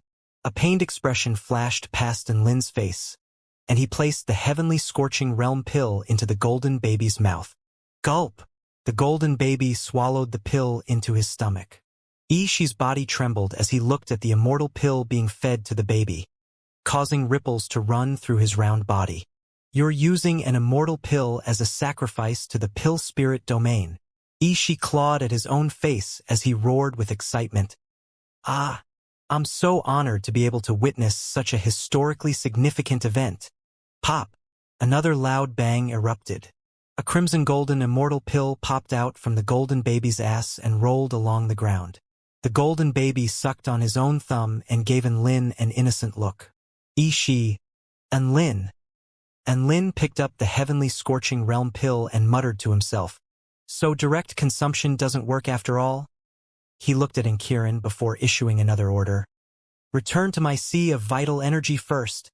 And Kirin stared blankly at him with his little head tilted to one side while uttering a series of unintelligible sounds. He clearly didn't understand what Enlin was saying. A thought suddenly occurred to Enlin, and he sliced open his own finger to release a drop of blood essence. As expected, and Kirin immediately became extremely excited at the sight of the drop of blood essence and eagerly swallowed it. Mr. Enlin, what's the purpose of this? Ishi asked curiously. This is called pill spirit domain retraction. Enlin couldn't be bothered explaining what he was doing and fabricated a lie to placate Ishi. Ishi's eyes began to glow again as he looked at the golden baby with anticipation in his eyes. The golden baby's eyes then began to bulge as he foamed at the mouth and his stomach expanded outward. Bam! The golden baby exploded. Ishi collapsed onto the ground with his mouth hanging wide open. The golden light left in the wake of the explosion transformed into a streak of pure energy, which was absorbed into Enlin's sea of vital energy, where it formed the shape of a baby once again. Mr. Enlin, isn't this murder? Ishi was unable to understand what had just happened. No, it's not. Have you really attained enlightenment? Enlin turned to Ishi and asked with a profound expression. Ishi faltered slightly at this question. He then recalled the expanding body of the baby before he exploded. Wasn't that just like his own expanding body? Then could it be that the explosion of the baby was supposed to represent the concepts of rebirth and nirvana? Thank you for your teachings, Senior Enlin. I have attained enlightenment. Ishi bowed to Enlin excitedly. Enlin blinked in shock. He was just trying to be cryptic. How did that lead to Ishi attaining enlightenment? He didn't want to ponder over this issue any longer and prepared to swallow the heavenly scorching realm pill. He then suddenly recalled the scene where the golden baby had shit out the immortal pill. Enlin turned to Ishi. Ishi, I need to ask you a question. Ask away, Senior Enlin. Ishi was ecstatic after attaining enlightenment and was eager to answer all of Enlin's questions. Enlin, can this immortal pill be returned for a refund? Ishi. Enlin then made a concession. What about an exchange? Shi had figured out why Lin was reluctant to swallow the pill, and he could only sigh in resignation. We don't offer any refunds or exchanges, but we are happy to offer cleaning services. Even though the pill didn't seem like it was dirty, and Lin still insisted on cleaning it in the holy pond of the heavenly court before he swallowed it. The power imbued within this immortal pill was extremely fearsome, so fearsome that Lin felt like it was threatening to burst out of his body. Under the effect of the evergreen technique, the power within the pill was split into two streams. One of the streams flowed toward his 4 divine flames, thereby increasing the power of each of the flames. The other stream flowed toward his sea of vital energy, materializing the power of heavenly flames within his sea of vital energy, which then transformed into a flaming round disc. The disc hung over his sea of vital energy like a miniature sun, lighting up the entire space with its radiance. In the next instant, the golden baby had already pounced upon the miniature sun with his mouth wide open as his eyes glowed with excitement. Boom! Another bout of rumbling erupted in the sea of vital energy. Immediately after that, an insignia of the sun appeared on the golden baby's forehead. At the same time, a number suddenly appeared on his chest which quickly changed from 0.805 to 0.91. Following this, 3 Tai Chu characters also appeared beside the number. Sun is full. And Lin heaved a sigh of relief after witnessing the changes taking place to the golden baby before focusing his attention on digesting the remaining power imbued within the pill. Up to this point, he had gathered the powers of the sun, moon, and frost. The golden baby's weight increased by more than 0.1 each time after absorbing the powers of the flames and the moon, but his weight only increased by about 0.05 after absorbing the power of frost. This discrepancy should have something to do with the type of power absorbed, as opposed to how much power was absorbed. After all, the golden baby refused to absorb any more power of a certain type after reaching a threshold. Perhaps it was a coincidence, but there was only one remaining type of immortal pill that could manifest its power within the consumer's sea of vital energy, and that was the second-grade immortal pill, Extreme Soul Pill. Taking into account the past trend, there was a very good chance that the baby's body weight would increase to 1 kilogram after he consumed this immortal pill, which meant he would be able to progress to soul formation intermediate stage. And Lin took a deep breath to calm himself before opening his mouth to speak. Senior Shi, please refine the second-grade immortal pill, Extreme Soul Pill, for me. Shi had sweat pouring down his face from the past few pill refinements, but he was still full of vigor. He nodded in response after swallowing a blood spirit pill. No problem, but I have to warn you that one Extreme Soul Pill costs 5.6 million spirit stones. And Lin's body swayed as his eyes widened in shock. How could it be so expensive? The last 3 immortal pills combined were only 1.4 million. How could one second-grade immortal pill be 5.6 million? Shi rolled his eyes before explaining. The main ingredient for refining the Extreme Soul Pill is the dark water celestial herb. There are only 2 of those in the whole Do Shui Palace, so they're naturally quite valuable. Furthermore, the Extreme Soul Pill is an immortal pill at the pinnacle of second-grade immortal pills.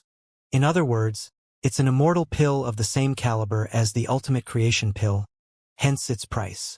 Never would Lin have thought that a mishap would occur at the final hurdle.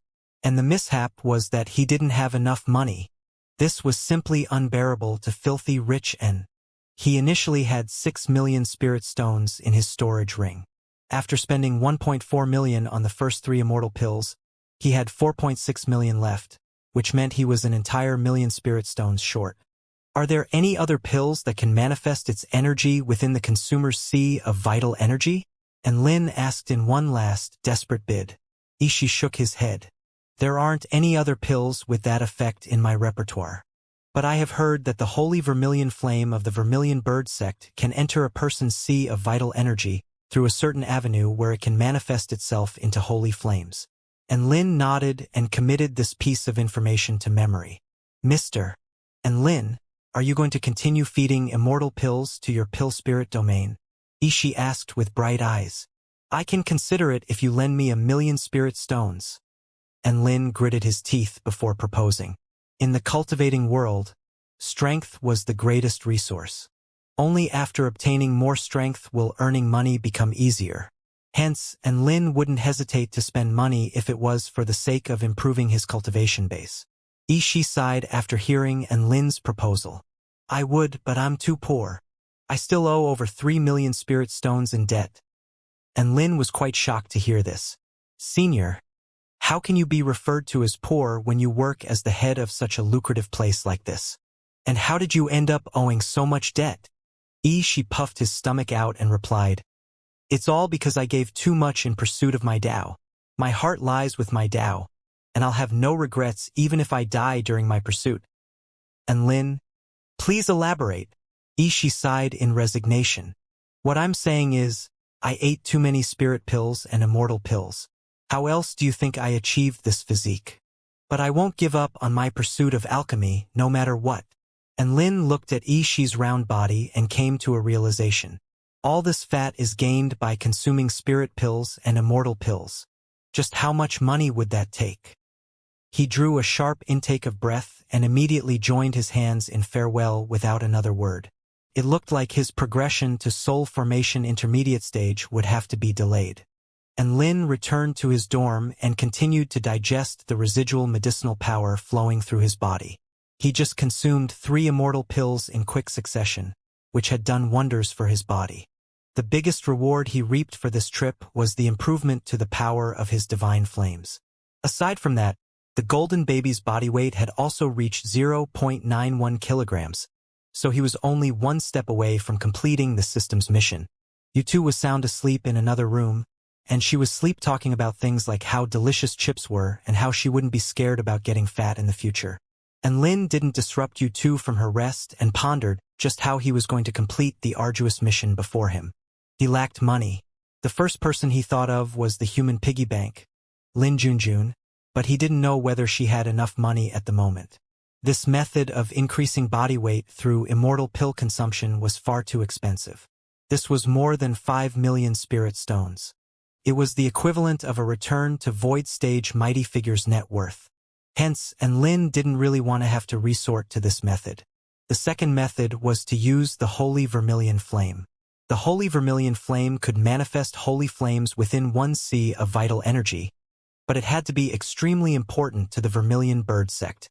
An outsider like him had next to no chance of being allowed to gain access to the Holy Vermilion Flame, even if he posed as Su Xiaolan's Dao partner. Could he go through a back door? And Lin wasn't so sure. He would have to ask Su Xiaolan about this. That night, and Lin immediately went to seek out Su Xiaolan after she returned from her classes. Xiaolan, can you tell me about the Holy Vermilion Flame of your sect? And Lin asked as he ate the food Su Xiaolan had brought back from the university cafeteria. Su Xiaolan turned to Lin with an expression of alarm. Are you finally extending your fiendish claws to the holy flame of our sect? You're not thinking about eating it, are you? And Lin almost choked on his food after hearing her accusation. Oi, oi! Am I really that kind of person in your eyes? Su Xiaolan glared at Lin and retorted. You even ate the 4 divine flames. It's certainly not impossible that you now have your eyes set on the holy flame of the Vermilion Bird sect. We are very good friends. But I can't help you if you're trying to do something detriment to the sect. And Lin's lips twitched slightly. He didn't even know how to counter Su Xiaolan's argument, so he could only come clean. All right, I heard that the Holy Vermilion Flame is able to manifest holy flames within the one sea of vital energy. I just want to know if that's true. Yes, it's true. I have it in my sea of vital energy, Su Xiaolan replied slowly as she chewed on her food. And Lin immediately flared up in excitement. Then can I also use the Holy Vermilion Flame to manifest holy flames within my sea of vital energy? Su Xiaolan raised her head to look at Lin with a serious expression and only replied after a few seconds of silence. First, you have to be one of the core disciples of the Vermilion Bird sect. Second, you have to pass through all the trials of the Vermilion Bird trial grounds. And third, you have to earn the approval of the Holy Vermilion Flame. And Lin considered these requirements to himself and decided they were going to be a bit difficult to achieve. Can I get in through the back door? Su Xiaolan rolled her eyes. Do you think your family owns the Vermilion Bird sect? How can there be so many back doors? But doesn't your family own the Vermilion Bird sect? And Lin joked with a glint in his eyes. To his surprise, a dejected expression flashed across Su Xiaolan's face upon hearing his words, and Lin discovered that this might not have been the best topic of conversation. Su Xiaolan smiled and replied, "All right, how about this? I'm going back to the sect next month. If you accompany me, I can help you ask." "There's no need for that. I was just making a joke earlier. Don't take it to heart." And Lin didn't want to trouble her any further after seeing her fleeting expression of dejection. "Then it's decided. Shut up and eat." A light smile appeared on Su Xiaolan's beautiful face as she cut off An Lin's words. And Lin only knew that Su Xiaolan's father was from the Dragon Tribe and that her mother was from the Vermilion Bird sect. He knew nothing else aside from that, and he didn't want to pry into the issue if Su Xiaolan didn't want to tell him.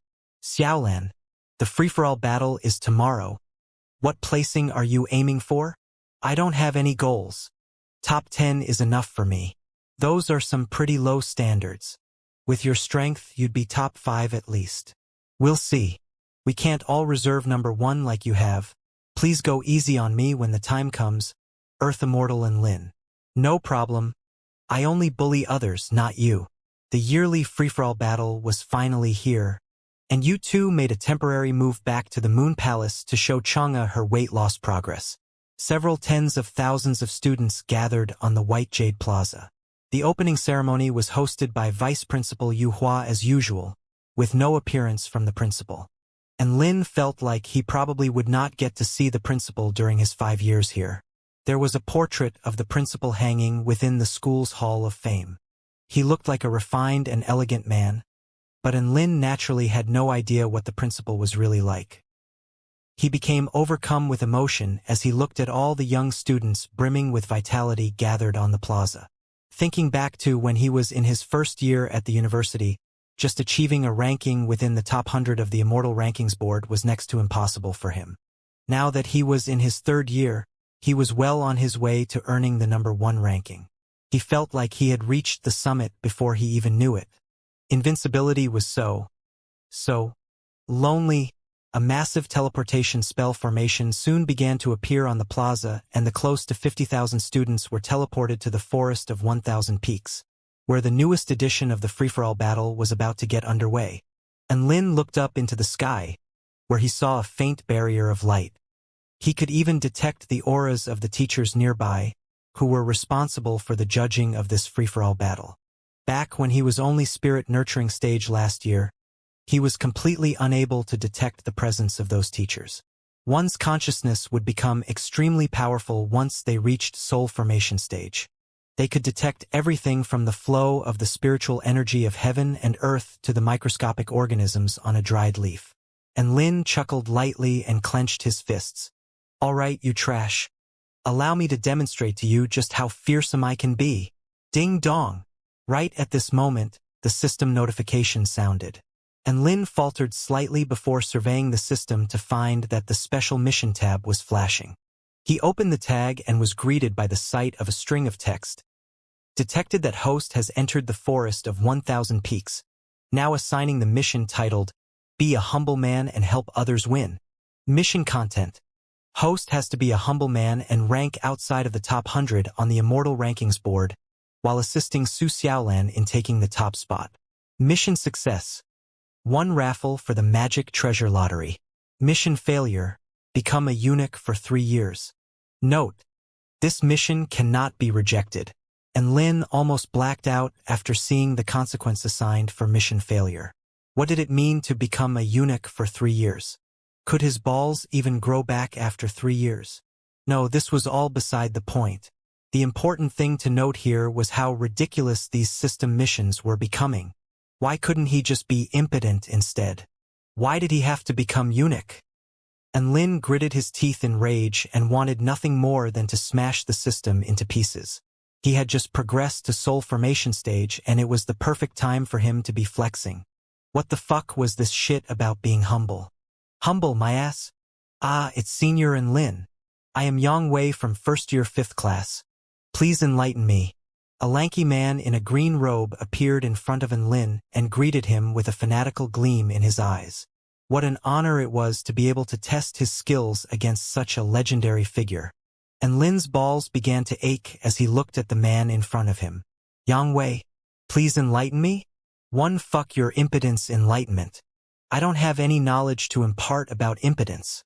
Was this guy sent here by the gods to test him? And Lin suddenly thought back to the conditions of the special mission. The condition stated that he had to rank outside of the top 100 on the Immortal rankings board, which meant he had to restrict his own combat capability score as well as achievement score. He had to pick his battles and ignore meaningless fights. And Lin's lack of response prompted Yang Wei to think that Enlin had not heard him, so he repeated his challenge. Senior Enlin, I'm Yang Wei from first year 5th class. Please enlighten me. And Lin shook his head. You've got the wrong person. I'm not Enlin. He leaped onto his brick as he spoke and flew into the air, leaving a cloud of dust in his wake. Yang Wei. He looked on with bewilderment as Enlin's figure faded into the distance. He had the wrong person? Bullshit? He worshipped a portrait of Senior Enlin every day. How could he forget what senior student Enlin looked like?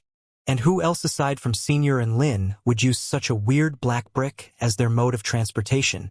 Yang Wei's body swayed, and a dejected expression appeared on Yang Wei as he came to a sudden realization. Could it be that I'm not even worth fighting in the eyes of Senior Enlin? Meanwhile, Enlin had already flown far away and was only focused on his system mission, so he didn't have the brain capacity to consider Yang Wei's feelings. It was simple if he wanted to rank outside the top 100 on the Immortal rankings board. He just had to refrain from all battles. However, the difficult part was helping Su Xiaolan to achieve the number 1 spot. Su Xiaolan should be able to enter the top 5 with no problems. However, she had quite a few competitors if she wanted to reach the top spot, and Enlin just so happened to be familiar with most of her strongest competitors. Lu Qianhuan, Shen Yuancheng, Su Qianyun, Tang Shimin, and Zhu Qiubing. Could be said that all 5 of those were strong threats to Su Xiaolan. The first 4 didn't require any introduction. The last one, who was a man by the name of Zhu Qiubing, was in the same year as Lu Qianhuan. It was only because of Lu Qianhuan's scintillating reputation that he dimmed in comparison, but he was quite a powerful cultivator in his own right. Apparently, he was there when Enlin transcended his tribulation, and he managed to attain his own lightning domain after observing the Golden Void lightning Kirin. In doing so, he became the second student in the school after Lu Qianhuan to reach half-step soul formation stage. This should have been big news throughout the entire school, but unfortunately, his feats were once again out of the spotlight as everyone was too busy discussing Enlin. Enlin pondered to himself for a moment, before deciding that he was the second most potent threat to Su Xiaolan. The biggest threat was obviously Lu Qianhuan. If she used her sword, then Su Xiaolan had next to no chance of victory. Not long after this, the sounds of spell techniques being unleashed began to erupt from the ground below. Enlin looked down to discover that there was a battle between 2 Dao Body stage students taking place below. A man of 9th stage Dao Body had managed to defeat his opponent of 10th stage Dao Body. This made Enlin recall his first free-for-all battle, where he too defeated many cultivators with higher cultivation bases than he did. The 9th stage Dao Body cultivator had won the battle, but he had been severely injured during the process and his aura was flickering in and out of existence. Enlin felt an inexplicable sense of excitement at this sight, and golden light began to flash from his right fist. In the end, he managed to stop himself at the last moment, and he flew away as he shook his head while heaving an emotional sigh. I'll no longer stoop to the levels I once did to achieve victory. Perhaps this is a sign of growth. He couldn't expose his strength as he had to try and minimize his achievement score. He looked at the student on the ground below him one last time before flying away on his brick to continue his search. The forest of 1,000 peaks spanned a huge area, making it extremely difficult to find someone even if Enlin could fly. Only on the 3rd day, when the barrier contracted to encompass a smaller area, did this become a battle to decide the top few spots on the Immortal rankings board.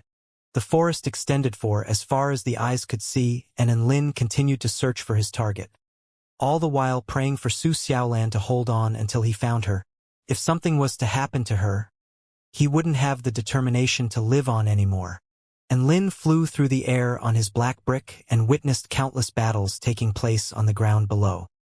He resisted the urge to engage in some battles of his own and continued his search. During that time, Lin encountered a few sword kinesis flight students flying around using sword kinesis flight. All of them made a conscious effort to avoid Lin. It was a thrilling experience to face off against a soul formation stage senior student. But they wanted to earn some more achievement points first in order to ensure a better placing. If their encounter had taken place on the final day, the spirit-nurturing stage students would definitely challenge him without hesitation. Boom! An earth-shattering boom erupted in the distance. And Lin's expression shifted as he diverged from his original course to fly toward the northeastern direction. Another black sword projection rose up from the ground before shaving the tip off a nearby mountain. This was a battle between two spirit-nurturing stage cultivators. And Lin flew toward the battle on his brick to find that it was Yao Mingxi and Tang Ximin who were currently engaged in a battle. He was a bit surprised to see this. Spirit-nurturing stage cultivators normally wouldn't battle one another this early. The first day was primarily for earning achievement points. What were they doing battling one another already? Tang Ximin was one of the most powerful cultivators on the Immortal rankings board, and it showed in his battle as he had firmly gained the upper hand over Yao Mingxi. However, Yao Mingxi didn't back down from the challenge. He had many wounds littered all over his body, but his sword techniques seemed to only be getting more powerful. Senior Tang, my next technique was invented by my little sister.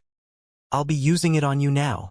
Yao Mingxi suddenly stepped back in retreat, and a towering black aura burst forth from the divine weapon, Dark Flash Sword, as the sword began to roar like a demonic god-fiend. Ha ha ha, do your worst. I'll send you on your way to reunite with your little sister on the plaza. Tang Ximin laughed heartily as a crimson aura began to surge from his long sword. And Lin was able to deduce roughly what had happened from their exchange. Yao Xiu had just progressed to spirit-nurturing stage and had been hunted down by Tang Ximin. Yao Mingxi happened to be nearby to avenge his sister, so now the two of them were also engaged in battle. Great Wind Song, Demon Sealing Tune. Yao Mingxi's sword slashed downward and gale force winds began to roar around them.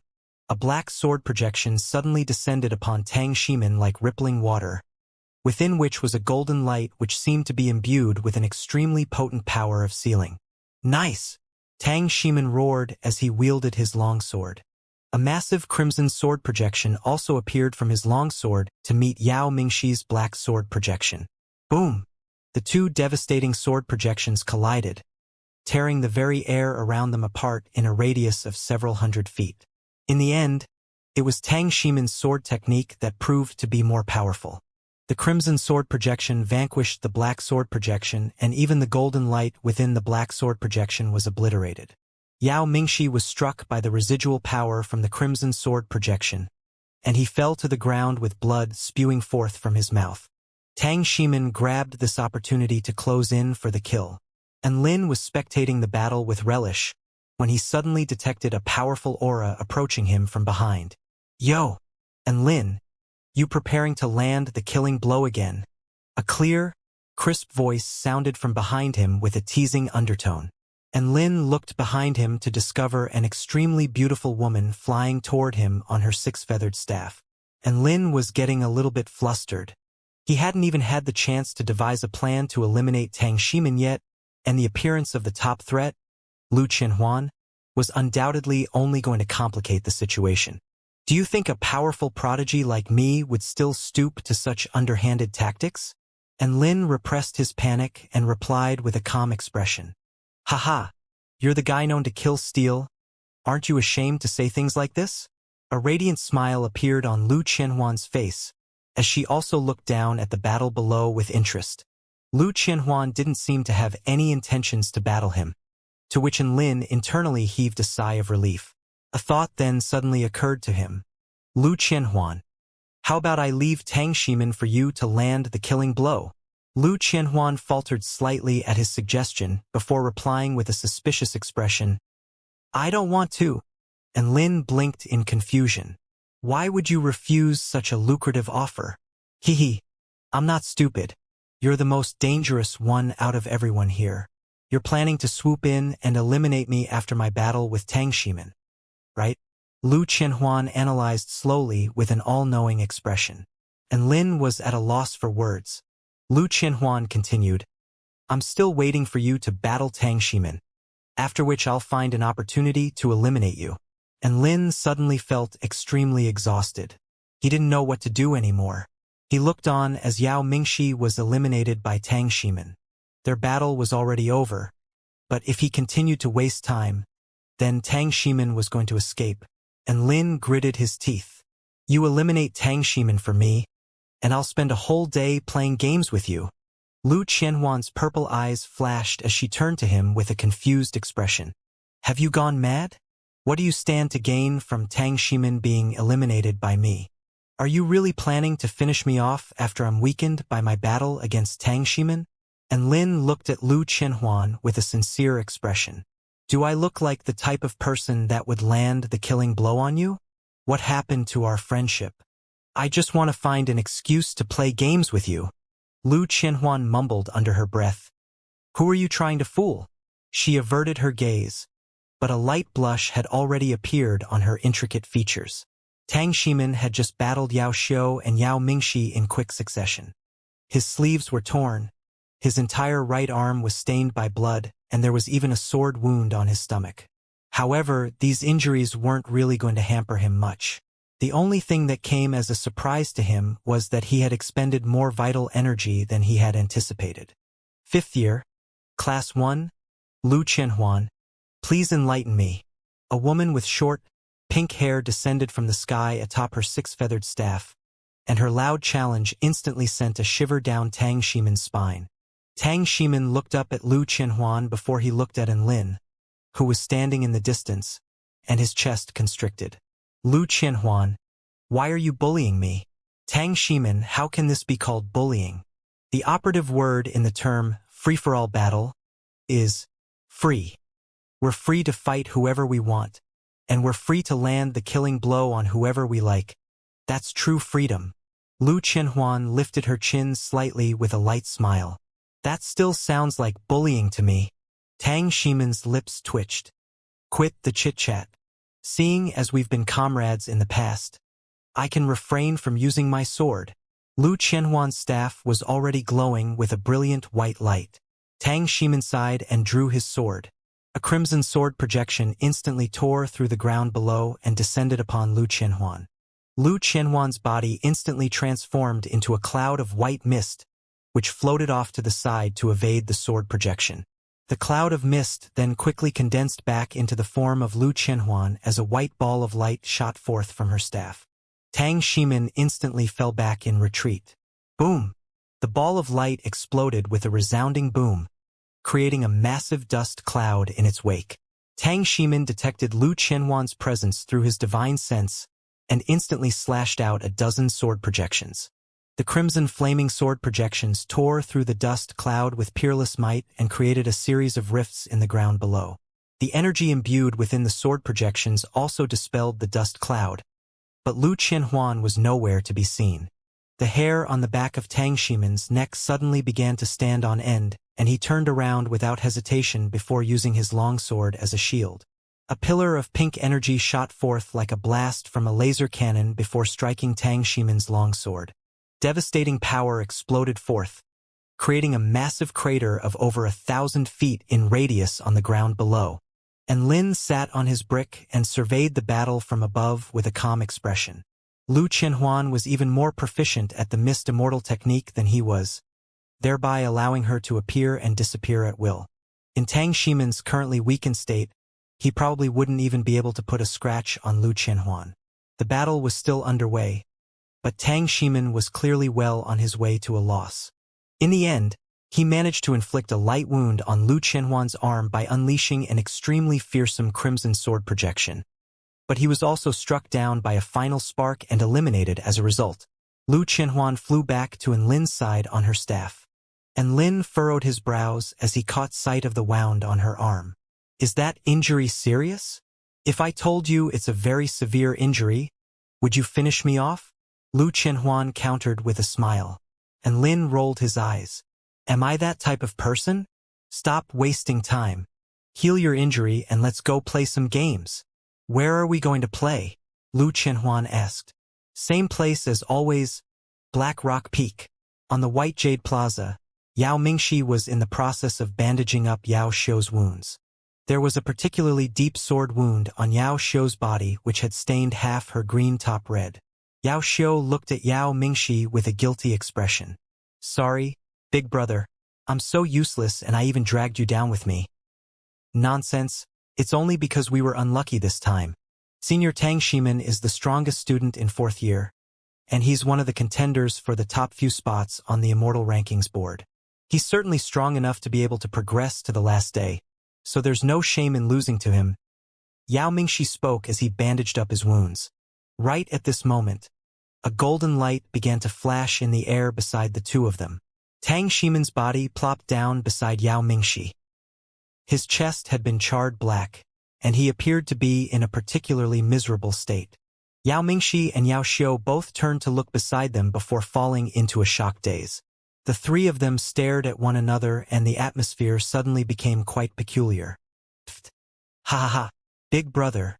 Senior Tang looks so miserable. Yao Xiu burst out laughing, but her action exacerbated her wounds, and she grimaced with pain. Yao Mingxi couldn't help but burst into laughter as well. I was just saying that Senior Tang would definitely be able to progress to the last day.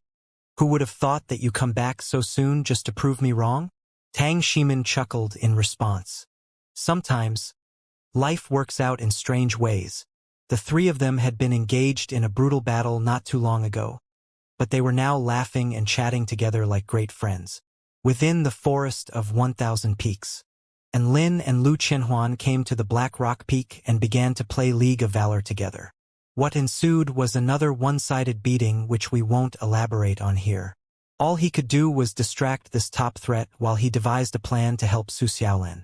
The greatest fear came from the unknown, and Lin didn't know what enemies Su Xiaolan was going to encounter, and he didn't know whether Su Xiaolan would be able to persevere until tomorrow. What if his balls suddenly disappeared as he played League of Valor?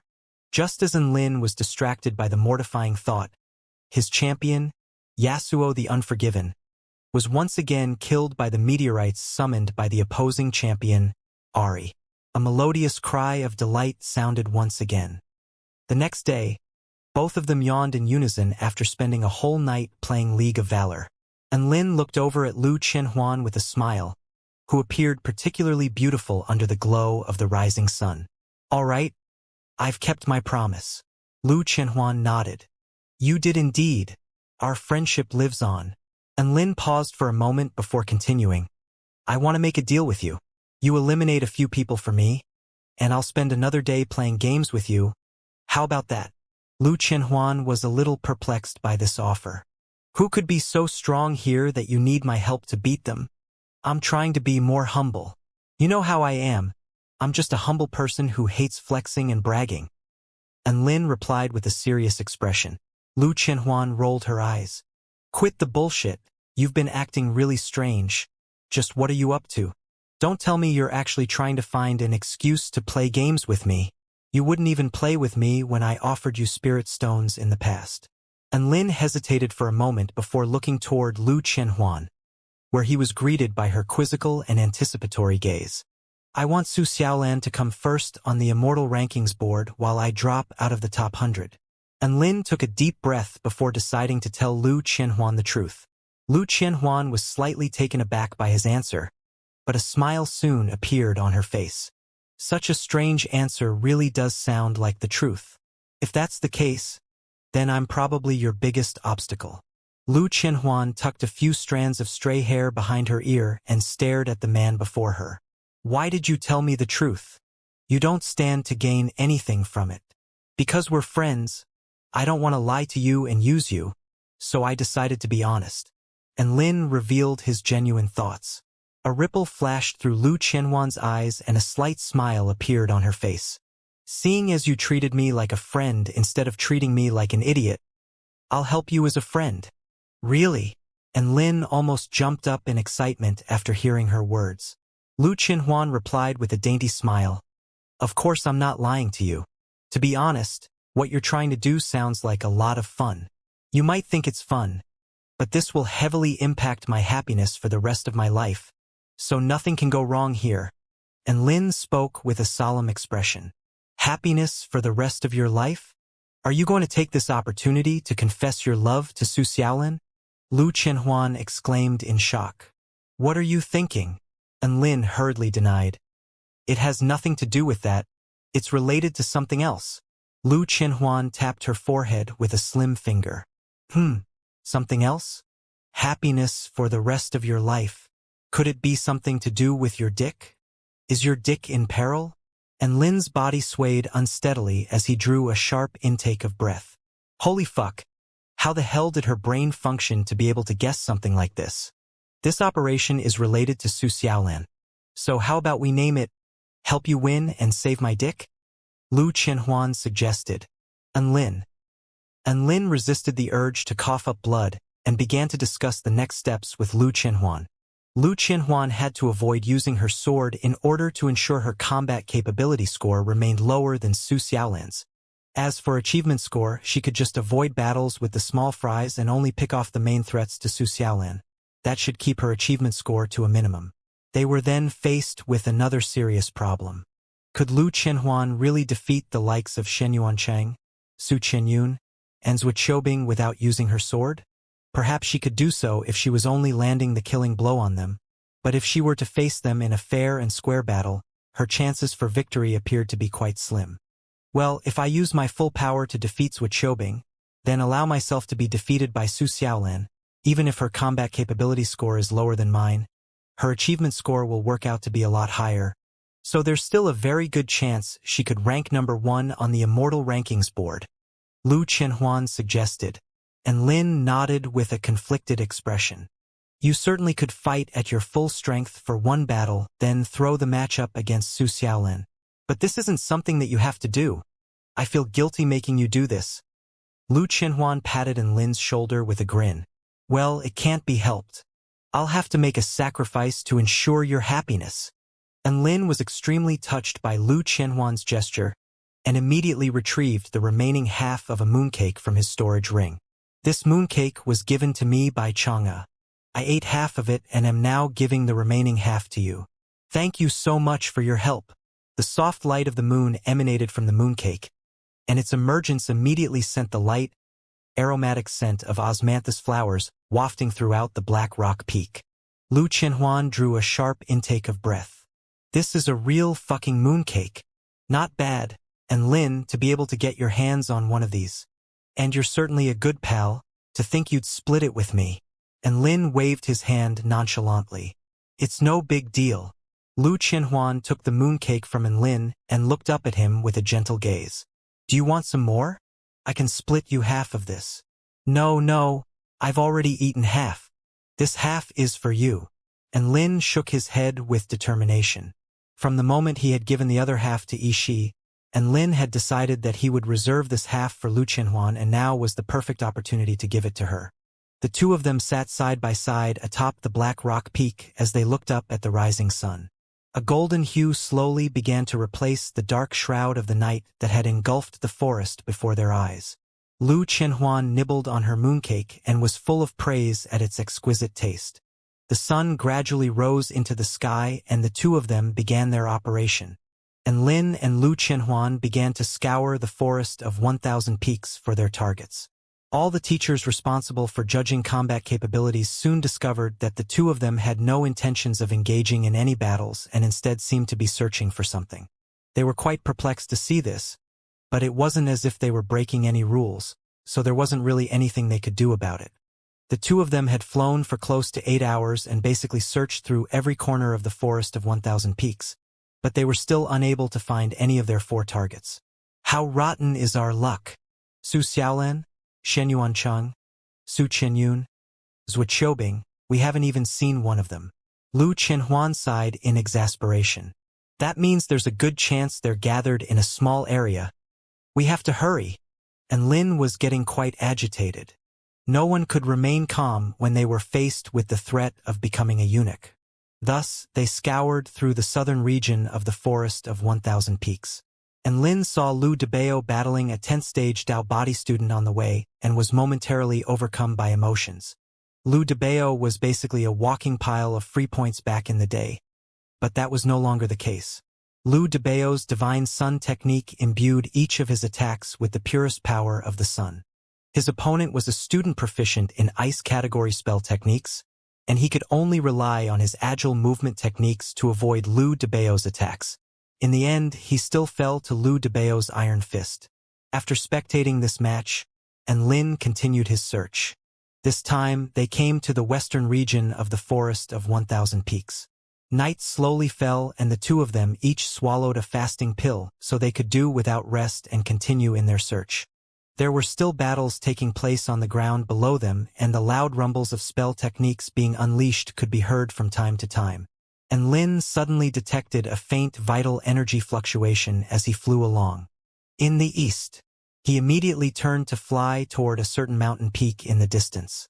The vital energy fluctuations grew stronger and stronger, and he could hear the sound of thunder rumbling in the distance like the roar of an ancient beast. Finally, after flying for a few more kilometers, they were greeted by the sight of a huge black energy vortex in the sky. Lightning flashed within the vortex, which contained a devastating amount of energy. The two of them slowly began to descend toward where the battle was taking place. Boom! Another resounding boom erupted, and lightning suddenly began to flash as two figures retreated in opposite directions. And Lin caught a glimpse of the two people in battle, and his heart trembled. He almost charged out immediately, but he was pulled back at the last second by Lu Qianhuan. "Stay calm," Lu Qianhuan cautioned in a solemn tone. Veins were beginning to bulge in Lin's forehead as undisguised rage appeared in his eyes. The two people engaged in battle were Su Xiaolan and Zhuo Qiubing. Su Xiaolan's jade barley ink garment had been stained with blood, and she had sustained wounds on her stomach and arm. However, she remained extremely calm as she surveyed the man before her with a cold expression.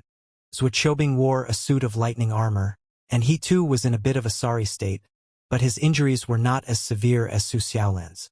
A blue lightning domain fanned out in a radius of 50 feet around him, and a huge lightning kirin that was about 10 meters tall stood behind him.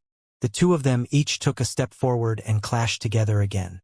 Su Xiaolan wielded her dragon sparrow sword and threatened to cut through all things standing in her way with the unrivaled sharpness of her blade. Zhuo Qiubing's main tactic was to stand back while the lightning kirin attacked in his stead, so he didn't have to fear Su Xiaolan's attacks. "You stay here. I'm gonna try to get closer to them." And Lin felt like he couldn't let this battle progress any longer. On top of that, his heart was burning with pent-up rage which he now decided to unleash. "Are you crazy? There are teachers supervising from above. If you meddle with their battle to try and land some cheap shots, you're going to be immediately eliminated." Lu Qianhuan dissuaded.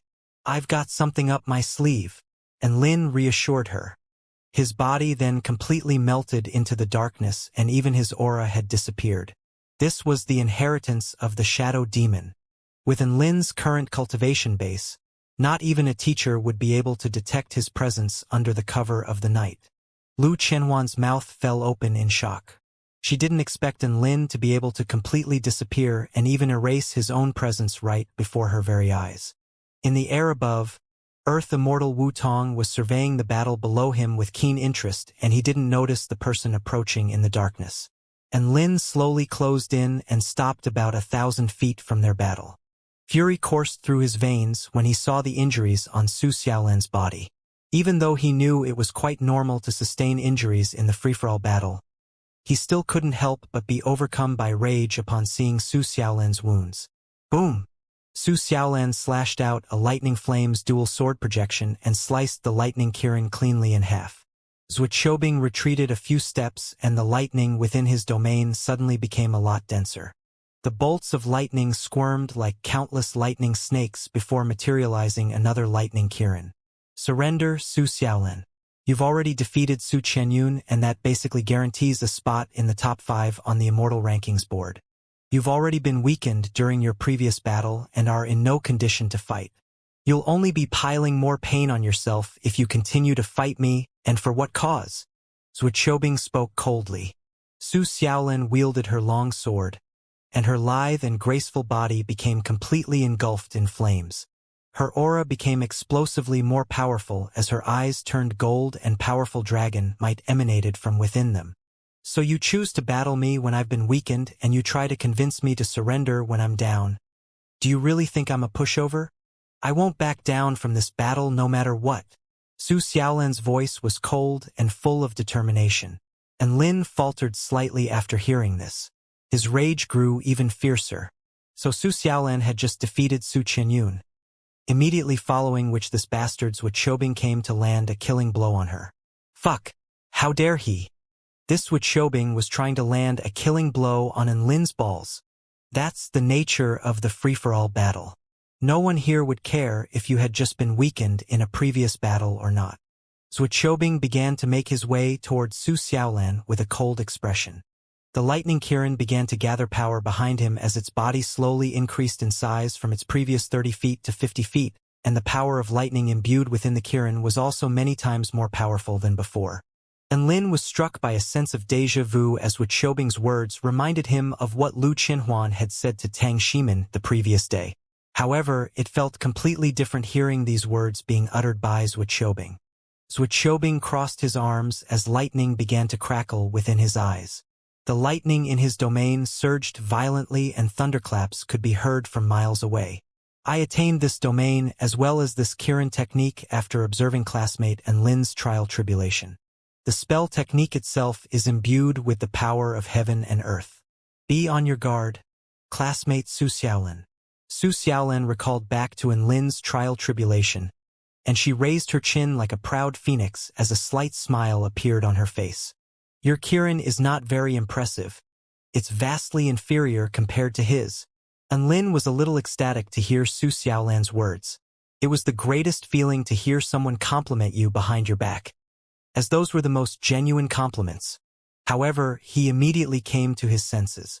The threat of becoming a eunuch was imminent, so this was no time to be basking in joy. Wuxiobing's face fell and he waved an arm forward.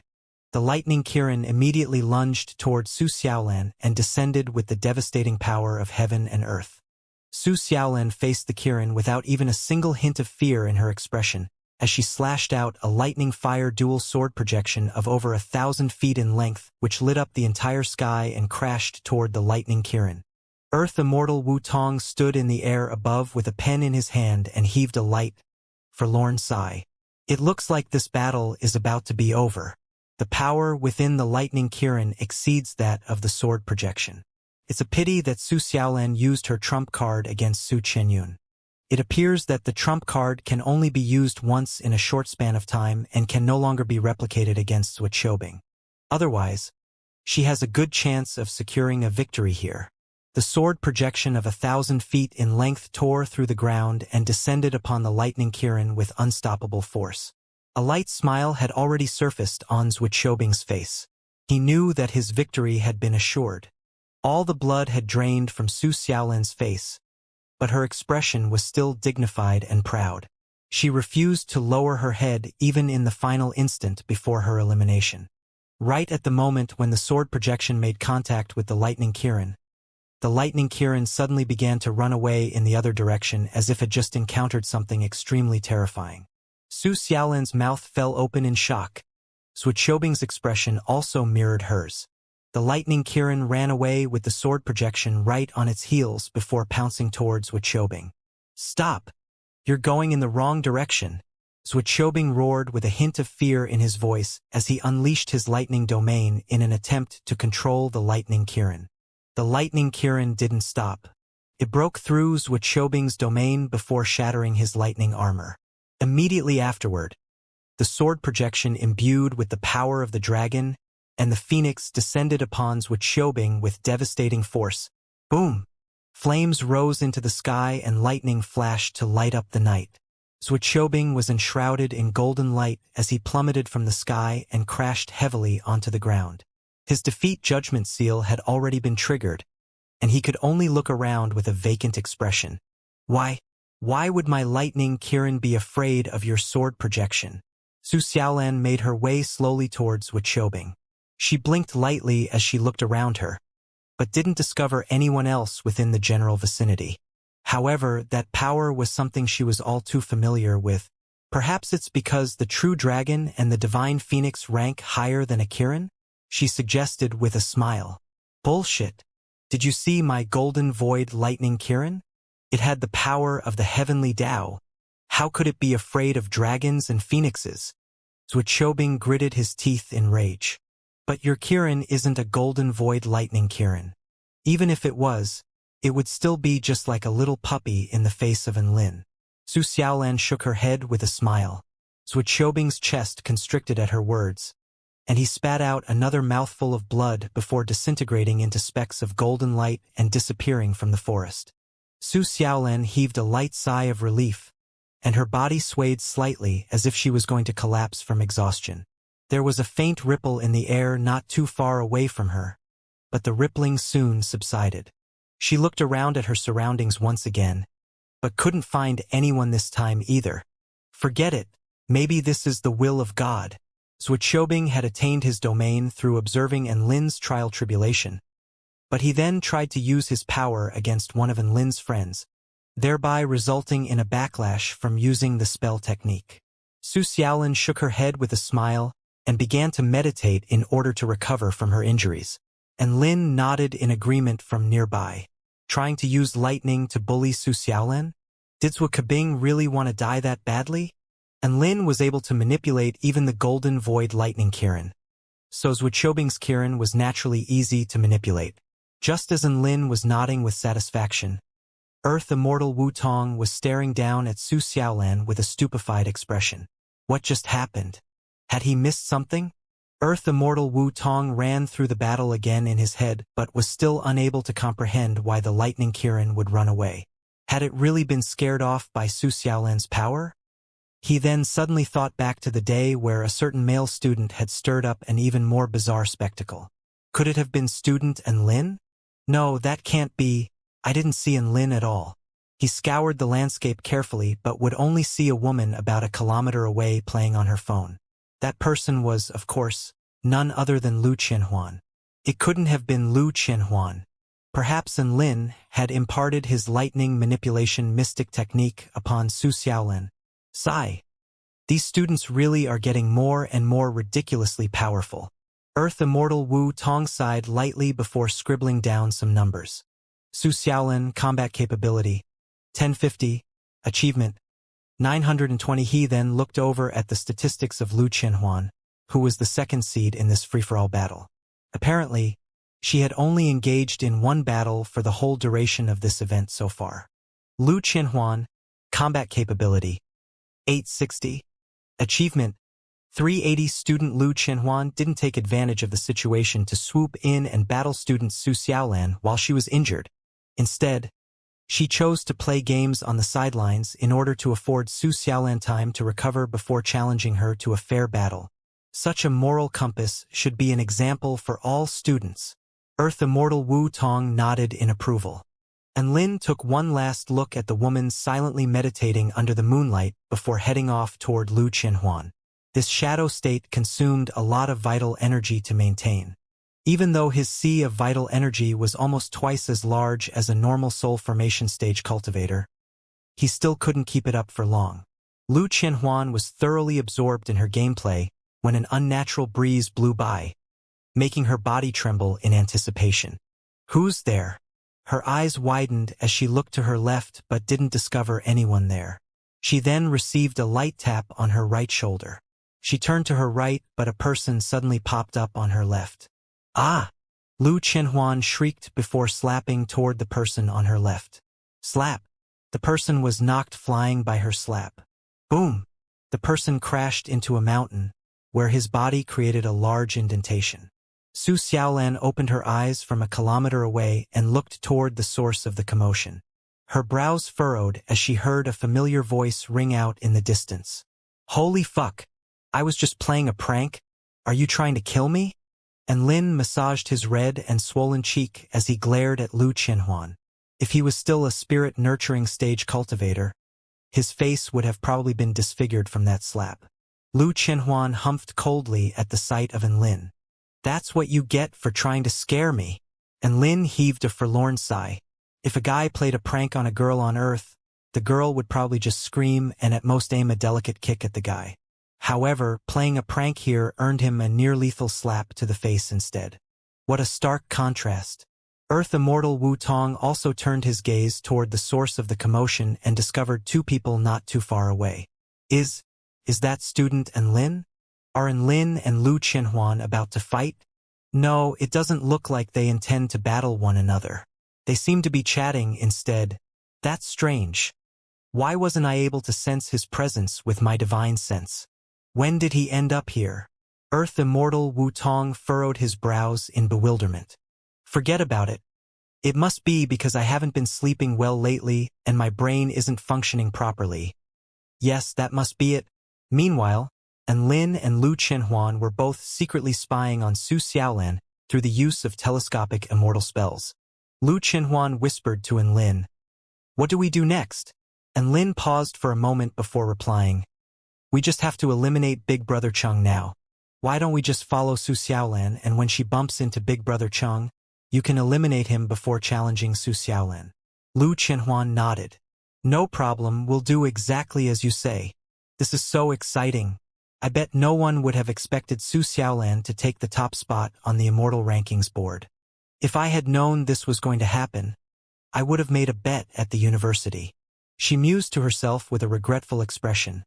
But she soon refocused on the task at hand and continued to observe Su Xiaolan. The third and final day of the free-for-all battle soon arrived. The enchantment around the forest of 1,000 peaks began to constrict into an area of only a few kilometers in radius. Over 99% of the students had already been eliminated. They were all sitting on the White Jade Plaza, recovering from their injuries as they looked up at the crystal screen above them. The live scenes are going to be broadcasted when there are only 200 students left. I'm so looking forward to seeing Senior and Lin in battle. This year's free-for-all battle is extremely intense. Most of the top students on the Immortal Rankings board have been eliminated in the first 2 days. Cultivators as powerful as them should have been able to last until the final day. Who would have thought they would be eliminated so early? That's true, it was unsurprising that people like Yao Mingxi, Yao Xiu, and Luo Ziping were eliminated. But for people like Su Qianyun, Tang Ximen, and Zhu Xiaobing who should have been cemented in the top 10 to be eliminated so early, that's simply unbelievable. It must have been Senior and Lin. You're right, there's a very good chance they were all eliminated by classmate and Lin. Just as all the students were discussing among themselves, the crystal screen suddenly lit up.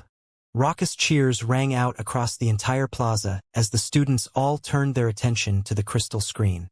The time had finally come for them to see their legendary idol in action. Almost all the students were scouring through the images in search of Lin. "Look! Senior and Lin is over there." "What? Why is he with Lu Qianhuan?" My heart aches all of a sudden. "Me too. Why didn't Senior and Lin choose me? What are they doing? It feels like they're up to something. It looks like they're following someone, but it's hard to tell from this angle. Everyone... Look, Shenyuan Cheng is fighting someone as well. It looks like he's battling Hu Guan. The outcome is pretty much already decided then." A few female students immediately flared up in rebuttal. "Shut up. We're not here to see how intense their battle is. We're here for their looks."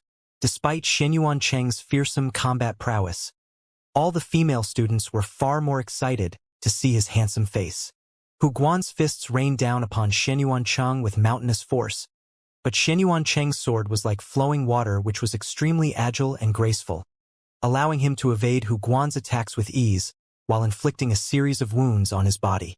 Shenyuan Cheng was not a fan of brutality, and as such, most of the students he defeated fell from the exhaustion of vital energy.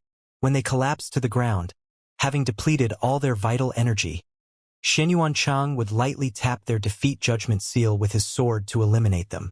Many of the students looking up at the crystal screen were awestruck by how graceful Shenyuan Cheng's swordsmanship was. Hu Guan was the most powerful student among all the first-year students, but he still couldn't avoid the fate of vital energy depletion in the end. "Classmate Hu Guan, your performance has been quite exemplary. You are the first student to have forced me to such an extent. Shen Yuancheng wore a pleasant smile as he tapped his long sword toward Hu Guan's heart. Hu Guan's lips twitched upon hearing this familiar line. Shen Yuancheng had said the exact same thing to the last student he had eliminated. Would it kill him to at least change his lines? Where was the sincerity? Crack. A clear, crisp crack sounded as Hu Guan's defeat judgment seal shattered. Shen Yuancheng smiled lightly and nodded at Hu Guan before departing on his sword. Meanwhile, Lu Qianhuan and Enlin were still running along the ground about a kilometer away from where Su Xiaolan was flying through the air. They both had superior cultivation bases to Su Xiaolan's, so it was quite a simple task to mask their presence, especially when they were so far away. After a night of rest and recovery, Su Xiaolan's injuries had mostly healed and she was ready for battle. Some of the students left were Dao body stage cultivators, which she could take care of easily.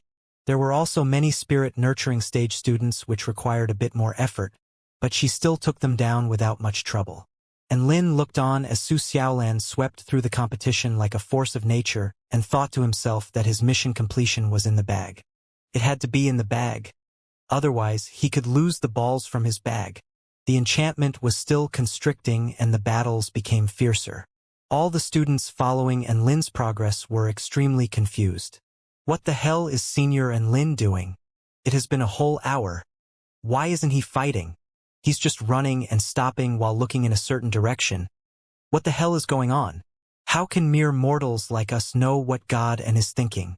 Perhaps he's plotting something earth-shattering with Lu Qianhuan. I'm so eager to see Senior Enlin fight. I've never seen him in action since he progressed to soul formation stage. A beautiful female student stared up at Enlin's image on the screen as if she was in a trance. She refused to look at any of the other fierce battles taking place and only stared at Enlin's running figure as her heart pounded with excitement. Before everyone knew it, the enchantment had already been constricted to an area of 5 kilometers in radius. There were still a total of just over 20 people left in the forest of 1,000 peaks. Enlin and Lu Qianhuan still hadn't engaged in any battles, and the students were beginning to figure out who they were tailing. My God! They're following Su Xiaolan. What could their intentions be? I'm so excited. I don't understand. I really don't understand. Everyone, look! Su Xiaolan and Shen Yuancheng have run into one another. Most of the students instantly turned their gazes upon the section of the crystal screen where Su Xiaolan and Shen Yuancheng were facing off. Within the forest of 1,000 peaks, Su Xiaolan and Shen Yuancheng both faltered slightly after catching sight of one another. Shen Yuancheng didn't expect to have to battle Su Xiaolan, and his expression immediately became a lot more solemn. He knew Su Xiaolan was one of the few people capable of defeating him. Third year, Class 1, Shen Yuancheng, please enlighten me. He bowed gracefully like an elegant prince. Just as Su Xiaolan was about to respond in kind, a voice suddenly sounded from afar. Fifth year, Class 1, Lu Qianhuan, please enlighten me. A pink streak of light suddenly appeared in front of Su Xiaolan. Lu Qianhuan bowed toward Shen Yuancheng with a smug expression. Su Xiaolan and Shen Yuancheng were both caught by surprise. Lu Qianhuan, what are you? Su Xiaolan was a little dumbfounded. Lu Qianhuan looked at Su Xiaolan with a smile. Hey there, Su Xiaolan. Shen Yuancheng is my prey. Please leave him to me. Shen Yuancheng looked at the woman standing before him with a bitter expression. Lu Qianhuan, I don't recall offending you in any way recently. Lu Qianhuan blinked her bright purple eyes and replied with a mellow voice. It's because you're too handsome. I've never fought anyone as handsome as you before. Please fulfill this wish of mine before I graduate. What do you say? Shen Yuancheng. Su Xiaolan stepped to the side in silence. All the students on the White Jade Plaza were staring at scenes unfolding on the crystal screen with bewildered expressions. Never would they have thought that Lu Qianhuan would challenge Shen Yuancheng after hiding herself away for so long. Just what were her intentions? Under the eager gazes of all the students on the White Jade Plaza, Lu Qianhuan initiated the first attack. Her 6-feathered staff glowed with a brilliant light before materializing a rainbow beam of light which blasted toward Shen Yuancheng. Each of the 7 streaks of light was imbued with the power equivalent to a full-force attack from a spirit-nurturing final-stage cultivator. Shenyuan Cheng's expression remained calm as he stepped forward. His movements appeared slow and measured, but he managed to dodge the streaks of light through the use of an unfathomable movement technique. There was occasionally a streak of light or two that he couldn't dodge, but they too were somehow refracted and shot off in different directions, leaving Shenyuan Cheng unscathed. Boom! Explosions of energy erupted behind him, laying waste to a mountain in the distance and sending tremors through the ground below. Take care, Shenyuan Cheng cautioned lightly as he took a step forward, and his speed instantly transcended the speed of sound as he shot forth like a cannonball toward Lu Qianhuan, leaving a sonic boom in his wake. Lu Qianhuan was in her young sorceress mode, so she immediately flew back in retreat to avoid a melee confrontation with Shenyuan Cheng. Immortal seal! Shenyuan Cheng grasped the air in Lu Qianhuan's direction with his gloved left hand. A series of semi-transparent gold chains suddenly appeared before flying toward Lu Qianhuan in an attempt to ensnare her. This was the special spell technique of the immortal tool Shenyuan Cheng had purchased at the Shouyang tomb. Immortal sealing gloves. Ho ho! You little pervert, trying to use rope bondage on me. I see. Lu Qianhuan twisted her body and blasted a pink prismatic barrier from her six-feathered staff, which shattered all the golden chains in the air. However, during the split second in which she took to dispel the golden chains, Shenyuan Cheng had already closed the gap and appeared right in front of Lu Qianhuan. He activated his myriad spirit Tai Chi sword technique to its fullest extent, and Lu Qianhuan suddenly had the feeling that she had been bogged down by a viscous swamp. The sinking sensation only strengthened with Shenyuan Cheng's approach, and she could no longer distance herself from her oncoming foe. Sweat began to materialize in Enlin's palms as he looked on from his hiding spot in the distance. He was internally screaming with all his might for Lu Qianhuan to use her sword. Otherwise, his balls were going to disappear. At this moment, Earth Immortal Changqing was standing in the air above the forest of 1,000 peaks as the final combat capability judge. He stroked his beard with an expression of approval as he looked down at Shenyuan Cheng.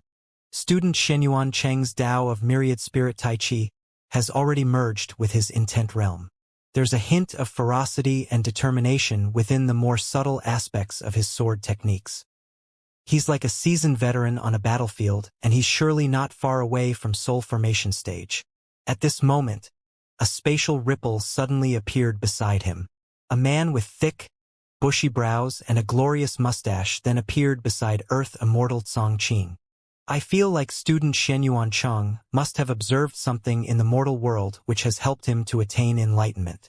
There's an explosive force hidden behind the subtle guise of his graceful sword techniques, almost like a hidden bomb that could explode at any moment. Earth Immortal Changqing immediately bowed with a respectful smile to the man who had just appeared beside him. Vice Principal Yu Hua, I didn't expect you to come and spectate the battle. Vice Principal Yu Hua smiled in reply. I'm mainly here to see how our soul formation prodigy is doing. I hope he doesn't disappoint me. He cast his gaze toward the tally sheet in Earth Immortal Changqing's hands as he spoke, and his eyes scoured for a certain name. However, his face convulsed slightly when he caught sight of Enlin's name on the list. Enlin? Combat capability? Achievement? What's the meaning of this? Vice Principal Yu Hua stuttered in shock. Student Enlin has yet to participate even in a single battle. Look over there. He's hiding behind that rock right now. Earth Immortal Changqing pointed toward a huge rock in the distance. Vice Principal Yu Hua became even more confused as he caught sight of Enlin. What is he doing? With his strength, surely he doesn't need to wait for an opportunity to strike. Isn't he really into flexing? Why isn't he battling to show off his strength? Enlin was the only soul formation stage cultivator among all students, and everyone had thought his #1 spot was guaranteed. But who would have thought that he had yet to participate in even a single battle? This was extremely perplexing to all the onlookers. Earth Immortal Changqing heaved a long, forlorn sigh. Perhaps student Enlin encountered some problems following his tribulation transcendence. We both know just how strange his tribulation was. Perhaps he's now unable to battle for some reason due to a mishap that occurred during that process. Vice Principal Yu Hua pondered over the issue for a moment and felt like that was very much a valid possibility. After all, none of the things that Lin did could be considered as normal. Vice Principal Yu Hua was beginning to get a little excited to see how things would progress from here. Meanwhile, the battle between Shen Yuanchang and Lu Qianhuan had already reached its climax. Lu Qianhuan had sustained many injuries and depleted a huge amount of vital energy as she stumbled back in retreat in the face of Shen Yuancheng's relentless attacks. Shen Yuancheng's long sword glowed with a brilliant white light, which only seemed to grow brighter as he formed a vast ceiling formation around Lu Qianhuan, trapping her within to prevent her escape. On the White Jade Plaza, most of the students had their attention focused on the battle between Lu Qianhuan and Shen Yuanchang, and all of them were in a heated discussion. Who would have thought that Shen Yuanchang would be able to gain the upper hand over Lu Qianhuan? His sword techniques are growing more and more powerful. Sigh, I was initially hoping classmate Lu Qianhuan would win some glory for us fifth years. Is she destined to fall to those third-year super prodigies in the end? Shen Yuanchang is only at spirit nurturing final stage, but Lu Qianhuan is already at half-step soul formation stage. How could she be beaten like by him? I can't accept this. It's not really even a surprise anymore. Think about how many people with a superior cultivation base that God has defeated in the past. You have point there. I feel much better now when I think about it that way. What the hell are you feeling better about? The truth still hasn't changed. Us fifth years are still being dominated by those third-year freaks. A series of powerful white sword projections swept through the forest of 1,000 peaks, slashing through everything in their path. Lu Qianhuan continued to move quickly through the air, dodging each of Shen Yuancheng's attacks with great difficulty. Use your sword, Lu Qianhuan. There's no need to go easy on me. I want to fight you at your full strength. Shen Yuanchang spoke calmly as he rained down sword projections on Lu Qianhuan. Lu Qianhuan sighed in resignation as she looked at Shen Yuancheng's determined expression. She then thought back to the agreement with Lin, and she finally made up her mind. Her storage ring flashed and a blue longsword appeared in her hand. A crisp ringing reverberated through the air with the emergence of her great frost sword. It was at that moment as well that the entire heaven and earth was transformed into a world of snow and ice. A series of blue streamers settled over Lu Qianhuan's body as she stepped forward. An aura of extreme cold radiated outward, creating a frosty domain. All the students on the White Jade Plaza fell silent at the scenes unfolding before their eyes. This was the first time they had seen Lu Qianhuan wield a sword aside from that one-off instance during the Tao Exchange Conference of the Four Powers. The image of the beautiful woman standing proudly in a world of frost was etched deeply into their minds. Even Vice Principal Yu Hua was looking down at the battle taking place below him with a shocked expression. Who would have thought that student Lu Qianhuan's domain would be a weather domain? If she's able to use her domain to its fullest extent, she could transform heaven and earth through her power. As expected of the #1 prodigy in the heavenly sword sect, her ancient sword Tao physique is truly fearsome. Sigh, it's just a pity that she's unwilling to embrace the way of the sword due to her past trauma. All right, I'm about to show you my full strength, Shen Yuanchang announced with a solemn expression. A brilliant white light began to burst forth from Shen Yuancheng's white glove, and the projection of the yin-yang image under his feet expanded to a radius of 100 feet to keep the frosty aura around him at bay. Myriad Spirit Tai Chi. True Sun Slash. A powerful golden light suddenly began to burst forth from Shen Yuancheng's long sword, which instantly pierced through the clouds and fractured the enchantment in the sky above. Violent snow. Lu Qianhuan wielded her great frost sword and slashed it through the air as snow and ice surged in a spectacular display behind her. The golden light descended upon Lu Qianhuan, bringing with it the power of the sun as it crashed through the snow and melted away the ice. A vast expanse of snow obscured the entire sky as the power of extreme cold clashed with the golden light, transforming heaven and earth into a world of white and gold. The clash between the two spell techniques instantly laid waste to the forest below them in a radius of several hundred meters. In the end, the boundless expanse of snow engulfed the golden sword projection and congealed Shen Yuancheng's yin-yang projection before swallowing up Shen Yuancheng's body. and Lin's heart trembled in awe as he witnessed this final clash from his hiding spot. The extreme frost spell technique Lu Qianhuan had unleashed could rival the spell technique unleashed by Ling as part of her human service during the trial of extreme frost. And Lin didn't know whether he could break through the spell technique back when he was at spirit nurturing stage, even if he were to use the origin energy of the netherworld. Shenyuan Cheng's defeat judgment seal was triggered and golden light enveloped his whole body. Lu Qianhuan retracted her domain and looked at Shenyuan Cheng with a slightly apologetic expression. Sorry. Shenyuan Cheng shook his head with a smile. That's not like you. You beat me fair and square. What do you have to apologize for? Lu Qianhuan faltered slightly before a slight smile appeared on her face, and she looked on as Shenyuan Cheng dissipated into specks of golden light. All the students were in an uproar on the White Jade Plaza. This was the first earth-shattering battle they had witnessed during this edition of the free-for-all battle. Lu Qianhuan is so beautiful. I've fallen in love with her. This is the first time I've seen her soul formation domain. I didn't expect it to be this powerful. Classmate Lu Qianhuan finally won some glory for us fifth years. I'm so happy. The thought of not being able to see Lu Qianhuan after she graduates is like a knife raking across my heart. The thought of not being able to see Senior and Lin after just 2 more years pains me to the extent that I can't breathe. Aren't you thinking too far ahead? Which bastard said Lu Qianhuan would be defeated by Shenyuan Cheng? Stand up and fight me right now. Please mind your words, fellow student. If you issue a challenge like that, you're going to face about 10,000 people all at once. Just as everyone was discussing among themselves, Su Xiaolan was already approaching Lu Qianhuan. She then paused in her footsteps with a conflicted expression. Although it was quite a commonplace practice to challenge someone right after their fight in the free-for-all battle, Su Xiaolan couldn't bear to do this to Lu Qianhuan as they were good friends after all. Lu Qianhuan had just endured a grueling battle, and her whole body was riddled with injuries. On top of that, the vital energy within her sea of vital energy had almost been completely depleted, and she was looking decidedly worse for wear.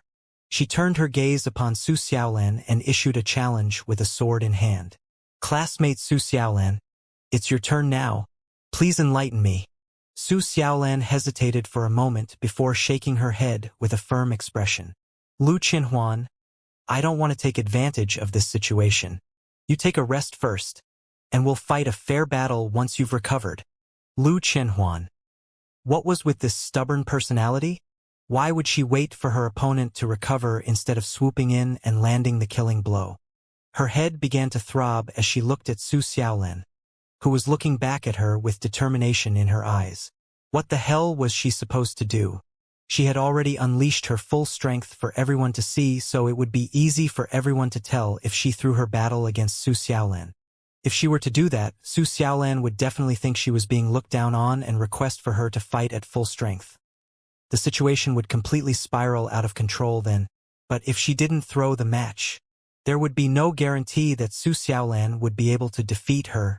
Right at this moment, a figure suddenly leaped into the air and appeared not far from Lu Qianhuan.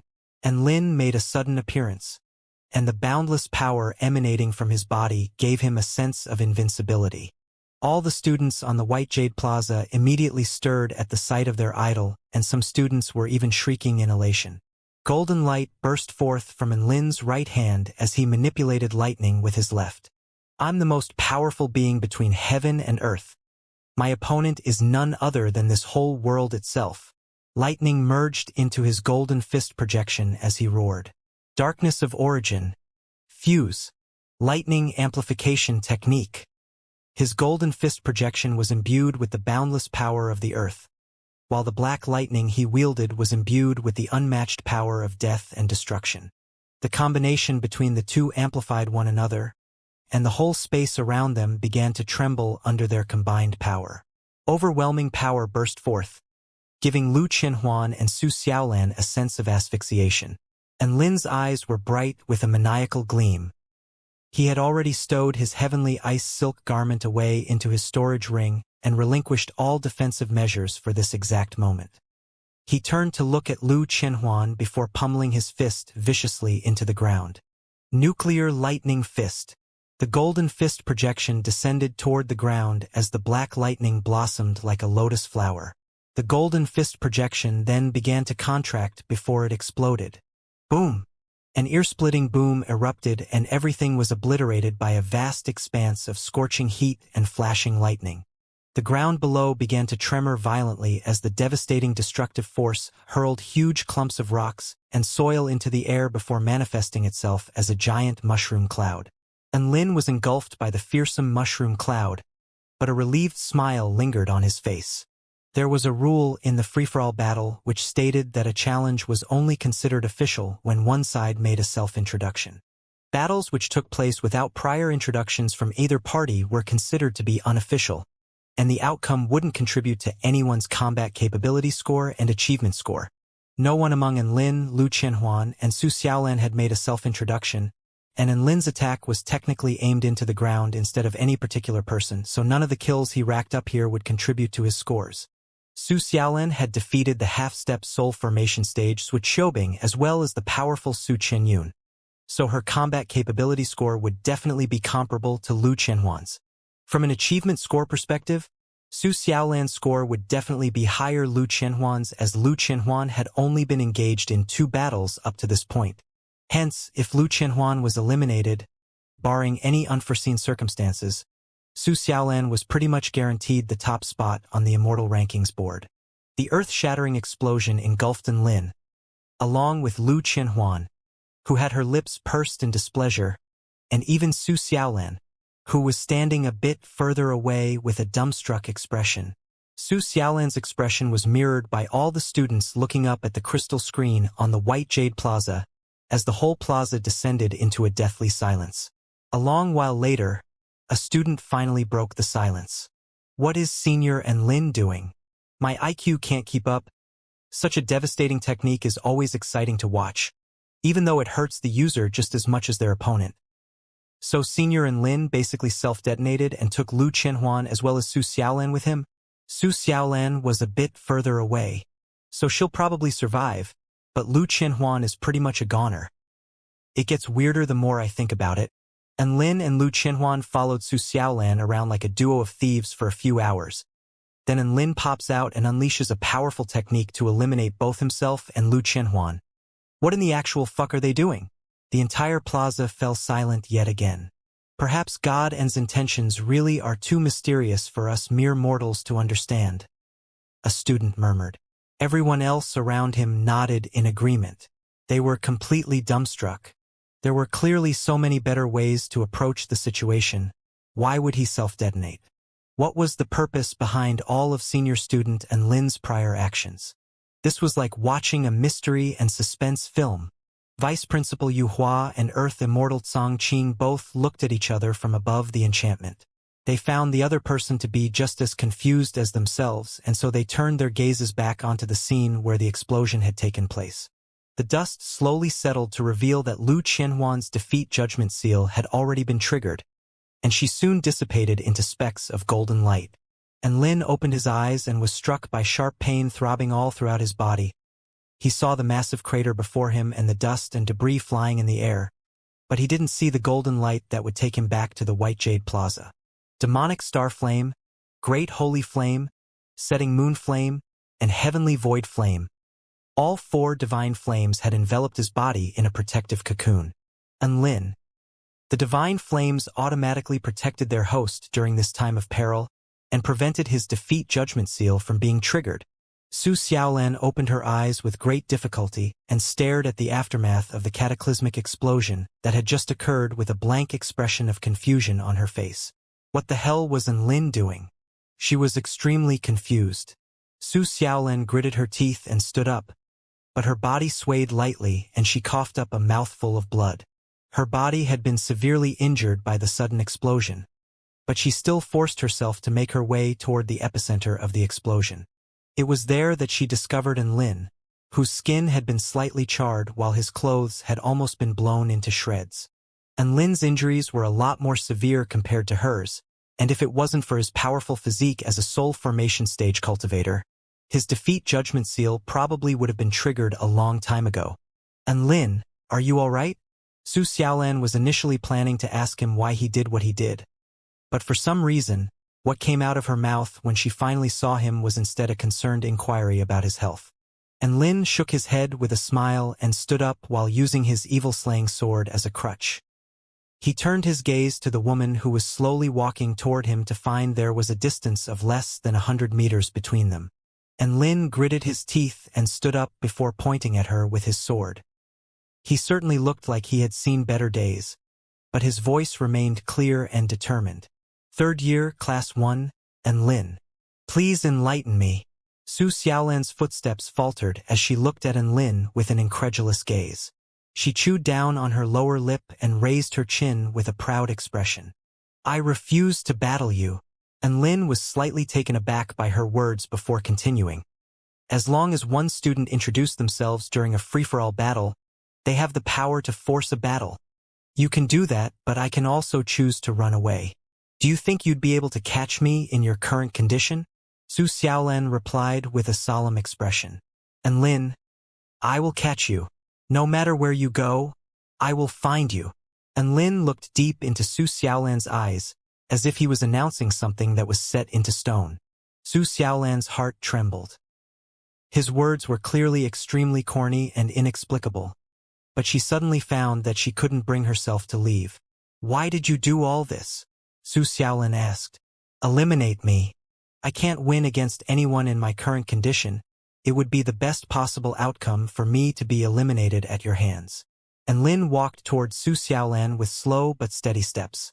Su Xiaolan suddenly recalled her battle against Wuxia as she looked at Lin's determined expression. The battle from yesterday. It was me! And Lin nodded in admission before Su Xiaolan had a chance to finish her sentence. Su Xiaolan's eyelashes trembled, and she slowly closed her eyes as she took a deep breath. You eliminate me instead. I won't feel any regret being eliminated by you. And Lin replied with a smile. I told you the other day, I only bully others, not you. Su Xiaolan was rooted to the spot by his words.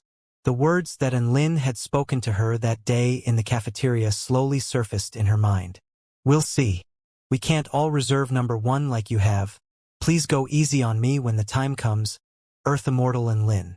No problem. I only bully others, not you. She was only making a joke at the expense of Lin that day.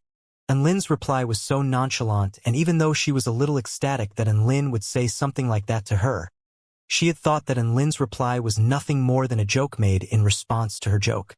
Never would she have thought that Lin would actually be so determined to uphold his vow.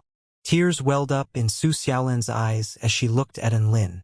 Lightning and flames burst forth on her dragon sparrow sword, and she began to make her way slowly toward Lin. And Lin also began to make his way toward Su Xiaolan, gathering speed as he went. Third year, Class 1, and Lin. Please enlighten me. Third year, Class 1, Su Xiaolan. Please enlighten me. Golden flames and lightning flashed past, and a streak of crimson burst forth. Thank you. And Lin clutched at the bleeding wound on his chest as he spoke. His defeat judgment seal was triggered and began to dissipate into specks of golden light. Why would you do this? What you've made me do is akin to bullying me.